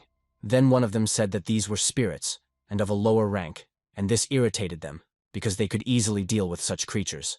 However, the next moment one of the soldiers was engulfed in flames and screamed in pain as he burned alive. Panic immediately began among the others. They did not understand what was happening. Meanwhile, Esmeralda slowly rose to her feet. She raised her face, filled with tears, and told them all to go to hell. The spirits, hearing her desperate desire, rushed towards the soldiers. Esmeralda screamed loudly that she hated them all. As soon as the tiny creatures touched the soldiers, they immediately burst into flames. Her voice remained cold as she said that she would burn everything that belonged to them. A huge spiritual being began to gather above her head, taking on an increasingly strange and complex form. She clasped her hands and said that now everything depended on Quasimodo. The monster opened his fiery mouth wide, looking at the enemies, and his mistress screamed, ordering to burn everyone to the ground. She raised her hands up with a crazy smile on her face, screaming that she hated everyone. Piero said that that day, Esmeralda burned all the soldiers who were there and then left the village. He said that it was on that day that he went blind. Roger then noted that Piero was remarkably well preserved for a man who had been blinded by the fire. And the man replied that, frankly, he would have died if not for the help of one child. The main character asked him what child he was talking about. Then Piero again plunged into terrible memories. He remembered how he stood on all fours by the river, and next to him was a girl. Piero thanked her, saying that she had saved his life, but the girl replied that there was no need to thank her, because she had only done what she had to do. She said that she was able to save only him, but not the others, and Piero shuddered, saying that such a thing simply could not be. Then the girl turned to him and asked if he was the new artist. She said that she remembered him because he was always wandering around doing nothing. Piero nodded, admitting that it was true. Then the girl noticed that his burns were serious, and that he would most likely go blind, and then asked if it wasn't a great loss for the artist. Piero answered her that he was still grateful, because he remained alive. The girl suddenly asked if he was really glad to be alive, and then said that she was not glad. Surprised, Piero asked her what she meant. The girl then explained that these disgusting people had killed all the villagers just because they dared to speak out against them, and she said that she could never forgive them for that. Piero said that after these words the girl left. He was curious to know her name, but he never dared to ask. He said that since then, he has not been able to leave this village, even though now only nightmares remain from it. Piero said that this was the first place where he was accepted for who he was, and that is why he was very attached to it. He admitted that he always had a sense of duty and wanted to protect the village. He said that over the years he learned to put magic into his brushes, because that was the only way he could continue painting after he lost his sight. After a short silence, he added that this is where his story ends. Roger listened in silence the whole time, and then asked him if he would tell such details if he really were a bad person. Piero replied that of course this would be impossible, because, as he noted, his paintings always reflected all his real emotions: sympathy, compassion, anger. He said it was because of these emotions that he knew Roger could be trusted. Roger noticed that things were now clearer to him. He realized that this man's past was filled with pain, and he thanked him for sharing his story with him. Piero lowered his head in response and quietly said that he was the one to thank, because for the first time he was able to speak out. All this time it had been very difficult for him because of his blindness, but now he even felt relief. He then admitted that he knew how bold it sounded, but he still insistently asked them to help those girls who were now wandering somewhere alone, having lost hope and plunged into despair. At dawn, Roger and Hans set off back on their journey, the road plunging the hero into thought. If you think about it, the decline of the kingdom of Durman was inevitable. The authorities tried their best to hide the truth about the fires in Lotan in order to prevent the spread of rumors, but such events cannot be hidden from the people. When social conflicts and class inequality are added to the anger of the common people, revolution becomes only a matter of time. Roger understood that even though the government was weak, there were many other reasons why the kingdom had fallen after that bloody night, and he thought he could now understand why most of the nobility had chosen to flee abroad. His thoughts were interrupted by Hans, who remarked that they had not yet learned anything significant. But Roger replied that this was not entirely true, since they had nevertheless found out the truth about the fires. He then turned to Hans and instructed him to find out who exactly that aristocrat was. Roger told him to look among the aristocrats of Durman who had fled to the Exilian Empire. He understood that this man could be much closer than they thought. Soon the day of the second exam test at Theon Academy arrived, and Roger announced that the second stage of the exam would soon begin. So he asked the students to come forward as soon as they heard their number. So the exam began. Roger sat on a chair nearby, asking one of the students if he really thought that the square shape of the magic circle was the only possible option. She didn't even bother changing the symbols inside the design, choosing the path of least resistance without even trying to challenge herself, so she should thank him for the D- grade. Tracy, who was observing the exam, noticed that the atmosphere in the classroom was becoming increasingly tense. Roger then called the next student, hearing his name. Aiden stood up from his seat. Roger looked at his answer, and noted that it was a rather bold combination of classic circles and symbols. He noted that Aiden preferred stability, which meant that this form would be reliable, unlike those he himself had shown before. Roger added that Aiden's formulas were quite primitive, but at the same time he supplemented the classics by providing for mana leakage, and this was a good job. However, after a short pause, he said that Aiden had nevertheless decided to neglect the variety of forms that had been discussed, and had limited himself to circles only. Roger then immediately announced his decision, saying that given this shortcoming, he would give him a B+. One of the aristocratic students was furious that another commoner had received a high grade. The protagonist, looking at the list, asked who was next, and, seeing the name, realized that it was Flora. The girl immediately approached him and showed him her work. Roger put his hand to his chin and thought that the tortoiseshell-style hexagons looked quite interesting. He noted that he had not seen any errors in her calculations, and immediately announced that Flora Lumos had received an A+, at which point the student stands erupted in cheers. After that, he began calling the next students until he reached the last person on the list. Roger, crossing his arms over his chest, announced that Renee was the last one. She stood in front of him uncertainly, and he asked her to show him the circle she had created. Then Renee said loudly that she would not have any image of the magic circle. These words of hers caused quite a stir among the students. They could not understand what she meant. Some began to whisper that she had decided to ignore Professor Roger's assignment. The professor, slightly frowning, carefully studied his student's face and asked what she meant by this. He was trying to understand whether she really couldn't come up with a working magic circle. Renee, feeling awkward, admitted that it was difficult to depict this magic circle on paper. She asked the protagonist if it was possible to use the space to display her work. Roger thought for a moment, then gave her permission to do as she wished. After this, Renee began to prepare excitedly. She remembered that she had thought for a long time about how best to implement her idea. Thanks to the book on attribute magic, it suddenly dawned on her how to show the professor how much she had changed. All the students in the audience seemed to freeze, overcome with curiosity and anticipation. Then Roger saw what his student was drawing and froze for a moment, his eyes widening. The next moment, a three-dimensional magic cube appeared in front of him. He sat down on a chair and carefully studied her creation, while Renee touched her cheek slightly embarrassedly, saying that she was sure the professor would immediately understand her idea. The protagonist, closing his eyes, called her by name and said that she deserved the highest grade, a plus, but regretfully added that this was the maximum score he could give her. Renee was surprised and asked what he meant. Roger explained that her circle was excellent and praised her again, calling her work outstanding. Flora, who had been sitting quietly until then, suddenly opened her eyes. Meanwhile, Roger asked the student how she managed to come up with such a form. He noted that it was almost impossible to come up with, much less implement, something like this in the allotted time.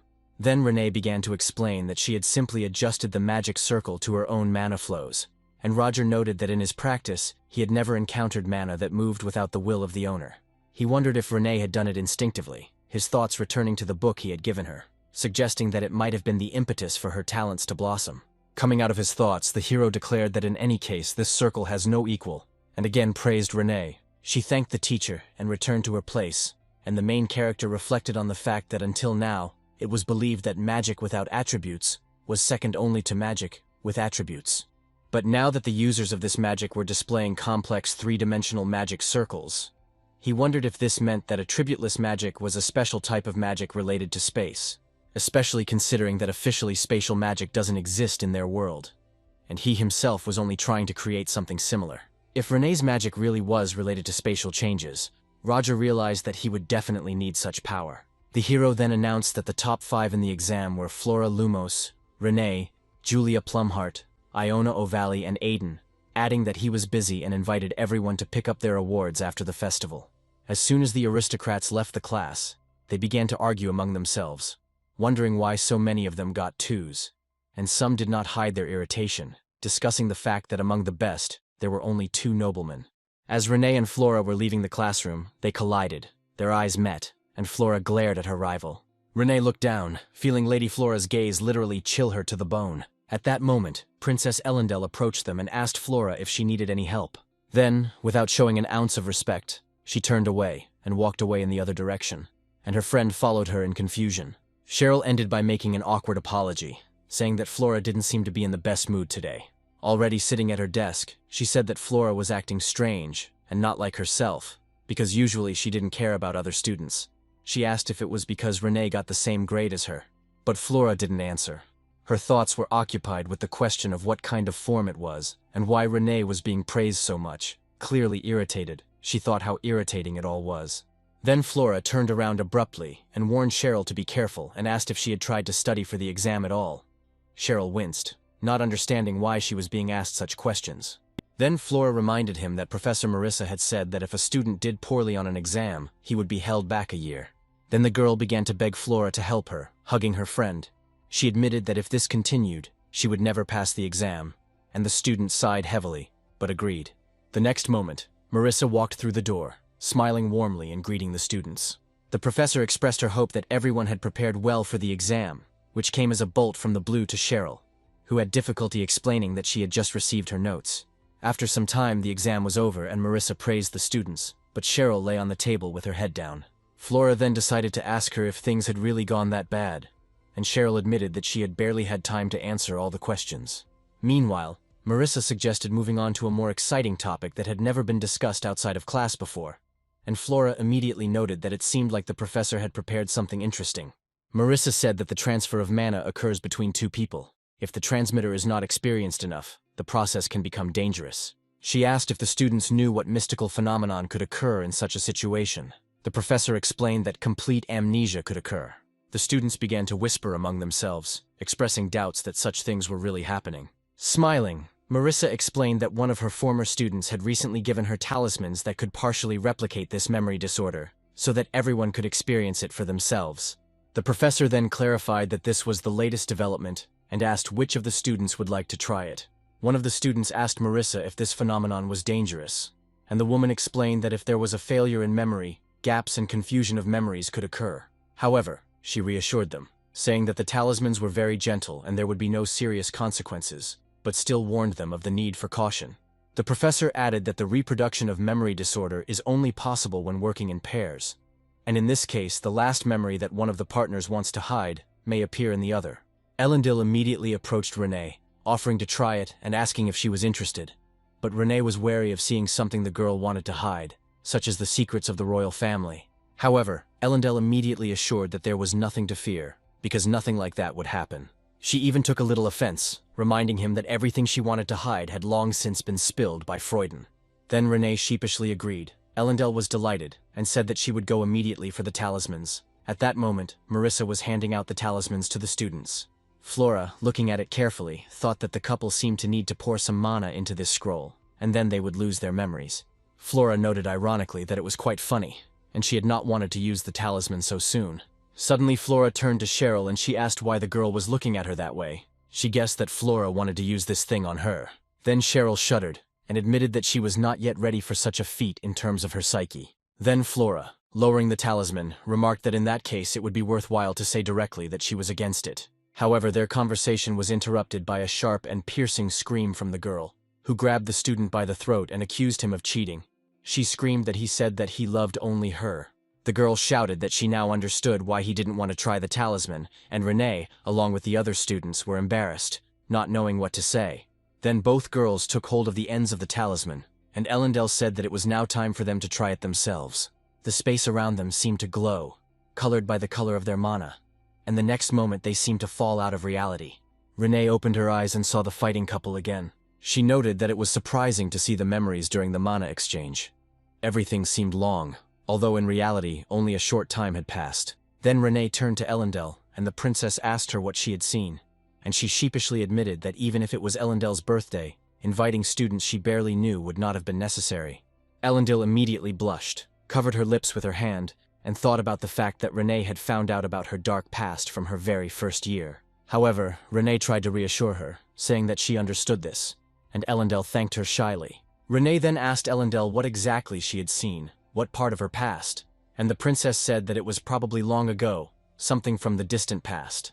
Elendil added that she had been younger, about 10 years younger than she was now, and had expected to see the memories as an eyewitness, but instead had observed them from the outside.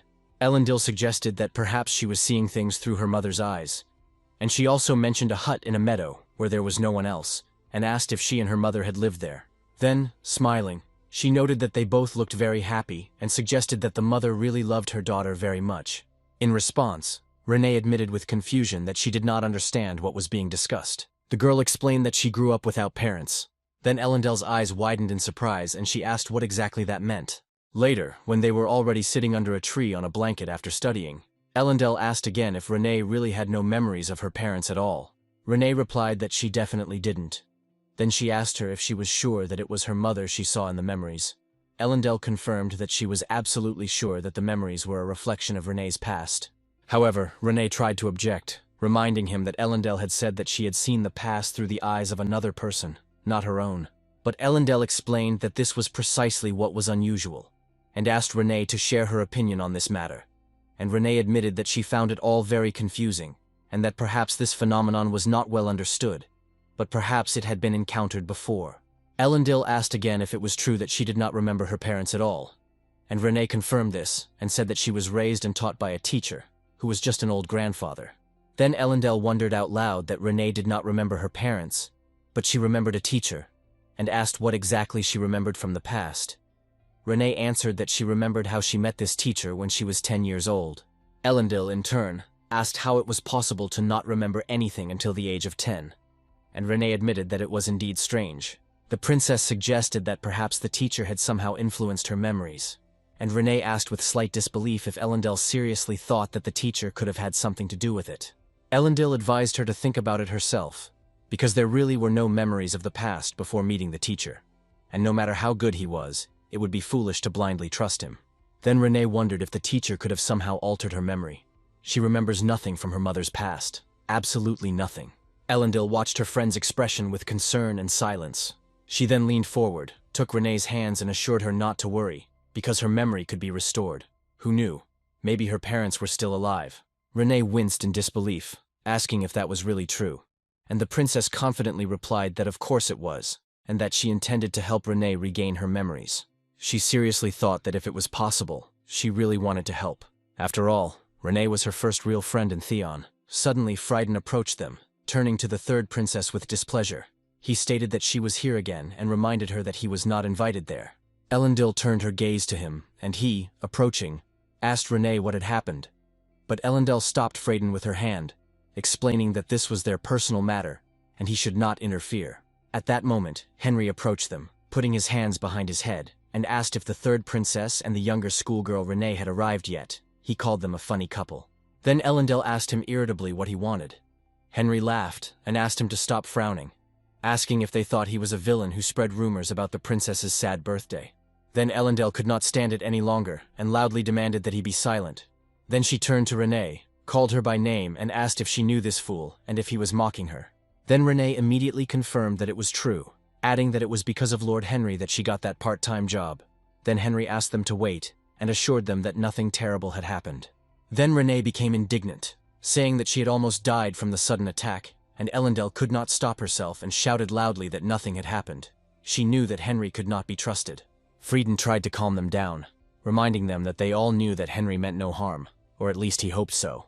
Then Henry said that as an apology he could offer a better paid part-time job.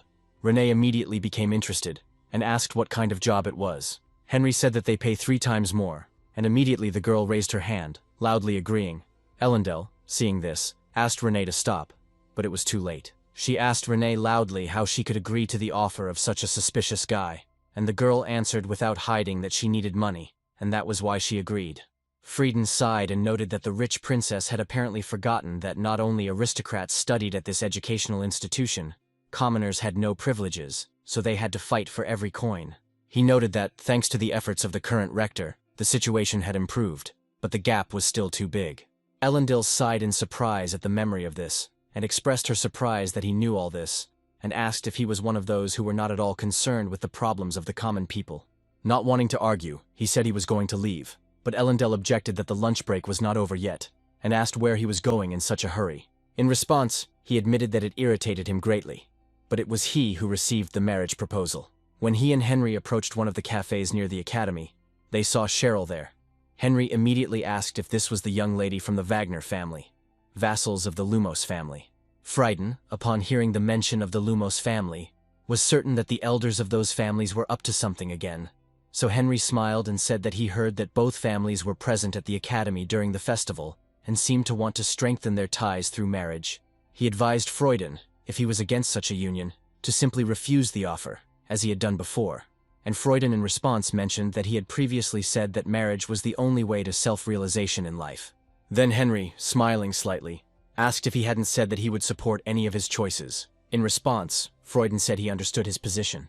After this, Frieden went to a cafe, and he and Flora began to have lunch. He noted that she had come after all. Although she had refused earlier, Flora replied that she had come because she had been lured. Suddenly Frieden said out of the blue that he had heard the name Roger Celici too often lately. Flora froze and interrupted her meal, after which she calmly asked him what he meant, and then he asked if she attended his classes and if she knew anything about him. Flora admitted that she had no idea and asked why he was even interested.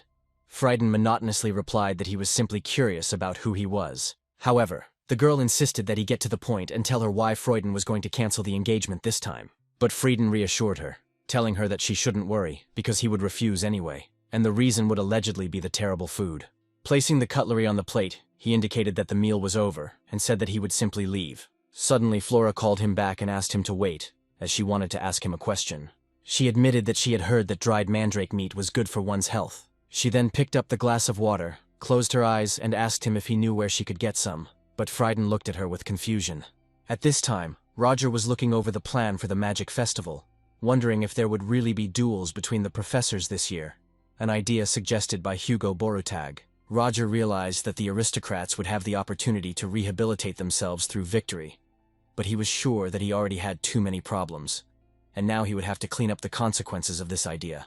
Looking at the piece of paper with irritation, he wondered why he was even trying, and decided that it would be better to lose quickly and go about his business. However, his thoughts switched to the strangest thing. After the incident at the banquet, the Black Dawn did not react in any way. Roger remembered that Sidina told him that nothing was happening there. Then he looked up from the paper and wondered what Esmeralda had in mind. Suddenly, the ball on his desk lit up and Roger turned to face it. He asked Hans if anything had happened, if he had learned anything important. Hans replied with a smile that he had finally found the information he needed, and said that there was one aristocrat who completely matched the description. 2 hours later, the hero found himself in the right place, on the estate of this aristocrat. He knocked on the door, asking if anyone was home. Then the hero looked around, and noticed that there were no letters in the mailbox, and the area around it looked neat, which confirmed the fact that the owner lived there. Realizing that he had no choice, he decided to find out everything personally and removed his hand from the door. At that moment, someone pushed him sharply, opening the door. Roger hit the veranda railing, closing his eyes against the unpleasant sensation, and asked what it meant. However, his opponent began to accumulate magical energy for a strike. Roger wondered in surprise if this was magic, and with difficulty managed to raise his shield, reflecting the attack. When the magical charge dissipated, he himself went on the offensive, grabbing his opponent by the throat. He coughed, and Roger knocked him down. The protagonist ordered him to be still, wondering if he wanted to attract unnecessary attention. He started to twitch and swear loudly, asking who he was and why he was walking there since early morning. He asked if this devil had sent him and wanted to kill him. However, Roger calmly replied that if he wanted to, he would have done it a long time ago. because they needed to talk.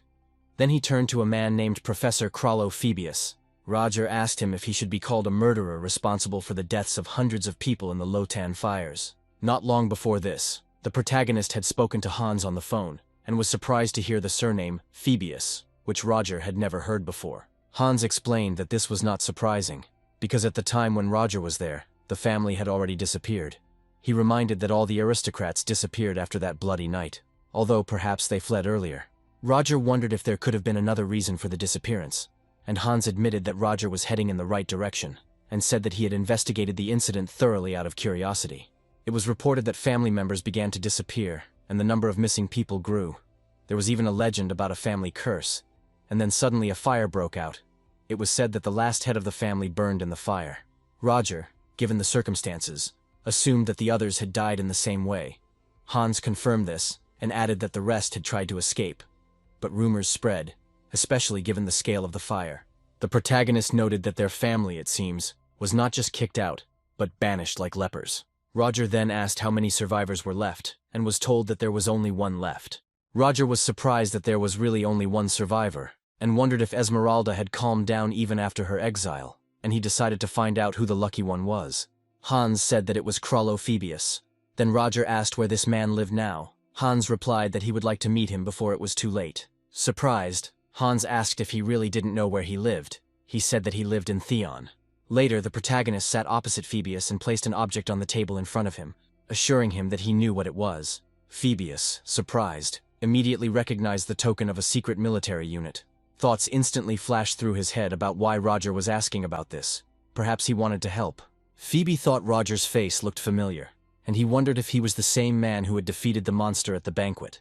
Then Roger, keeping a serious expression, remarked that it would be great if this man told him everything honestly. He himself thought that he had finally found a use for his operational token. He could not even imagine that it would ever come in handy. Roger guessed that Phoebe might be from a family of mages despite his exile, and he wasn't sure if such a token was still relevant, but he was glad that it would help him talk to this strange prisoner. Afterwards, he hid the token back in his jacket and said that he was currently investigating a case and had come across the trail of an extremely dangerous person. Suddenly Phoebe shuddered and admitted that this was indeed the case, and began to tell that this person was the incarnation of the devil, a fiery demon thirsting for his death. He remembered thinking he would be safe, but he admitted he was wrong and now clearly understood that he was doomed to burn like everyone else. Then Roger noted with understanding that it turned out that Esmeralda was killing precisely because of this man, he thought. Perhaps she was torturing him slowly and painfully. Then the protagonist asked Phoebius how much he knew about this devil. Name, appearance, anything at all. But Phoebius raised his head and admitted that he did not remember the name. Roger cursed him inwardly, wondering if he should leave him to die. However, Phoebius cried out that he still remembered something. It was a beautiful girl of about 20 years old with black hair. Roger immediately remembered Esmeralda. He thought that, of course, she looked adult, but she looked more like a student, although magicians and knights are often younger than their years, so anything is possible. Then Roger asked Phoebe if he remembered anything else, and he, feverishly going through his memories, said that the girl had written him a letter and given it to him in a sealed envelope. Roger was surprised that Esmeralda had actually sent the letter. It said that she would visit him on the last day of the festival, so Phoebe asked if Roger could catch her with this evidence. But the protagonist replied that this was not enough, and asked Phoebius if he really wanted him to shake down all the black-haired ladies in 10 days. Phoebe tried to argue that they could ask Theon for help, but Roger reminded them that she had calmly appeared at the banquet just a couple of days ago, and neither he nor Theon's mages would be able to protect him. Phoebe, panicked, asked what to do, and Roger decided that he needed to use this guy to catch Esmeralda. He said that he was glad that the girl at least warned him when she was going to attack, since they knew the date. Phoebe would be safe until then. But Roger added that the girl might change her mind if they acted rashly, so he told Phoebe not to do anything stupid and just wait. All he could do was do nothing. Soon the first day of the magic festival arrived. Elendel, walking next to Renee, asked her if this was her first time at the magic festival, and the girl admitted that it was. Then Elendel suggested that she just have fun and remember the first festival, and Renee said that she had never seen so much interesting things before, and it was simply magnificent. Elendil, in turn, suggested that she look in the other direction, explaining that there was a field of spirits there, where they appeared in the form of people. She then looked away and asked what was going on, and Elendil explained that they were performing ghost shows, summoning restless souls through necromancy to frighten the audience. After that, Renee pointed to the side where the young people were dressed as zombies. Ellendale said that they were just students from the local college, and they all looked quite ordinary. Renee asked in surprise what college they were talking about.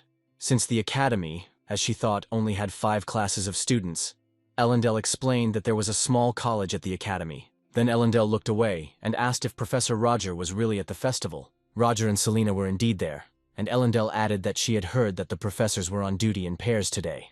The professor noticed that they were selling love potions, which seemed interesting to her.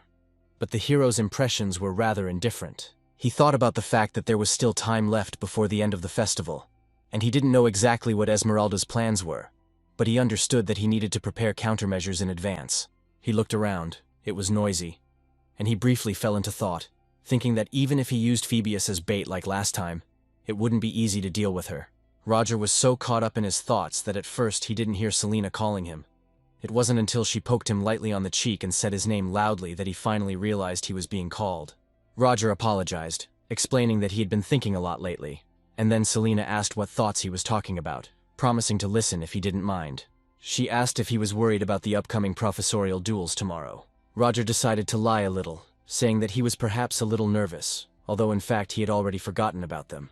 Selina then sympathetically noted that she understood his concern, given the guests who would be present, and Roger asked if she was going to attend. Selina replied that she would be glad to, but her senior colleagues dissuaded her, and she sighed heavily. Roger thought that duels either didn't suit her image, or were too dangerous in themselves, since they were trying to dissuade her. He thought with despair why no one tried to dissuade him or thought about him, which hurt his pride a little. Selina, noticing his thoughtfulness, asked if everything was okay, and Roger assured her that everything was under control, because it was just a show, and security would be ensured. At that moment, he heard a familiar voice. It was Aiden, who, standing with his back turned, was smiling and saying that he was sorry, because he expected everything to be easier. But in fact, it turned out to be very difficult. As soon as the guy turned around, he immediately noticed Roger and said hello, asking if he was on his rounds now, with Jonah, Tracy, and Leo standing next to him. Roger wondered if Aiden really had a new company, and then asked him if he was playing at a shooting range. At that moment, the owner of the ride appeared and immediately began to make fun of Roger, saying that he looked like a dandy who had never held a gun in his hands. Roger tried to refuse, but Aiden enthusiastically began to defend him, reminding him that despite his dandy image, Roger had actually served in the army. Despite the protests, the hero still agreed to try. Taking up the weapon, Professor Selina and the children watched him with admiration. Roger hit the target right away, popping the balloon. Selina expressed her admiration, saying that it was amazing. Aiden noted that Roger doesn't miss, and that it was very cool. Then the owner of the ride said that it seemed his eyesight was failing him, and that Roger, having broken the record, deserved a prize. He handed Roger a large toy, a monster, which, according to the owner, was the work of their best toy maker, who was inspired by a stuffed toy from the museum in the kingdom of Durman. Roger looked at the toy with confusion, not knowing what to do with it. But a moment later the toy was in the hands of an enthusiastic Tracy, who thanked the professor for the gift. After this, Roger and Selina continued their tour. While Selina said that the toy was quite cute, Roger remarked that if she liked the toy so much, she should have said so right away. Selina, however, objected that it was much more important for her to see the happy faces of her children than her own desires. Then the hero said that he understood her position, and suggested moving on. Meanwhile, at the Magic Festival, Sadina was almost in despair, thinking about how she had become so carried away by the game that she had forgotten about her duties, and now she did not know what to do next. The girl did not understand why she was given such a difficult task, and wondered if this was some kind of test. However, her eyes suddenly lit up. Perhaps this was a test to get a job she didn't want at all. Full of determination, Sadina thought that such tasks were to be expected from the First Order. At that moment, one of the merchants invited her to try the incredible delicacy, and Sadina readily agreed.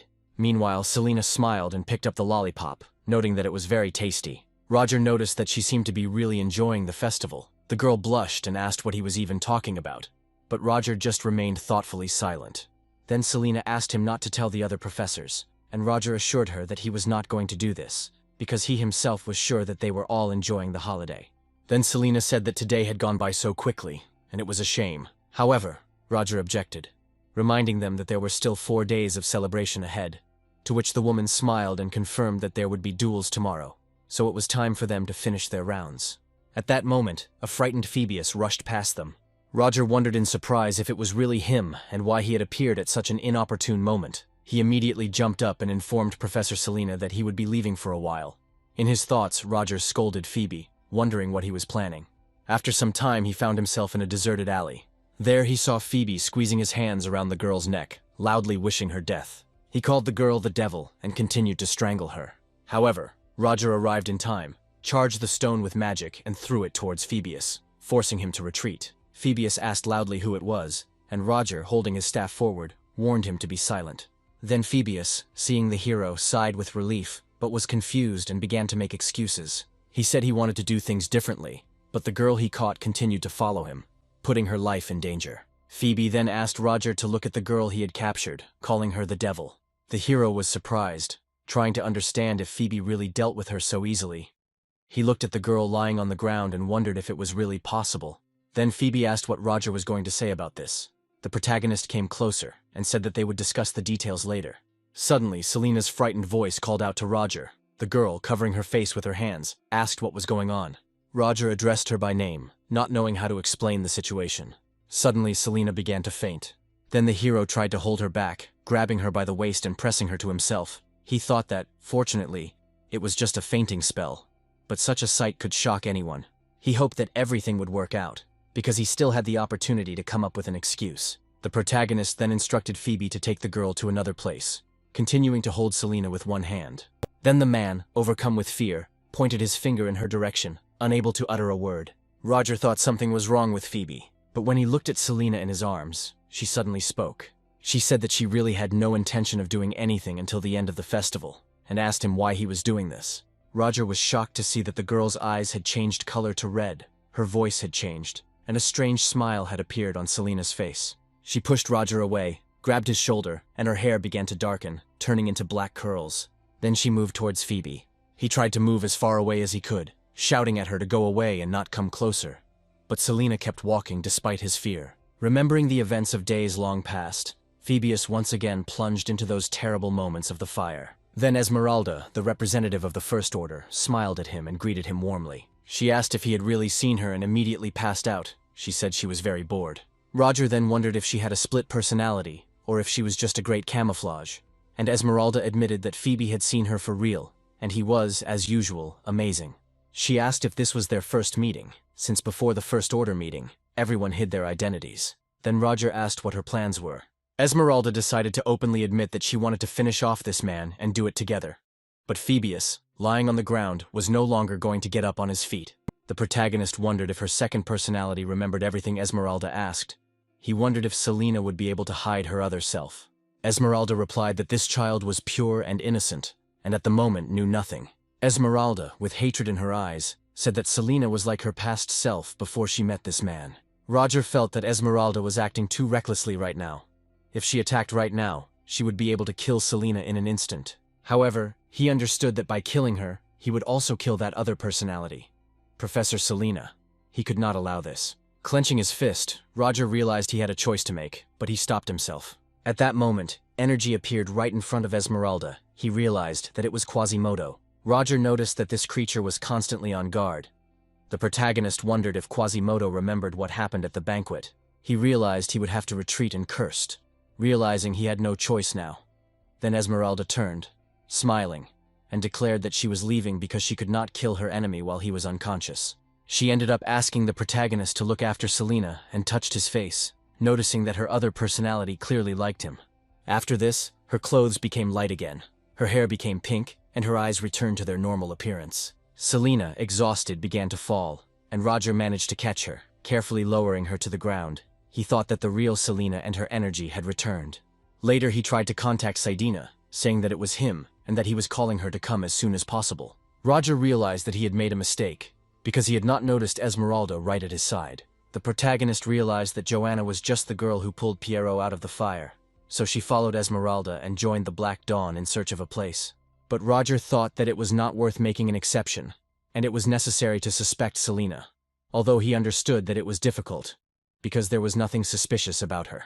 He stopped his thoughts, asking himself how he could kill Saidina once he knew the truth. He was overcome with despair and didn't know what to do. The hero was tormented by the question of whether it would be right to kill her if she knew nothing about this evil entity. However, his thoughts were interrupted when Sadina appeared in the alley, asking the professor if he really called her. Roger looked up and noticed the girl in front of him. He was silent, and then said that she seemed to be really enjoying the festival and praised her work. After some time, Selina came to her senses, and Roger, who was sitting next to her bed, carefully asked if she was awake. Selina sat up in bed and asked where she was now, but the hero immediately interrupted her, explaining that she had overdone it and suddenly lost consciousness during her rounds, so he was forced to take her to the infirmary. The girl was embarrassed, turned away, and covering her face with her hands, cursed herself, not understanding how she could have fainted like that, and Roger thought that, apparently, she did not remember anything, and that was good.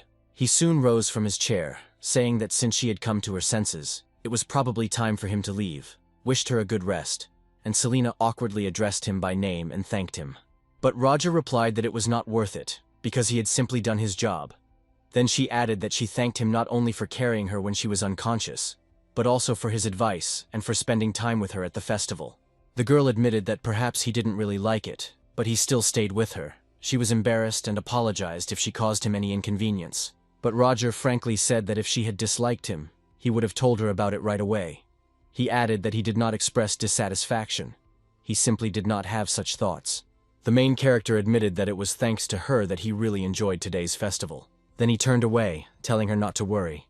Then Selina called him again, suggesting that perhaps they could host the next festival together. However, Roger tensed up, but still answered without turning around that, of course, they would do it, because the festival was held every year.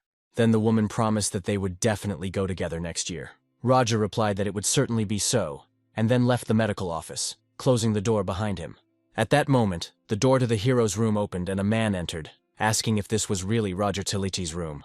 He was surprised that there wasn't even a magic lock here, and asked with a grin if he even thought about security. The man went deeper into the office and opened one of the drawers, where there was a jar with several capsules. He assumed that this was a magic medicine, most likely a cure for Roger's lack of mana. Time passed, and the second day of the magic festival arrived. A large crowd gathered in the stands. The guests could not believe that they had the opportunity to see all this live. Eliza, walking to her seat, noted that quite a few important people had gathered there, and everyone was eagerly awaiting the beginning. Caden Lumos and Hebek Katatushan stood in front of her.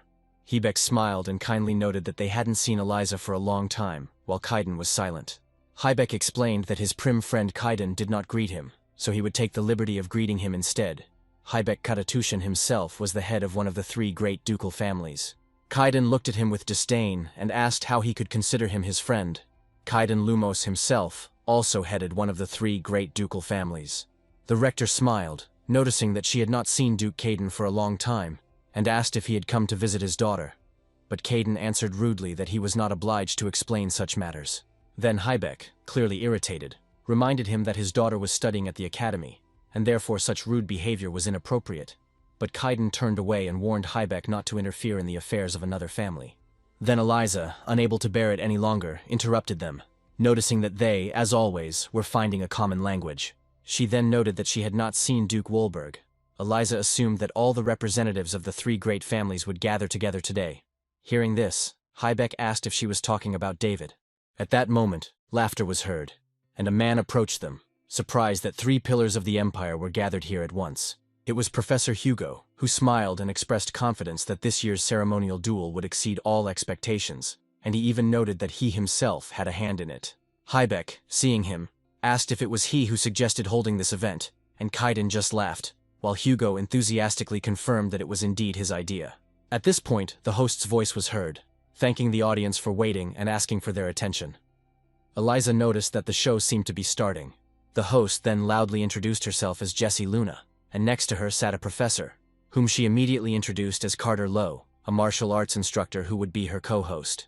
The host then turned her attention to the arena, announcing that the participants would now be introduced, with the first duel to be opened by a newcomer, a first-year student named Matthew Somrit. He is to be confronted by another professor. Jessie added that the upcoming fight promises to be very difficult, because his opponent will be a popular new professor, Roger Kalichi.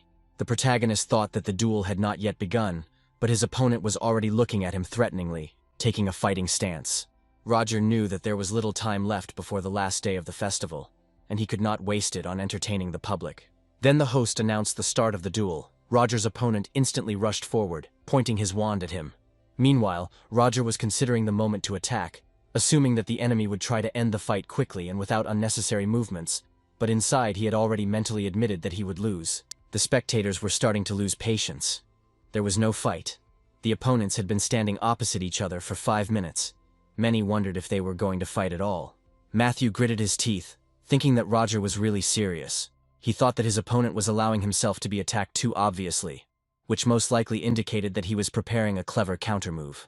The hero also began to get nervous, but out of irritation, thinking about how much longer he had to wait, he mentally demanded that his opponent finally strike, because he was literally standing in front of him. The next moment, Matthew gathered his will into a fist and sent an icy blow straight at Roger, deciding not to wait for time to pass, but to show his strength. The hero watched the attack closely and suddenly reflected it with a fire shield, causing the ice staff to crumble into pieces. The presenter immediately began to admire how easily the main character blocked the blow with a wall of fire, and asked if this was the famous source code. Matthew didn't expect Roger to be able to block his best move so easily, and Roger, in turn, rolled his eyes, thinking that he didn't want to know that it was his best move. He knew that if he was thrown out of the fight after such a move, everyone would understand that he was not playing fair. The protagonist noted from Matthew's facial expression that he was not okay, and was unlikely to be able to carry out a further active attack. Then he pushed his wand forward, releasing several streams of fire and directed them at the enemy. He decided not to delay ending the fight with such a weakened opponent. Matthew looked in horror at the fiery clots flying at him and tried to fight them off, and Roger thought to himself that he would certainly lose the next fight, because this opponent was already practically defeated.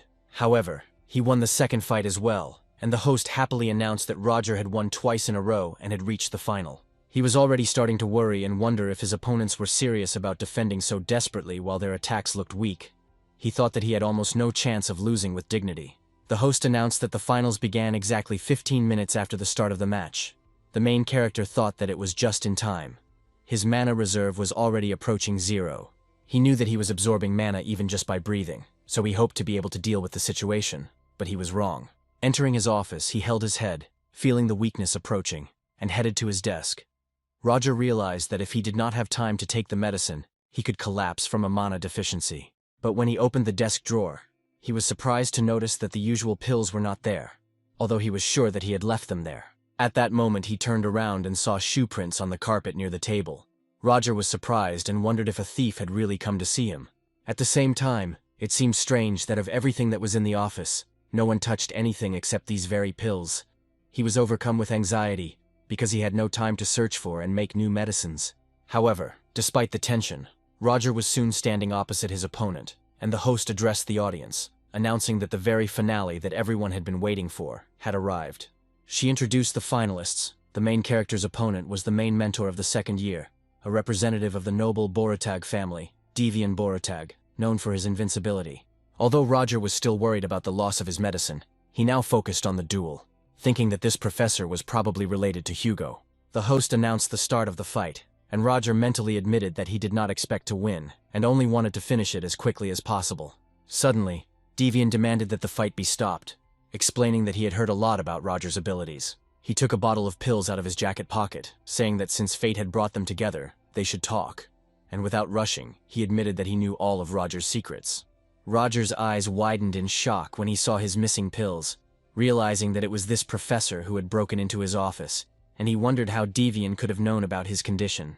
Realizing that all his aristocratic rivals were clearly involved in the plot, Roger suspected that Hugo was the main mastermind behind this insidious plan, and he was already watching with impatience.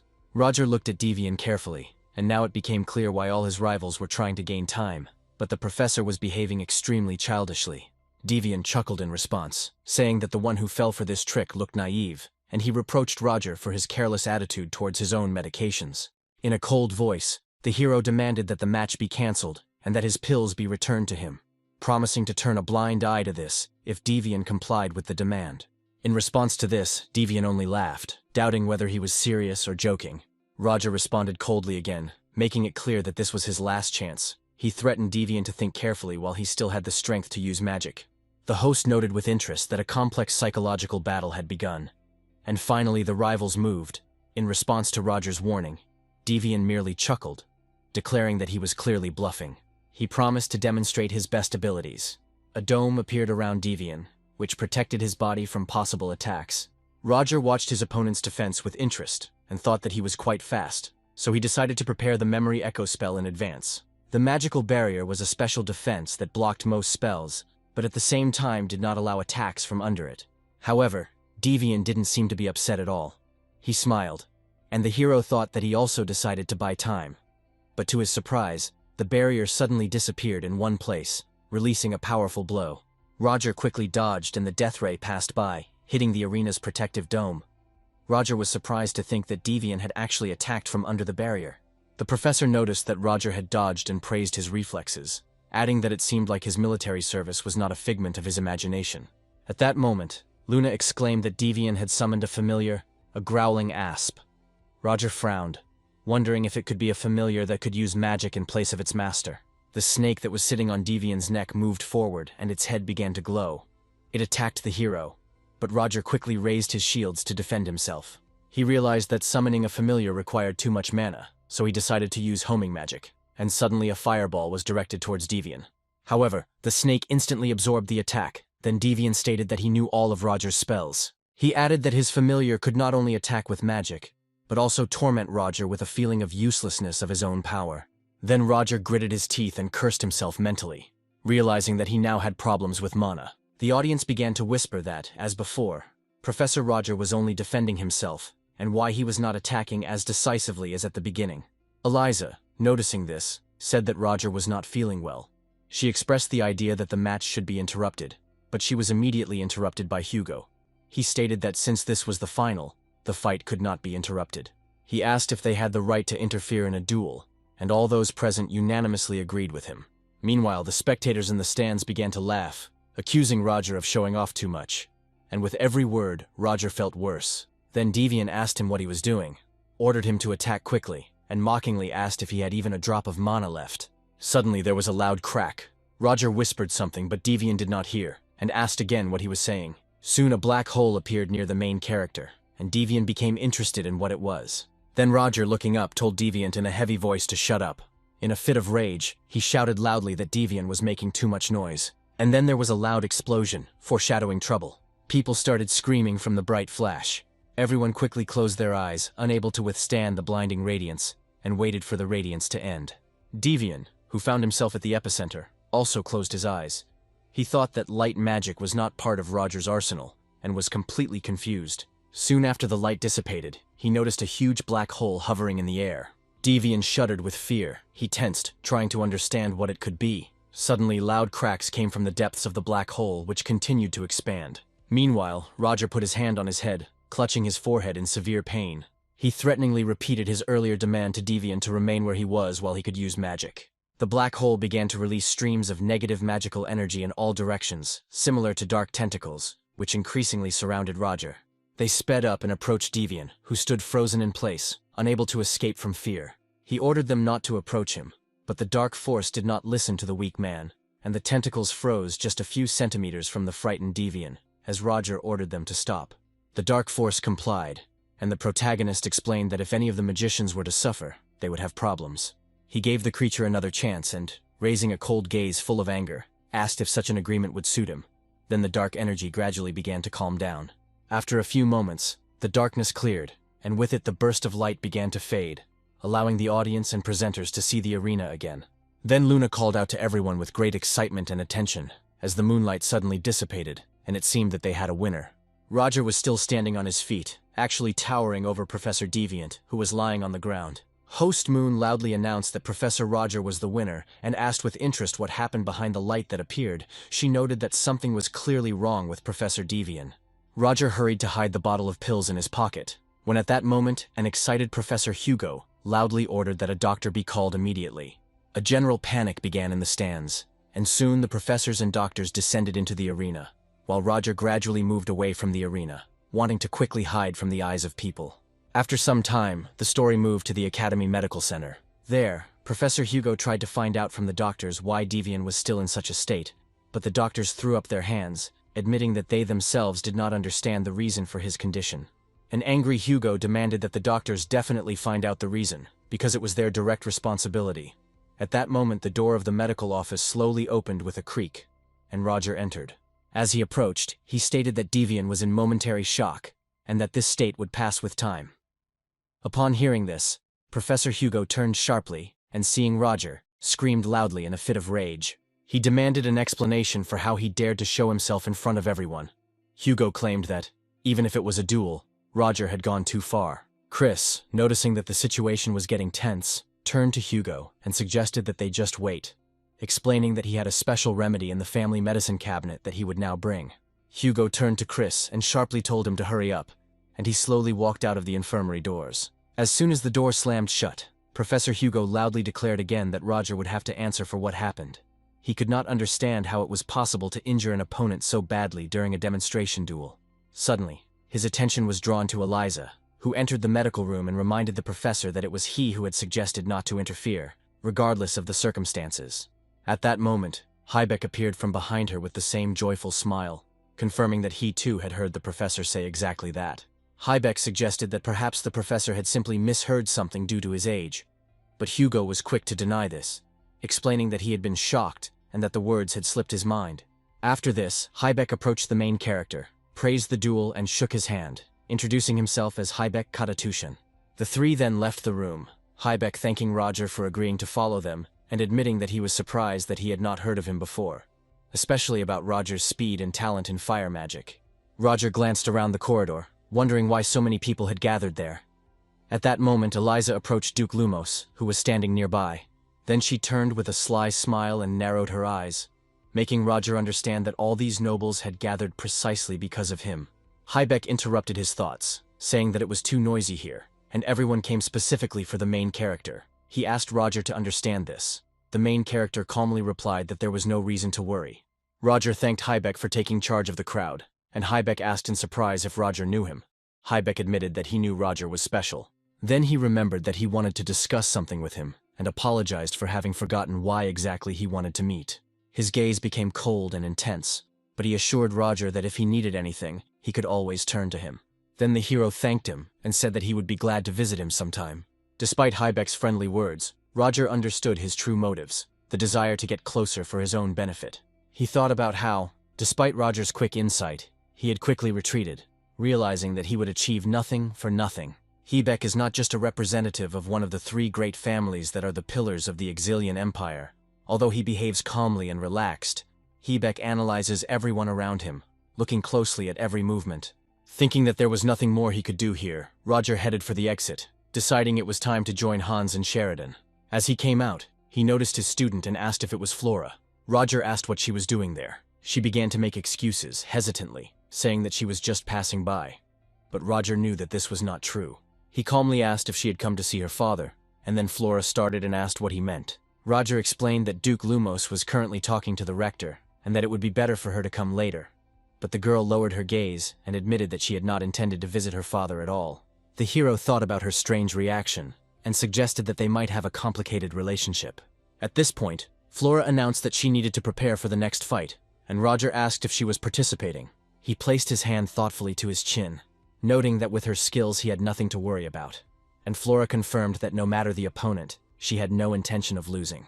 Then she turned and told Roger to come and take a look if he wasn't busy. The protagonist watched her go, wondering whether he should go to her, but decided that he would have time. A little later, at the fountain, Roger met with his team members. He noted that they all arrived early. Hans asked in surprise if Roger was already here, and Sheridan smiled widely, waving her hand and greeting him. Roger said that they did not gather for talking, so they needed to go. But Sheridan happily declared that she had long wanted to visit a place nearby and asked if she could look there. Roger said that he seemed to know what she was talking about, and agreed. At that moment, a man stood on the stage and greeted the crowd, saying that he was a golemology teacher at Theon Academy, and his name was Brino. He then pointed to the curtain, which instantly opened, revealing a golem to the audience. Brino announced the start of the demonstration and introduced the first participant, the newest golem model, DT-3000. Hans looked at the figure carefully and asked what kind of metal lump it was, and Roger explained that it was not just a piece of metal. Brino assured that this was far from the golem's true form. He touched the magic stone and explained that after installing the mana stone as a source of energy, the golem's form would change. At this point, the golem came to life. It developed arms and legs, and it began to move.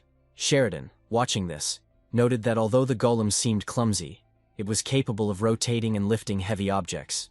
She suggested that this golem might be used for mining, since it could roll, meaning that it would be easy to transport. The crowd applauded approvingly, and the professor admitted that he was now pleased with the audience's reaction.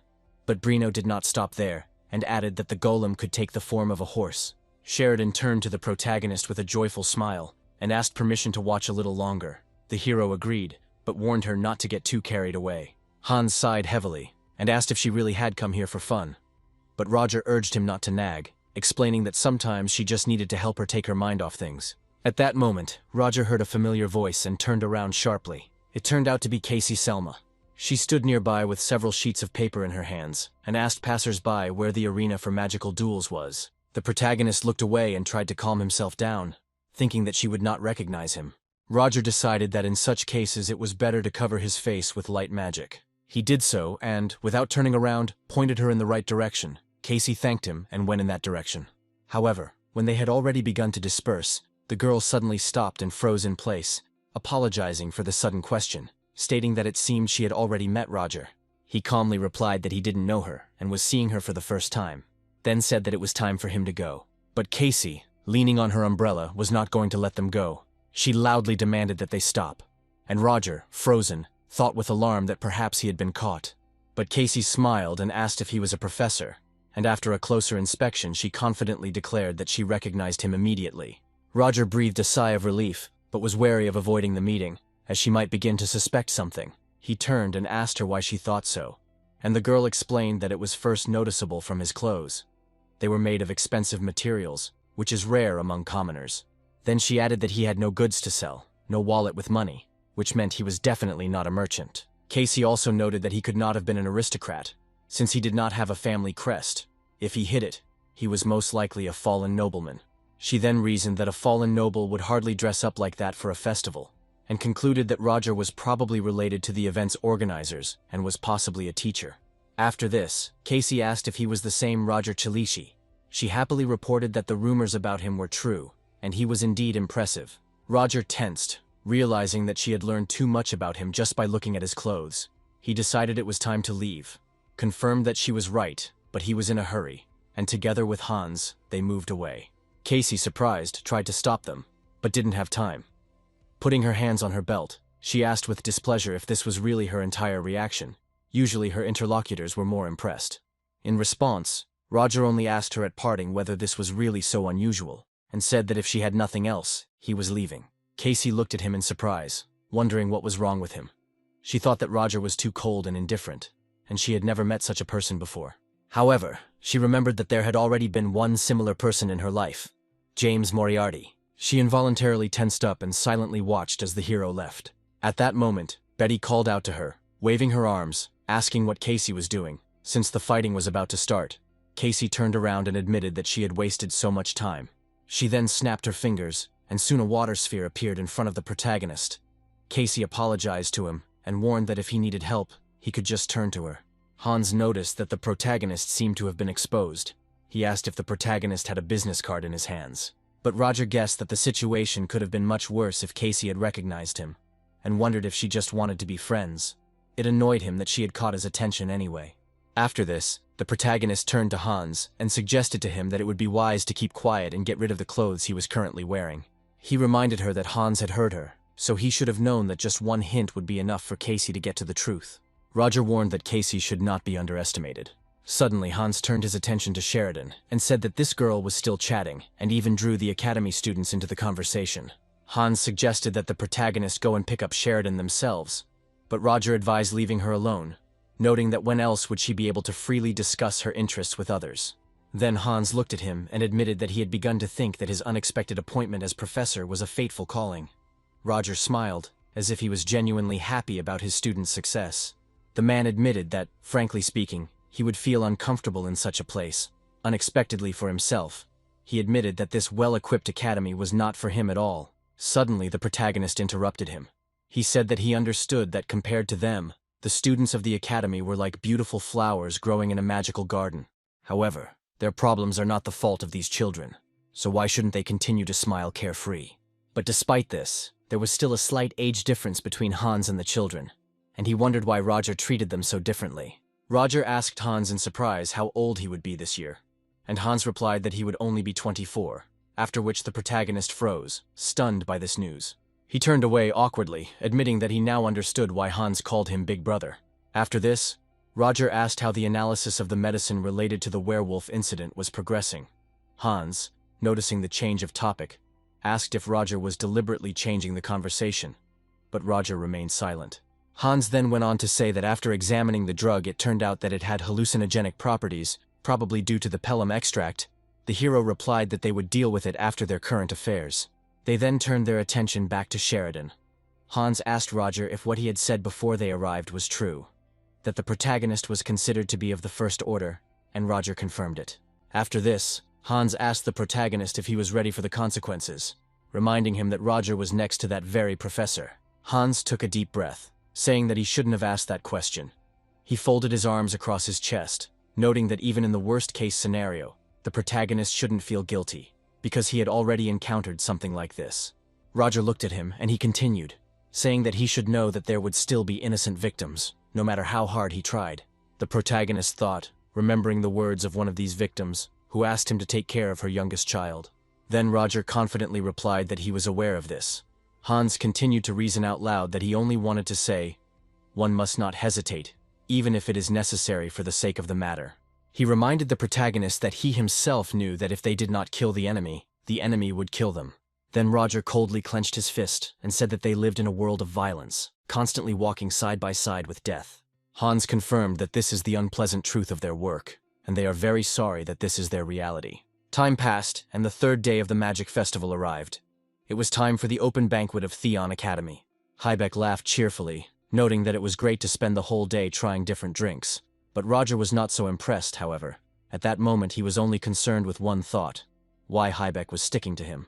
Then Roger approached the old man with a request to get down to business and asked if he needed anything. Hybeck laughed and asked what exactly he meant. He said he wanted nothing from the professor, but added that if Roger was so interested in his intentions, he would say he wanted a show. Roger remarked that the Duke thought he was an interesting man, and Hybeck laughed and said to just call him by his first name.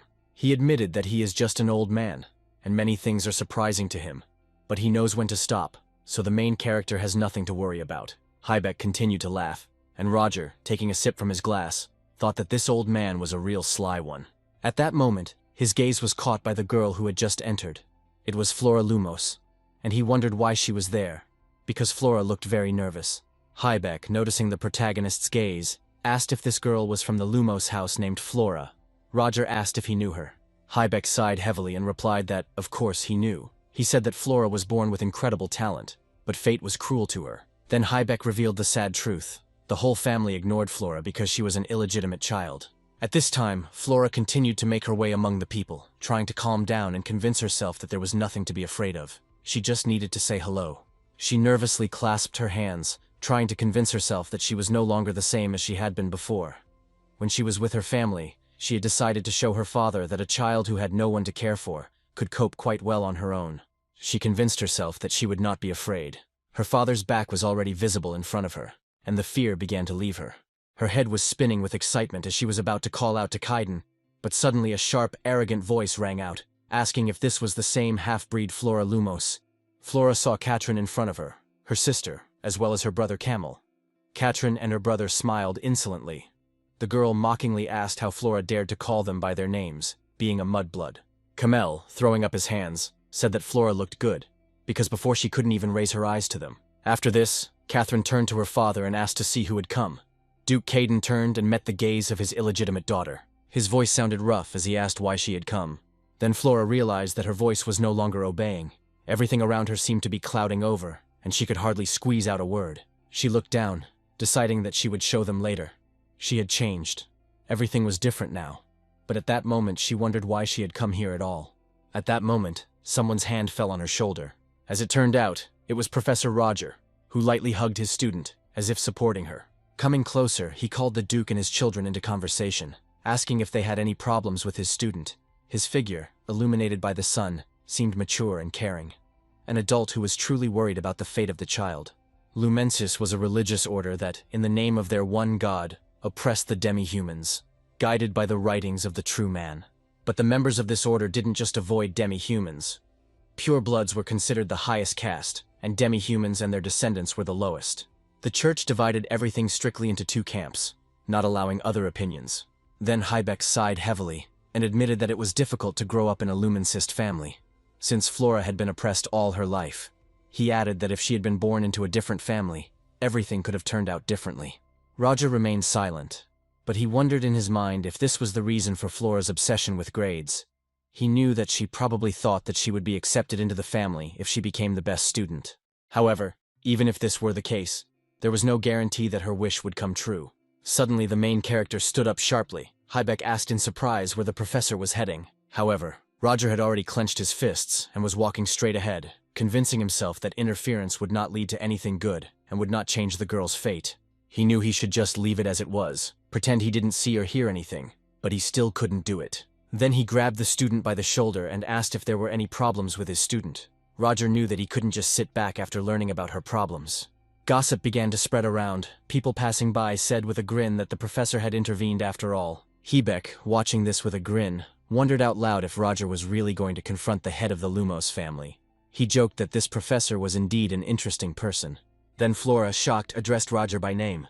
The head of the family, Duke Kaiden, coldly reminded that this was a family matter and begged the professor not to interfere.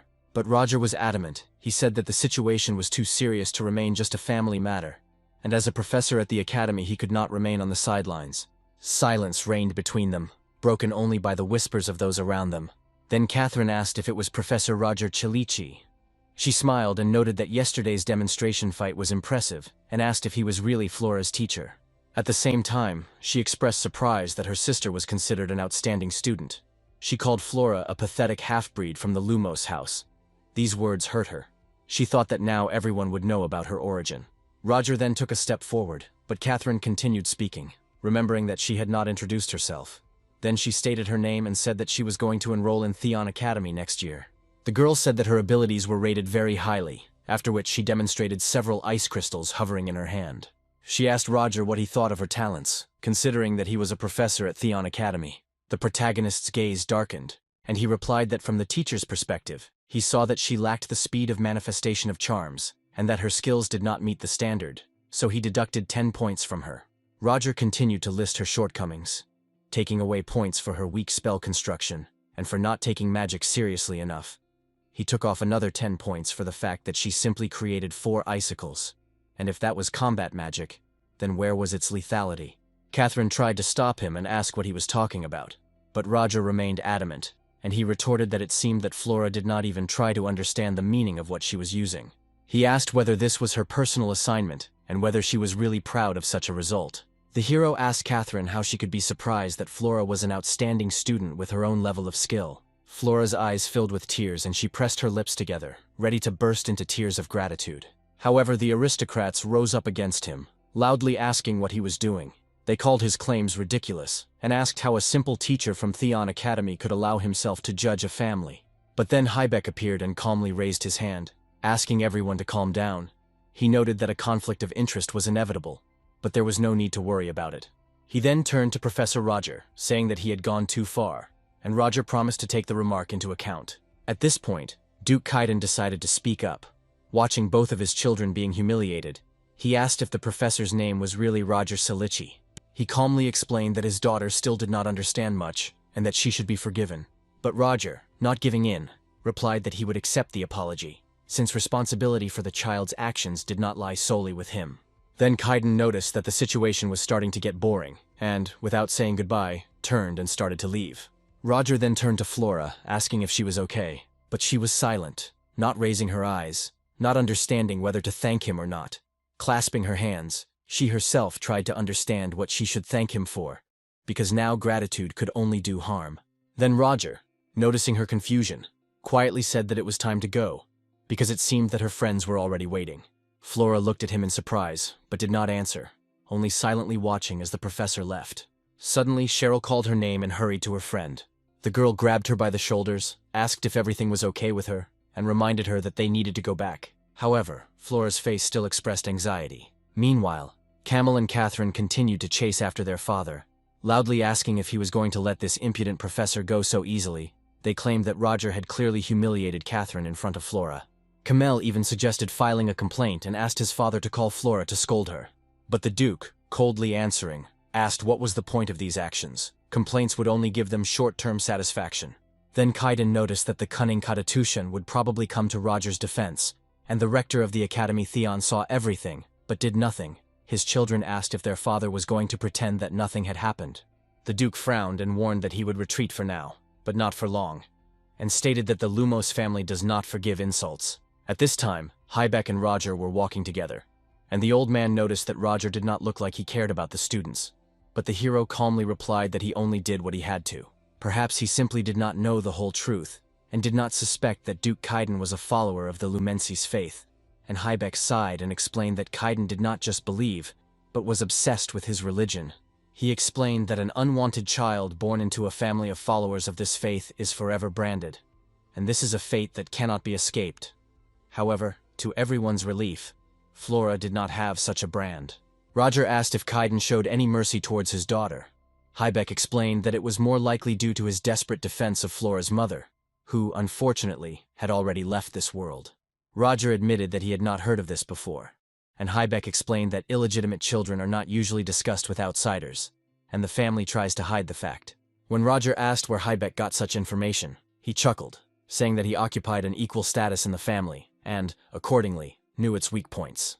Then Roger thought about it, realizing that the family was hiding the truth for her own good, and decided to himself that this was probably part of her father's plan. His face darkened at the thought that such a man could not even be called a father. Hybeck noticed that Roger was never a man of many words, and so he decided that he could tell this story. Smiling, he said that it was time for him to leave, as he needed to greet the others. Roger watched the old man go, thinking that he would take a little stroll around the grounds. At that moment, some strange insects began to fly around him, and Roger was surprised to see this, deciding that it was probably Sidina's paper charm. Quickly catching it in his palm, Roger clenched his fist and then opened it to read the writing on it. The inscription stated that in addition to Joanna's second squad, another squad had begun to act suspiciously.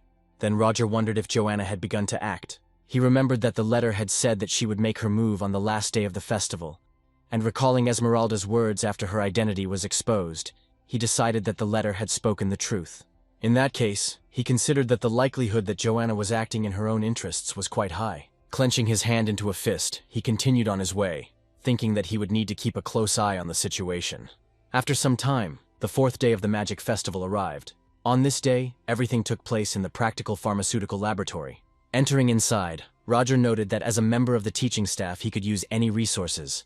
If Bellaluna saw this, she would go crazy with envy. Roger thought that it was enough to simply indicate in the journal what exactly he was taking, and he could use whatever he wanted. He even regretted that he had not come here earlier. Suddenly a voice came from the side. It was Chris, who remarked that he did not expect to see him here. Roger, holding a tray with the necessary ingredients, turned to Chris, who was also conducting an experiment at that moment. The professor looked at him in surprise and asked what he needed there, to which Roger calmly replied that he had come to prepare some medicine. Chris sighed heavily and waved his hand to the side, indicating that Roger first needed to be briefed by a lab technician who was located somewhere in the newbie area.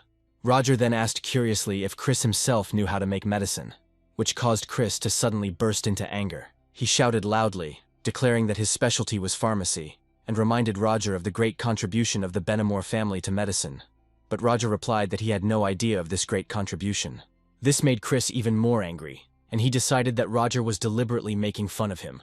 Chris watched his actions with disbelief, wondering if Roger even understood anything about formations and what he intended to use. When he saw the ingredients Roger brought into the lab, his eyes widened in surprise. He screamed, asking if he was going to kill someone.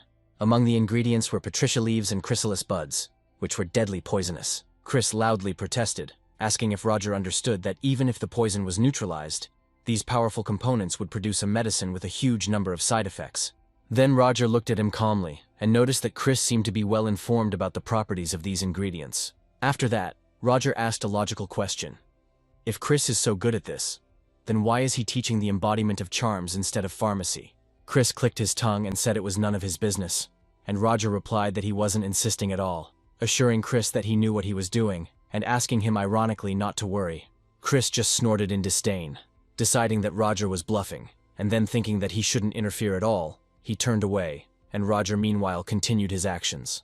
But despite his decision, After some time, Chris still began to steal glances at Roger, unable to contain his curiosity. He watched as Roger created mana-replenishing pills from these poisonous ingredients in one motion, without a single unnecessary reaction. Unable to bear it, Chris asked why Roger needed such pills to replenish his mana, and Roger calmly replied that, of course, it was for personal use. However, Chris noticed that these pills were different from the usual ones, and asked what kind of disease required such dosages. Roger, hearing this, turned to him and said ironically that Chris, it turns out, knows his secret, adding that he thought Chris wouldn't ask questions, because they used something similar in exhibition matches. Chris fell silent, and then, as if realizing the full gravity of the consequences of his actions, began to say that he did not know what his methods could lead to.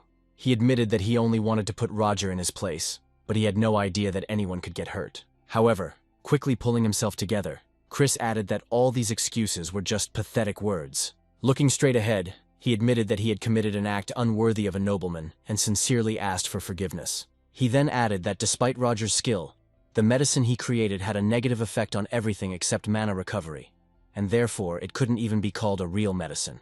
He noticed that because of these pills, the main character's mana conduction system could suffer, otherwise everything would be destroyed. Chris then placed a small vial of some medicine in front of Roger, explaining that it was their family's mana-regulating remedy, and that it was to be used in conjunction with the prepared medicine. He explained that he was not guided by personal motives in matters of treatment, since he represented the Benamor family. Roger's eyes then widened slightly in surprise. He admitted that he hadn't expected to hear that from Chris, given everything that had happened earlier, but Chris sharply asked again if Roger was really asking for it. Chris, watching his actions with obvious interest, cautiously asked if it was really the powder of a magical plant that absorbs poison. Then he clarified what Roger was going to do with it. The protagonist calmly replied that throwing it away would be too wasteful. He noted to himself that the threat was quite real. Later, while communicating through the communication stone, Roger asked Hans how Phoebus was doing. Hans replied that he was sitting quietly in his room. Roger only ordered to continue watching him, thinking that he had already prepared everything in case of unforeseen events, and now he only had to deal with Joanna. He thought that if Joanna had acted on her own, then the two idiots had split up. He decided that he would take care of Esmeralda himself, but someone else would be needed for Joanna. As Roger walked at a measured pace through the grass, he reflected that Saidina only obeyed his orders as long as they coincided with the plans of the Black Dawn.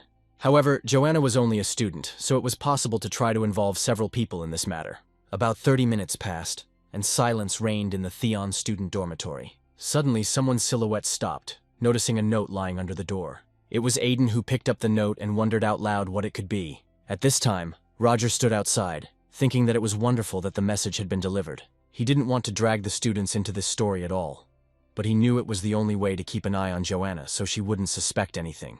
Roger looked at the windows of the academy with concern, thinking that Aiden would take the contents of the note seriously and get down to business, because even if he had to fight someone, with his level of skills, Aiden would not lose.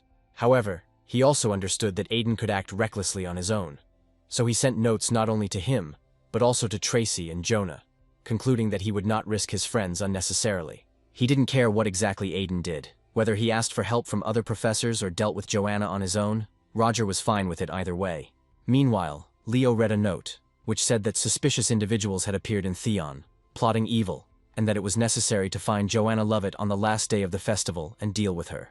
Leo didn't understand what all this meant, and was sure that someone was just making fun of him. But deep down, he knew that this information was too accurate to be a simple joke. He remembered coming to the conclusion that there were suspicious people in Theon, and wondered who could have sent him this message. Now Leo was panicking, wondering if he had been exposed, and wondering if this could have been a tip from the Liberation Army. He realized that whoever sent the note was clearly threatening him. Leo realized that if he did not do what was asked of him, his secrets could be revealed. Having calmed down a little, he wondered what these people wanted. He sighed heavily, thinking that he hadn't wanted to get involved with the Liberation Army at all, but no matter how much he racked his brains, he couldn't change anything. Leo came to the conclusion that now all he had to do was do what was written. Getting out of bed, he put on his jacket and walked out of the room, thinking that it was better to do this than to try to cope alone.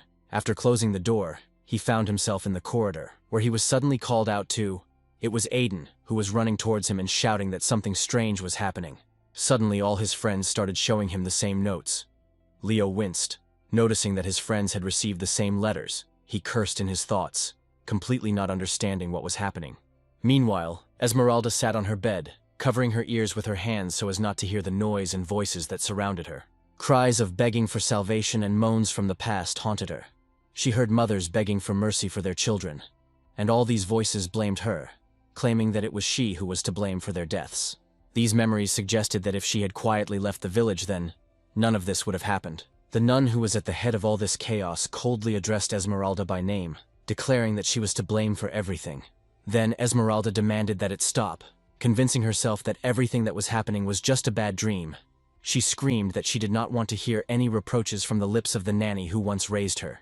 Looking up, she said that it would all be over soon, because she was going to take revenge on Krollo by killing him tomorrow. However, immediately after this thought, she asked herself if this was enough.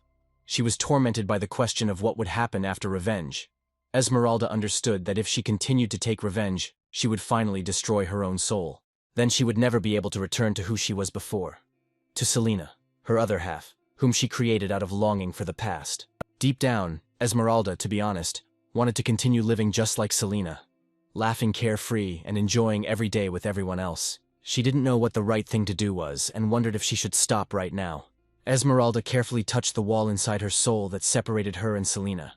But suddenly a voice came from the depths of her consciousness, asking what she was even thinking about. Quasimodo asked if she was really going to sit at the table with the one who got them all killed. He continued to convince her that she had to take revenge for them. He insisted that she was a good girl, wasn't she? And then her eyes widened again, filled with new determination. A smile of agreement appeared on her lips, but a single tear still rolled down her cheek. Esmeralda smiled madly and said that she simply had to take revenge. Soon the 5th day of the festival arrived, the last night of the holiday. Selena walked among the crowd of cheerful people. Her gaze became more and more focused, because the power in her soul once again passed to Esmeralda. Having completely changed her appearance, Esmeralda headed towards the house where Krollo lived. At this time he sat in the darkness of his room and, trembling, repeated to himself that this day had finally come, and with horror he wondered where the main character had disappeared to. Clutching his head in his hands, Krollo desperately admitted to himself that the protagonist had not even left him any contact information, and he horrifiedly assumed that perhaps he had simply been deceived. Suddenly he heard footsteps stop right in front of the door.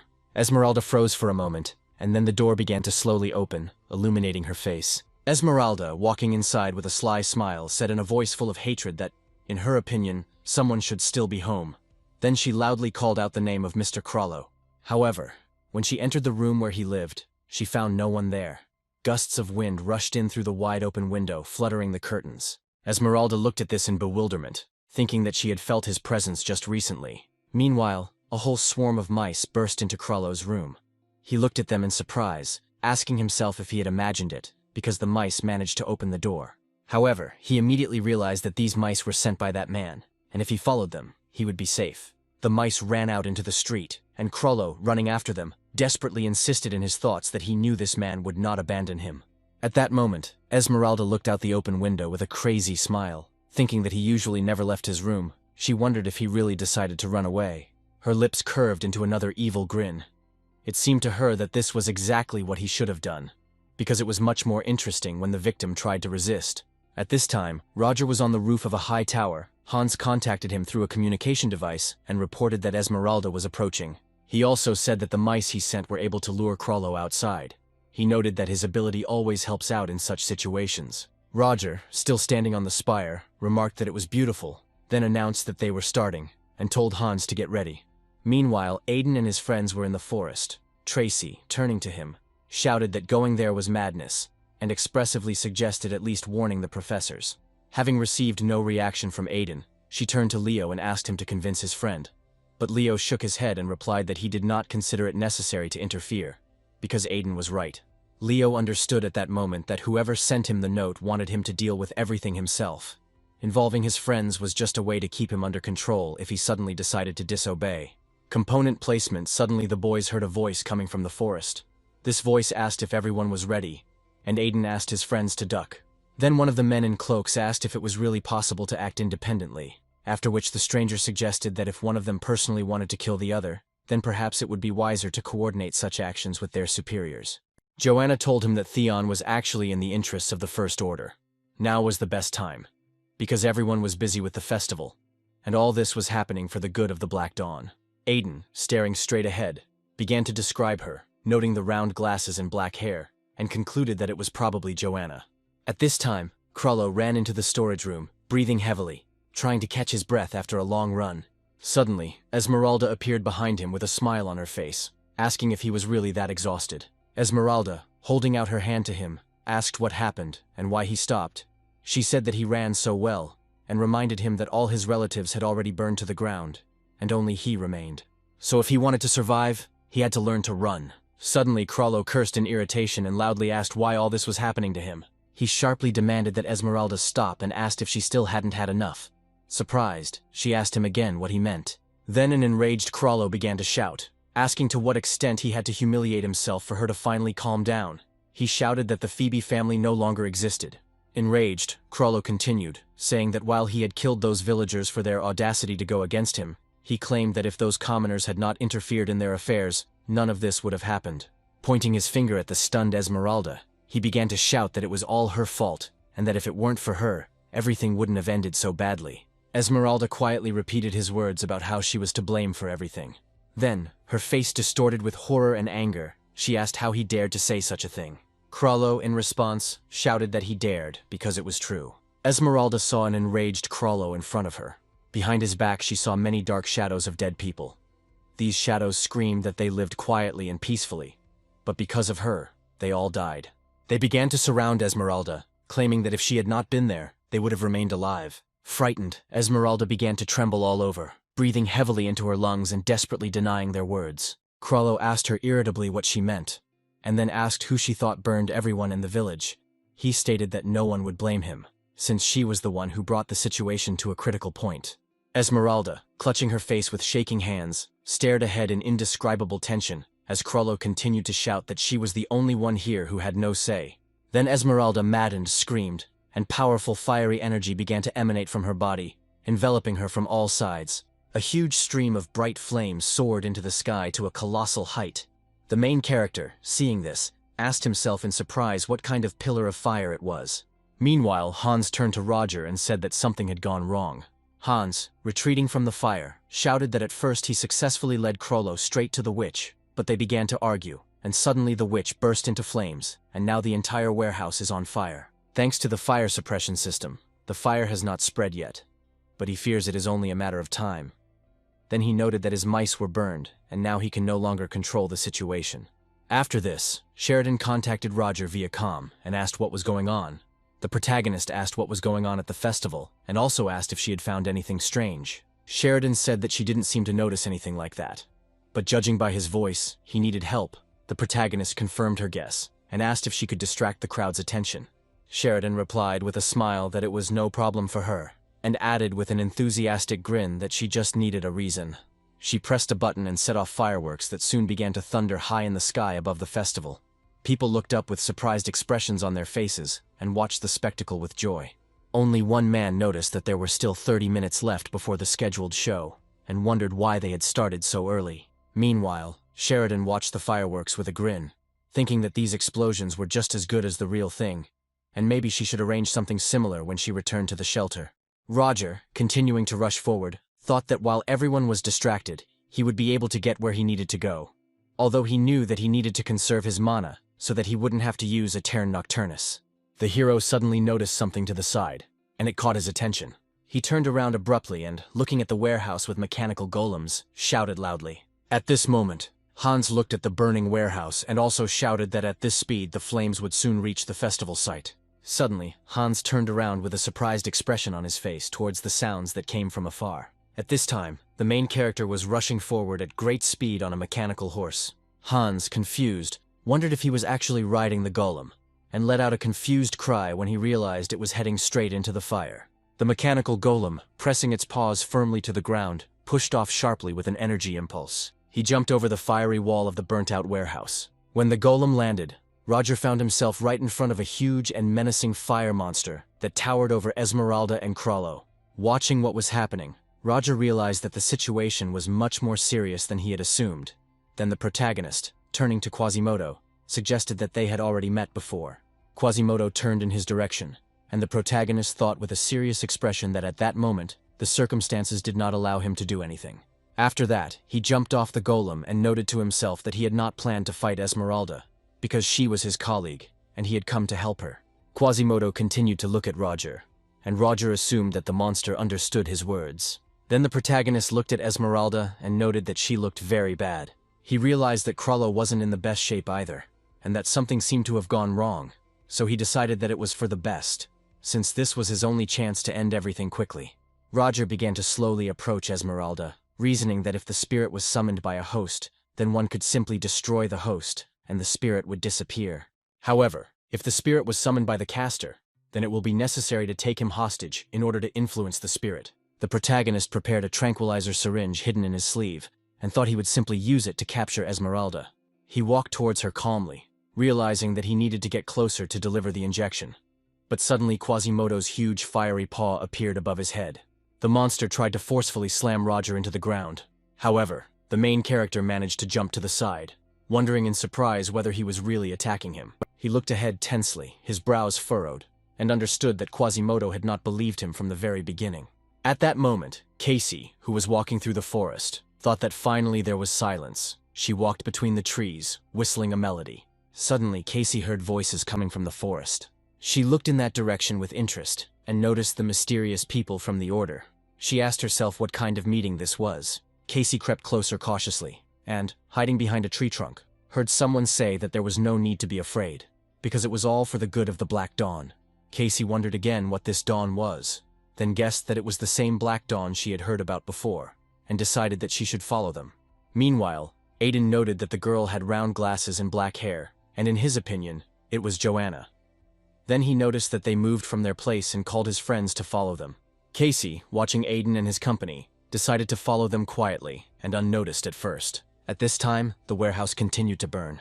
Quasimodo, laughing loudly, remarked mockingly that it was a pity. Concentrating the fire energy in his fist, he thought that he should have killed him right away. Quasimodo dealt a powerful blow to the main character, but he managed to jump back, causing the monster's blow to split the huge concrete slabs.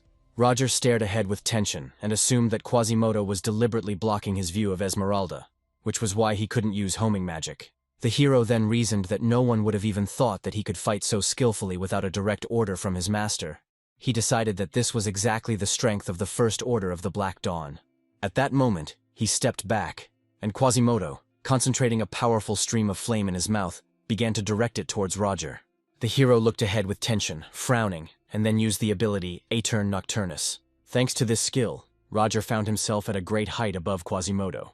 The main character cursed under his breath, realizing that he didn't have time to use his spells. An enraged Quasimodo mentally called Roger an annoying insect and launched several fireballs in his direction. As Roger fought off these attacks, he realized that now was not the time for long reflections. Roger thrust his forearm forward to block another attack, causing him to be thrown back. He exhaled heavily and stopped near the mechanical golem.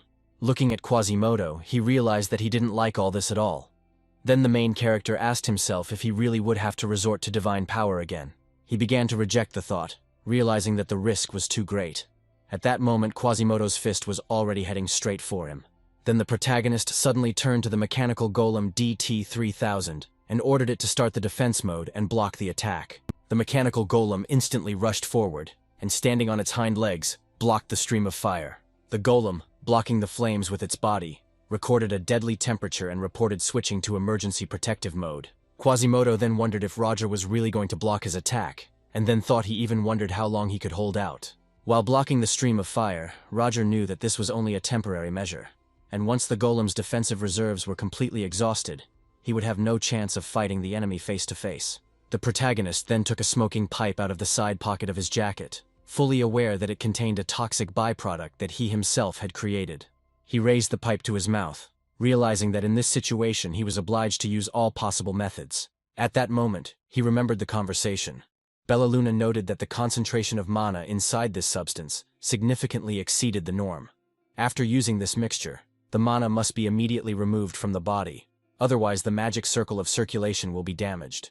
But the hero calmly asked her not to worry about it, and assured her that he could handle it himself.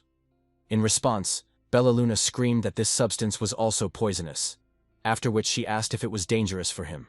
However, he confidently reminded her of his words that he could cope. And now, looking intently ahead, Roger realized that his resistance to poisons was developed to a sufficient degree. Holding the pipe in his mouth, he mentally addressed Quasimodo, asking if he wanted to compete with him in strength. At that very moment, Roger cast a 5th-tier spell. Then Quasimodo began to realize that the air around him was changing. The protagonist used the Ocean's Wrath spell, causing powerful magical energy to rise high into the air, forming an active vortex. At this time, in the dense forest, someone asked who they were. Another voice noted with disappointment that they were noticed. Joanna repeated her question in a rage, demanding to know who they were.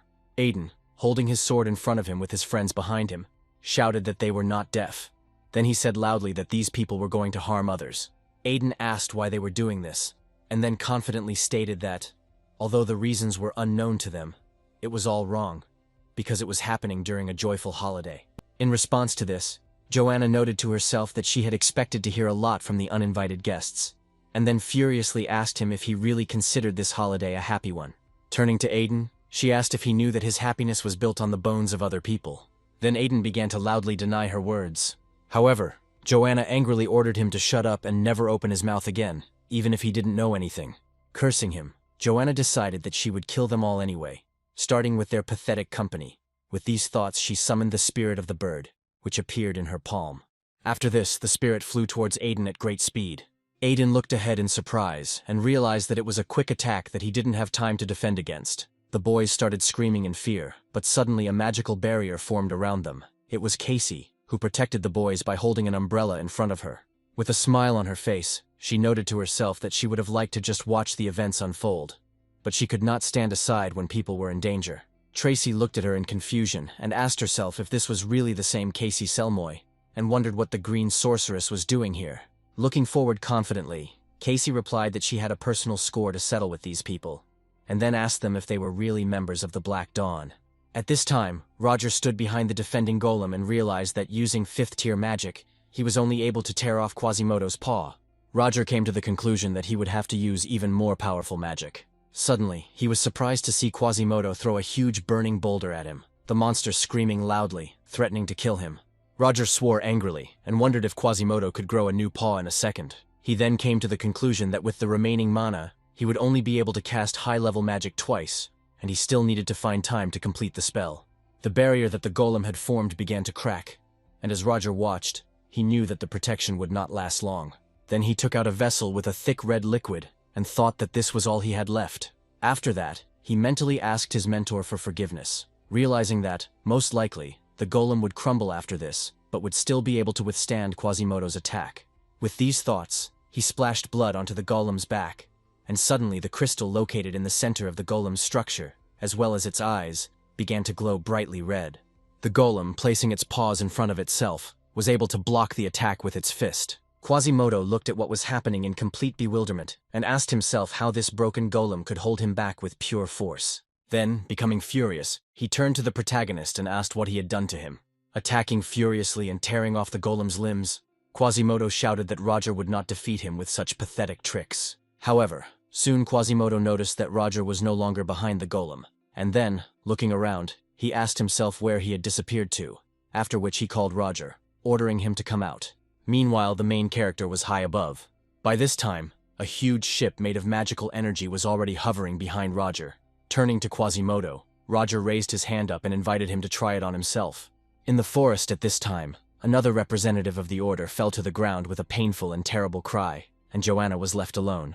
Standing by the tree trunk, she glared forward at Casey and Aiden, and Casey, turning to her, noticed that Joanna was left alone, and then asked her if she would like to surrender without resistance.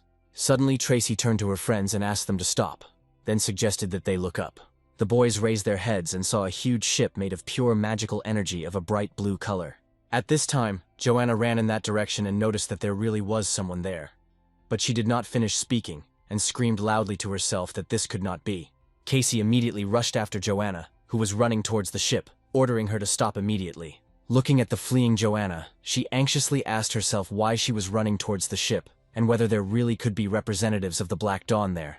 Looking at the glowing ship, Casey decided that the most important thing now was to prevent this spell from reaching the city walls. She remembered that she had once read about a similar spell in an ancient book, and came to the conclusion that it was the same spell that Lexler, known as a wandering magician, had developed.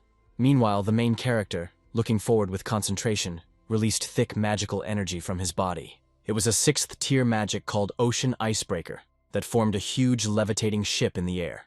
The ship appeared a few meters above Quasimodo's head, who looked up in surprise. Quasimodo then began to insult Roger in a rage, asking himself how he dared. The monster's eyes widened, and he screamed Roger's name in his head in rage. This was followed by a powerful magical explosion, spreading energy from the ship in all directions in one devastating wave. As the dust and steam from the explosion began to settle on the ground, the protagonist was kneeling next to the unconscious Esmeralda, holding her in his arms. He used a sedative, knowing full well that she was now fast asleep, and the spirits, being connected to the consciousness of their owner, would soon die along with Quasimodo.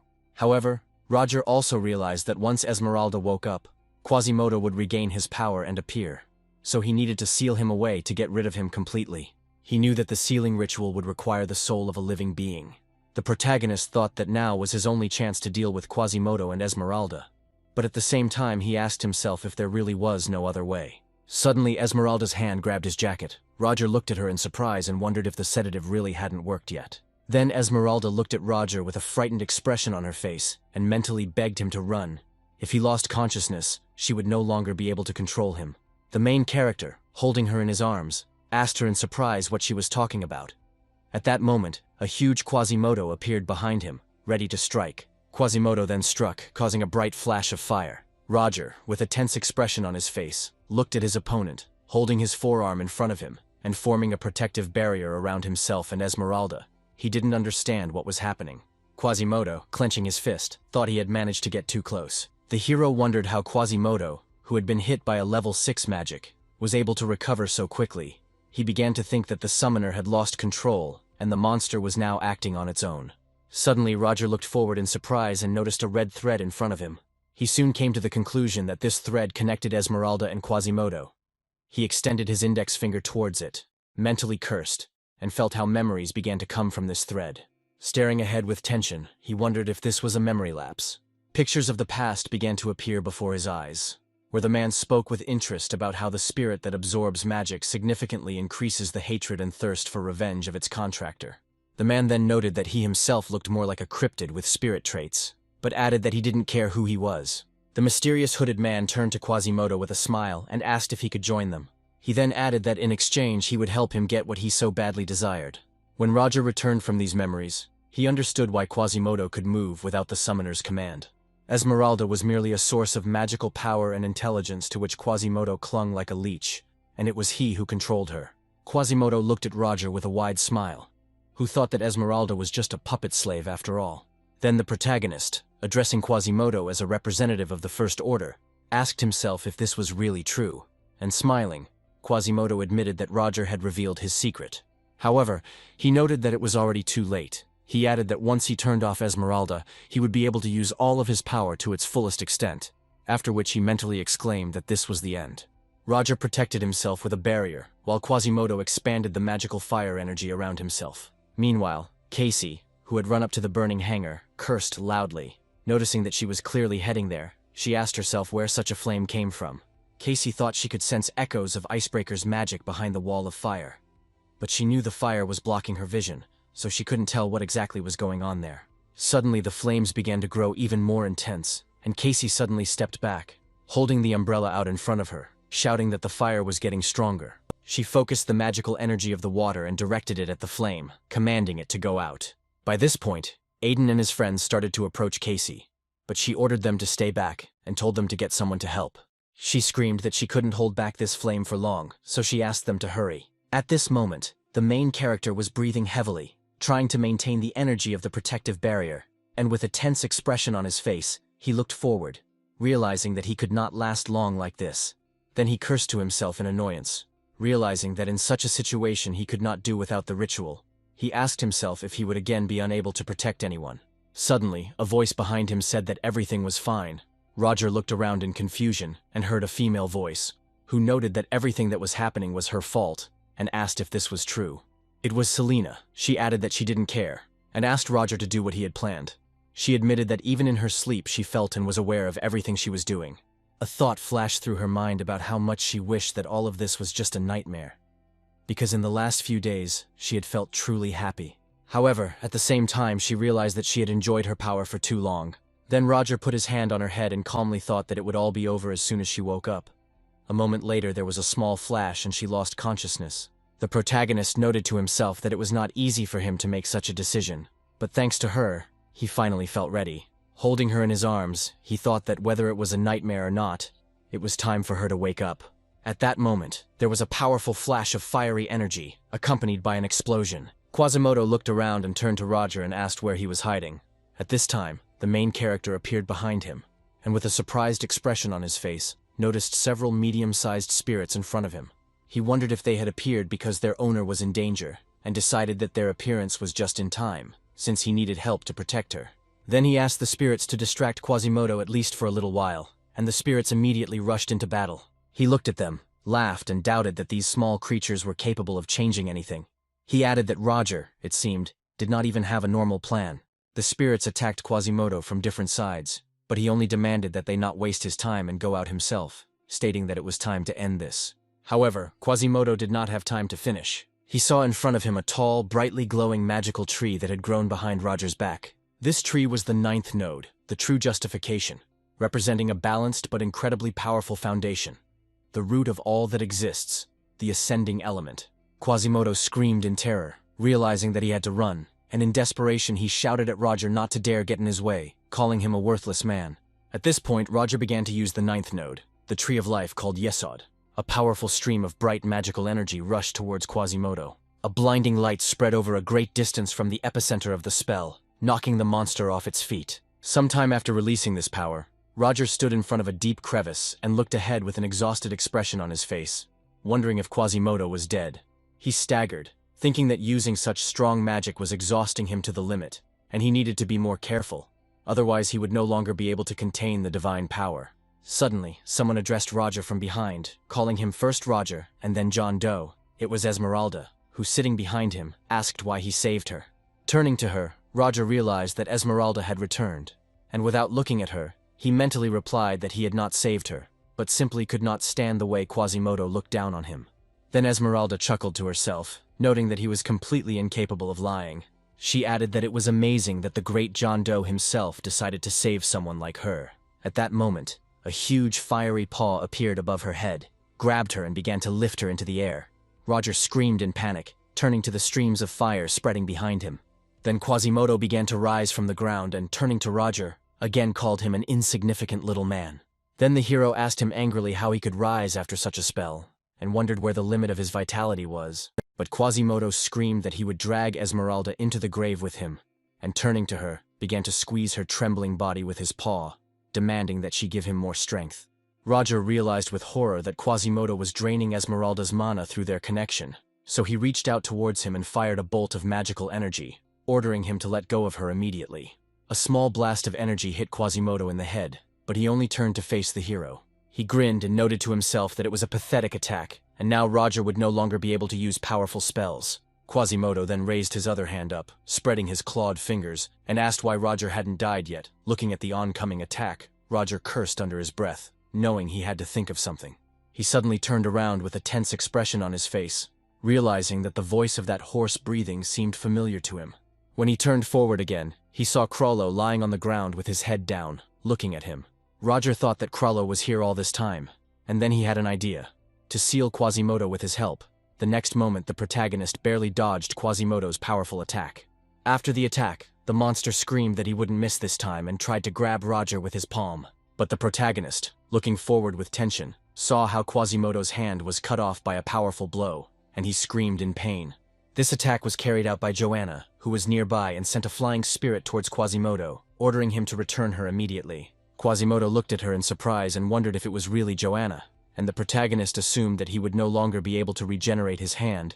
He realized that now he had a chance. Then Quasimodo asked Joanna why she interfered, whether she really wanted to stop their savior. In response, Joanna sharply ordered him to shut up, but Quasimodo shouted that she could not save anyone, because she could not even save her own family. Suddenly, a voice was heard that objected to Quasimodo, stating that it was fundamentally wrong to say that Joanna could not save anyone, and to claim that he was their savior. The man holding a suitcase and a brush greeted Roger and Joanna, adding that he thought he had arrived just in time. It was Pierrot. Soon after, Piero, turning to Joanna, said that he had finally learned the name of his savior. But Joanna looked at him with confusion and asked how he knew. Then Piero answered her that after talking with Roger about their old events, he decided to face the past. He had already begun to think that he had lost his way. But thanks to the spirit, he managed not to get lost. At that moment, Quasimodo concentrated his fiery magical energy and, shouting loudly that Piero was talking too much and irritating him, directed this powerful flow in his direction. Joanna looked at what was happening, frowning and with tension in her eyes, and then ordered Quasimodo not to dare do this. Piero noted that now was not the best time to talk, but added that, despite his condition, he was still able to blind Quasimodo. Standing before the huge monster, he admitted that he knew how bold his speech sounded, but he would have to leave the rest to them. The enraged Quasimodo contemptuously called them little people, adding that they were just insignificant insects. At this point, he attempted another fire strike, shouting that such magic was just child's play for him, and that he would burn them all.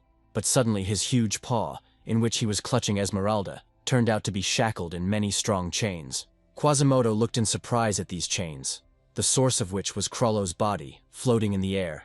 These chains were spreading from his stomach, and the main character was kneeling under him. He, looking at Piero with gratitude, thanked him for giving him enough time to completely change the situation. Then he thought that it was time to finish everything. Enraged, Quasimodo growled loudly and yanked the chain on his hand with force. At that moment, he suddenly dropped Esmeralda and asked Roger in bewilderment if he had tied him to another person. He shouted that it was impossible, because he already had a contract with Esmeralda. The protagonist responded that normal contracts could be assigned to a more powerful entity, and then Quasimodo would not be able to do anything about it, especially if he was weakened. Soon Quasimodo turned to Esmeralda, from whose chest several bright red threads were coming out. He asked her what she was doing, and then ordered her to help him. Quasimodo screamed that he needed her to keep his sanity. He warned her not to let their bond break. By this time, Roger had begun to move forward rapidly. Joanna, shouting Esmeralda's name loudly and with tension on her face, also ran. Lying on the ground and clutching the red thread in her palm, Esmeralda thought that if Quasimodo wanted it so much, then let him take everything. Squeezing the thread tightly, she mentally gave him everything she had, her soul leaving her body. This made Quasimodo's eyes widen in shock, and Roger and Joanna were also amazed by her action.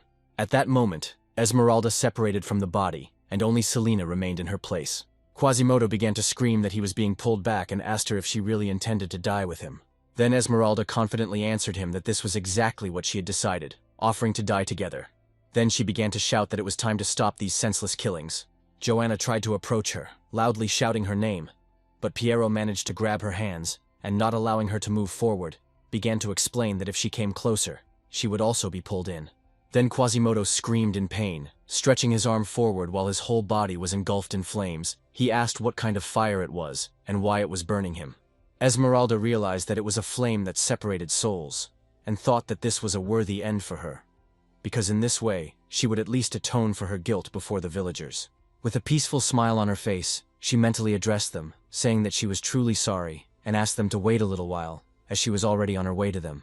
Suddenly someone asked her why she was smiling, and the next moment Roger appeared, with a determined expression on his face, and with a sharp movement, he tore the threads that connected Quasimodo and Esmeralda.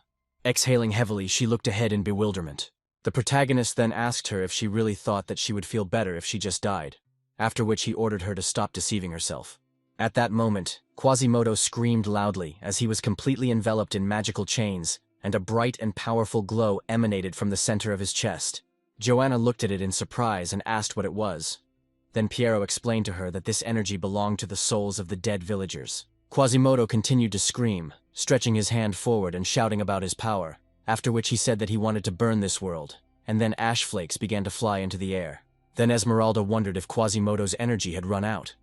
Then she noticed that the souls of the inhabitants had finally gained freedom, and Roger, turning to her, noticed that her body began to change. She was turning into a spirit. Esmeralda looked at her body and agreed. She had been connected to Quasimodo for a very long time, and that there was nothing terrible about it. She knew from the very beginning. This is how it would end. Suddenly, a female voice called out to Esmeralda, causing her to turn around in confusion. In front of them stood an adult woman in a nun's robe, who had taken the form of a spirit. As soon as Esmeralda saw her, she recognized her as her sister, and unable to hold back her tears, ran to her, covering her face with her palms. She sobbed and repeated that she was very sorry. She felt like she was weak and stupid, and that everyone had died because of her mistakes. Then her sister calmly objected that this was not true, and assured her that she was fine. After these words, she hugged Esmeralda, and said that everything that happened was not her fault. She suggested that all this time, Esmeralda had been incredibly hard. Continuing to hug her sister, the woman admitted that she regretted not being able to support her then. Then she suggested that they leave together. Esmeralda continued to cry, and hugging her, agreed. Soon, two bright magical substances began to rise high into the sky, illuminating everything around. The main character, watching this, wondered whether these half-destroyed spirits had returned to their normal state. He reasoned that for a soul that had wandered the earth for a long time without a goal, salvation always became its end. Looking at the bright source of light in the sky, he thought that he was still far from that moment. But one day his path would also end. Then Joanna asked if this meant it was over. However, the hero standing behind her answered negatively. He ordered her to leave immediately, and Joanna asked him why in surprise. Then the protagonist, walking away from her, explained that today she died here for the Black Dawn. After which he called her the Second Order and told her to leave and never return. He then turned to Pierrot and asked if he could take Joanna out unnoticed with his magic. Pierrot confidently replied that he could, and asked to rely on him. The protagonist nodded in agreement and left. Joanna, watching him go, asked why, and Pierrot put his hand on her back and said that he thought Roger still had unfinished business, and then suggested that she just go back. Joanna looked at Pierrot in surprise and asked where exactly they should return. Then Pierrot explained that they would return to their village. Meanwhile, the protagonist approached Selina, who was lying unconscious on the ground, and upon seeing her face, he realized with relief that she was still breathing. He began to reflect that although he had allowed for such an outcome, he had not really hoped for it. It seemed to him that he and Selina shared not only a body, but also a soul. Suddenly, Selina opened her eyes, and Roger, holding her in his arms, asked if she had regained consciousness. The woman looked at him in surprise and finally said his name. Then the hero calmed her down, saying that specialists would arrive soon, and asked her to be patient a little. Selina, looking at him with wide eyes, asked in confusion why he saved her. Then she admitted that she had done terrible things, even if it was her alter ego. Then Roger, with a serious look, remarked that this meant she remembered everything, after which he asked her what then happened to their promise. Selina asked him in surprise what he was talking about. And then he reminded her that they had promised to enjoy the festival together again next year. Roger noticed that this was precisely the reason for it all. Then Selina looked up to the sky, a smile appeared on her face, and tears flowed from her eyes. Looking at the sparkling lights, she suggested that Roger should definitely do it. Soon screams were heard in the burnt forest. Someone was calling for help. Aiden and other students with worried expressions on their faces ran up to Selina and asked if everything was okay. But Selina, who was already being carried away on a stretcher, replied that she was fine and asked them not to worry. Suddenly a male voice addressed Roger and reminded him that he only asked to inspect the area. Casey, hearing this, looked towards the voice with alarm. She saw Hans running up to Roger, who said that he was okay and that he could walk to the infirmary on his own. Looking after Roger, Casey judged that they had found 2 professors there, including him. Then she remembered the Black Dawn member who had disappeared somewhere. Her thoughts returned to the 6th-tier magic she had sensed beyond the curtain of fire, and to the professor who had left a lasting impression on her. She wondered if it was possible that all of this had just been a coincidence. Suddenly, Casey was approached and asked to call the fire brigade. The girl was embarrassed, but then said that she would do it immediately. Shortly after, Hans contacted Roger via a communication device and reported that his mice had destroyed all the evidence at the scene. The hero thanked him for this and said that they would see each other later at their hideout. He walked through the park, realizing that Sheridan and Hans had successfully escaped, and considered this to be great news. Then he came to the conclusion that he would gain his freedom as soon as he reported to the director about what had happened. Tired, he sat down on one of the benches and took a deep breath of fresh air, saying that the most important thing was now behind him. At this time, a mysterious man was hiding behind a tree behind the store. He addressed Roger, calling him John Doe, and said that it was a great job. At that moment, Roger's eyes widened in surprise, and he immediately realized that he had not felt the man's presence at all. Then he realized that he had heard this voice before. The protagonist realized that this voice belonged to the same person who spoke to Quasimodo in the memory he caught during his memory lapse. He assumed that the man was addressing him, John Doe, as someone of lower rank. And from this, he realized that the person standing before him was the Zero Order of the Black Dawn. The mysterious man, hiding his face under a carnival mask, smiled and said that he had simply dropped in on the festival and had not expected such an exciting turn of events. After this, the Zero Order asked Roger if he could explain what was going on here, at which point the hero reflected that no one had warned him that the Zero Order would be at the festival. Roger then asked himself tensely if he really knew that he had killed Quasimodo, but quickly came to the conclusion that he did not, realizing that if he had known, such questions would not have been asked. The hero assumed that the Zero Order did not know the whole truth about what happened, and decided to calmly answer his questions. Then he apologized for the unexpectedness of the meeting and asked her to understand him. She had caught him by surprise, and for a moment left him speechless. The Zero Order agreed with this, admitting that they had not warned them in advance, but advised them not to worry. Roger began to explain that, for starters, the First Order, that is, Esmeralda, or rather Quasimodo, are dead. The Zero Order was surprised. Then he smiled and noted that Quasimodo was still of a different species than them, and he needed a master, after which he asked how exactly he died. Roger realized that he could not tell the truth, but believed that a convincing lie could be constructed from it, and he revealed that Quasimodo was ultimately sealed by Phoebus. Then the Zero Order repeated his words in surprise, but soon pulled itself together, reminding that Quasimodo was a spirit, and the sealing technique could work on him. However, something didn't add up, and he asked if Esmeralda really just stood by while her spirit was being attacked, after which the Zero Order suggested that perhaps someone helped Phoebus.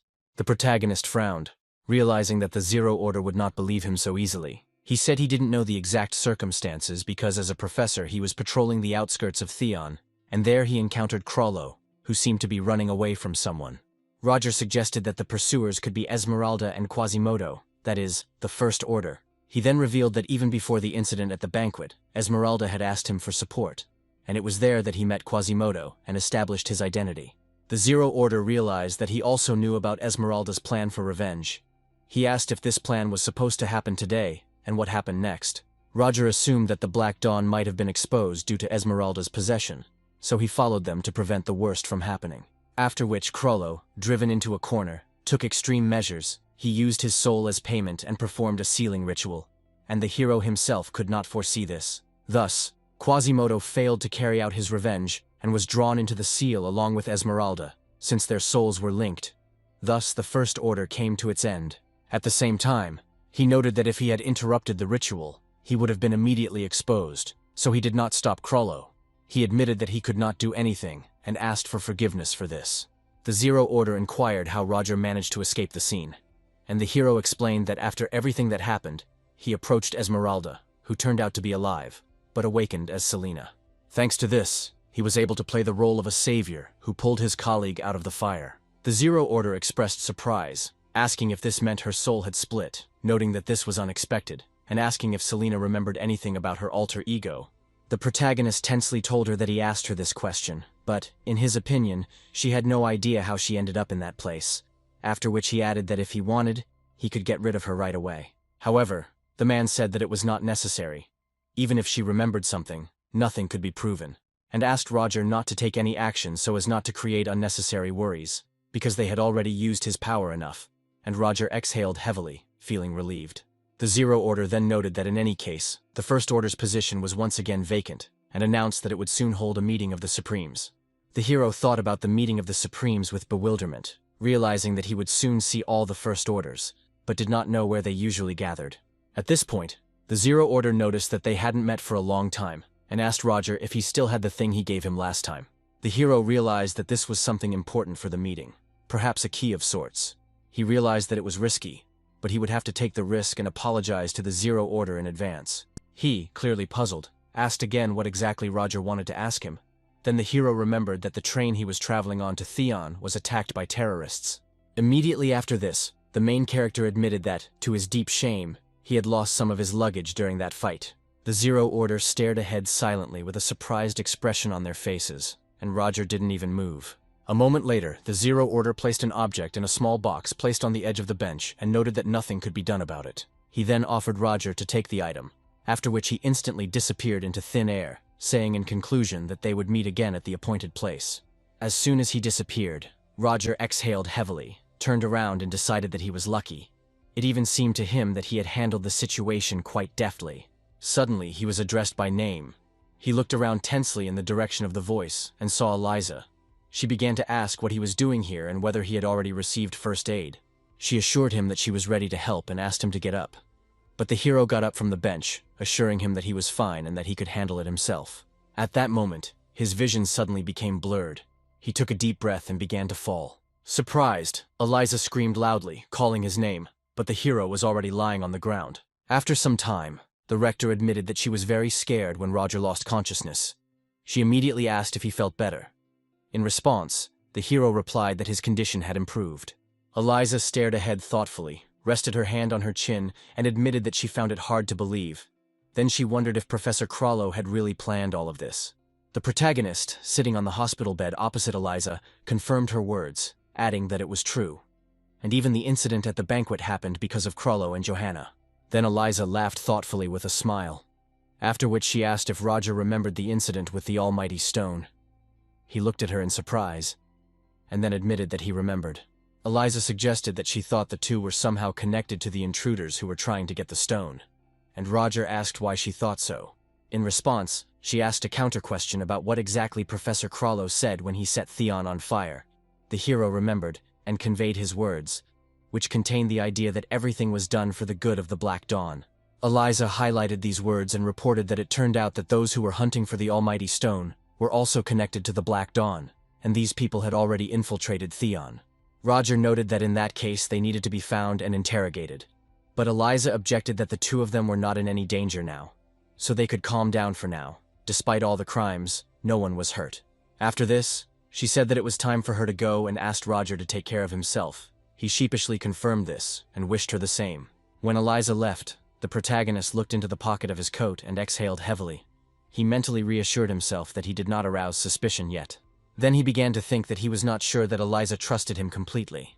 But since she needed them as leaders, she would not make hasty decisions even if she suspected something.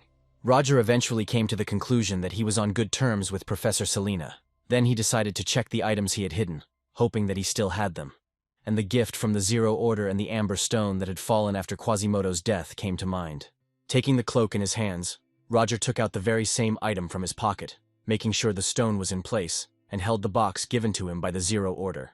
Opening it, he saw a ring and began to examine it with curiosity. At the same time, I realized that inside the ring there was a magical seal, designed in such a way that the magic was activated when put on. After carefully studying the ring, Roger came to the conclusion that the seal was designed to be a kind of dream magic that would transport the wearer's consciousness into the reality of dreams. He then wondered who would designate dreams as a meeting place in the first place, but he immediately realized that it was a pretty smart decision. He realized that after Quasimodo's death, there were 6 First Orders left, or 5 if you exclude him. One of them was Victor Dreadpool, and then Roger thought that if everything went according to plan, then at the upcoming meeting he would find out who the others were. After some time, Rector Eliza said that she was very glad to see Casey. She said that she not only supported the spirit of the holiday, but also helped to identify suspicious persons in Theon. She then explained to Casey that she had called her to thank her and hear her version of what had happened the previous day. Holding a cup of hot drink, Eliza understood that it was better to clarify everything once again. Casey, sitting opposite with her arms crossed over her chest, said she would be happy to help, but warned that she had a favor to ask of Eliza in return. After a lengthy conversation, Eliza noted that nothing could be learned from this regarding the fire. Casey confirmed that it was impossible to see anything due to the raging fire. Looking at her carefully, the rector realized that her testimony did not seem suspicious. She remembered Casey's words about how she was pursuing a strange group of people. They mentioned a secret organization and that these people led her to the scene of the incident. Once the wall of fire dispersed, only 2 professors remained at the scene. Casey told her that the girl who brought her to these people turned out to be one of Professor Rogers' students. Eliza realized that there were no contradictions in her story with Professor Rogers' testimony, and his condition itself spoke for itself. However, it seemed to her that she was missing some important detail. Then Casey spoke of the man Professor Roger had mentioned and asked Eliza who he was. She explained that this man was a retired professor of Theona. Then Casey confirmed her suspicions that she would not just say something without reason. Then she admitted that she herself doubted the suspiciousness of this man, but was still a little interested in him, and Eliza smiled and noted that he really was an interesting person. Putting the cup on the table, she emphasized that the only thing left to do was to trust Professor Rogers' testimony, since he was the only witness to those events. Casey agreed that there really was no other way out. Then, with a smile, Eliza thanked her for her cooperation and asked what her request was. Casey stated that she would like to personally interrogate the people who had contact with the secret organization and caused intrigue in Theon. since she herself is searching for them. At this time, voices were heard from the neighboring room. The main character pulled back the curtain and saw the guys. He noted that this was good, because they came to visit their loved ones. However, turning to the students, he asked them to try not to disturb the other patients. One of the students standing next to the embarrassed Selena apologized and said that they were leaving. The hero then advised Selena to be more confident and not listen to every student indiscriminately. Embarrassed, the woman apologized and admitted that she felt he was only causing her problems.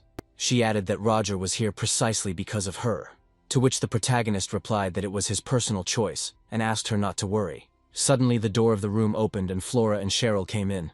Flora said that she heard about Roger's injury and wanted to check if he was hurt somewhere. However, she didn't have time to finish the question. She was interrupted by a sharp cry from Aiden, who loudly addressed Roger, surprised that he was there. Leo, who was following Aiden, sternly warned him not to make noise, explaining that shouting was prohibited in this place, at which point Flora looked angrily at Aiden and wondered who he was. Then Renee, looking ahead in surprise, noticed that the rest of the guys were already here, greeted them and asked if they had also come to visit someone. Selena told Renee that she felt fine and was surprised by the number of people gathered. Then she asked the students to come closer. The protagonist, expressing dissatisfaction, noted how noisy it had become in the room. But deep down, he thought that perhaps it was even better this way, because all this time he had been a patient and understanding professor. But suddenly he frowned and looked forward seriously. Flora asked with displeasure what Frieden Volberg was doing here. He was standing at the entrance, also with a serious expression on his face.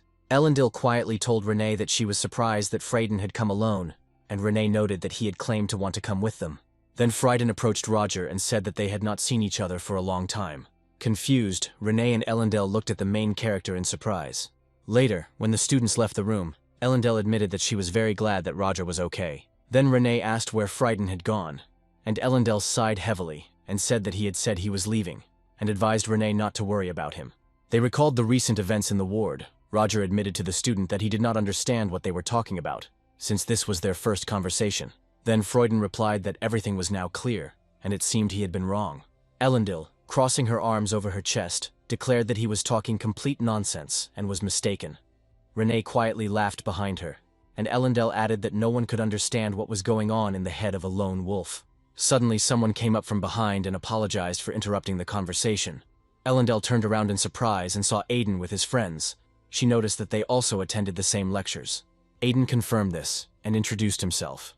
Then he said that he would like to address her as an elder, but he found it a little difficult to do so, and Elendil was delighted to be recognized as an elder. She noted how politely Aiden was talking to her, and he suggested calling her sister, at which point Tracy joined the conversation and asked if they were getting too close.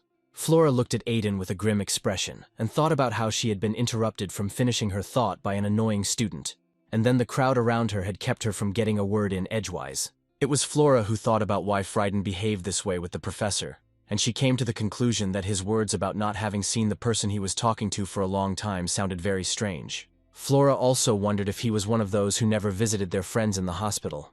At the same time, when Roger was walking through a small park, Frieden, noticing him, turned to him from behind. Frieden admitted that at first he thought that he imagined it all at their first meeting. He then clarified that he meant the moment he gave Renee the book on attribute magic, since this book could only belong to one person, the true owner of this magic. However, that man had already died and he could only give the book to Roger. Then Frieden asked if Roger was being too bold in appearing here, considering all the events and his previous plans. The protagonist, without looking at him, replied that he should have hidden his face better, after which he admitted that although no one expected him to remember so much, it was his mistake. Roger called Frieden the Wolberg family puppy, noting that he had not seen him for a long time, and added that in those days Frieden was an ordinary child, but now he looked like a real aristocrat. In response, Frieden looked at him angrily and demanded that he stop wasting time on meaningless words, immediately telling him about his plans. The protagonist then asked what made him think he had a reason to stay in Theon. Frieden asked irritably if he didn't understand the essence of the question. He cursed that the professor was incredibly stubborn. He then strongly suggested that Roger was the killer of Renee's mother. He looked menacingly at Roger and demanded that he confess and stop pretending not to understand anything. However, the protagonist called these accusations absurd and asked why Frieden needed such an assumption. Frieden, shocked and indignant, asked what he meant, and Roger explained that all these events were long in the past, and suggested that Frieden had simply misunderstood everything. He added that he did not come here because of the incidents that happened 12 years ago. Then Frieden asked why he was actually there, and the protagonist replied that he was not obliged to tell anything, and sternly demanded an explanation as to why he was interrogating him at all. Roger noted that he decided to remain silent, although he clearly saw all the events of that day. Then Frieden angrily declared that he was not like Roger. With a smile on his face, Roger asked if this was true, and then remarked that it was a funny excuse. Turning and starting to walk away, Roger declared that Frieden could do whatever he wanted with his findings. As he left, he noted to himself that he already knew that Frieden would not dare to take serious action. Frieden watched Roger leave, clenching his fist. He then continued his walk through Theon's territory. Soon Renee called out to Frieden and asked if he was staying there. He answered her in kind, and explained that he was just about to leave. He then asked her what she was doing there, and Renee ran up to him and explained that she had forgotten something. Looking at her carefully, Frieden noted how timely it was, and said that he wanted to talk to her. Surprised, Renee asked if it was true, and Frieden confirmed that he had wanted to ask her the question. But at that moment he was interrupted by memories from 12 years ago. He remembered how he and little Renee had looked in fear at the pools of blood. There was a man who looked like Roger standing next to the woman's body. Now Frieden stood with his mouth open, unable to utter a word. With a sullen expression on his face, he turned abruptly, and leaving, declared that he had nothing to say to her. Before leaving, he apologized for distracting her. Left alone, Frieden wondered what he could tell her. In his thoughts, he realized that the professor she trusted so much might have been her mother's killer and erased her memories. However, Frieden had no evidence, and he knew that this absurd story would only push Renee away. Besides, he didn't want to hurt her, and that was the main reason for his hesitation. Then the boy thought that Roger already knew. He would not tell anything, and he would have to act until he could destroy him. Frieden looked ahead confidently and mentally warned Roger not to relax. He stated that the wolves of the Wohlberg family never miss a chance to corner their prey. At this time, Roger, sitting on a bench in the park, he sat with his head down and his face gloomy. He covered his face with his hand and thought that the guy was a real idiot. After this, he contacted Hans. In response, Hans asked what happened to him, hearing a strange tone in his voice. But Roger replied that he was fine, and that now was not the time for discussions. He then asked if Hans had managed to find out what he had asked for. Hans said that they were trying to make the fire look like a malfunction of the fireworks. Roger noted that he was sure that Eliza would try to cover it up, after which he said that he heard several members of the Black Dawn organization were detained in the square, and asked if Hans knew anything about it. Hans confirmed that they were still being held in Theon. Then he suggested that they were probably being interrogated by the woman with blue hair. The rats saw her go down to the interrogation room with the rector. After this, Hans asked Roger if everything would be okay with them. He also wanted to know what would happen if those being interrogated surrendered, but the hero said that he would not be able to hide for long anyway. At the same time, he emphasized that he doesn't care and will solve problems as they arise. Hans said that in any case, this incident had already begun to be resolved from within, and there was still a chance to get rid of the First Order, which, in the opinion of the protagonist, was good news. However, Roger noted that it is too early to relax, but so far everything is going more or less positively. After this, Hans asked Roger if he wanted to go outside for a bit. Roger agreed, and Hans explained that he had something important to discuss. He warned that the conversation would most likely be long. At this time, in another place, a man was thrown violently into a wall. A man was sitting opposite him. He stated that the situation was developing badly, and asked if they had lost their fear of the Silver Sun. He then exclaimed in rage that they could not cope with some street scum, and were even forced to turn to them for help. The man was the head of the Silver Sun named Carlin, who held a revolver in his hand. Turning to the man opposite, named Temelan, he asked if he did not understand who he really was. A frightened Temelan shouted that he understood, but trembling with fear, he noticed that it was not about the lower people at all. He lowered his head and explained that everything was connected with their boss, who gave them orders. Carlin, with an interested expression, clutching a revolver, asked if this was the man who closed the competitor's establishment. Upon hearing the name of this man, Carlin said that he had heard of him. He then asked if Temelan was asking to deal with this man. Temelan, confused, replied that he only knew that his name was Master, nothing more. Then the guy standing next to him suddenly shouted out what he knew about him.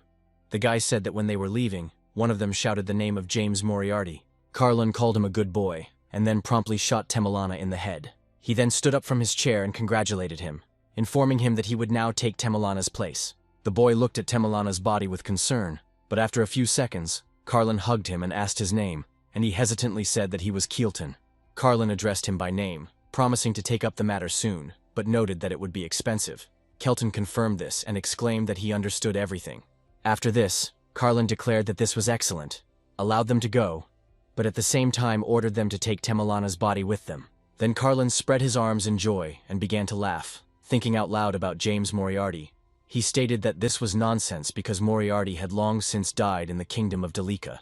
The man thought that someone was simply using this name to conduct illegal business. He wondered if maybe this person really knew something, since these people turned to him for help.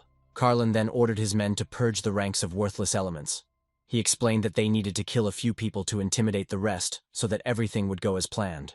The man who served Carlin promised to prepare everything he needed, after which he smiled, wondering how long they would last. Later, the hero sat down on a bench next to Hans and asked what had happened.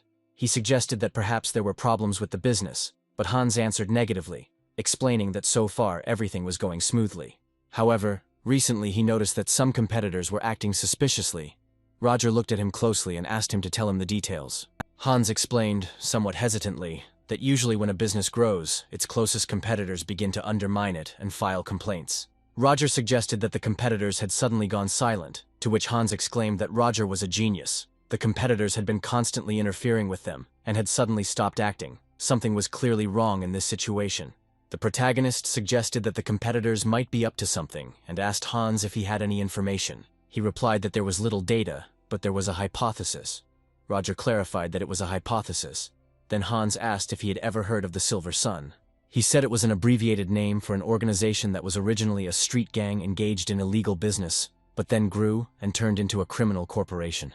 They make money by interfering in the affairs of merchants and actively expanding the trade in stolen goods, not disdaining dirty work and robbery. Hans pointed out that his rats had noticed a small group of competitors entering the Silver Sun headquarters. The hero confirmed that this was obvious to him, but noted that the situation was too suspicious to be ignored, and he promised to be as careful as possible. Hans replied that he would continue to observe, but suddenly his attention was drawn to the active trembling in Roger's leg. He turned sharply to him and asked if he was sure everything was okay. Hans noticed that his leg was shaking constantly, something he had never experienced before, and he also felt like cold sweat was running down Roger's body. At this moment, Roger, with a gloomy expression on his face, stared ahead tensely, without answering. After some time, he admitted that he had been very busy since the previous evening, and had even forgotten about one very important thing. The main character suggested that perhaps his mistress had found out where he was. Meanwhile, in the majestic palace, a young girl lay in a coffin, and soon began to rise to her feet. She noted that she could smell her own blood, and remembered her student, who, while running away, took her blood with him, and was now taking advantage of it. The girl wondered why he had done this, reminding him that she had taught him well, and suggested that he must have been under a lot of pressure if he had not been afraid that she would discover his location. This seemed to her a curious excuse to go outside, and she went out on the balcony, looked at the moon, and wished that her pupil would entertain her properly. Then Hans asked the protagonist if he was being too dramatic. Then he noted that one might think that his teacher was the god of death. In response, the hero was almost sure of it, and added that this was her craft. With a smile on his face, Hans noted that the protagonist had good jokes. Although with a serious expression, Roger asked in response who, in his opinion, taught him all these magic tricks. Hans admitted that he always thought he was some kind of self-taught guru. Roger responded that Hans had said that he had recycled other people's projects and turned them into his own techniques, but he admitted that what he had created was far from simple in the eyes of others. The protagonist continued, saying that he did not advertise his developments because his teacher did not like most of them. To this, Hans loudly objected that most people only dreamed of such magic, after which he asked if his teacher was really such a great person. Roger replied that she was a real monster. The protagonist added that because of her, he had found himself on the brink of death more than once. Hearing this, Hans thought about how strange it was to call a teacher a monster, and suggested that perhaps Roger was just complaining. He then exclaimed that pushing a student to the limit was too much, and that the teacher was probably a real pain. But the hero sternly reminded her that she was still his teacher, and asked her not to talk about her like that. Several days had passed since then, and Roger, walking along the royal street, thought about how he had not been here since he took up Esmeralda's case. He watched the townspeople, then noticed the men in unusual clothes, looking at them. He wondered how much time he had left before meeting Hans. Roger's attention was drawn to the symbol on the backs of these men. He realized that it was the emblem of the priests of Bruce. Roger mentally acknowledged that the fight for the throne had to end. However, as he watched them go with a serious face, He thought that events were developing much faster than he expected, and this was bad, so haste was becoming necessary. Soon the main character approached Violetta's clothing store called House of Verdi. When Roger came in, Violetta offered him a cup of tea and noticed that he had arrived early. She said that Hans had not arrived yet. Then Roger, sitting at the table, explained that he had come early specifically to assess the situation on the streets. He noted that even at such an early hour the streets were full of people, overflowing with enthusiasm. Violetta replied that it was all thanks to him. Then she admitted that she was surprised when Roger contacted her and said that he would be visiting them soon, after which she asked if he had any business with her. The protagonist, looking ahead attentively and crossing his arms over his chest, reported that he had heard about the recent activity of competitors, and even about the appearance of serious violators of order among them. Violetta sighed heavily and admitted that she knew this information would reach him. She added that she wanted to figure it out herself, but Roger was already here and knew everything. She then reported that these intruders were called Silver Sun, and were planning something with a local group of merchants, and that suspicious characters had been hanging around the store lately. Then Roger insistently asked her to tell him everything she knew, but at that moment their conversation was interrupted by a loud voice. It was a young guy who shouted out loudly that something was wrong. Violetta turned to him and asked what had happened, and the guy loudly announced that the factory had been attacked.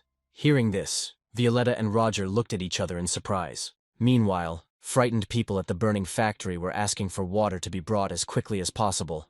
One of the girls was shouting loudly that it was impossible to get inside because of the thick smoke. At this point, Violetta and Roger approached the burning factory, and Violetta loudly asked what was going on. One of the men explained that the factory was being attacked by people in white bandanas. The main character confidently stated that their main task now was to cope with the fire. He said that he was going to use magic. Suddenly, he felt a brightly glowing object in his pocket.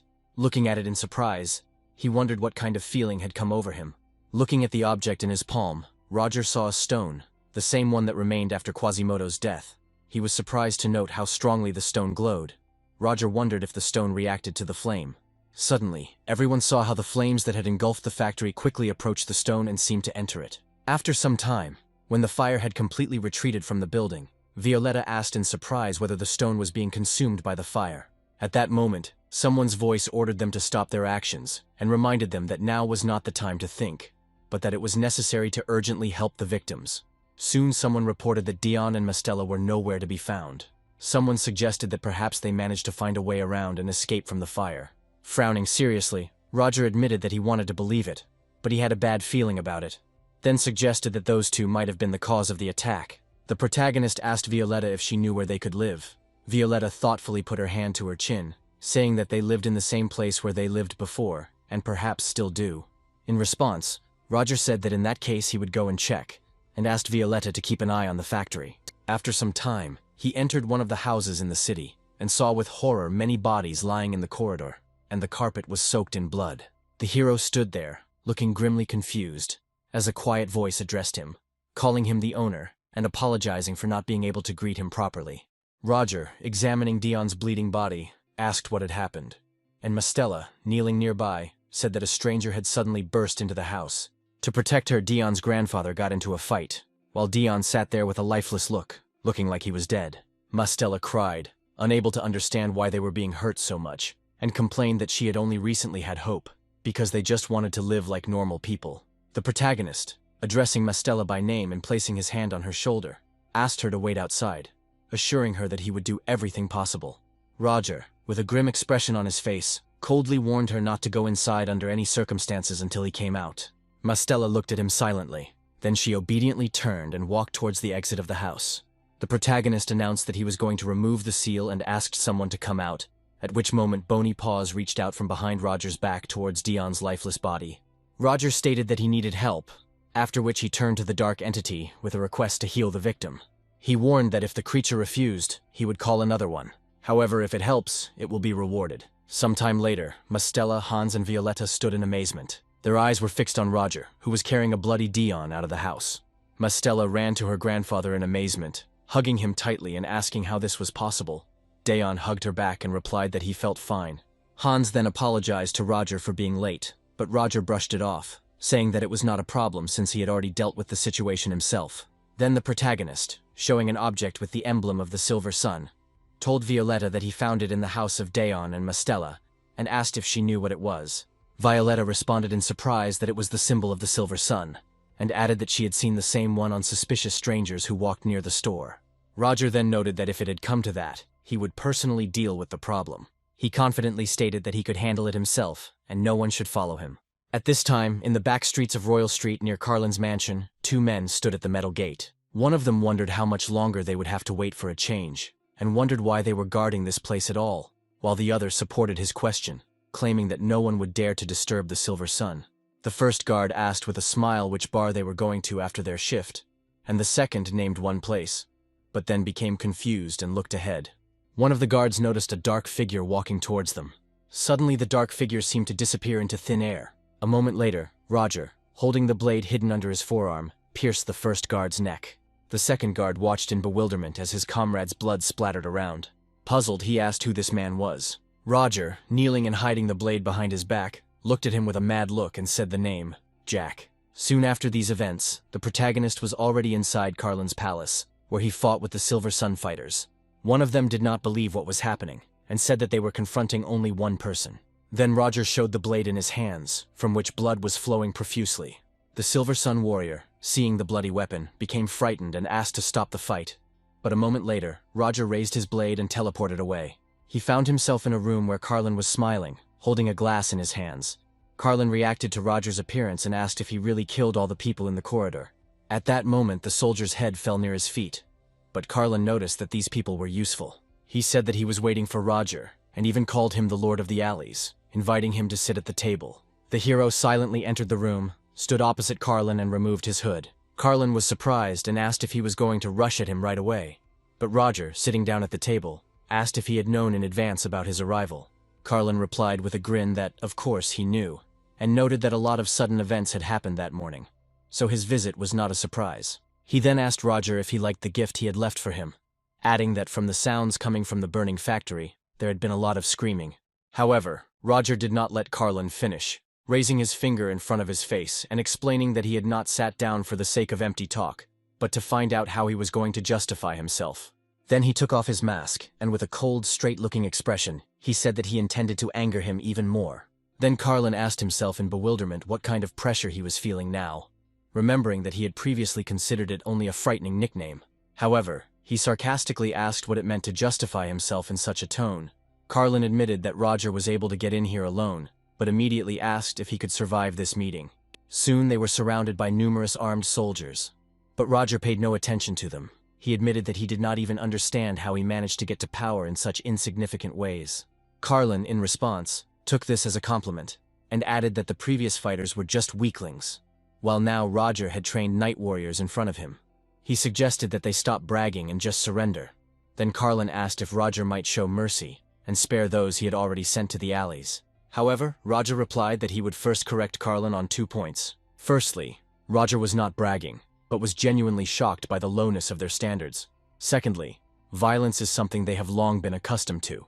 At this time, in the alley, one of the soldiers was knocked down by a powerful blow, from which his tooth flew out. As he flew across the ground, a powerful stream of magical energy followed him, causing an explosion. Alex, with a smug smile, exhaled and noted that there were too many opponents. He smiled and suggested that they just beat them all up, and Fantas, Arfa, and Sheridan stood next to him. Alex noticed that everything seemed simple, and suggested that the allies start the fight. Meanwhile, Roger summed it up by stating that this was the entire fighting force of the Silver Sun. With a furious expression on his face, Carlin shouted loudly that Roger was bluffing and gave the order to kill him. But suddenly the main character disappeared. As if dissolving into thin air, the soldiers began to shout in surprise, asking what happened. Roger then calmly replied that he had done nothing, and then explained what exactly he had not done. At this time, a dark substance began to spread from the ceiling of the room. Black tentacles descended down from the ceiling. Then Carlin angrily asked his soldiers what they were doing and ordered them to get rid of it quickly. One of the warriors grabbed a sword and rushed at Roger, but a tentacle of dark substance headed towards him. The soldier screamed in fear with a mad expression on his face.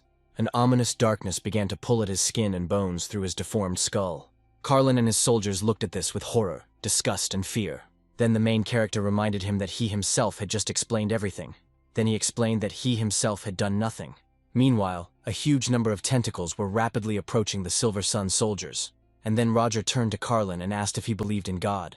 He said that these black tentacles belong to a creature that is one of the gods, or rather a goddess, who was betrayed many years ago and lost her name. Having been cursed as an evil deity, the goddess lost what she symbolized. Roger added that this is why people don't remember her anymore, although she still loves them very much. The protagonist emphasized that the goddess loved people so much that she created her body from them. Addressing the terrified Carlin, he said that he understood that her appearance might seem shocking, but at the same time she was able to heal any wound if the person was still alive. However, the main character noted that this does not come easy, and that in the morning he had to turn to this goddess for help in order to cure a dying man. Roger's gaze suddenly became furious, and he explained to Carlin that since they were the cause of the man's critical condition, he offered them as a sacrifice to the goddess. Carlin, seized with hysterics, loudly asked what kind of god this could be. Then in despair he declared that such a thing could not be. However, Roger asked him not to worry. He said that the goddess valued people very much, so she would not harm him. Then Carlin rushed to Roger, begging him to kill him immediately. However, before he could get closer, the goddess, using her strong tentacles, began to pull him towards herself. Soon Roger looked at his reflection in the heterogeneous liquid substance in front of him. Meanwhile, Alex amazed all the soldiers and said that it was hard to call it a warm-up. Hans supported him, calling the work done excellent, and added that he did not see any other opponents. Alex admitted that he was very surprised when Violetta herself called them here. He asked if she knew that an assassination attempt was being prepared, and Violetta replied that these guys were too predictable. At this point, she noted that they had made a lot of noise anyway. Alex agreed, and noted that there was no time for encirclement. Sheridan looked ahead thoughtfully and said that these houses were going to be torn down anyway, then asked if the demolition should be completed. At that moment, Roger came out of the mansion and approached the others. He asked if they were okay here. Alex greeted him with a smile and noted that Roger was okay despite the fact that he came alone. Roger then turned to Violetta and asked how Dayon was doing, and Violetta replied that he was fine, even healthier. Roger bowed his head and noted that this was excellent, and since everyone was gathered, he reported that the Silver Sun had been destroyed. Then Violetta asked again with genuine surprise if he wanted to say that in such a short time the main character killed everyone. Roger only briefly answered that he really did kill everyone. After that, he explained that now there was no one left who could interfere with them, so he asked Violetta to deal with all the matters concerning them on her own. Suddenly a scream was heard from the side, demanding that someone be released immediately. Violetta and Roger turned in surprise towards the sound. These were ordinary townspeople, armed with sticks, who simply stood in surprise, looking forward, clutching a wooden stump in their hands. One guy explained that they had come to help, and that the fight was already over. Violetta took a deep breath and said that she asked them not to interfere, and the hero asked her not to swear, noting that it probably took a lot of courage for them to come here.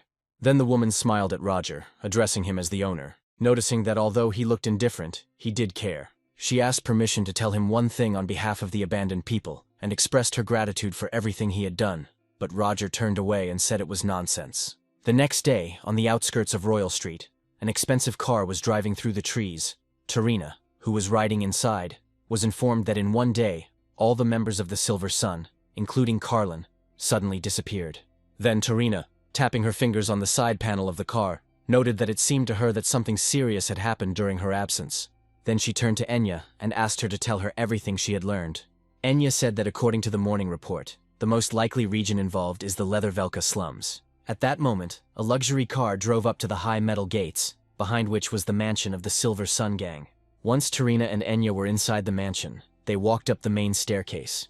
Tarina noted that the crime scene looked extremely clean, with no traces of anything. Then, with a surprised laugh, Enya turned to Tarina and asked what kind of artifact it was.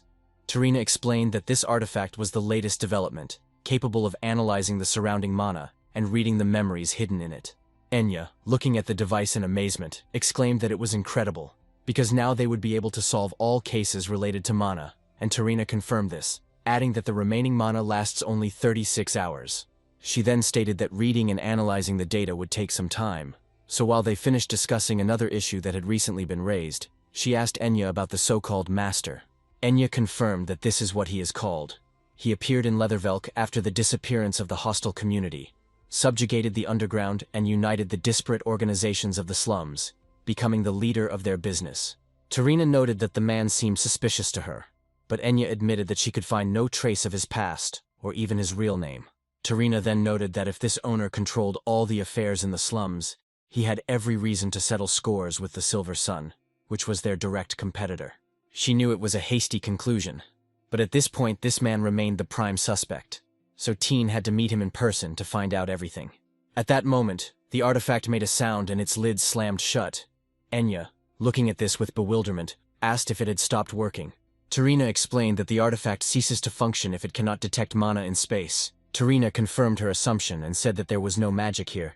Then Enya indignantly noted that this was impossible. According to the case file, there were about 100 guards at the Silver Sun base, and Tarina agreed, saying that traces of their presence had indeed been discovered yesterday. But this is only possible with the use of spells, and since the artifact did not record such traces, it means the investigation has reached a dead end. Then Tarina admitted that she still intended to meet with this owner, since she had a premonition that this was not an ordinary person in front of them. Then, turning to her subordinates, she ordered them to finish the job and take the artifact, noting that the marks restricting the entrance should be left so that reporters would not find out anything.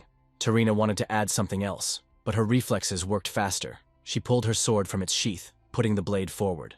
The woman, looking menacingly forward, demanded that the enemy show himself. She demanded that he stop hiding like a rat.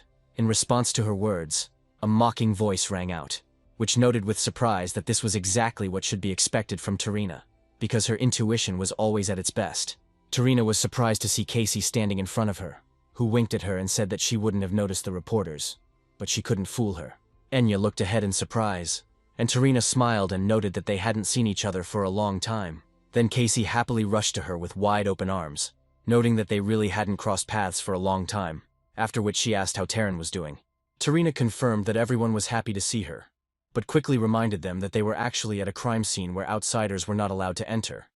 But Casey said that she was a national hero detective. Tarina said that Casey behaved like this all the time, and then asked her to learn how to get official permission to enter. She asked why Casey always hides and conceals her presence.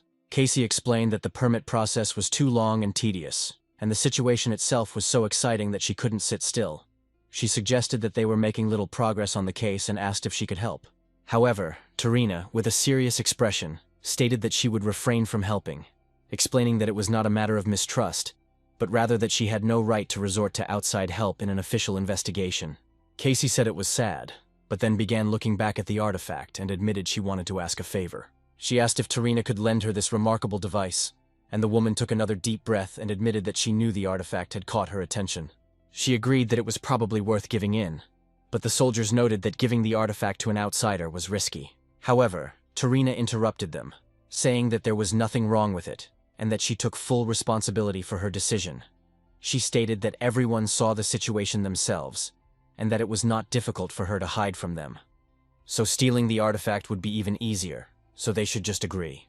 Then Casey laughed happily, thanked Tarina, and assured her that she would be careful. At which point Betty, shaking with anger, grabbed Casey by the shoulder and asked how much more trouble she was going to cause.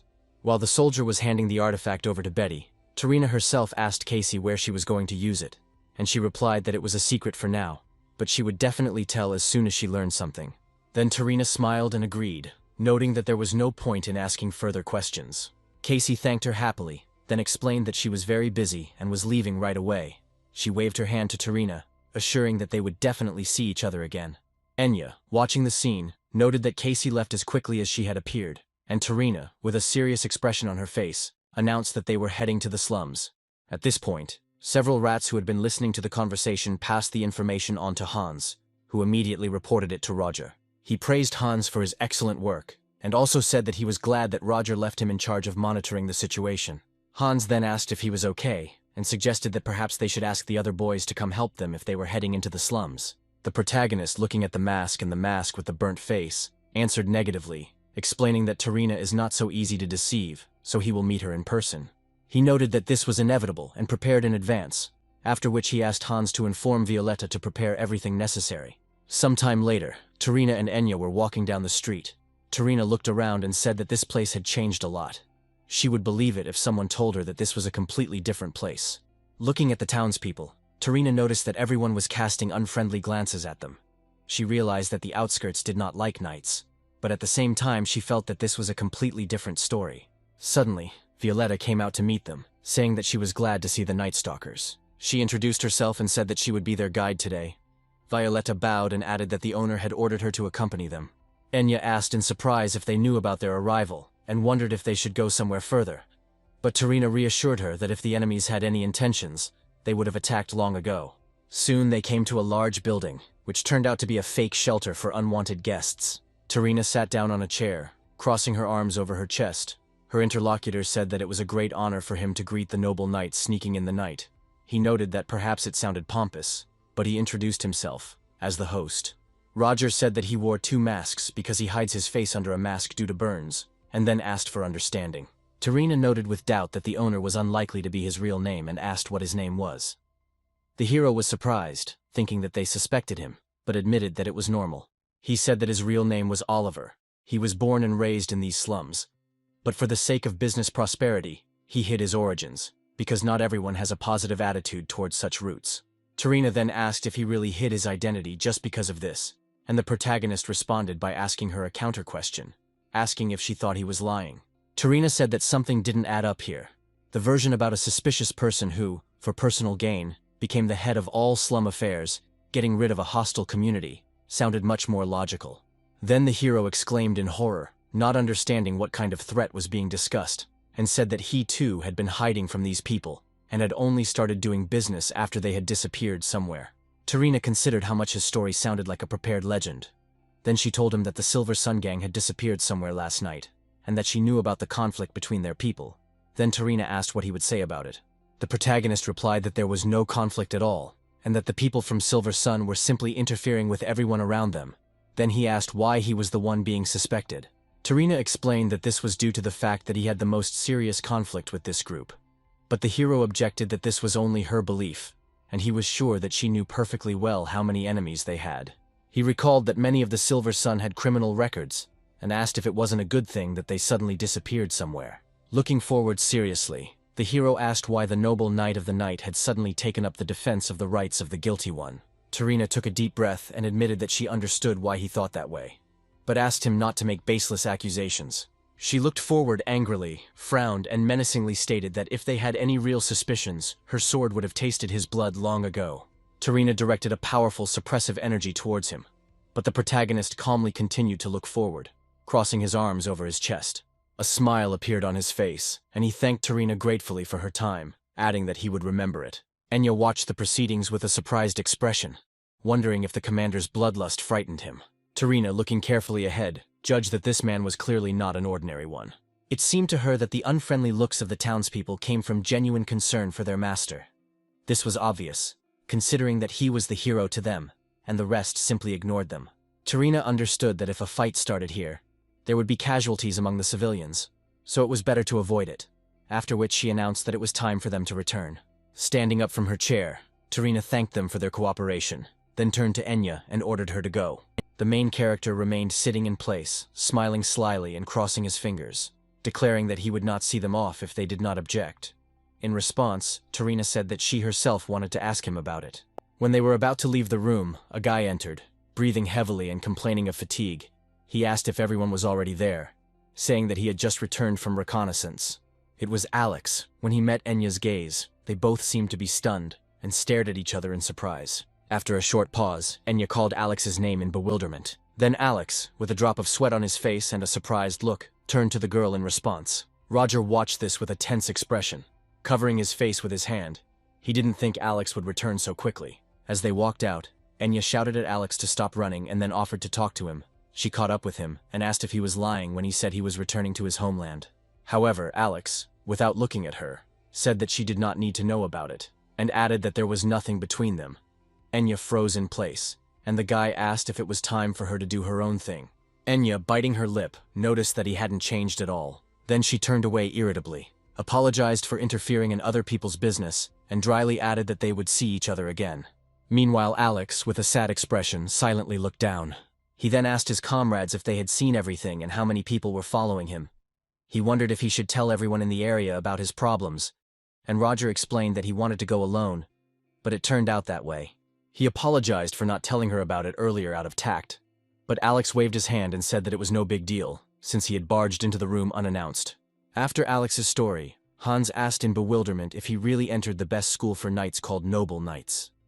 Violetta in turn said that she heard how Alex was expelled due to a dishonorable act, and asked what exactly he did. Alex said that he beat up the instructor and his classmates a few days before the entrance exams. He did this because no one accepted the fact that a simple guy turned out to be better than aristocrats. He added that no matter how hard he tried, they gave him no peace, and he would not have lasted another 3 years in their company. Violetta looked ahead thoughtfully, and agreed that it was indeed a long time, after which Hans asked if this meant that Alex simply couldn't take it anymore and exploded. Fontas, in turn, noted that, judging by the girl's reaction, it was not quite as if he had been expelled, but asked if he had offended her in any way. Then Alex, laughing nervously, noted that no one would have thought that Fantas would ask such a question. Then he admitted that Fantas was right, and that he really did meet Enya. Alex said that, of course, it didn't start that way.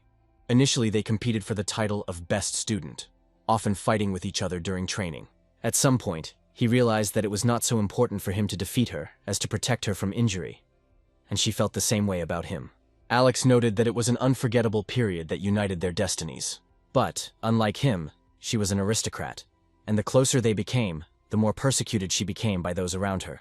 Hans, looking at him with surprise, asked if Enya knew about this, and Alex replied that he tried to hide it to protect her, and added that he partially agreed with what his worthless classmates said. He explained that even if he became a knight with better grades, as a commoner, he would still be a hindrance to Enya, so he pretended to cheat on her with another girl and broke up with her. Alex then went on to explain how he thought he could cope, but after the breakup, he only felt worse, because he saw those who bullied him rejoice at their breakup, and he felt like a fool for putting up with it. Hans said he didn't believe it, but Alex admitted that he had overestimated himself and was too ambitious for a commoner. At that moment, Tarina and Enya were walking along the alley. Tarina learned from Enya how everything had happened, and admitted that now everything became clear to her, and she felt regret. She noted that this guy is very talented, but unfortunately, he is wasting his efforts. But Enya said that there is nothing to worry about. Memories of Alex confessing to her that he had cheated on her came flooding back to her. After that, she confidently added that she and that guy had nothing in common anyway. In the past, a man who was watching the events remarked that he saw everything with his own eyes. Then he turned to Alex, claiming that he could have easily defeated his attackers, but instead took their blows. The man asked Alex if he really enjoyed getting beaten, but the guy replied that it was none of his business and asked the stranger to get out of his sight. However, the man asked again if Alex really liked living this way. The protagonist asked if Roger wanted to join him and stop taking hits. He assured Roger that he would do everything possible to help him achieve his goal, to which Roger responded by asking him to stop doing what was causing him pain.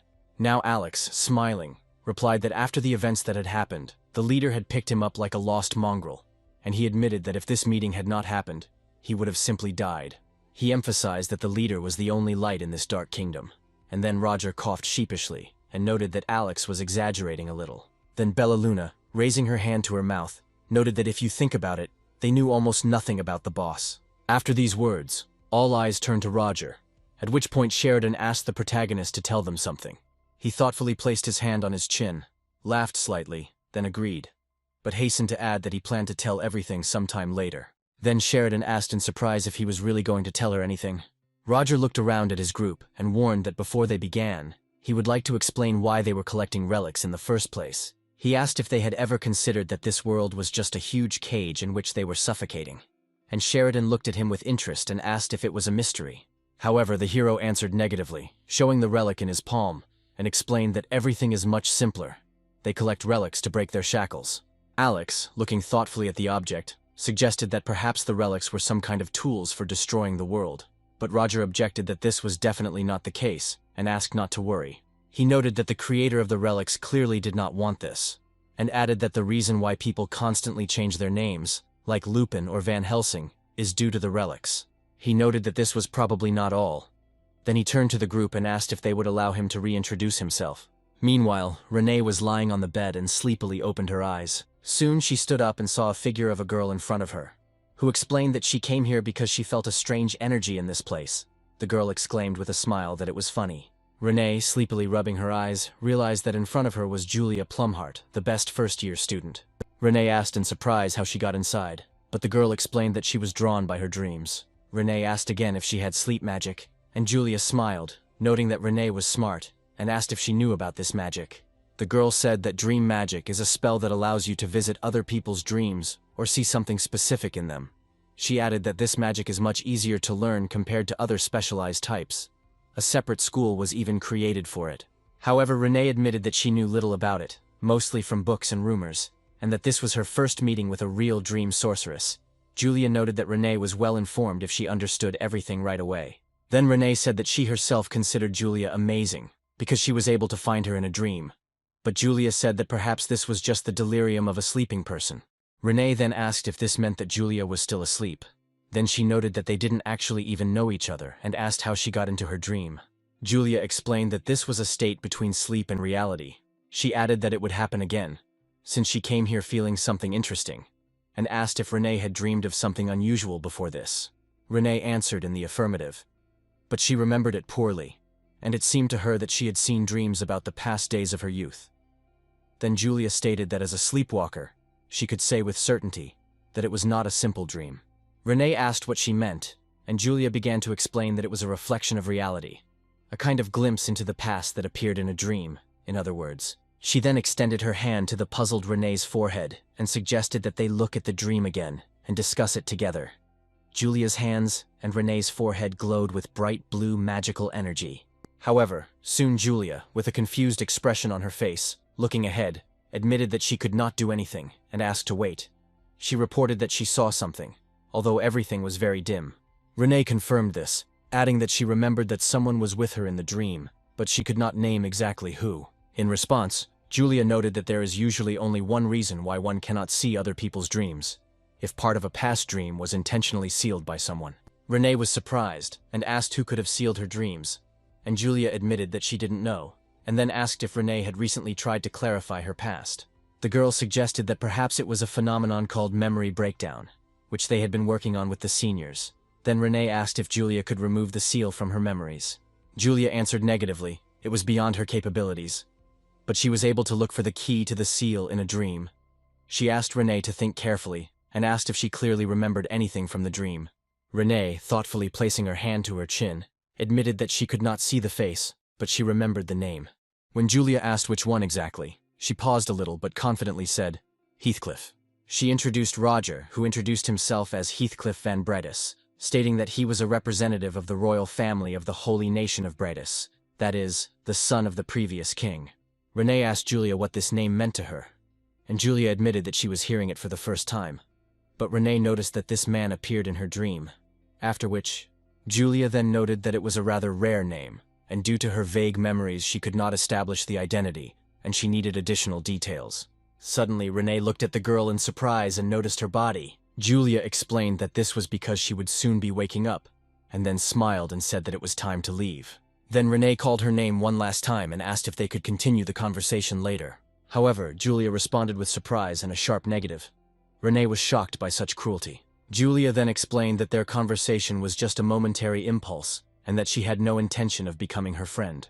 Then, smiling, she advised Renee that if she wanted to continue, she should try to get her attention again. She added that there was no way to know for sure, but there was a chance that she might come back.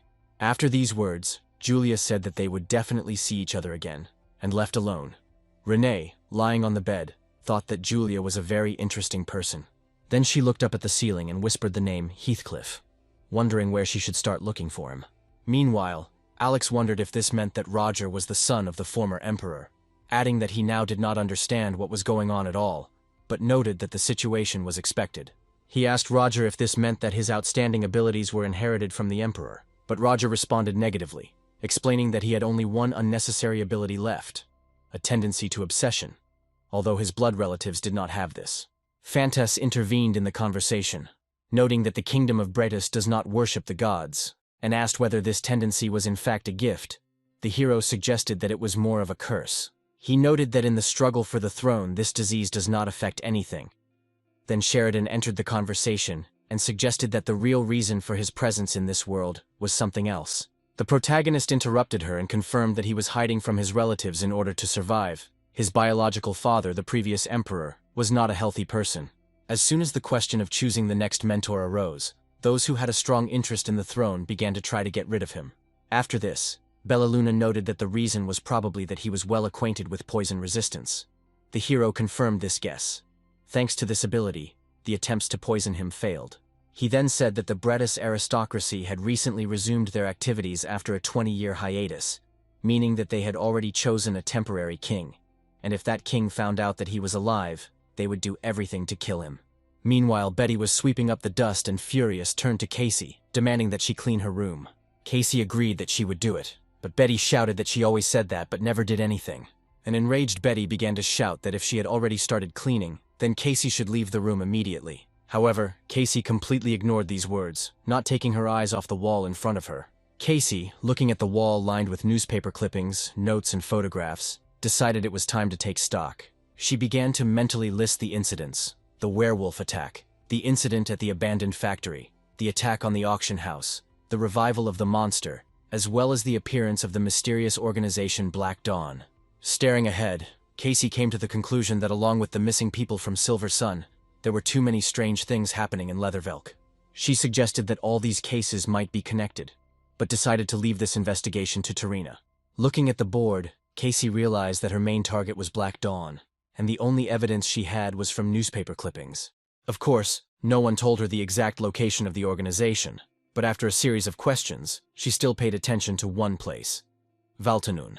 Then Casey mentally turned to James Moriarty, asking him to wait a few more days. A couple of days later, Roger looked ahead with a tense expression on his face, frowning. Sedina stood opposite with a huge pile of papers.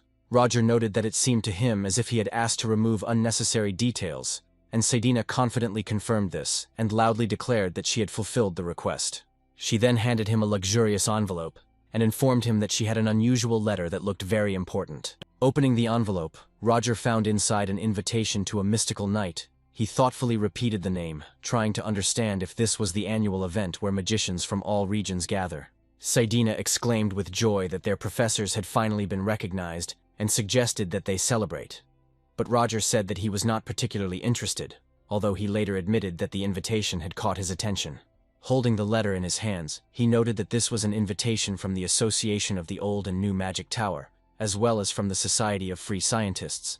Roger was surprised that all these organizations were inviting him. The modern magical community is divided into 3 large groups.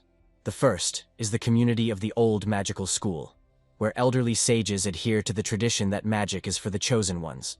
The second group are representatives of the New Magic Tower, who strive to give magic the features of modern science and separated from the old tower. The third group is the Association of Free Scientists, which brings together those who hold a different, often opposing view. Reflecting on this, Roger admitted with a thoughtful expression that he did not support any of these groups, realizing that if he took the side of one, the others would immediately turn against him. Then Sedina noticed that all the magical societies had sent him gifts, and asked if it was difficult for him to choose. Maybe he should look at the gifts first. Roger replied that that was great, but he wasn't going to pick a side and would just keep all the gifts for himself. Roger explained that no one had asked them to give him anything, so he didn't owe them anything, and Sedina agreed with this. Such an act from Professor Roger, who always knows how to benefit, is quite expected. Roger looked at her silently, noting that this was not entirely true, and Sedina apologized sheepishly. He looked at her carefully and realized that he had already gotten used to her reactions, and her loyalty to him was unconditional. However, as he wondered who exactly her loyalties were, to the real him or to the First Order, he realized that he did not know what drove her actions. At that moment there was a knock on the door, and Roger invited the newcomer in. It was Professor Virano. He apologized for his sudden appearance. Roger immediately introduced him to Sedina and asked what brought him here. Then Virano approached Sedina and explained that he had come to see her assistant. He asked Sedina if she had already made a decision, but she, with her head down, could not answer right away, but then apologized and said that everything suited her. Then Virano said that this was understandable, but noted that it seemed he was worrying her in vain. Sedina, confused, denied this, and tried to explain that the embarrassment was due to the lesson she was about to start, so she had better go. Then she quickly turned and left the room. Virano looked at her sadly, sighed deeply, and admitted that he thought she didn't like him.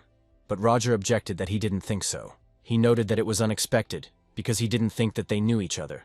Virano explained that they just looked very similar, so he was worried about her. The protagonist asked in surprise what this meant, and Virano noted that they communicated so often that he began to notice it. He then added that he was not sure if he had the right to talk about them if Sedina herself had not done so, but since she trusted him, he decided to share. After these words, Virano asked Roger if he had ever thought about the fact that she was a little strange. He mentally pondered the word strange, trying to understand what exactly was implied. At this point, Virano interrupted him, noticing that he was asking the wrong question, and suggested that he formulate everything directly. Then he asked Roger if he had noticed the shape of her ears. The main character was shocked when he realized what the professor meant. Viorano calmly confirmed his surprise. Roger then realized that she had elven blood in her, which meant she was half-elf. After some time, the hero approached the door and asked if he could come in for a minute. In response, Saidina asked him to wait a little, after which she opened the door and allowed him to enter. Once in the room, Roger noticed that Saidina was carefully tending to the flowers. He asked her if this was her hobby. Saidina confirmed that she had been doing this since childhood. The hero then reported that Professor Viorano had briefly told him about her origins, and apologized if she wanted to hide it. Then Roger admitted that he had forced Viorano to tell him about it. Roger noted that if she decided to return to the elven community, as Viorano suggested, she would be able to get rid of the family that neglected her and live happily. The hero assured her that he would accept any decision she made, and would even resolve all issues with the organization, so that she would not have to worry. In response, Saidina said that first of all, she should apologize for hiding it from him. Then she looked up and noticed that it was Professor Roger who recognized her, and that was why she wanted to stay with him. Roger closed his eyes and said that he understood everything, and if that's what she wanted, then he didn't mind. However, as he approached her, he admitted that he himself had also been hiding something from her. Looking deeply into her eyes, Roger admitted that he was not, in fact, a member of the First Order at all. Earlier, when talking to Professor Viorano, Roger thought that Saidina was a half-elf, and honestly admitted that he did not expect such a development of events. He thought about the fact that her last name was Roshan, which meant that her father was an aristocrat and her mother was an elf. Roger knew that during the race wars, there were rumors that the Roshan family had captured elves as slaves. He realized that if these rumors were true, then Saidina's origins were quite sad.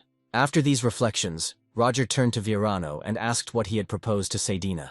Viorano replied that he wanted to save her from her family and take her to the elves, since everyone looked down on her for being a half-elf, and perhaps she would feel more comfortable among fellow elves. Roger lowered his head and frowned, noting that he wasn't sure about that, since she was only half-elf and the other half-human. He added that in the past, elves were kept as slaves.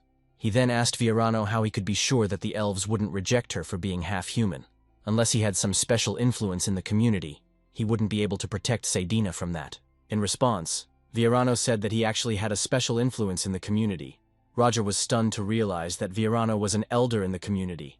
He was surprised at the existence of elders in principle.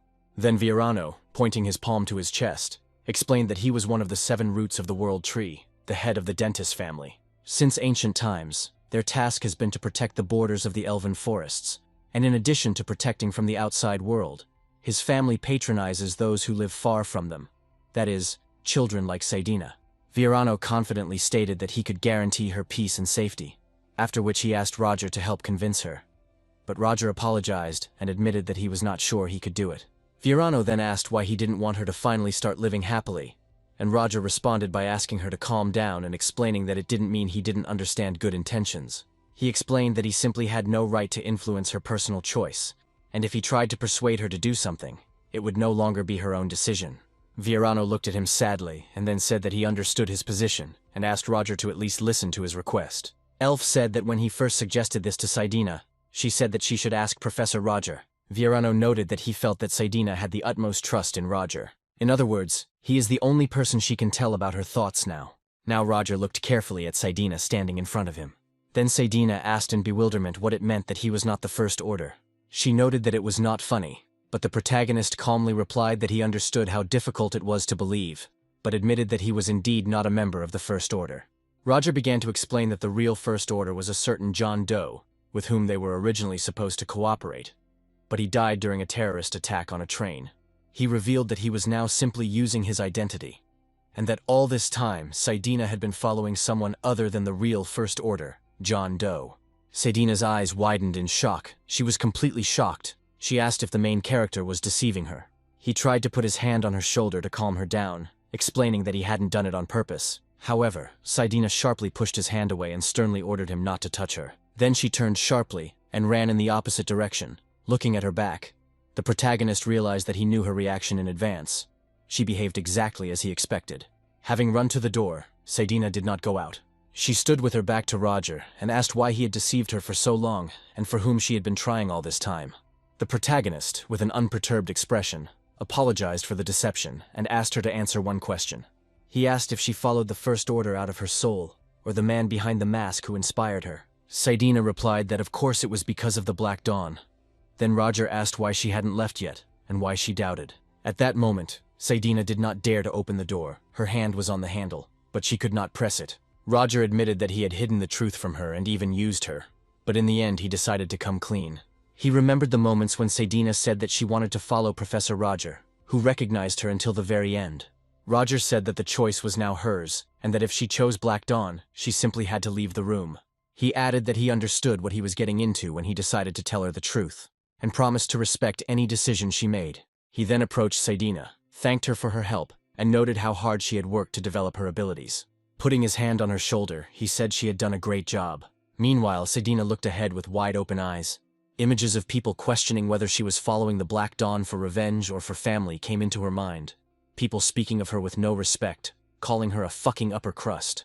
Saidina thought that she already knew everything herself, and the reason the Black Dawn accepted her was because of the use of the name Roshan. She chose to become close to the First Order of her own free will, since she was always sent to the rear. And, in fact, she was not afraid of Dawn. But this man, Roger, saw her for real and listened to what she said. She remembered him praising her, telling her that she was doing well. The first time she received praise she would always remember. Thinking about all this and her path, Saidina began to breathe heavily, tears rolling down her face. After a while, he asked if she had calmed down. Saidina answered in the affirmative, but asked who that person was then. Roger said that he would tell her later. Then Saidina, placing her hands on her knees, said that in that case she would introduce herself again, and gave her real name, Saidina Flante. She said that this was her mother's surname. Then Saidina pointedly noted that what was more important was what she should do now. But Roger asked her not to think about it too much, and to continue to act as if they were still connected to the Black Dawn. He looked at her carefully, and noted that now he needed the most detailed information about them. Holding out his hand to her, he admitted that he was thinking about the complete destruction of the Black Dawn. Then Roger stood up from the sofa and, smiling, offered to share secret information with her. He said he wanted to introduce her to someone. At that moment, Professor Virano was walking down the corridor, thinking about what the protagonist had asked to talk to Saidina, although he doubted that it would help. However, he knew he couldn't leave things as they were, because he had finally found Flanthe's kin, right here in Theon. Virano knew that the daughter of the Flante family had gone missing during the race wars, and had been kidnapped by the Roshan family, resulting in Saidina.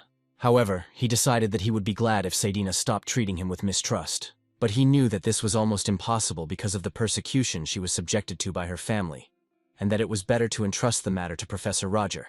Later, in the building where the You-Know-When Group's headquarters were located, Roger introduced Saidina as a new member of their community. Saidina shyly lowered her head and asked him to take care of her. Then Bellaluna approached them, and smiling said that she had seen Saidina before. The protagonist explained that Saidina was a half-elf, and perhaps felt a family connection with the elves due to their special gift. Hans watched the events nervously, realizing that if the situation continued to develop in this spirit, he would be pushed into the background. Hans then turned to Roger and asked if this meant that he had come to the shelter only to introduce this child to them, and the hero explained that this was exactly why he had come, and also to ask about the progress of the mission he had entrusted to him. Then Hans nervously pointed at the frightened Saidina, and asked if it was possible to talk about this in her presence. Roger, with a straight face, confirmed that it was possible since she was now on their side. Then Hans agreed, and the hero asked how many more fragments they had to find. He replied that, taking into account the fragment found in the auction house, there were still 3 left. He specified that one of them was probably located right in the capital, Lindenbrunn, and the hero said that he was heading there, but due to a sudden terrorist attack on the train, he ended up here. Roger then asked if Hans wanted to tell him the location of the fragments in the capital. Hans nodded affirmatively, and explained that he had narrowed the search to one place using the process of elimination. It was the Debok Fortress, which belonged to the Exilian Empire, but he added that he had not yet been able to study this fortress in more detail. The protagonist thoughtfully noted that the task ahead would not be easy, but they would try to find a way to bypass the security and get inside, and Hans asked if an ordinary assistant could handle such a task. But Roger confidently replied that with Saidina's help, they would definitely succeed, because with such a reliable assistant in Tiana, their actions would soon become much more effective. He suggested starting preparations. Roger adjusted his collar with a confident expression and explained that they were going to put an end to the Black Dawn. The story moves forward a few days, to the territory of Valtanun in Zone B13. The protagonist, looking ahead, thought that this was an abandoned factory, an ideal refuge for various disadvantaged representatives of society. He knew the place pretty well, but he still had to find out which building the Black Dawn was based in. Suddenly he turned around in surprise and wondered if that was the smell of chemicals. Thinking further, he came to the conclusion that this could be a laboratory with an exit to the local sewer tunnels. Roger began to look at the stairs leading down, but suddenly someone spoke to him from behind. He opened his eyes suddenly in surprise and saw Casey, who, pointing at him with her umbrella, called him Professor Roger. Roger, without turning around, asked what she was doing there, but Casey continued to point her umbrella at him and demanded that he answer her question first. The hero explained that he was investigating a recent arson case at the festival and received information that led him here. With a smile on her face, Casey exclaimed in surprise, noting that they had the same reasons for being in this place. She admitted that she came here after sensing a familiar magical energy, and she noticed that he still had her card in his pocket. Roger cursed silently to himself, surprised that a simple card could lead to such consequences. Then the girl said that she was tired of his pretense and was sure that he would definitely come here. She expressed doubt that the new professor would personally investigate such an incident, even alone. She suggested that Roger might have come up with a more believable story, and asked if he really thought it was stupid, after which she ordered him to turn around slowly. The protagonist realized that there was no point in hiding anymore, turned around and met her gaze. Casey's hand shook and she laughed nervously, loudly declaring that she had known it all along. She admitted that he could fool anyone but her. Then, pointing the umbrella at Roger, she loudly called out the name James Moriarty, and a bolt of magical energy flew out from the tip of the umbrella. Roger realized it was an attack. He then put 2 fingers forward to reflect the magic projectile, redirecting it to the side. Then, pressing the soles of his boots firmly to the floor, he began to move quickly towards Casey with a sharp movement. She looked at him with a tense expression, surprised by his speed. Soon there was a loud scream and Roger was on top of her, pinning Casey to the ground, ordering her not to move, and warning her that if she did, he would punch a hole in her neck. Lying on the ground with a smile, Casey challenged him to try. At that moment, many magical swords appeared in the air, pointing their points at Roger. The protagonist asked if this was a counterattack, and then noted that it was progressing. Casey chuckled and looked at him, wondering if it was too presumptuous to think that she would just be attacked without resistance. Then she suggested that they find out which of them would be faster. Roger, pressing his soles firmly into the floor, declared that if she decided to test it, then he was ready. Suddenly, he turned his head to the side in surprise and saw how the swords began to fly in different directions. Watching this, the protagonist noticed that her magic suddenly disappeared. Then he looked at Casey and saw that she was shaking with fear and trying to turn her head away from the mouse that was next to her. Looking at her in surprise, he asked if she was afraid of mice. Casey repeated his question in amazement, then exclaimed in confusion, not understanding what he was saying. Then Roger narrowed his eyes and with a sharp movement of his hand grabbed the mouse by the tail, bringing it to Casey's face. She screamed loudly and fearfully in horror, while all her swords turned into formless mana. Then the main character took a deep breath, shook the mouse off his palm, and said that he had had enough. He turned away from Casey and admitted that this was why he didn't want to fight her.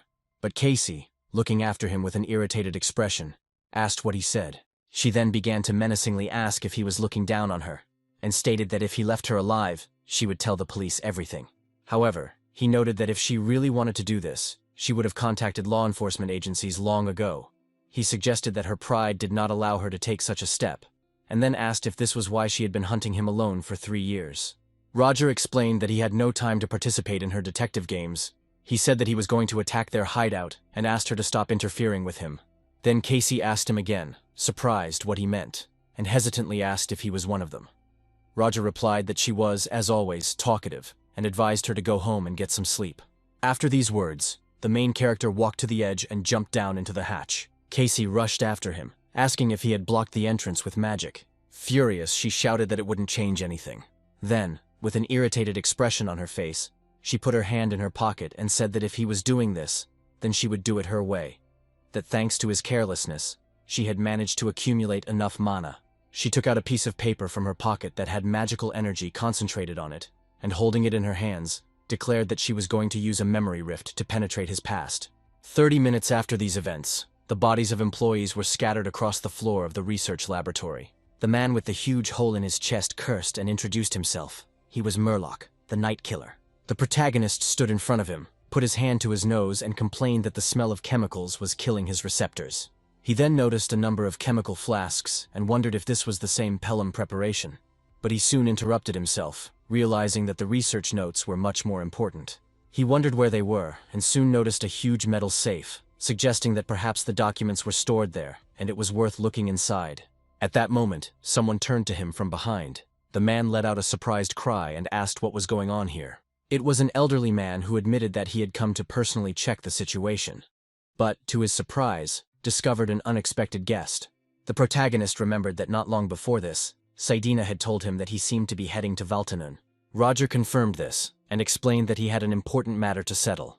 Then Saidina said that she needed to tell him something important before leaving. The protagonist asked what exactly. She explained that according to her information, the First Order was operating in Valtanun, responsible for controlling the territory. Saidina added that, unlike the others, this man never hid his identity, introduced himself as an old man dressed like a scientist, and called himself Victor Dreadpoo.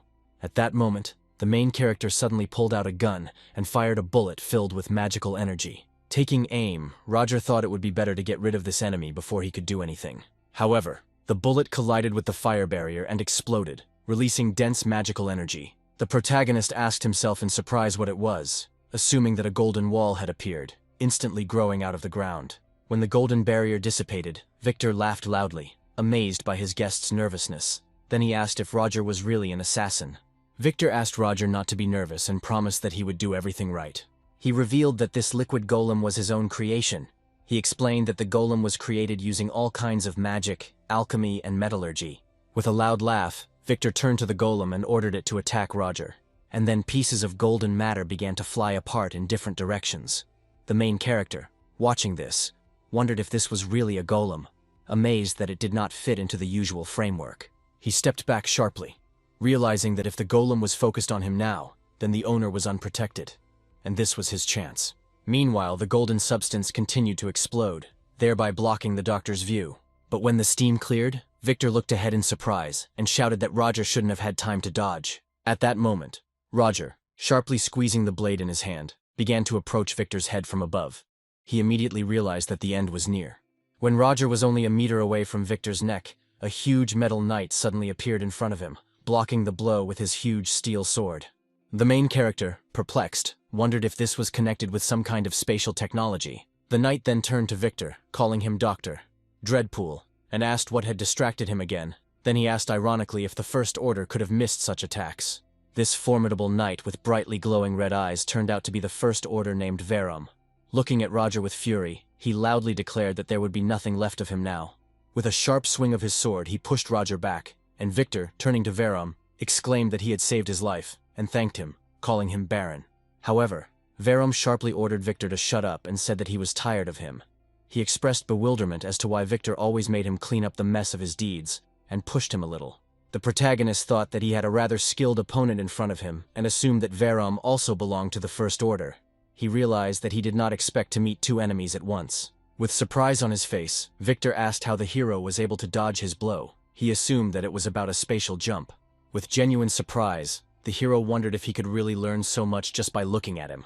With a crazy smile, Victor loudly and enthusiastically asked how he managed to do this, after which he almost hysterically demanded to reveal the secret. The protagonist looked ahead with tension, and at that moment, a powerful shockwave was directed towards him. A loud and powerful explosion of fire soon followed. Looking at the shattered stone wall behind him, Roger realized that the blow had nearly taken his head off. Verum then turned to Victor and reminded him that this man was an outsider, and advised him not to forget this. While Verum admitted that sometimes he got too carried away, looking at the huge sword with a bright light that he held in his hand, Victor noted that there was nothing he could do about it. He said that although he would prefer to capture the main character alive if possible, Victor spread his arms wide and defiantly declared that he felt incredibly lucky. At that moment, two creatures with huge sharp blades embedded in their forearms appeared in front of him. Addressing them, Victor ordered that the main character be caught and dragged to his feet. The mannequin-like creatures furiously pounced on the protagonist and began to attack him in a single impulse. The hero fought off their blows, thinking that he had a lot of tricks and that he was acting according to the book. Suddenly, there was an explosion of golden substance between them. Roger decided that he had managed to break away a little and decided to take advantage of the moment. However, at that very moment, a shockwave from Verum headed towards Roger's face, causing a cut on his cheek. The protagonist, looking around at his enemies, cursed. He realized that he did not have time to get closer. Concentrating magical energy in his palm, He realized that he would have to retreat. Then Victor looked ahead and asked what technique he would use this time. Then Verom, straining, turned to the doctor and noticed that something was wrong. Meanwhile, with his open palm out in front of him, Roger concentrated a ball of magical energy and used the 8th Sephira.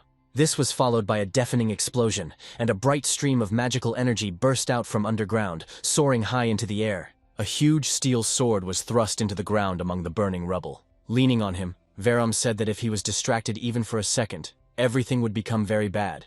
He added with surprise that no one could have imagined that they would have to flee from the enemy. Then Verom admitted that their opponent was clearly not an easy one, and Victor grabbed his head and shouted hysterically that this was not the main problem right now. He looked at the empty safe that his men were surrounding and screamed that everything he had put in there was gone. Victor hysterically stated that the safe contained all his research notes. Verom then asked if the stranger had stolen the records, and then asked why he might have needed the documents at all. At this moment, Roger, with a painful expression on his face, was holding a bottle of medicine in his hands. He was sitting on the roof and looking at the city in front of him. He thought it would be great if those first 2 of the Order died there, but he realized that the attack was too weak, and its damage did not reach even half of its potential. However, looking at the numerous notes in his hands, he decided that he had managed to take advantage of the confusion and obtain the information he needed, so the goal had almost been achieved. He began to look through the records, realizing that they contained all of the Black Dawn's experiments. It described the development of a special fireproof gunpowder, experiments on people who tried to reproduce the strength of animals, and many other things that he did not even suspect.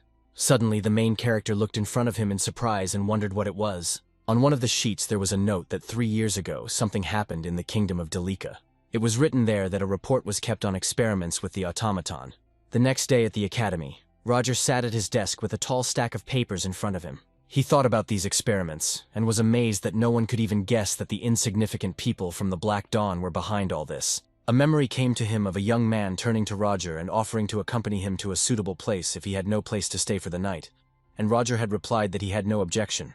In the next memory, he told the same boy that he was willing to help with his homework if he wanted, and the boy thanked him and suggested that perhaps he should call Roger a teacher from now on. In another memory, the young man happily showed Roger a piece of paper on which it was written that he had received an invitation to the most prestigious academy in the kingdom, Ordo. He remarked that it was a great opportunity and then asked Roger if he would go with him. At that moment, someone knocked on the hero's door. The protagonist, looking at Wilford who entered, asked what brought him here, and the man explained that nothing special, the rector just wanted to see him. The main character replied that he would come soon. Later, he asked Eliza if she wanted to recommend him for the post of head of the academy's dean's office. Eliza answered his question affirmatively and explained that this position had been vacant for a long time. The protagonist noted that, if he understood correctly, this was a very influential post, after which he asked why she was offering it to him. Raising a cup of tea to her lips, Eliza noted that despite everything he had done for the Black Dawn, she wanted to reward him for his services, and she also took into account the skills he had shown throughout time. Roger stared at her silently and thought that he couldn't imagine what she thought about all this. He noticed her smile and realized that she clearly didn't completely trust him, but at the same time she was offering him such an important position. He wondered if this was just a handout or an attempt to keep him under the strictest control. Closing his eyes, the hero decided that, no matter what, this position would allow him to figure out what was happening in Black Dawn much faster. He then thanked Eliza for the offer, adding that, however, he did not believe that he would be able to get the position solely on her recommendation. Eliza agreed and admitted that, in essence, this was all she could do, and he would have to prove his professionalism himself. However, she offered to give him time to prepare, and said that if he started now, he would be ready in 6 months, but Roger suddenly interrupted her, saying that a week would be enough for him. The rector looked at him doubtfully and then asked what he meant. Roger, bringing her a cup of tea, replied that he was currently studying something extremely important and would soon finish it, after which he would immediately show her the results. He added that he would visit her again after today's lesson. After a while, Roger announced that that was enough for today and asked the students to prepare essays on the given topic and hand them in a week. Suddenly, Renee ran up to him and apologized for disturbing him, and the main character asked what was the matter. Renee, holding sheets of paper in her hands, said that she had a question and she did not understand one formula. Then Roger, taking the paper, grinned and noted that there was a formula, but the principles for it were completely mixed up. He advised Renee to take a closer look, noting that it was not difficult because otherwise the flow of magic would be uncontrollable. Renee listened to him but didn't seem to hear him, her eyes wide and looking at him in surprise. She felt that Roger seemed incredibly familiar to her, like someone from her past. Then she quietly asked if he really was Heathcliff.